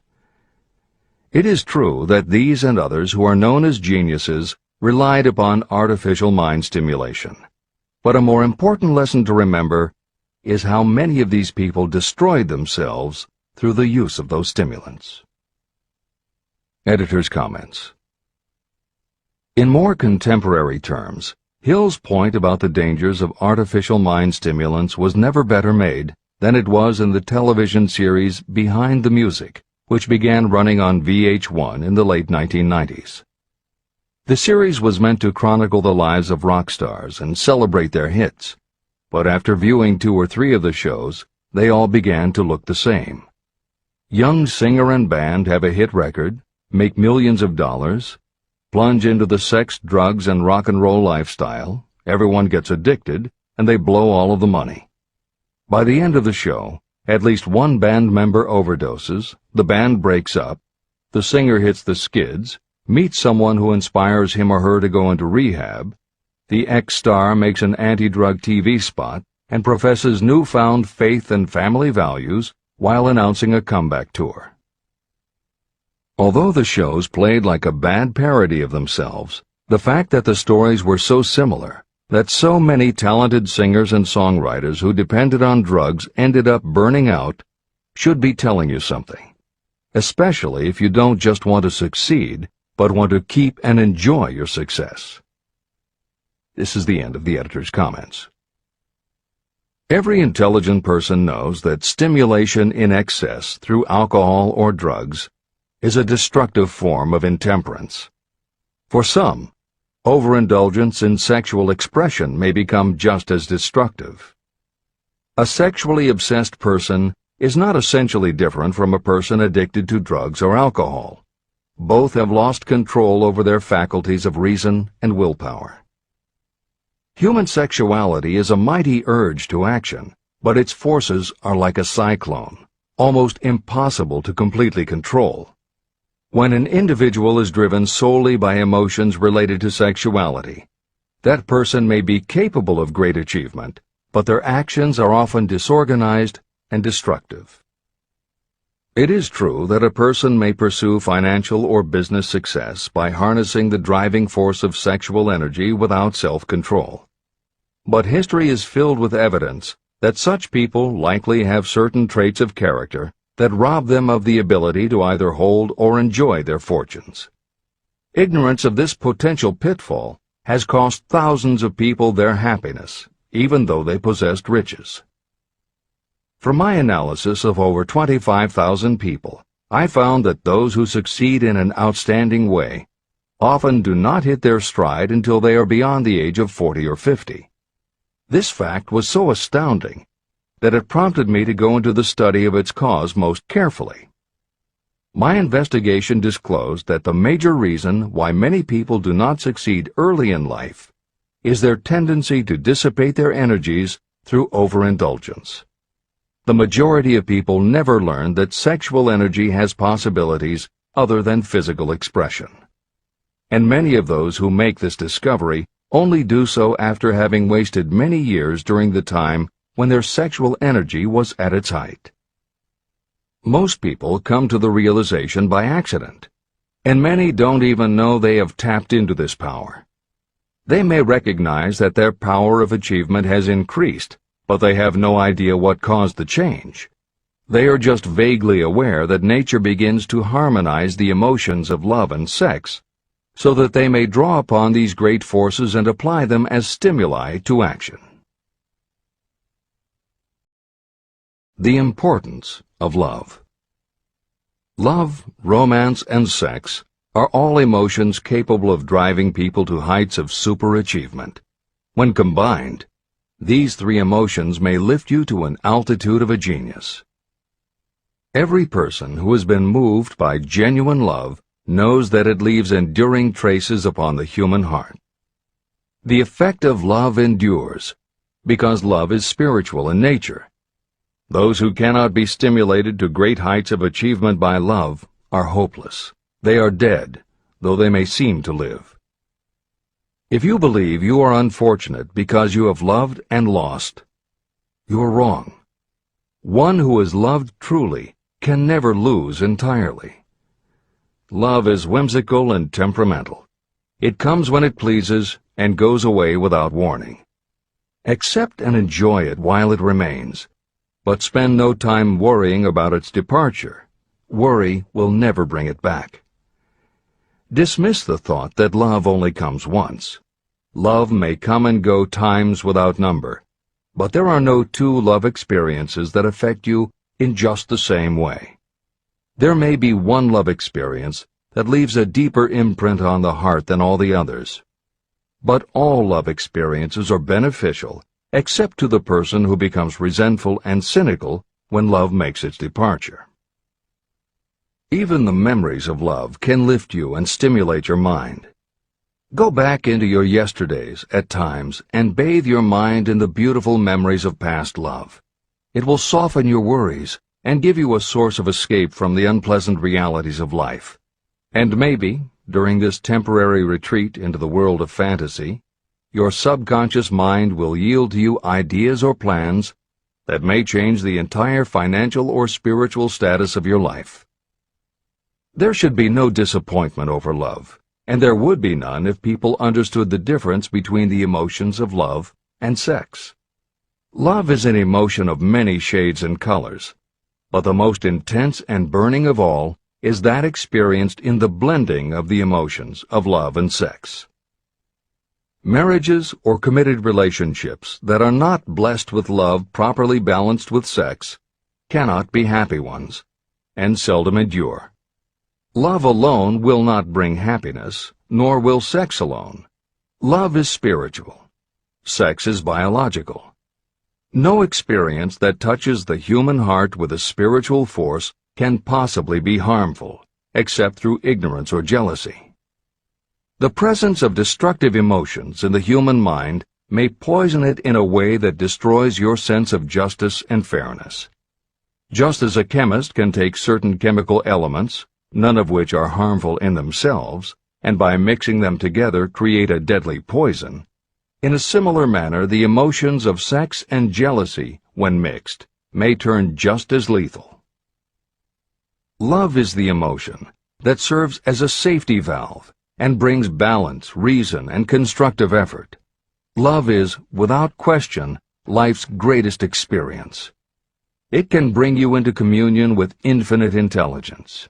When love guides the emotions, it may lead you well on your way toward creative effort.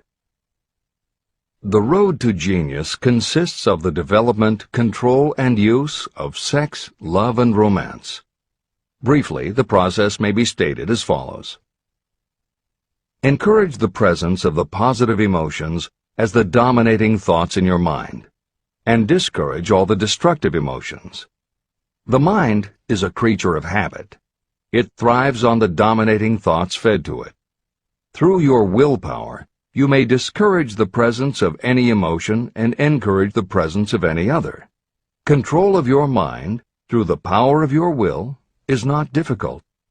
Control comes from persistence and habit.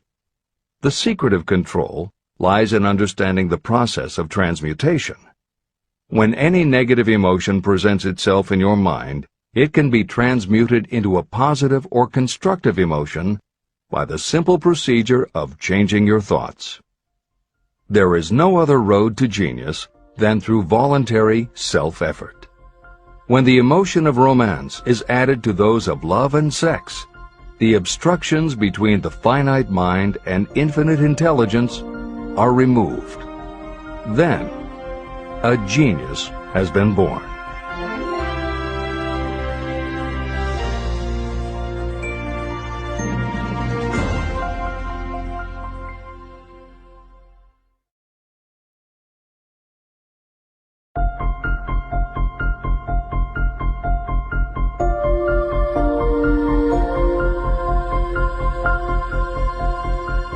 Success requires no explanations.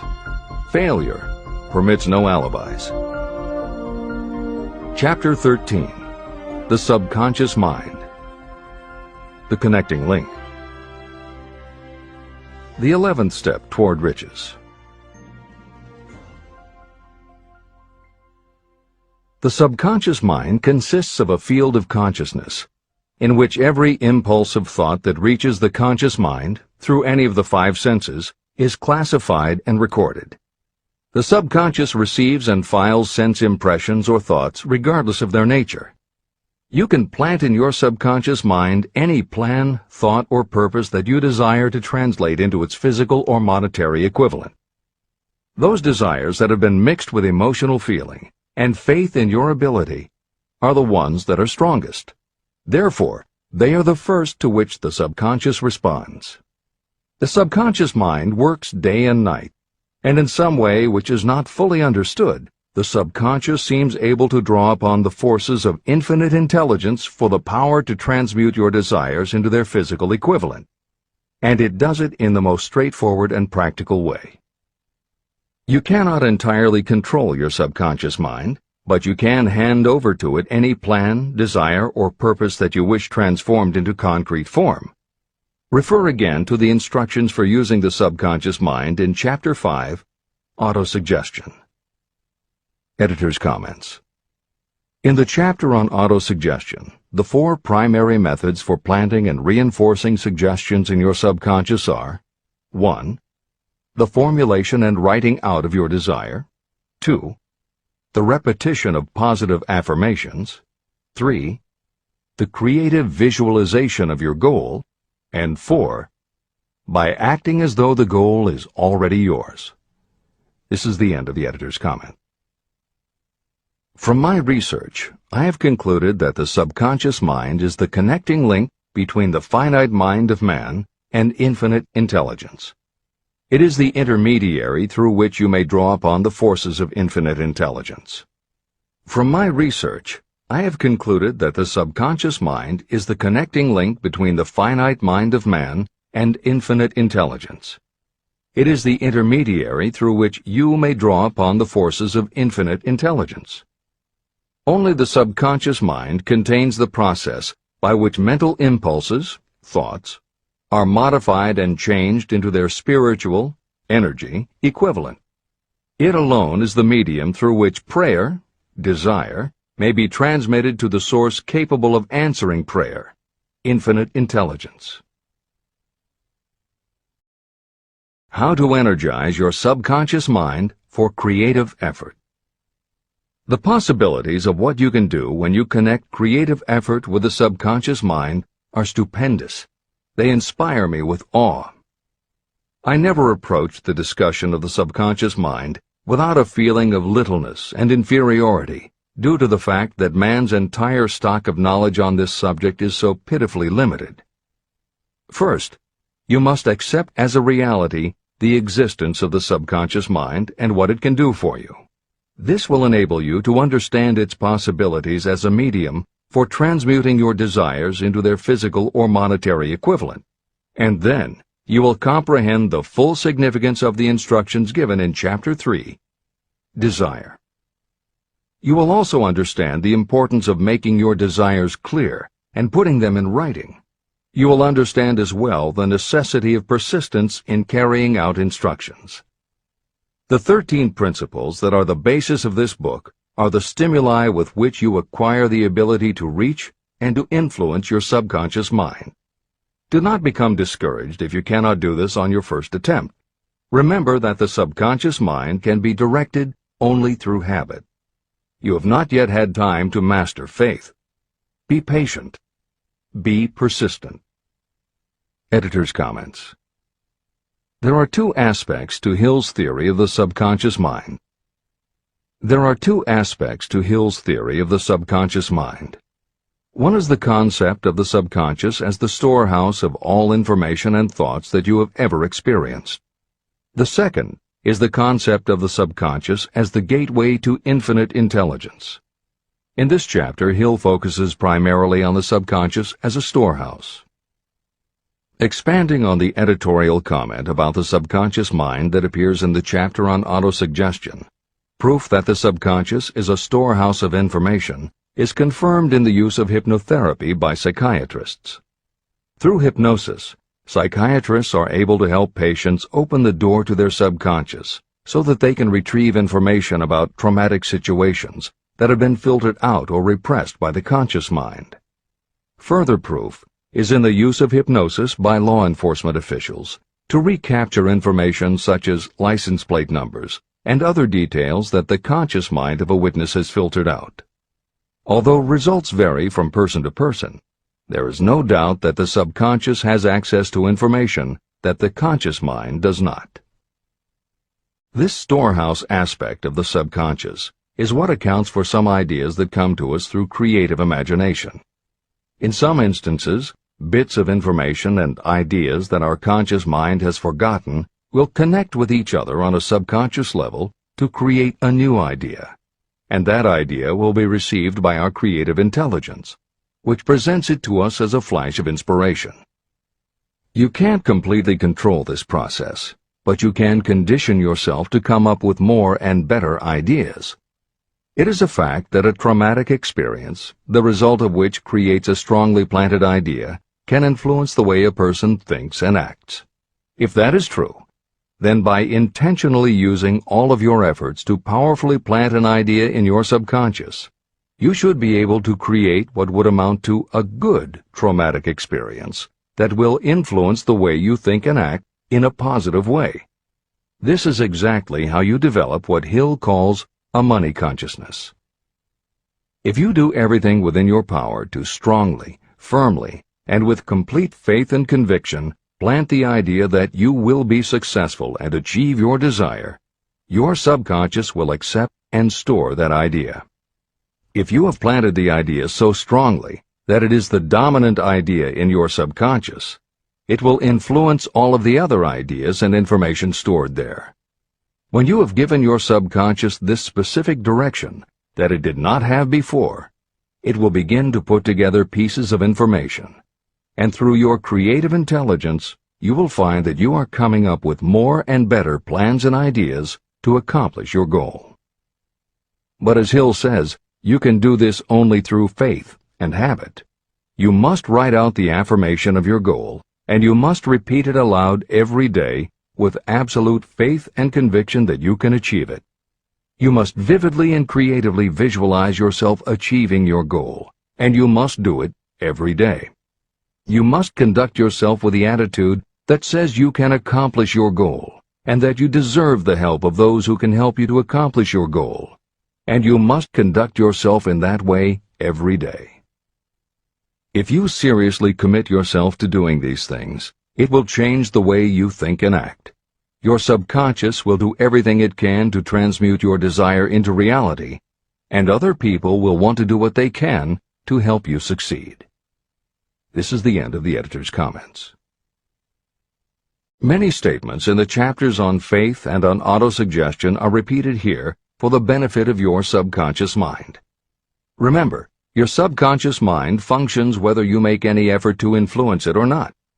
This means that thoughts of fear, poverty, and all negative ideas will affect your subconscious mind unless you master these impulses and give it more desirable food on which it may feed. The subconscious mind will not remain idle. If you don't plant desires in your subconscious mind, It will feed on the thoughts that reach it as the result of your neglect. Both negative and positive thoughts are reaching your subconscious mind continuously. These thoughts come from the four sources. 1. Consciously from other people. 2. Your subconscious. 3. Subconsciously from other people. And 4. Infinite intelligence. Every day, all kinds of thought impulses are reaching your subconscious mind without your knowledge. Some of these impulses are negative. Some are positive. Right now, you should be specifically trying to shut off the flow of negative impulses and actively working to influence your subconscious mind through positive impulses of desire. When you achieve this, you will possess the key that unlocks the door to your subconscious mind. Moreover, you will control that door so completely that no undesirable thought may influence your subconscious mind. Everything that you create begins in the form of a thought impulse. You can create nothing that you do not first conceive as a thought. Through the aid of the imagination, thoughts may be assembled into plans. The imagination, when under your control, may be used to create plans or purposes that lead to success in your chosen occupation. All thoughts that you want to turn into success and have planted in the subconscious mind must pass through the imagination and be mixed with faith, your faith in your own abilities. The mixing of faith with a plan or purpose intended for submission to the subconscious mind can only be done through the imagination. From these statements, it should be clear that if you want to make use of your subconscious mind, it will call for the coordination and application of all 13 principles of success that are the basis of this book. Make your positive emotions work for you. The subconscious mind is more susceptible to influence by thought mixed with feeling or emotion than it is by thoughts originating solely in the reasoning portion of the mind. In fact, there is much evidence to support the theory that only emotionalized thoughts have any real influence on the subconscious mind. It is a fact that emotions or feelings rule the majority of people. If it is true that the subconscious mind responds better and faster to thoughts that are well mixed with emotion, it is essential to become familiar with the more important of the emotions. There are 7 major positive emotions and 7 major negative emotions. The negatives get into your thoughts naturally and go directly to your subconscious without any help from you. The positive emotions must be injected by you through the principle of autosuggestion into the thought impulse that you wish to pass on to your subconscious mind. These emotions or feeling impulses may be likened to yeast in a loaf of bread. They are the action element which transforms thought impulses from the passive to the active state. That is why thought impulses that have been well mixed with emotion are acted upon more readily than thought impulses originating in cold reason. Editor's comments. W. Clement Stone, Napoleon Hill's friend, mentor, and business partner, arranged for the publication of many of Napoleon Hill's later writings. The following is adapted from material that appears in 2 of these books, Napoleon Hill's Keys to Success and Believe and Achieve. Enthusiasm is a positive mental attitude, an internal impelling force of intense emotion, a power compelling creation or expression. Being enthusiastic is an impelling external expression of action. When you act enthusiastically, you accentuate the power of suggestion and autosuggestion. The sales manager, public speaker, minister, lawyer, teacher, or executive who acts enthusiastic by speaking in an enthusiastic, sincere manner develops genuine enthusiasm. If you act enthusiastic, your emotions will follow. By filling your conscious mind with enthusiasm, you also impress upon your subconscious mind that your burning obsession and your plan for obtaining it are certain things. Then, if your conscious enthusiasm dims, your subconscious will be there, full of images of your success, to help you stoke your conscious fires of enthusiasm once again. This is the end of the editor's comments. You are preparing yourself to influence and control the inner audience of your subconscious mind in order to hand over to it the desire for money, which you wish transmuted into its physical, monetary equivalent. It is essential, therefore, that you understand the method of approach to this inner audience. You must speak its language. It understands best the language of emotion or feeling. Following are the 7 major positive emotions and the 7 major negative emotions. I am listing them here so that you may draw upon the positives and avoid the negatives when giving instructions to your subconscious mind. The 7 major positive emotions. The emotion of desire, the emotion of faith, the emotion of love, the emotion of sex, the emotion of enthusiasm, the emotion of romance, the emotion of hope. There are other positive emotions, but these are the 7 most powerful and the ones most commonly used in creative effort. Master these 7 emotions. They can be mastered only by use, and the other positive emotions will be at your command when you need them. Remember that you are studying a book that is intended to help you develop a money consciousness by filling your mind with positive emotions. The 7 major negative emotions to be avoided. The emotion of fear, the emotion of jealousy, the emotion of hatred, the emotion of revenge, the emotion of greed, the emotion of superstition, the emotion of anger. Positive and negative emotions cannot occupy the mind at the same time. One or the other must dominate. It is your responsibility to make sure that positive emotions constitute the dominating influence of your mind. That is where the law of habit will help you. Form the habit of applying and using the positive emotions. Eventually, they will dominate your mind so completely that the negatives cannot enter it.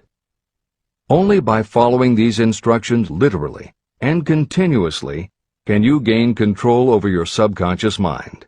The presence of a single negative in your conscious mind is sufficient to destroy all chances of constructive aid from your subconscious mind. Editor's comments.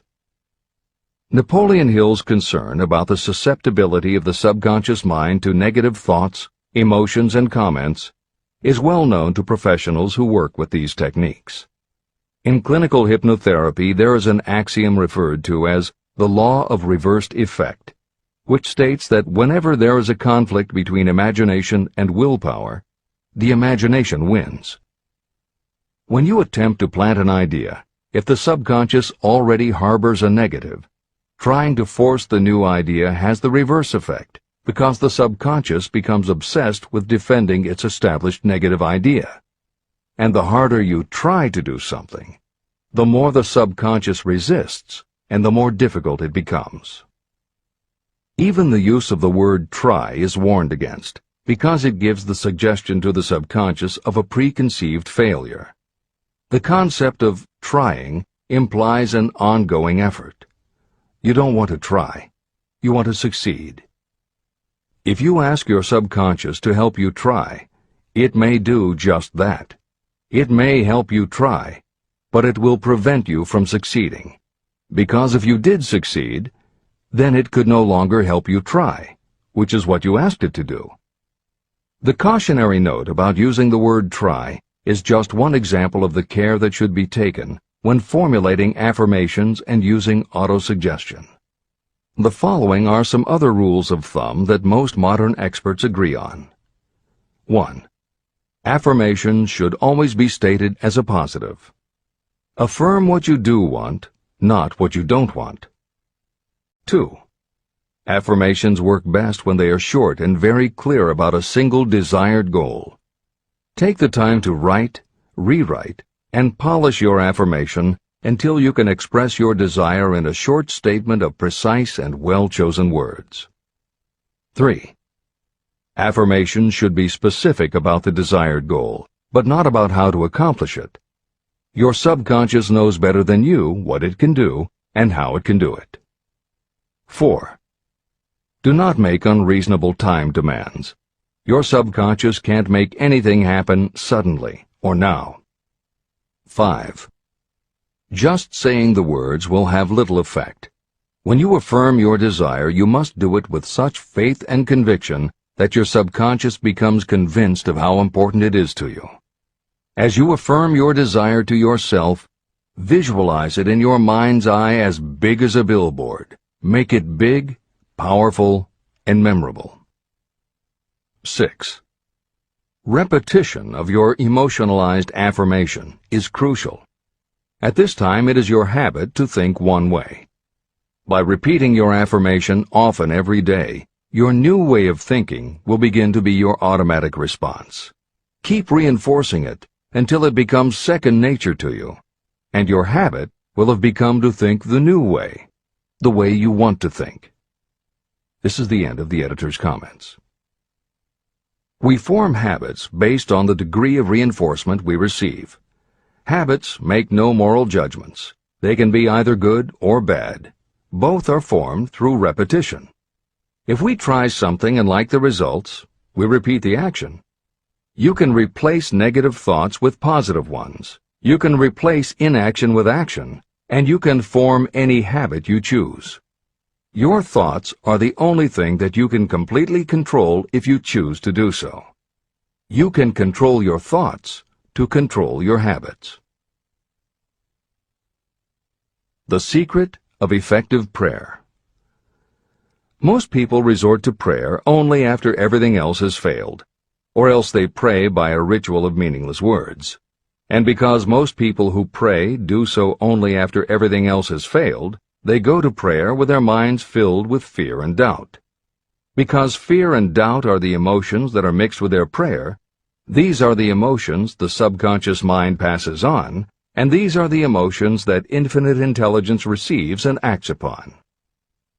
If you pray for a thing, but as you pray you have fear that you may not receive it, or that your prayer will not be acted upon by infinite intelligence, your prayer will have been in vain.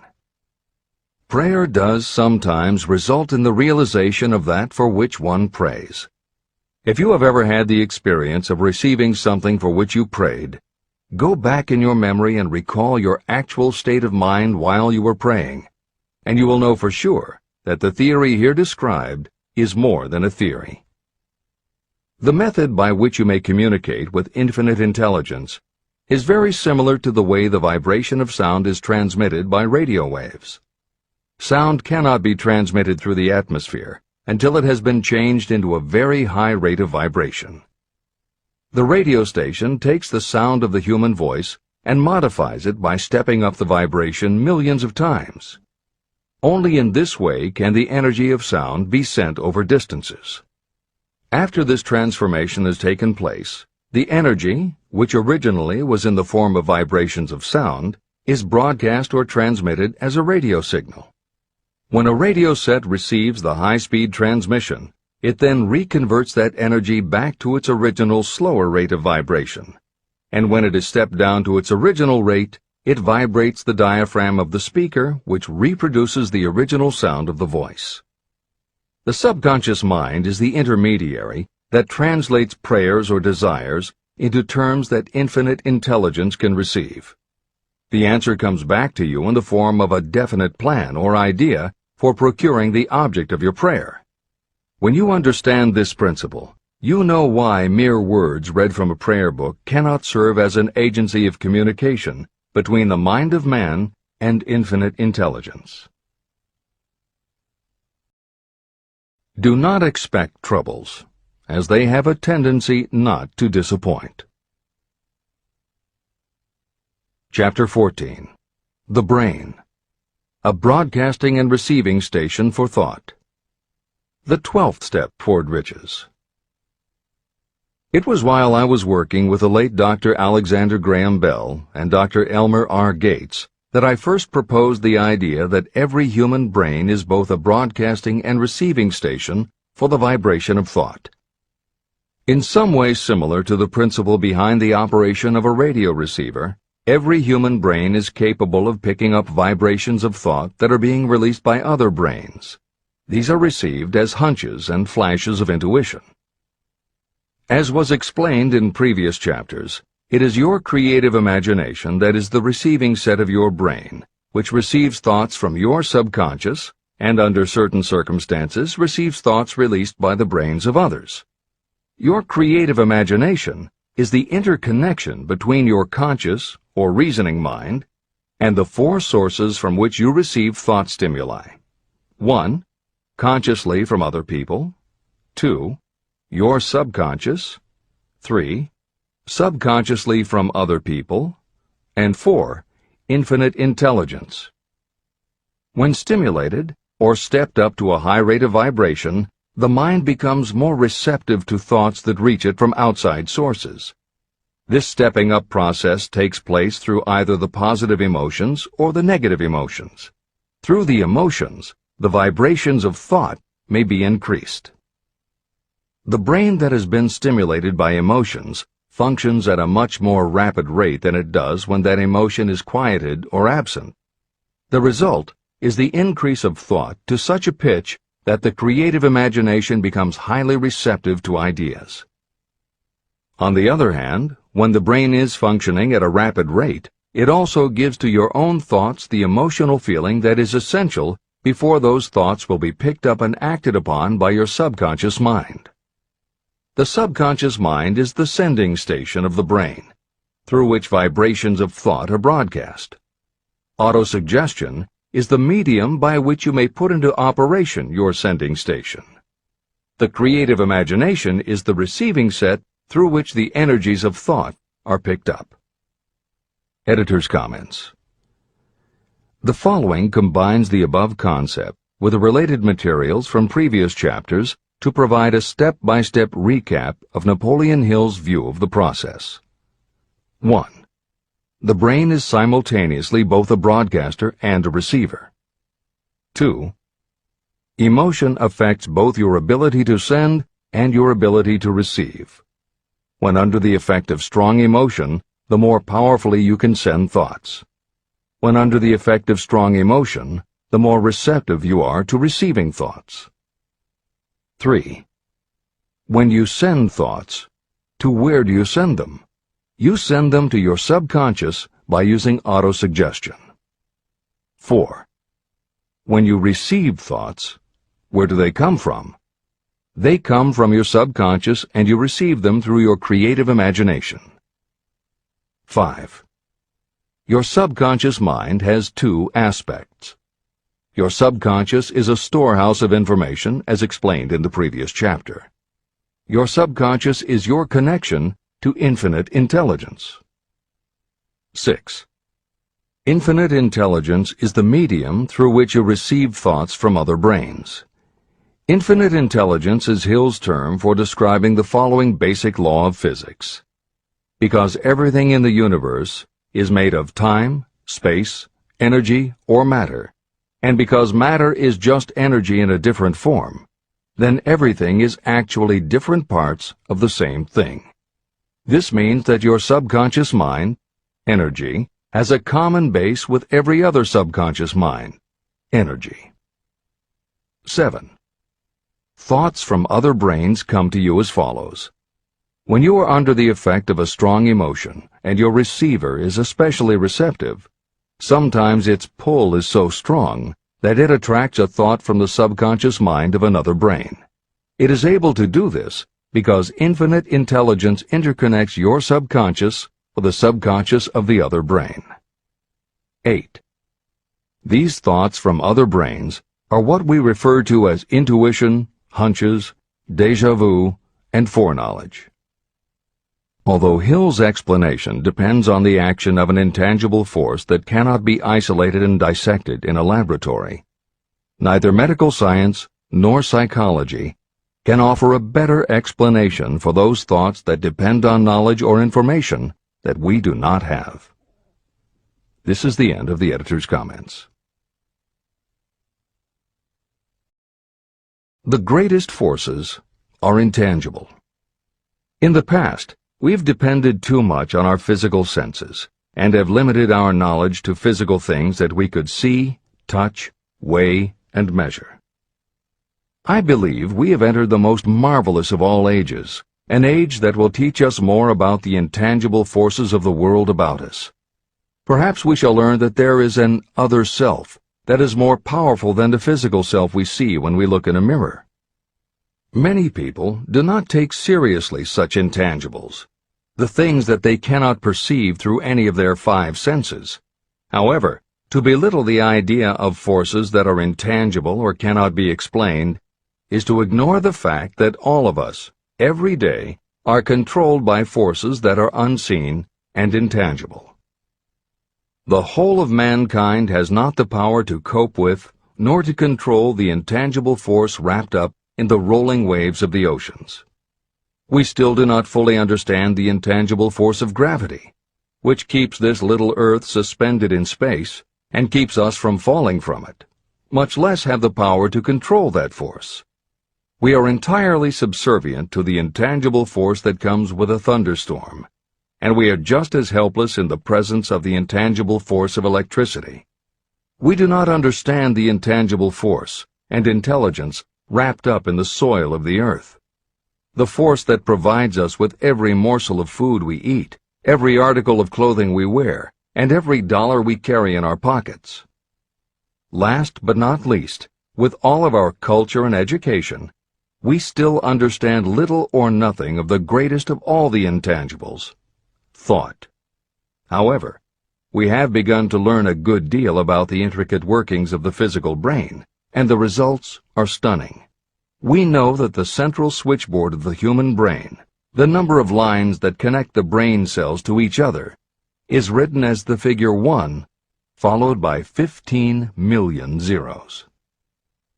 Dr. C. Judson Herrick of the University of Chicago says, "The figure is so stupendous that astronomical figures, dealing with hundreds of millions of light years, become insignificant by comparison. It has been determined that there are from 10 billion to 14 billion nerve cells in the human cerebral cortex, and we know that these are arranged in definite patterns. These arrangements are not haphazard. They are orderly. It is inconceivable to me that such a network of intricate machinery should be in existence for the sole purpose of carrying on the physical functions connected with the growth and maintenance of the physical body.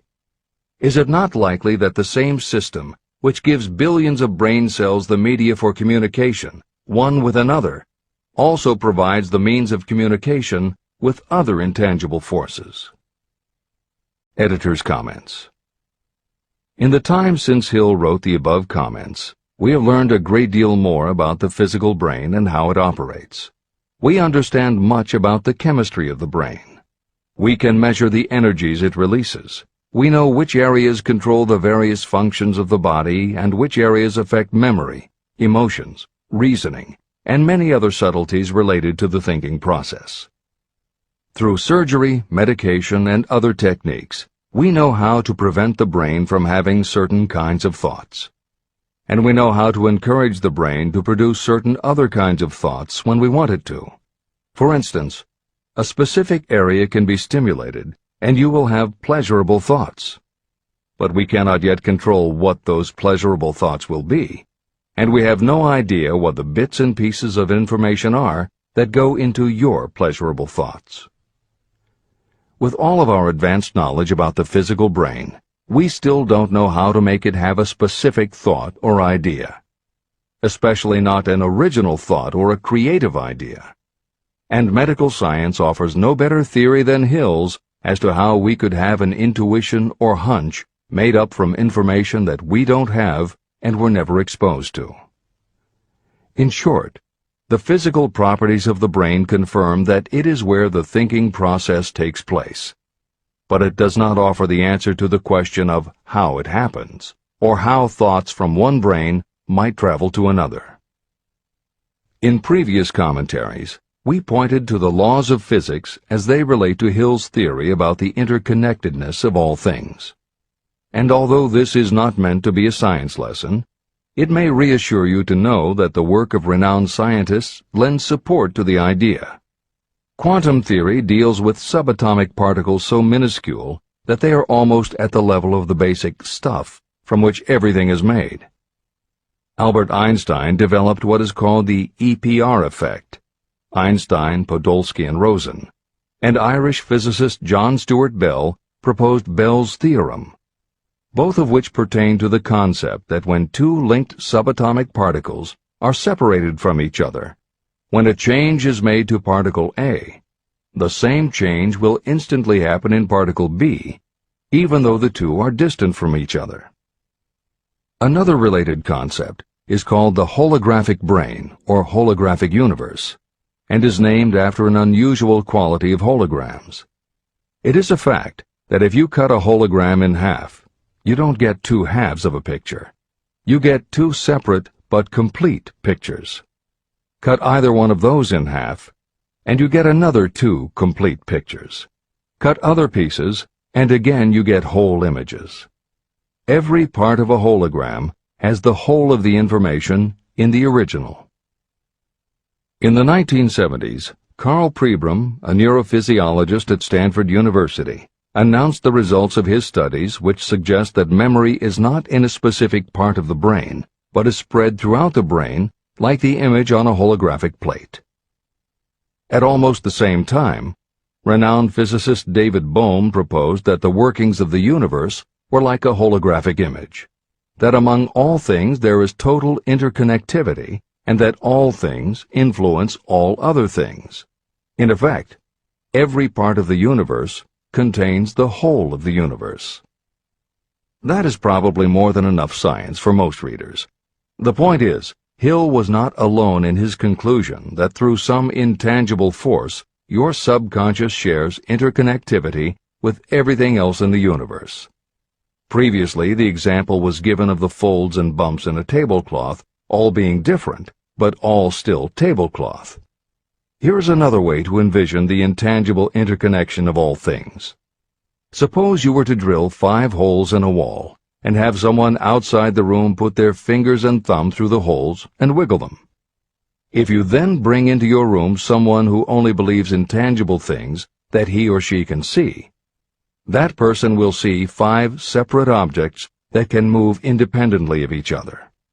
You may tell the person that behind the wall the objects are connected and all part of the same hand, but because they cannot see the connection and disbelieve anything they don't understand, the person will not be convinced. Neither modern medicine, nor psychiatry, nor technology can yet conclusively show us behind the wall.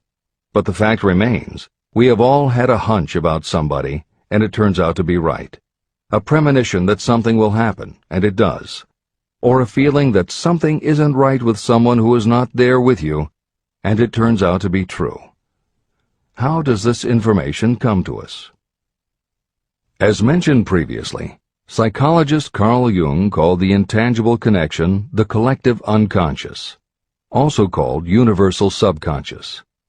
Others call it the totally unified theory, the great first cause, the universal mind, or spirit, and some see it as another way of describing God. Napoleon Hill calls it infinite intelligence and offers a common-sense explanation that allows you to work with a phenomenon, even if it is not completely understood. And that, after all, is what Hill was aiming for, to give you a way to access intangible forces that will help you turn your desire into reality. This is the end of the editor's comments. After this book had been written, just before the manuscript went to the publisher, the New York Times published an editorial showing that at least one great university and one intelligent investigator in the field of mental phenomena are carrying on an organized research through which conclusions have been reached that parallel many of those described in this and the following chapter. The editorial briefly analyzed the work carried on by Dr. J.B. Rhine and his associates at Duke University. From the New York Times. What is telepathy? A month ago, we cited on this page some of the remarkable results achieved by Professor Rhine and his associates in Duke University from more than 100,000 tests to determine the existence of telepathy and clairvoyance. These results were summarized in the first 2 articles in Harper's Magazine. In the second, which has now appeared, the author, E.H. Wright, attempts to summarize what has been learned, or what it seems reasonable to infer, regarding the exact nature of these extrasensory modes of perception. The actual existence of telepathy and clairvoyance now seems to some scientists enormously probable as the result of Rhine's experiments. Various percipients were asked to name as many cards in a special pack as they could without looking at them and without other sensory access to them. About a score of men and women were discovered who could regularly name so many of the cards correctly that there was not one chance in many a million of their having done their feats by luck or accident. But how did they do them? These powers, assuming that they exist, do not seem to be sensory. There is no known organ for them. The experiments work just as well at distances of several hundred miles as they did in the same room. These facts also dispose, in Mr. Wright's opinion, of the attempt to explain telepathy or clairvoyance through any physical theory of radiation. All known forms of radiant energy decline inversely as the square of the distance traversed. Telepathy and clairvoyance do not. But they do vary through physical cause, as our other mental powers do. Contrary to widespread opinion, they do not improve when the percipient is asleep or half asleep, but on the contrary, when he is most wide awake and alert. Rhine discovered that a narcotic will invariably lower a percipient score, while a stimulant will always send it higher. The most reliable performer apparently cannot make a good score unless he tries to do his best. One conclusion that Wright draws with some confidence is that telepathy and clairvoyance are really one and the same gift. That is, the faculty that sees a card face down on a table seems to be exactly the same one that reads a thought residing only in another mind. There are several grounds for believing this. So far, the two gifts have been found in every person who has either of them. If you have the abilities, both seem to be of equal strength. Screens, walls, distances have no effect at all on either. Wright expresses his hunch that other extrasensory experiences, such as prophetic dreams, premonitions of disaster, and the like, may also prove to be part of the same faculty. The reader is not asked to accept any of these conclusions, but the evidence that Rhine has piled up must remain impressive. In 1927, Dr. J.B. Rhine and his wife, Dr. Louisa E. Rhine, joined Professor William McDougall, chairman of the psychology department at Duke University, to create a lab that would apply strict scientific procedures to the study of psychic phenomena. They developed scientific methodologies and procedures to study, identify, and test individuals who demonstrated unusual abilities. It was Dr. Rhine who coined the term extrasensory perception, ESP, and he adopted the word parapsychology to describe their studies. It is fair to say that the research done at the Rhine lab is some of the most advanced work on the entire subject. In 1962, they created the Foundation for Research into the Nature of Man in order to continue their studies independent of the university and to publish related works. In 1995, the name was changed to the Rhine Research Institute. This is the end of the editor's comments. How to join minds in teamwork. In view of Dr. Rhine's findings about the conditions under which the mind responds to what he terms extrasensory modes of perception, I would like to add my own observations. My associates and I have discovered what we believe to be the ideal conditions under which the mind can be stimulated so that this sixth sense can be made to function in a practical way. To begin with, I should explain that there is a close working alliance between myself and two members of my staff. Through experimentation and practice, we have discovered how to stimulate our minds so that we can, by a process of blending our three minds into one, find the solution to a great variety of problems that are submitted by my clients. The procedure is very simple. We sit down at a conference table, clearly state the nature of the problem we have under consideration, then begin discussing it. Each contributes whatever thoughts may occur by applying the principle used in connection with the invisible counselors described in the next chapter. The strange thing about this method of mind stimulation is that it places each participant in communication with unknown sources of knowledge definitely outside their own experience. If you understand the principle described in the chapter on the Mastermind, you of course recognize the round table as being a practical application of the Mastermind. This method of mind stimulation, through the discussion of definite subjects between three people, illustrates the simplest and most practical use of the Mastermind. When you tap into the power of your Mastermind group, you will find that the more you work together, the more each member will learn to anticipate the ideas of others and to connect immediately with their intense enthusiasm and inspiration. You cannot completely control this process, but the more you use it, the more it will come into play. By adopting and following a similar plan, you will be making use of the famous Carnegie formula described in Chapter 1. If it means nothing to you at this time, mark this page and read it again after you have finished the last chapter. Great achievement is usually born of great sacrifice and is never the result of selfishness. Chapter 15. The Sixth Sense, the Door to the Temple of Wisdom, the 13th Step Toward Riches.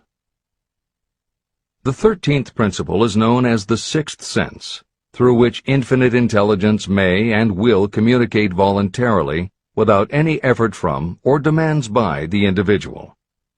This principle is the apex of the philosophy of success. It can be assimilated, understood, and applied only by first mastering the other 12 principles. The sixth sense is that portion of the subconscious mind that has been referred to as the creative imagination. It has also been referred to as the receiving set through which ideas, plans, and thoughts flash into the mind. The flashes are sometimes called hunches or inspirations. The sixth sense defies description. It cannot be described to a person who has not mastered the other principles of this philosophy, because such a person has no knowledge and no experience with which the sixth sense may be compared. After you have mastered the principles in this book, you will be prepared to accept as truth a statement that may otherwise be incredible to you. Through the sixth sense, you will be warned of impending dangers in time to avoid them and notified of opportunities in time to embrace them. As you develop your sixth sense, it is almost as though a guardian angel comes to you to be of help and assistance, a guardian angel who will open to you at all times the door to the temple of wisdom. Miracles of the Sixth Sense. I am not a believer in, nor an advocate of, miracles, for the simple reason that I have enough knowledge of nature to understand that nature never deviates from her established laws. However, I believe that some of nature's laws are so incomprehensible that they produce what appear to be miracles. The sixth sense comes as near to being a miracle as anything I have ever experienced. This much I do know, that there is a power, or a first cause, or an intelligence which permeates every atom of matter and embraces every unit of energy perceptible to man. I know that this infinite intelligence is the thing that converts acorns into oak trees, causes water to flow downhill in response to the law of gravity, follows night with day and winter with summer, each maintaining its proper place and relationship to the other. Through the philosophy explained in this book, this intelligence can help turn your desires into concrete or material form. I know this because I have experimented with it, and I have experienced it. Step by step through the preceding chapters, you have been led to this, the last principle. If you have mastered each of the preceding principles, you are now prepared to accept, without being skeptical, the extraordinary claims made here. If you have not mastered the other principles, you must do so before you may determine definitely whether or not the claims made in this chapter are fact or fiction. Let great people shape your life. I have never completely divested myself of the habit of hero worship. While I was passing through the stage of hero worship, I found myself trying to imitate those whom I most admired. My experience has taught me that the next best thing to being truly great is to emulate the great, to try to act like them, be like them, and feel like them as much as I could. I discovered that the faith with which I tried to imitate my idols gave me great capacity to do so quite successfully. Long before I had ever written a line for publication or delivered a speech in public, I followed the habit of reshaping my own character by trying to imitate the 9 men whose lives and life works had been most impressive to me. These 9 men were Emerson, Paine, Edison, Darwin, Lincoln, Burbank, Napoleon, Ford, and Carnegie. Every night, over a long period of years, I held an imaginary council meeting with this group, whom I called my invisible counselors. This is how I did it.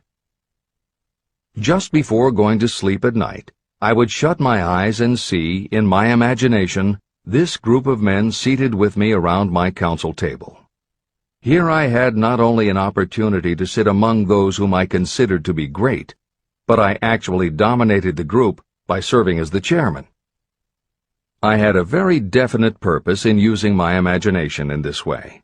My purpose was to rebuild my own character, so it would become a composite of the characters of my imaginary counselors. Realizing that I had to overcome the handicap of being born and raised in an environment of ignorance and superstition, I deliberately assigned myself the task of voluntary rebirth through the method I have described above. Building character through autosuggestion. I knew, of course, that we all become what we are because of our dominating thoughts and desires. I knew that every deeply seated desire causes a person to find a way to turn that desire into reality. I knew that self-suggestion is a powerful factor in building character. In fact, it is the sole principle through which character is built. With this knowledge of how the mind works, I was fairly well armed with the equipment needed to rebuild my character. In these imaginary council meetings, I called on my cabinet members for the knowledge I wished each to contribute. I would even speak out loud to each of them as follows. Mr. Emerson, I desire to acquire from you the marvelous understanding of nature which distinguished your life. I ask that you impress upon my subconscious mind those qualities you possessed that enabled you to understand and adapt yourself to the laws of nature.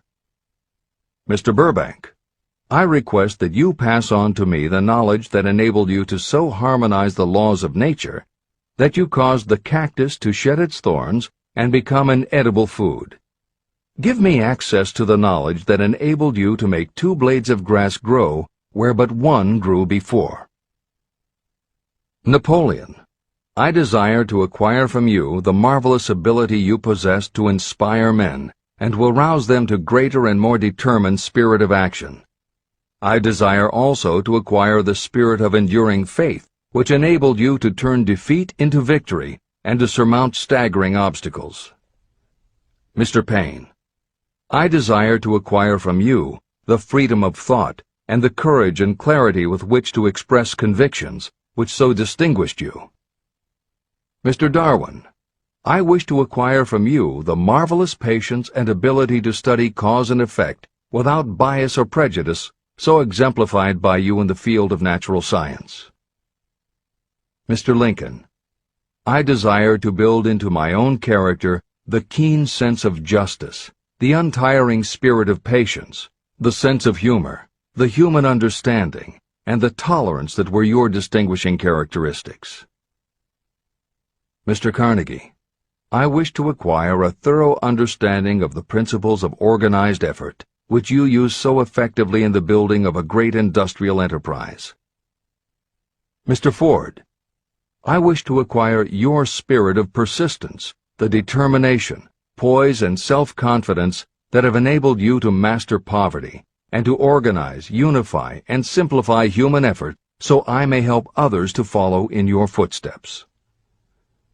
Mr. Edison, I wish to acquire from you the marvelous spirit of faith with which you have uncovered so many of nature's secrets, the spirit of unremitting toil with which you have so often wrested victory from defeat. The startling power of imagination.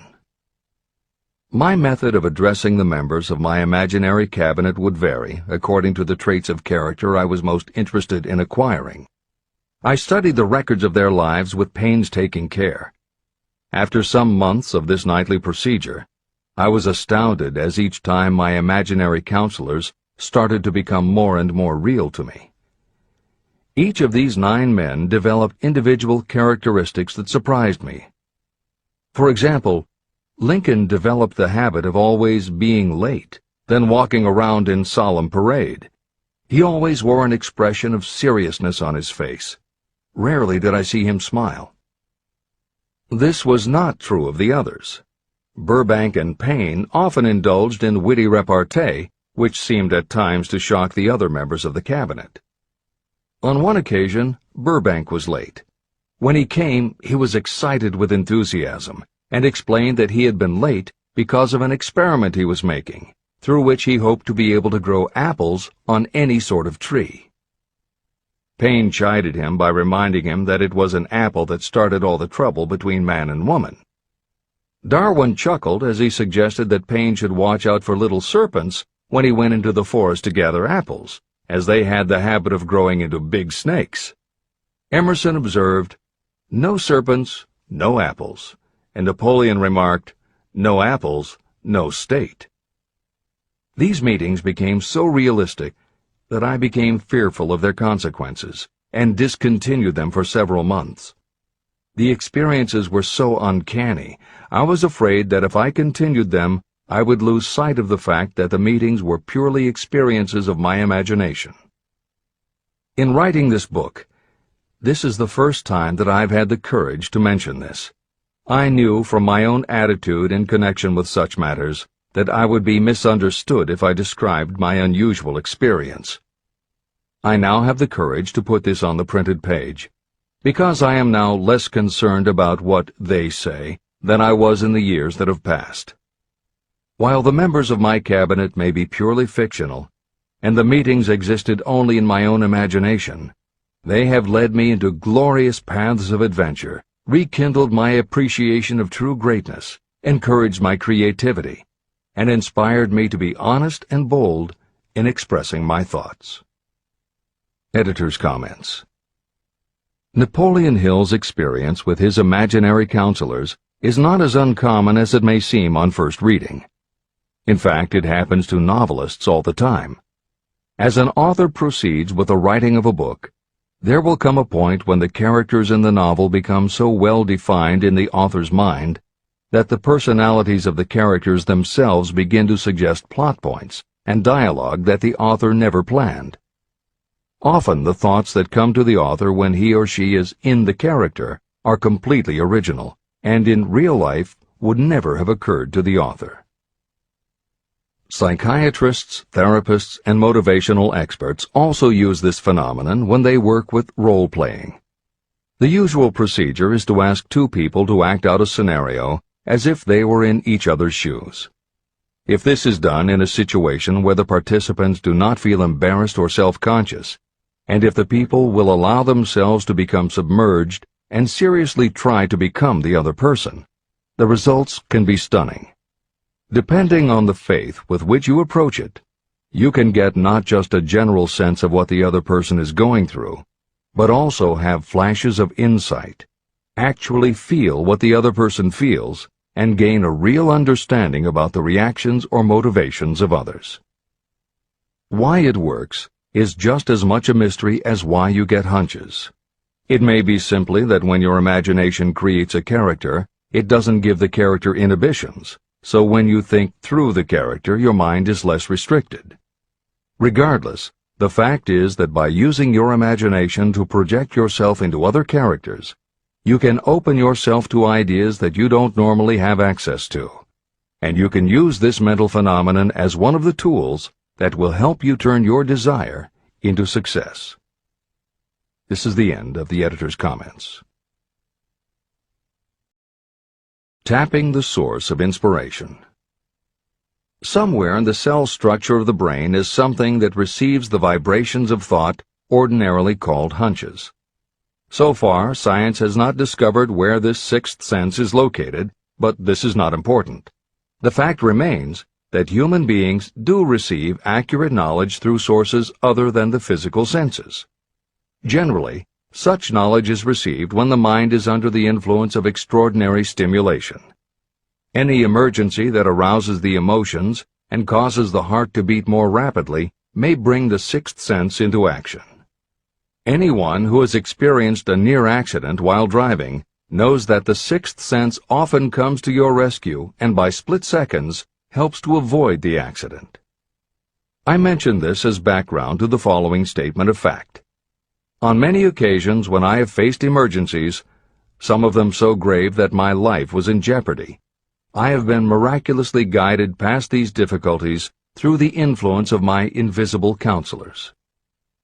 My original purpose in conducting council meetings with imaginary beings was solely to use autosuggestion to impress upon my subconscious mind certain characteristics that I wanted to acquire. In more recent years, my experimentation has taken on an entirely different trend. I now go to my imaginary counselors with every difficult problem that confronts me and my clients. During my meetings with these invisible counselors, I find my mind most receptive to ideas, thoughts, and knowledge that reach me through the sixth sense. The results are often astonishing, although I do not depend entirely on this form of counsel. The sixth sense is not something that one can take off and put on at will. Ability to use this great power comes slowly, through application of the other principles outlined in this book. No matter who you are, or what may have been your purpose in reading this book, you can profit by it even if you don't fully understand how or why the principle described in this chapter works. This is especially true if your major purpose is that of accumulation of money or other material things. This chapter on the sixth sense was written because the book is designed to present a complete philosophy by which individuals may unerringly guide themselves in attaining whatever they ask of life.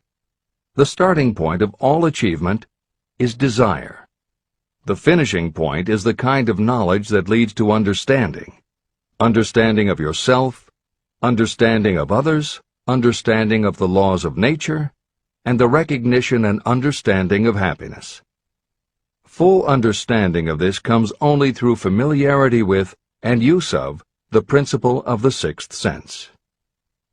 In reading this chapter, you may have found yourself lifted to a high level of mental stimulation. Splendid! Come back to this again a month from now, read it once more, and observe that your mind will soar to a still higher level of stimulation. Repeat this experience from time to time, giving no concern as to how much or how little you learn at the time. Eventually, you will find yourself in possession of a power that will enable you to throw off discouragement, master fear, overcome procrastination, and draw freely upon your imagination. Then you will have felt the touch of that unknown something that has been the moving spirit of every truly great thinker, leader, artist, musician, writer, or statesman. Then you will be in a position to transmute your desires into their physical or financial counterpart as easily as you may lie down and quit at the first sign of opposition.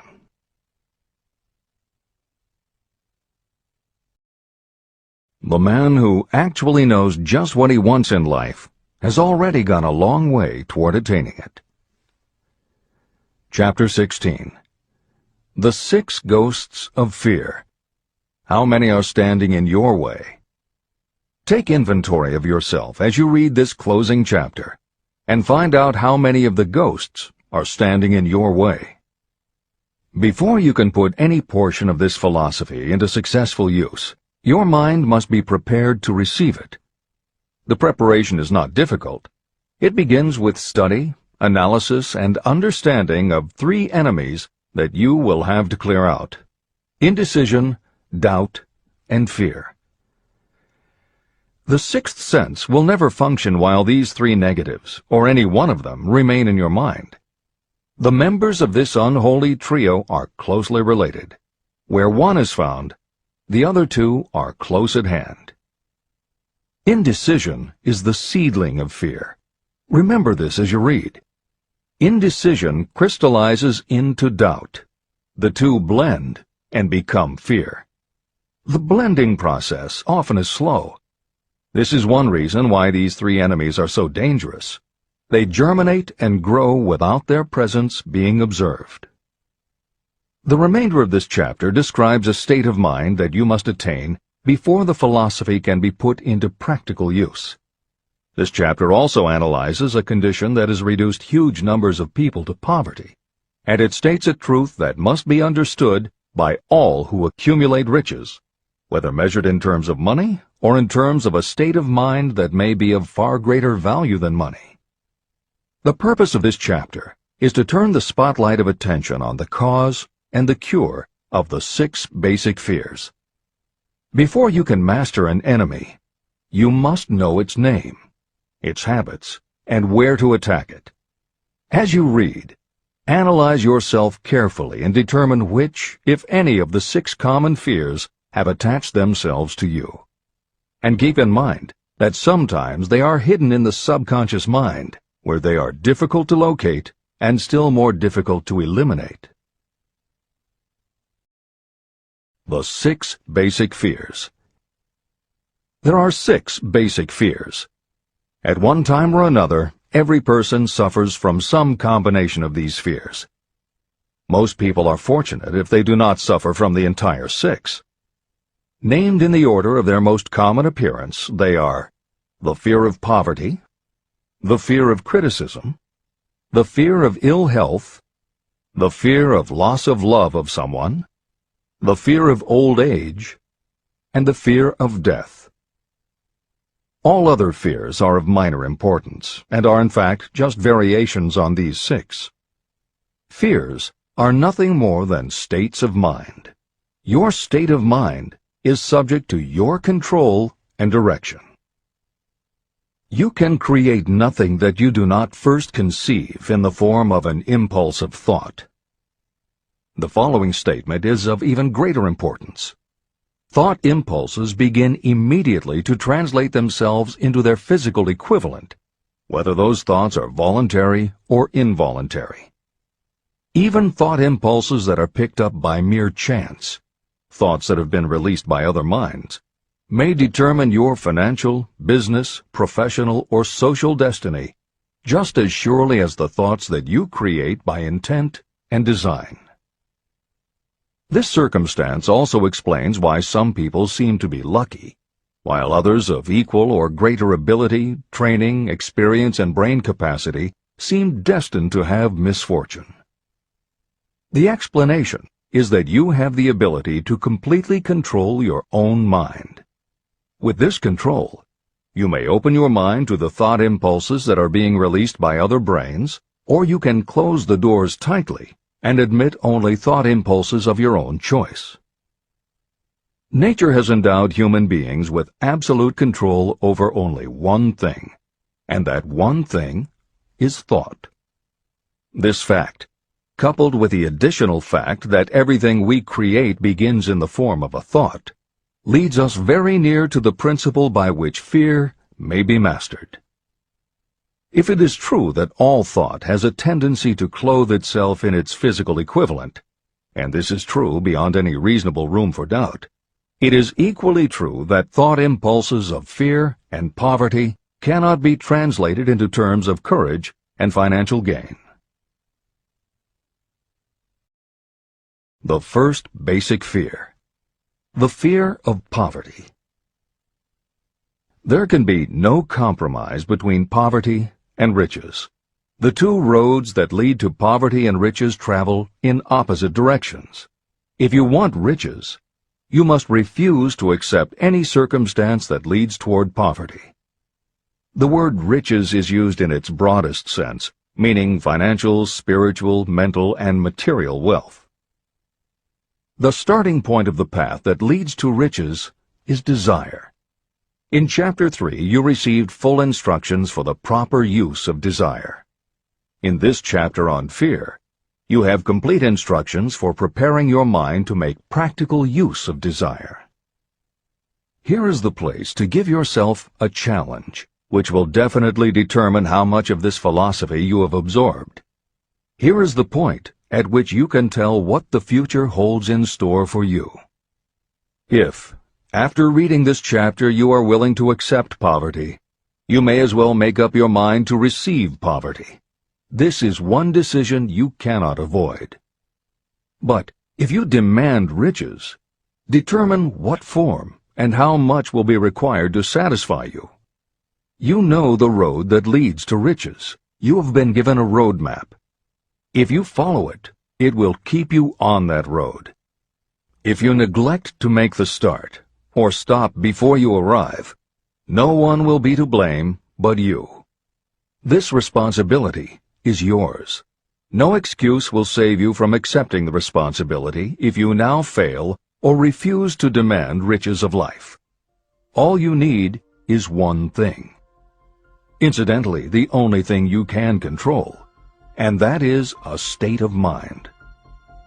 A state of mind is something that is up to you. It cannot be purchased. It must be created.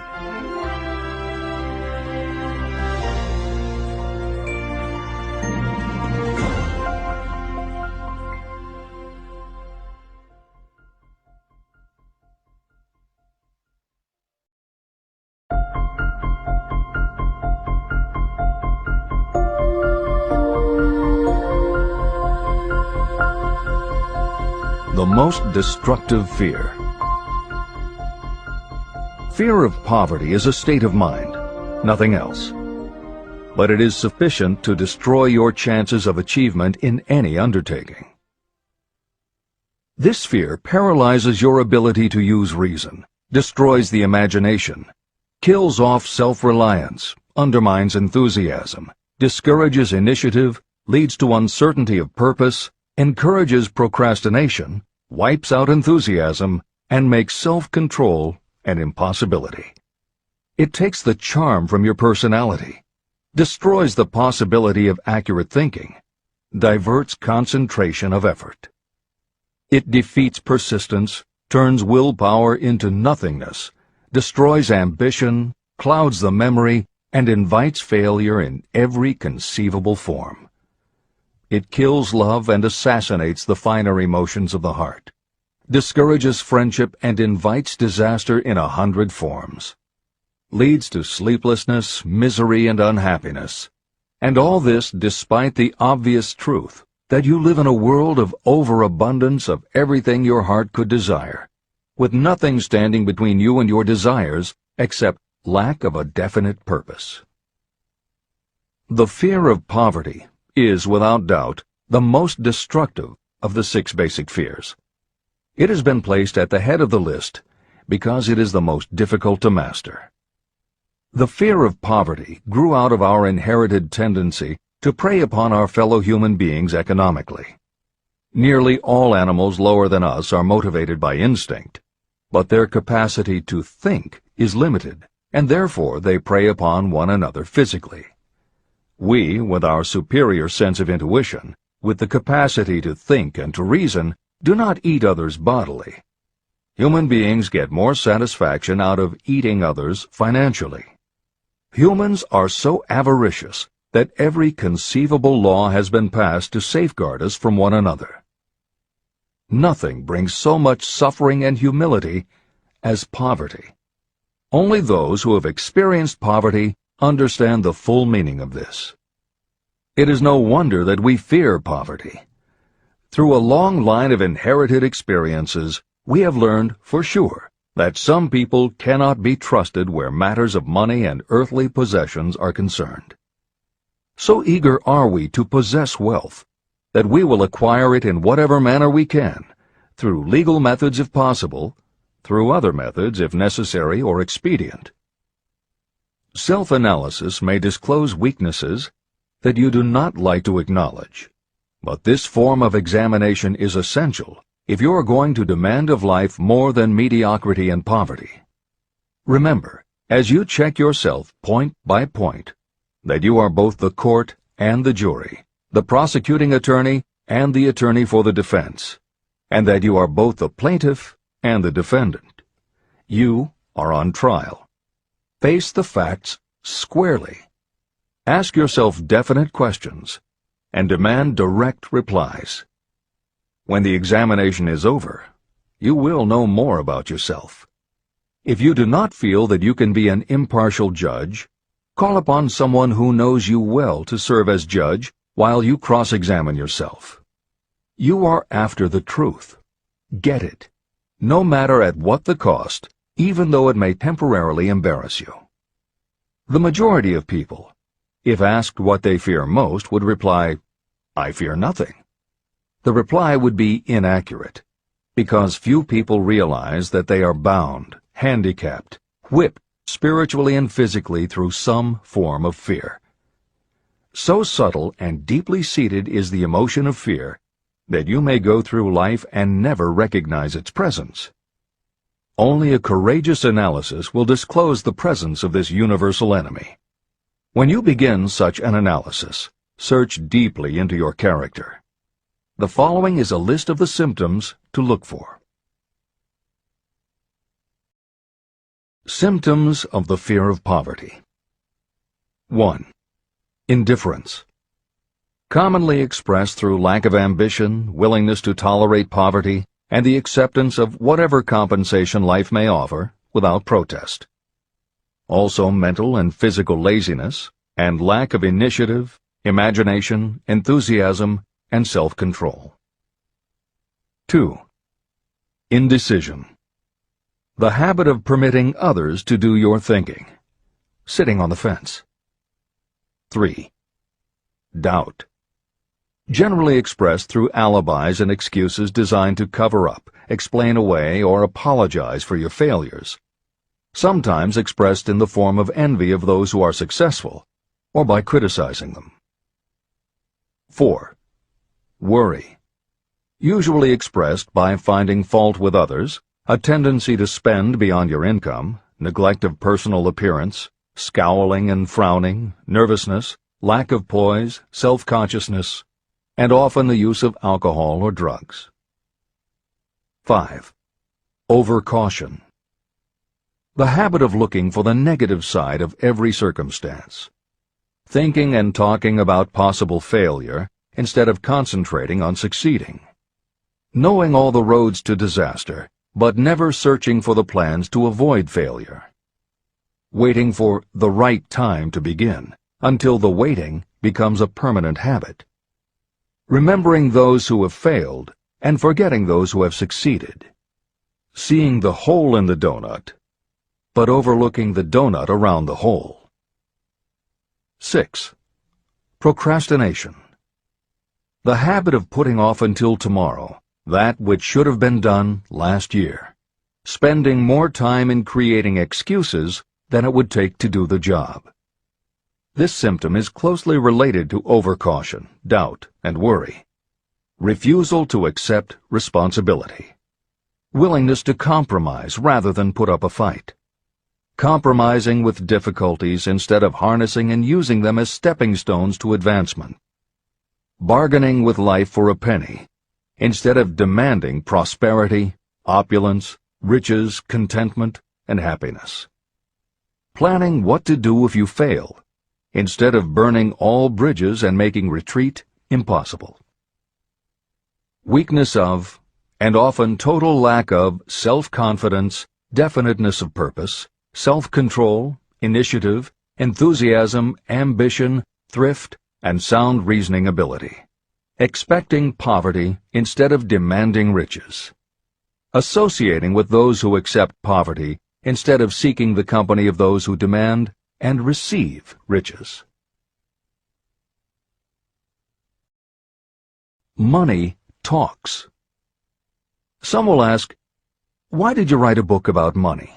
Why measure riches in dollars alone? Some will believe, and rightly so, that there are other forms of riches more desirable than money. Yes, there are riches that cannot be measured in terms of dollars. But there are also millions of people who say, "Give me all the money I need, and I will find everything else I want." The major reason why I wrote this book on how to get money is that millions of men and women are paralyzed with the fear of poverty. What this sort of fear does to one was well described by Westbrook Pegler. Editor's comments. James Westbrook Pegler was a controversial newspaper columnist for the Chicago Daily News and the Washington Post. Although his career lasted into the 1960s, he was most widely read and quoted during the 1930s and 1940s. During that period, he went from being a public supporter of Franklin Roosevelt and the New Deal policies to the opposite end of the political spectrum, championing conservative points of view. Pegler was also the author of 3 books based on his columns, and in 1940 won the Pulitzer Prize for his exposé of union racketeering. This is the end of the editor's comments. We continue with the article by Westbrook Pegler. Money is only clamshells or metal discs or scraps of paper, and there are treasures of the heart and soul which money cannot buy. But most people, being broke, are unable to keep this in mind and sustain their spirits. When a man is down and out and on the street, unable to get any job at all, something happens to his spirit, which can be observed in the droop of his shoulders, the set of his hat, his walk, and his gaze. He cannot escape a feeling of inferiority among people with regular employment, even though he knows they are definitely not his equals in character, intelligence, or ability. These people, even his friends, feel, on the other hand, a sense of superiority and regard him, perhaps unconsciously, as a casualty. He may borrow for a time, but not enough to carry on in his accustomed way, and he cannot continue to borrow very long. But borrowing in itself, when a man is borrowing merely to live, is a depressing experience, and the money lacks the power of earned money to revive his spirits. Of course, none of this applies to bums or habitual ne'er-do-wells, but only to men of normal ambitions and self-respect. Women in the same predicament must be different. We somehow do not think of women at all in considering the down-and-outers. They are scarce in the breadlines, they rarely are seen begging on the streets, and they are not recognizable in crowds by the same plain signs which identify busted men. Of course, I do not mean the shuffling hags of the city streets, who are the opposite number of the confirmed male bums. I mean reasonably young, decent, and intelligent women. There must be many of them, but their despair is not apparent. When a man is down and out, he has time on his hands for brooding. He may travel miles to see a man about a job and discover that the job is filled, or that it is one of those jobs with no base pay, but only a commission on the sale of some useless knick-knack which nobody would buy except out of pity. Turning that down, he finds himself back on the street with nowhere to go, but just anywhere. So he walks and walks. He gazes into store windows at luxuries which are not for him, and feels inferior and gives way to people who stop to look with an active interest. He wanders into the railroad station, or puts himself down in the library to ease his legs and soak up a little heat, but that isn't looking for a job, so he gets going again. He may not know it, but his aimlessness would give him away even if the very lines of his figure did not. He may be well dressed in the clothes left over from the days when he had a steady job, but the clothes cannot disguise the droop. He sees thousands of other people, bookkeepers or clerks or chemists or wagon hands, busy at their work, and envies them from the bottom of his soul.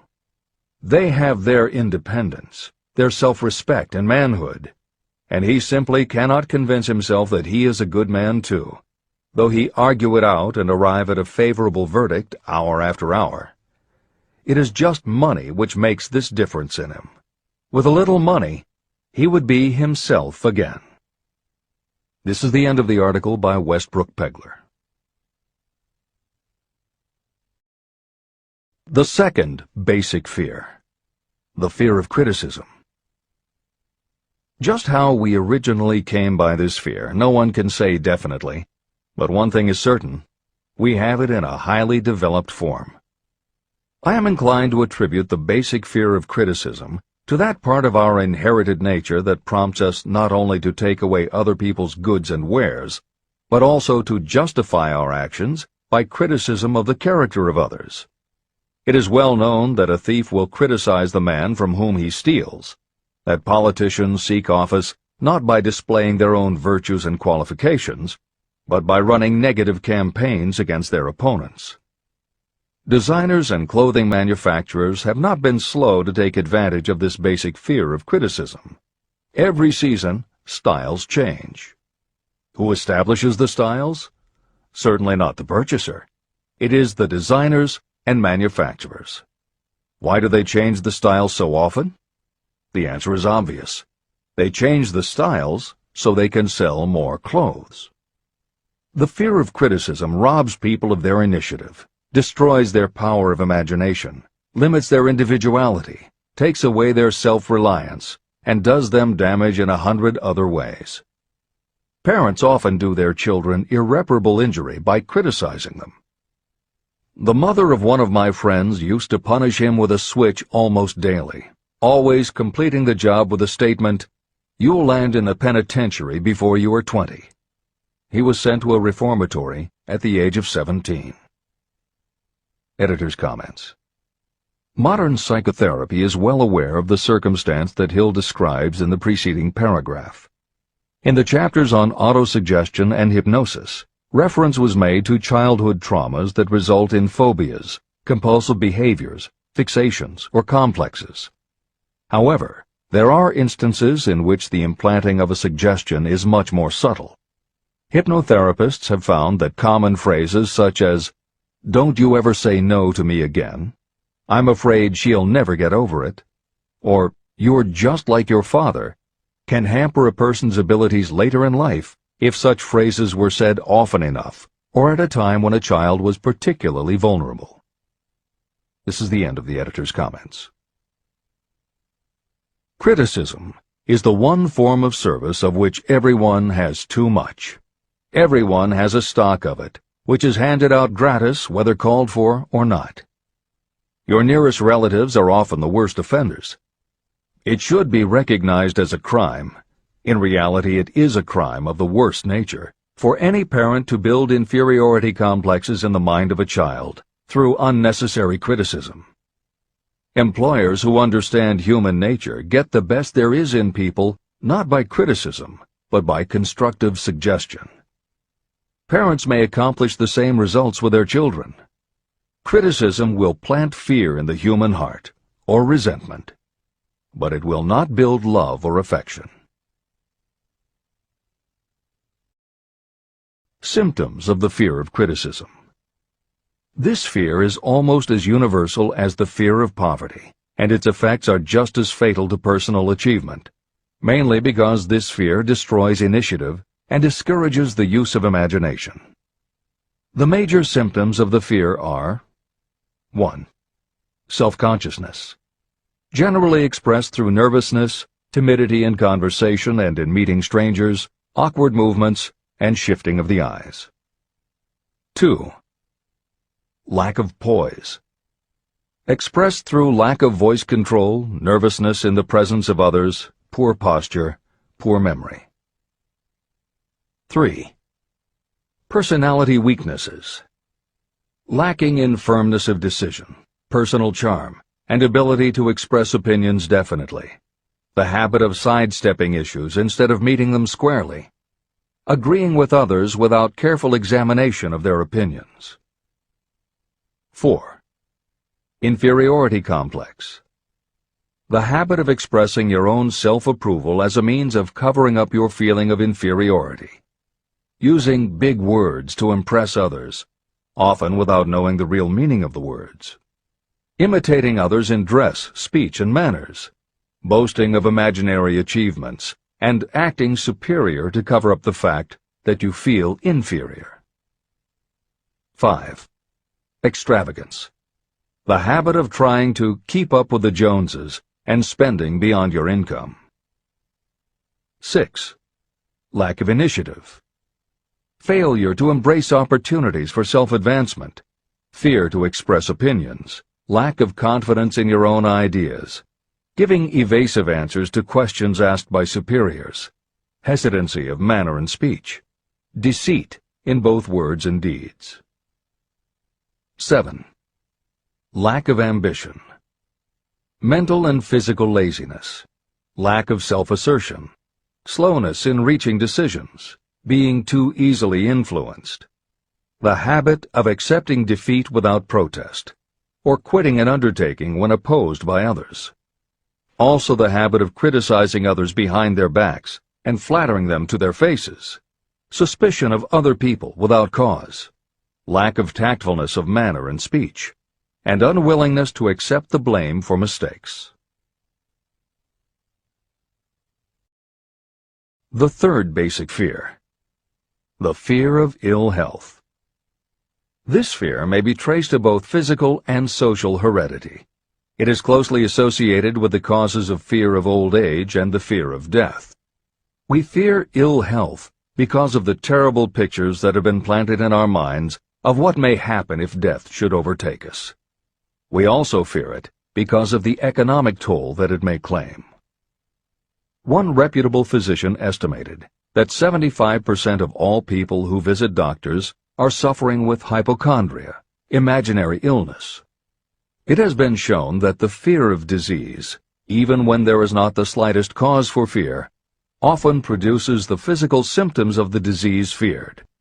Powerful and mighty is the human mind. It builds or it destroys.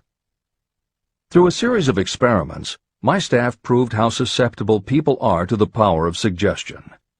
We asked 3 acquaintances to visit separately with the victim. They were instructed to pose the question, "What ails you? You look terribly ill." The first questioner provoked a grin from him and a nonchalant, "Oh, nothing, I'm all right." The second questioner was answered with a statement, "I don't know exactly, but I do feel badly." The third questioner was met with the admission that the victim was actually feeling ill. Editor's comment. Hill's experiment is one that you do not want to carry too far. It is not that different from the principle behind certain religious sects whose members take vengeance on their enemies by hexing or placing a spell on a victim. The spell only works because the victim believes that spells can be cast and that it is possible he or she could be hexed. When the hex victim is informed that someone has cast a spell on them, they accept that it is possible, and their mind does the rest. The same theory operated when Hill's associate was told 3 times that he looked ill. He believed it was possible. Being told 3 times was convincing, and his mind went to work and made it so. This is the end of the editor's comment. There is overwhelming evidence that disease sometimes begins in the form of negative thought impulse.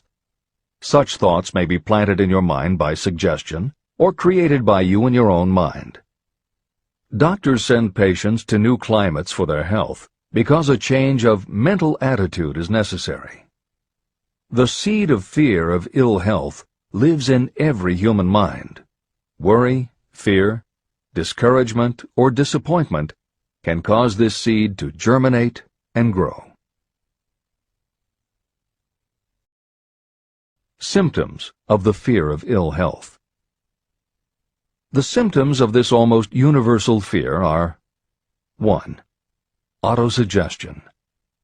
The habit of negative use of self-suggestion by looking for and expecting to find symptoms of all kinds of disease. Enjoying your imaginary illness and speaking of it as being real.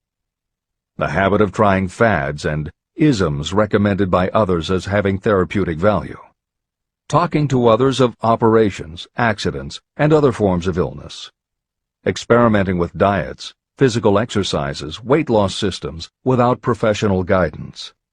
Trying home remedies, patent medicines, and quack remedies. 2. Hypochondria, a medical term for imaginary disease. The habit of excessively talking about illness, and by concentrating the mind on disease you begin to expect it to happen to you. Nothing that comes in bottles can cure this condition. It is brought on by negative thinking, and nothing but positive thought can cure it. Hypochondria is said to do as much damage on occasion as the real disease might do. 3. Exercise. Fear of ill health often interferes with proper physical exercise and results in overweight. 4. Susceptibility. Fear of ill health breaks down your natural resistance, which makes you susceptible to real disease.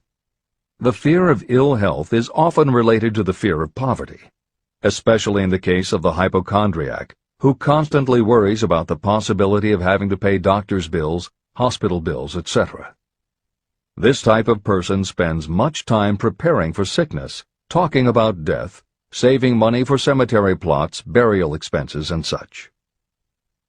5. Self-coddling. The habit of seeking sympathy.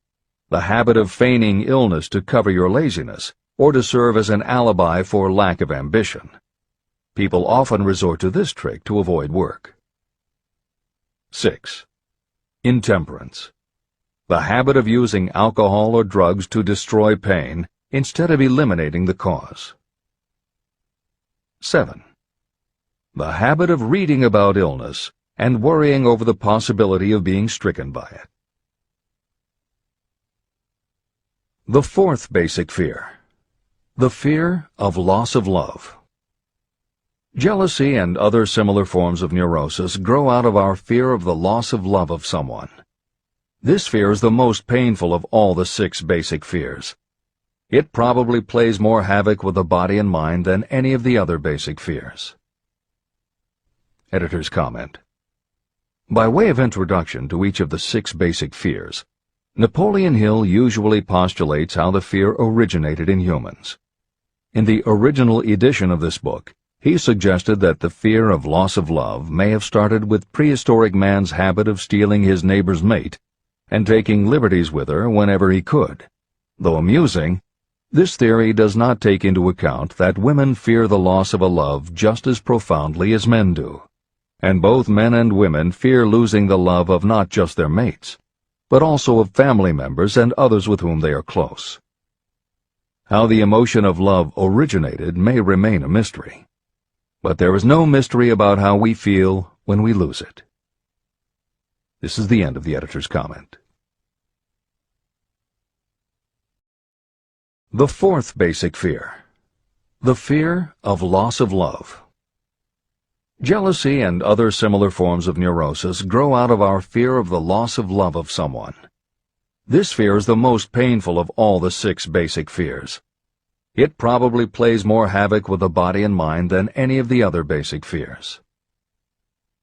Editor's comment. By way of introduction to each of the 6 basic fears, Napoleon Hill usually postulates how the fear originated in humans. In the original edition of this book, he suggested that the fear of loss of love may have started with prehistoric man's habit of stealing his neighbor's mate and taking liberties with her whenever he could. Though amusing, this theory does not take into account that women fear the loss of a love just as profoundly as men do, and both men and women fear losing the love of not just their mates, but also of family members and others with whom they are close. How the emotion of love originated may remain a mystery, but there is no mystery about how we feel when we lose it. This is the end of the editor's comment. Symptoms of the fear of loss of love. The distinguishing symptoms of this fear are 1. Jealousy. The habit of being suspicious of friends and loved ones. The habit of accusing wife or husband of infidelity without grounds. General suspicion of everyone and absolute faith in no one. 2. Fault-finding. The habit of finding fault with friends, relatives, business associates, and loved ones upon the slightest provocation, or without any cause whatsoever. 3. Gambling. The habit of gambling, stealing, cheating, and otherwise taking hazardous chances to provide money for loved ones, in the belief that love can be bought. The habit of spending beyond your means, or incurring debts to provide gifts for loved ones, in order to make a good impression. Also insomnia, nervousness, lack of persistence, weakness of will, lack of self-control, lack of self-reliance, bad temper. The fifth basic fear. The fear of old age.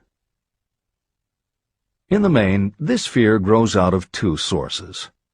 First, the thought that old age may bring with it poverty. Second is the concern that many have for what may await them in the world beyond. The most common cause of fear of old age is associated with the possibility of poverty.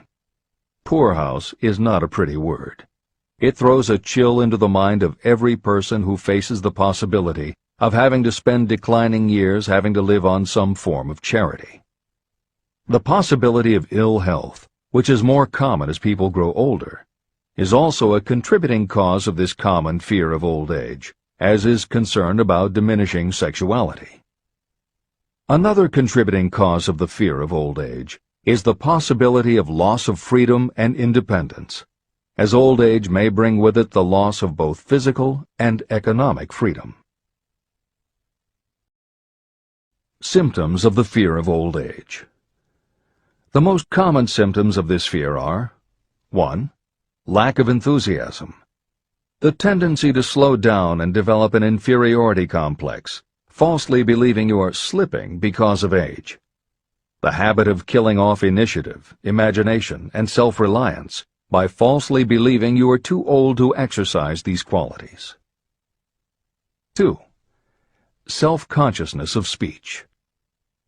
The habit of speaking apologetically of yourself as being old merely because you have reached the age of 40 or 50, instead of reversing the rule and expressing gratitude for having reached the age of wisdom and understanding.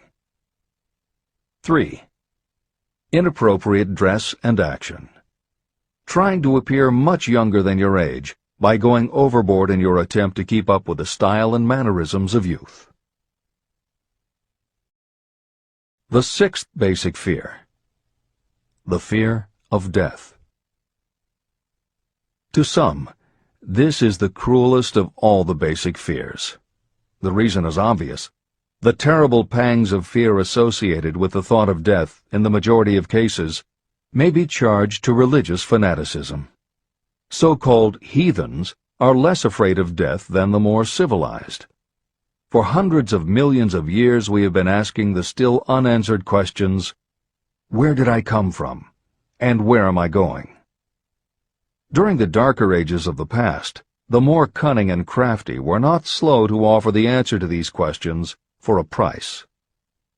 Come into my tent, embrace my faith, accept my dogmas, and I will give you a ticket that will admit you straight into heaven when you die, says the religious leader. Remain out of my tent, says the same leader, and the devil will take you and burn you throughout eternity. The thought of eternal punishment destroys interest in life and makes happiness impossible. While the religious leader may not actually be able to provide safe conduct into heaven or send you to hell, the possibility of the latter seems terrible. The very thought of it takes hold of the imagination in such a realistic way that it paralyzes reason and sets up the fear of death.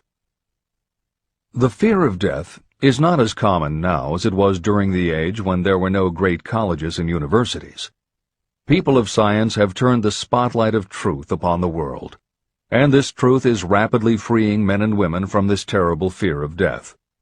The young men and women who attend the colleges and universities are not easily impressed by fire and brimstone. Through knowledge, the fears of the dark ages that grip the mind have been dispelled. The entire world is made up of only four things: time, space, energy, and matter. In elementary physics, we learn that neither matter nor energy can be created or destroyed. Both matter and energy can be transformed, but neither can be destroyed. Life is energy, if it is anything. If neither energy nor matter can be destroyed, of course life itself cannot be destroyed. Life, like other forms of energy, may be passed through various processes of transition or change, but it cannot be destroyed. Death is mere transition. And if death is not mere change or transition, then nothing comes after death except a long, eternal, peaceful sleep. And sleep is nothing to be feared. If you can accept the logic of this, you may forever wipe out your fear of death. Symptoms of the fear of death. The general symptoms of this fear are: 1. The habit of thinking about dying, instead of making the most of life. This is generally due to lack of purpose or lack of a suitable occupation. This fear is more prevalent among the aged, but sometimes the more youthful are victims of it. The greatest of all remedies for the fear of death is a burning desire for achievement, backed by useful service to others. A busy person seldom has time to think about dying. A busy person finds life too thrilling to worry about death. 2. Sometimes the fear of death is closely associated with the fear of poverty, where death would leave loved ones poverty-stricken. 3. In other cases, the fear of death is caused by illness and the breakdown of physical body resistance. 4. The most common causes of the fear of death are ill health, poverty, lack of appropriate occupation, disappointment over love, insanity, and religious fanaticism. The disaster of worry and destructive thinking. Worry is a state of mind based upon fear. It works slowly but persistently. It is insidious and subtle. Step by step, it digs itself in until it paralyzes the reasoning faculty and destroys self-confidence and initiative. Worry is a form of sustained fear caused by indecision. Therefore, it is a state of mind that can be controlled. An unsettled mind is helpless. Indecision makes an unsettled mind. Most individuals lack the willpower to reach decisions promptly and to stand by them after they have been made. We do not worry over conditions once we have reached a decision to follow a definite line of action. I once interviewed a man who was sentenced to be electrocuted 2 hours later. The condemned man was the calmest of the 8 men who were in the death cell with him. His calmness prompted me to ask him how it felt to know that he was going into eternity in a short while. With a smile of confidence on his face, he said, "It feels fine. Just think, brother, my troubles will soon be over. I've had nothing but trouble all my life. It has been a hardship to get food and clothing. Soon, I will not need these things. I have felt fine ever since I learned for certain that I must die. I made up my mind then to accept my fate in good spirit." As he spoke, he devoured a dinner sufficient for 3 men, eating every mouthful of the food brought to him, and apparently enjoying it as much as if no disaster awaited him. Decision gave this man resignation to his fate. Decision can also prevent one's acceptance of undesired circumstances. Through indecision, the 6 basic fears become translated into a state of worry.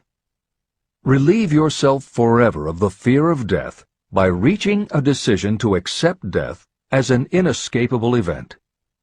Eliminate the fear of old age by reaching a decision to accept it not as a handicap, but as a great blessing that carries with it wisdom, self-control, and understanding. Master the fear of loss of love by reaching a decision to get along without love, if that is necessary. Defeat the fear of criticism by reaching a decision not to worry about what other people think, do, or say. Overcome the fear of ill health by the decision to forget symptoms, and whip the fear of poverty by reaching a decision to get along with whatever wealth you can accumulate without worry. Kill the habit of worry in all its forms by reaching a general blanket decision that nothing life has to offer is worth the price of worry. With this decision will come poise, peace of mind, and calmness of thought, which will bring happiness. If your mind is filled with fear, you not only destroy your own chances of intelligent action, but you transmit these destructive vibrations to the minds of all who come into contact with you, and you destroy their chances too. Even a dog or a horse knows when its master lacks courage. It will pick up the vibrations of fear given off by its master and behave accordingly. The vibrations of fear pass from one mind to another just as quickly and as surely as the sound of the human voice passes from the broadcasting station to a radio receiver. The person who constantly speaks of negative or destructive thoughts is practically certain to experience the results of those words in the form of destructive feedback. But even negative thoughts without words will come back to you. The release of destructive thought impulses alone also produces feedback in more ways than one. First, and perhaps most important to be remembered, the person who releases thoughts of a destructive nature must suffer damage through the breaking down of creative imagination. Secondly, the presence in the mind of any destructive emotion develops a negative personality, which repels people and often converts them into antagonists. The third source of damage is that negative thoughts not only affect others, but they also embed themselves in the subconscious mind of the person releasing them and there become a part of that person's character. Your business in life is to achieve success. To be successful, you must find peace of mind, acquire the material needs of life, and above all, attain happiness. All of these indications of success begin in the form of thought impulses. You control your own mind. You have the power to feed it whatever thought impulses you choose. With this goes the responsibility of using your mind constructively. You are the master of your own earthly destiny, just as surely as you have the power to control your own thoughts. You may influence, direct, and eventually control your own environment, making your life what you want it to be. Or you may neglect to make your life what you want, and you will be adrift on the seas of circumstance, where you will be tossed like a wood chip on the waves of the ocean. The Devil's Workshop. In addition to the 6 basic fears, there is another evil by which people suffer. It constitutes a rich soil in which the seeds of failure grow abundantly. It is so subtle that its presence often is not detected. It is more deeply rooted and more often fatal than all of the 6 fears. For want of a better name, let us call this evil susceptibility to negative influences. Those who accumulate great riches always protect themselves against negative influences. The poverty-stricken never do. Those who succeed in any calling must prepare their minds to resist such influences. If you are reading this book to learn how to grow rich, you should examine yourself very carefully to determine whether you are susceptible to negative influences. If you neglect this self-analysis, you will give up your right to attain the object of your desires. Make your analysis searching. As you read the following questions, be tough on yourself. Go at the task as carefully as you would if you were searching for any other enemy you knew was waiting to ambush you. You must deal with your own faults as you would with a real and serious enemy. You can easily protect yourself against real enemies because there are laws, police, and courts to deal with them. But this 7th basic evil is more difficult to master because it strikes when you are not aware of its presence, when you are asleep and while you are awake. Moreover, its weapon is intangible because it consists of merely a state of mind. Negative influences are also dangerous because they come in so many different forms. Sometimes they enter the mind through the well-meant words of your friends and relatives. At other times they come from within, through your own mental attitude. Always it is as deadly as poison, even though it may not kill as quickly. How to protect yourself against negative influences. To protect yourself against negative influences, whether of your own making or the result of negative people around you, recognize that your willpower is your defense.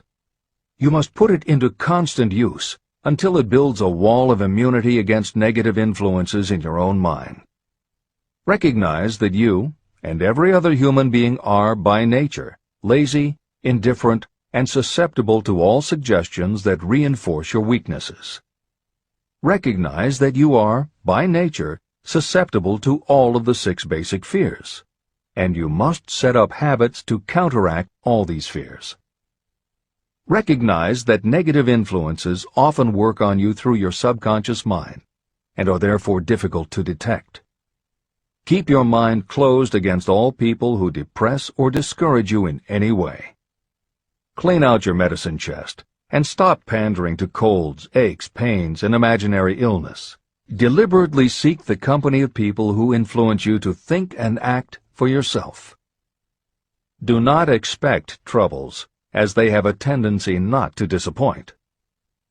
Without doubt, the most common weakness of all human beings is the habit of leaving their minds open to the negative influences of other people.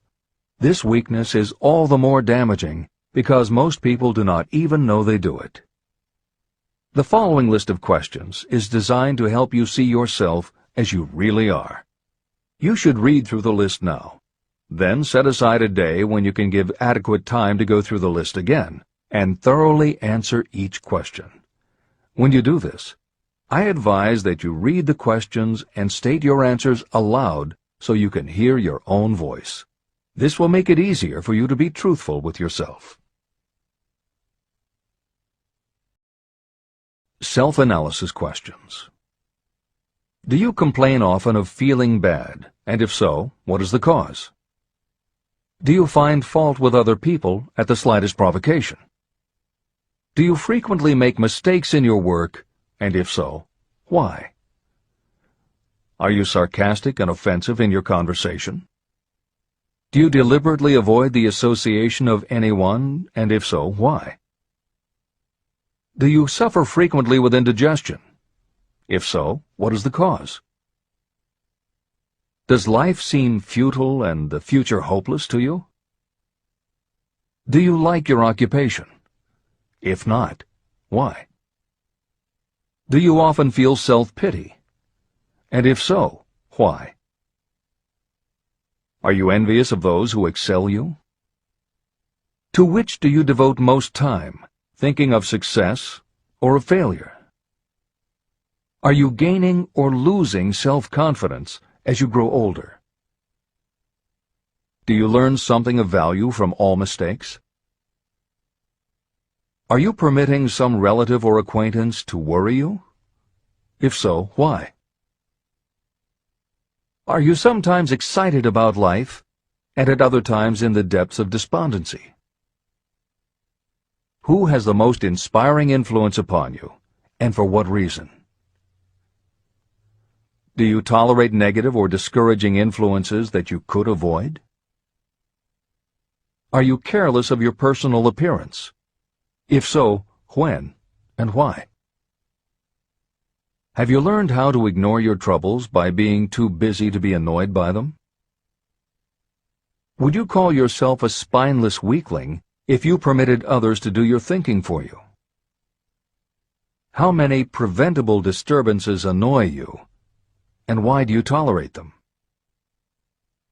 Do you resort to alcohol, drugs, cigarettes, or other compulsions to quiet your nerves? If so, why do you not try willpower instead? Does anyone nag you, and if so, for what reason? Do you have a definite major purpose? And if so, what is it, and what plan do you have for achieving it? Do you suffer from any of the 6 basic fears? If so, which ones? Have you developed a method to shield yourself against the negative influence of others? Do you use autosuggestion to make your mind positive? Which do you value most, your material possessions or your privilege of controlling your own thoughts? Are you easily influenced by others against your own judgment? Has today added anything of value to your stock of knowledge or state of mind? Do you face squarely the circumstances that make you unhappy, or do you sidestep the responsibility? Do you analyze all mistakes and failures and try to profit by them, or do you take the attitude that this is not your duty? Can you name 3 of your most damaging weaknesses? What are you doing to correct them? Do you encourage other people to bring their worries to you for sympathy? Do you choose from your daily experiences lessons or influences that aid in your personal advancement? Does your presence have a negative influence on other people as a rule? What habits of other people annoy you most? Do you form your own opinions, or do you permit yourself to be influenced by other people? Have you learned how to create a mental state of mind with which you can shield yourself against all discouraging influences? Does your occupation inspire you with faith and hope? Are you conscious of possessing spiritual forces of sufficient power to enable you to keep your mind free from all forms of fear? Does your religion help to keep your mind positive? Do you feel it your duty to share other people's worries? If so, why? If you believe that birds of a feather flock together, what have you learned about yourself by studying the friends whom you attract? What connection, if any, do you see between the people with whom you associate most closely and any unhappiness you may experience? Could it be possible that some person whom you consider to be a friend is, in reality, your worst enemy because of his or her negative influence on your mind? By what rules do you judge who is helpful and who is damaging to you? Are your intimate associates mentally superior or inferior to you? How much time out of every 24 hours do you devote to your occupation, sleep, play and relaxation, acquiring useful knowledge, plain wasted time? Who among your acquaintances encourages you most, cautions you most, discourages you most? What is your greatest worry? Why do you tolerate it? When others offer you free, unsolicited advice, do you accept it without question, or do you analyze their motive? What, above all else, do you most desire? Do you intend to acquire it? Are you willing to subordinate all other desires for this one? How much time daily do you devote to acquiring it? Do you change your mind often? If so, why? Do you usually finish everything you begin? Are you easily impressed by other people's business or professional titles, college degrees, or wealth? Are you easily influenced by what other people think or say about you? Do you cater to people because of their social or financial status? Whom do you believe to be the greatest person living? In what respect is this person superior to yourself? How much time have you devoted to studying and answering these questions? At least one day is necessary for the analysis and the answering of the entire list. If you have answered all these questions truthfully, you know more about yourself than the majority of people. Study the questions carefully. Come back to them once each week for several months, and be astounded at the amount of additional knowledge of great value to yourself you will have gained by the simple method of answering the questions truthfully. If you are not certain about the answers to some of the questions, seek the counsel of those who know you well, especially those who have no motive in flattering you, and see yourself through their eyes. The experience will be astonishing. The one thing over which you have absolute control.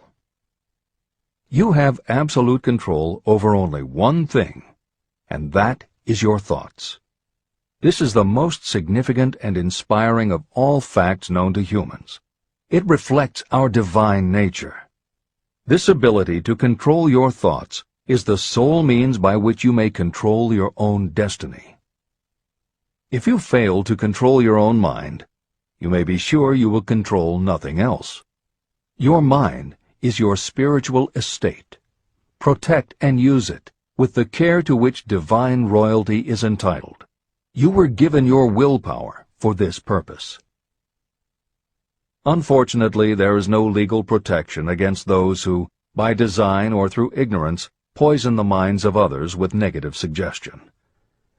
Those with negative minds tried to convince Thomas A. Edison that he could not build a machine that would record and reproduce the human voice, because, they said, no one else has ever produced such a machine. Edison did not believe them. He knew that the mind could produce anything the mind could conceive and believe. That knowledge was the thing that lifted the great Edison above the common herd. Men with negative minds told F.W. Woolworth he would go broke trying to run a store on 5 and 10-cent sales. He did not believe them. He knew that he could do anything within reason if he backed his plans with faith. Exercising his right to keep the negative suggestions of others out of his mind, he piled up a fortune of more than $100 million. Doubting Thomases scoffed scornfully when Henry Ford tried out his first crudely built automobile on the streets of Detroit. Some said the thing would never become practical. Others said no one would pay money for such a contraption. Ford said, "I'll belt the earth with dependable motor cars." And he did. For the benefit of those seeking vast riches, let it be remembered that practically the sole difference between Henry Ford and a majority of workers is this: Ford had a mind, and he controlled it. The others have minds that they do not try to control. Mind control is the result of self-discipline and habit. You either control your mind, or it controls you. There is no halfway compromise. The most practical method for controlling your mind is the habit of keeping it busy with a definite purpose, backed by a definite plan. Study the records of those who achieve noteworthy success, and you will see that they have control over their own minds, and that they exercise that control and direct it toward the attainment of definite objectives. Without this control, success is not possible. 55 Famous Alibis by Old Man If. People who do not succeed have one distinguishing trait in common. They know all the reasons for failure and have what they believe to be airtight alibis to explain away their own lack of achievement. Some of these alibis are clever, and a few of them are justifiable by the facts. But alibis cannot be used for money. The world wants to know only one thing: have you achieved success? A character analyst compiled a list of the most commonly used alibis. As you read the list, examine yourself carefully and determine how many of these alibis you use. Remember, the philosophy presented in this book makes every one of these alibis obsolete. If I didn't have a wife and family. If I had enough pull. If I had money. If I had a good education. If I could get a job. If I had good health. If I only had time. If times were better. If other people understood me. If conditions around me were only different. If I could live my life over again. If I did not fear what they would say. If I had been given a chance. If I now had a chance. If other people didn't have it in for me. If nothing happens to stop me. If only I were younger. If I only could do what I want. If I had been born rich. If I could meet the right people. If I had the talent that some people have. If I dared to assert myself. If only I had embraced past opportunities. If people didn't get on my nerves. If I didn't have to keep house and look after the children. If I could save some money. If the boss only appreciated me. If I only had somebody to help me. If my family understood me. If I lived in a big city. If I could just get started. If I were only free. If I had the personality of some people. If I were not so fat. If my real talents were known. If I could just get a break. If I could only get out of debt. If I hadn't failed. If I only knew how. If everybody wasn't against me. If I didn't have so many worries. If I could marry the right person. If people weren't so dumb. If my family were not so extravagant. If I were sure of myself. If luck were not against me. If I had not been born under the wrong star. If it were not true that what is to be will be. If I did not have to work so hard. If I hadn't lost my money. If I lived in a different neighborhood. If I didn't have a past. If I only had a business of my own. If other people would only listen to me. If, and this is the greatest of them all, if I had the courage to see myself as I really am, I would find out what is wrong with me and correct it. And I know that something must be wrong with the way I have done things, or I would already have the success that I desire. I recognize that something must be wrong with me, otherwise I would have spent more time analyzing my weaknesses and less time building alibis to cover them. Building alibis to explain away failure is a national pastime. The habit is as old as the human race and is fatal to success. Why do people cling to their pet alibis? The answer is obvious. They defend their alibis because they create them. Your alibi is the child of your own imagination. It is human nature to defend your own brainchild. Building alibis is a deeply rooted habit. Habits are difficult to break, especially when they provide justification for something we do. Plato had this truth in mind when he said, "The first and best victory is to conquer self. To be conquered by self is, of all things, the most shameful and vile." Another philosopher had the same thought in mind when he said, "It was a great surprise to me when I discovered that most of the ugliness I saw in others was but a reflection of my own nature."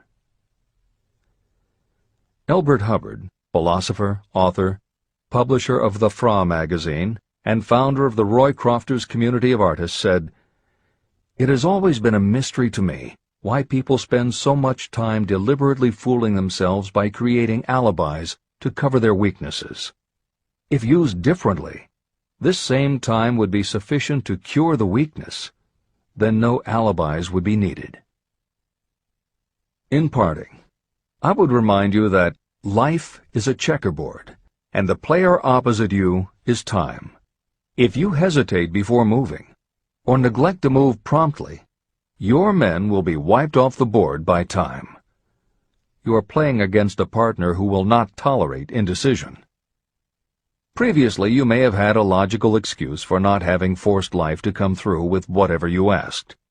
That alibi is now obsolete, because you are in possession of the master key that unlocks the door to life's riches. The master key is intangible, but it is powerful. It is the privilege of creating, in your own mind, a burning desire for a definite form of riches. There is no penalty for the use of this key, but there is a price you must pay if you do not use it. The price is failure.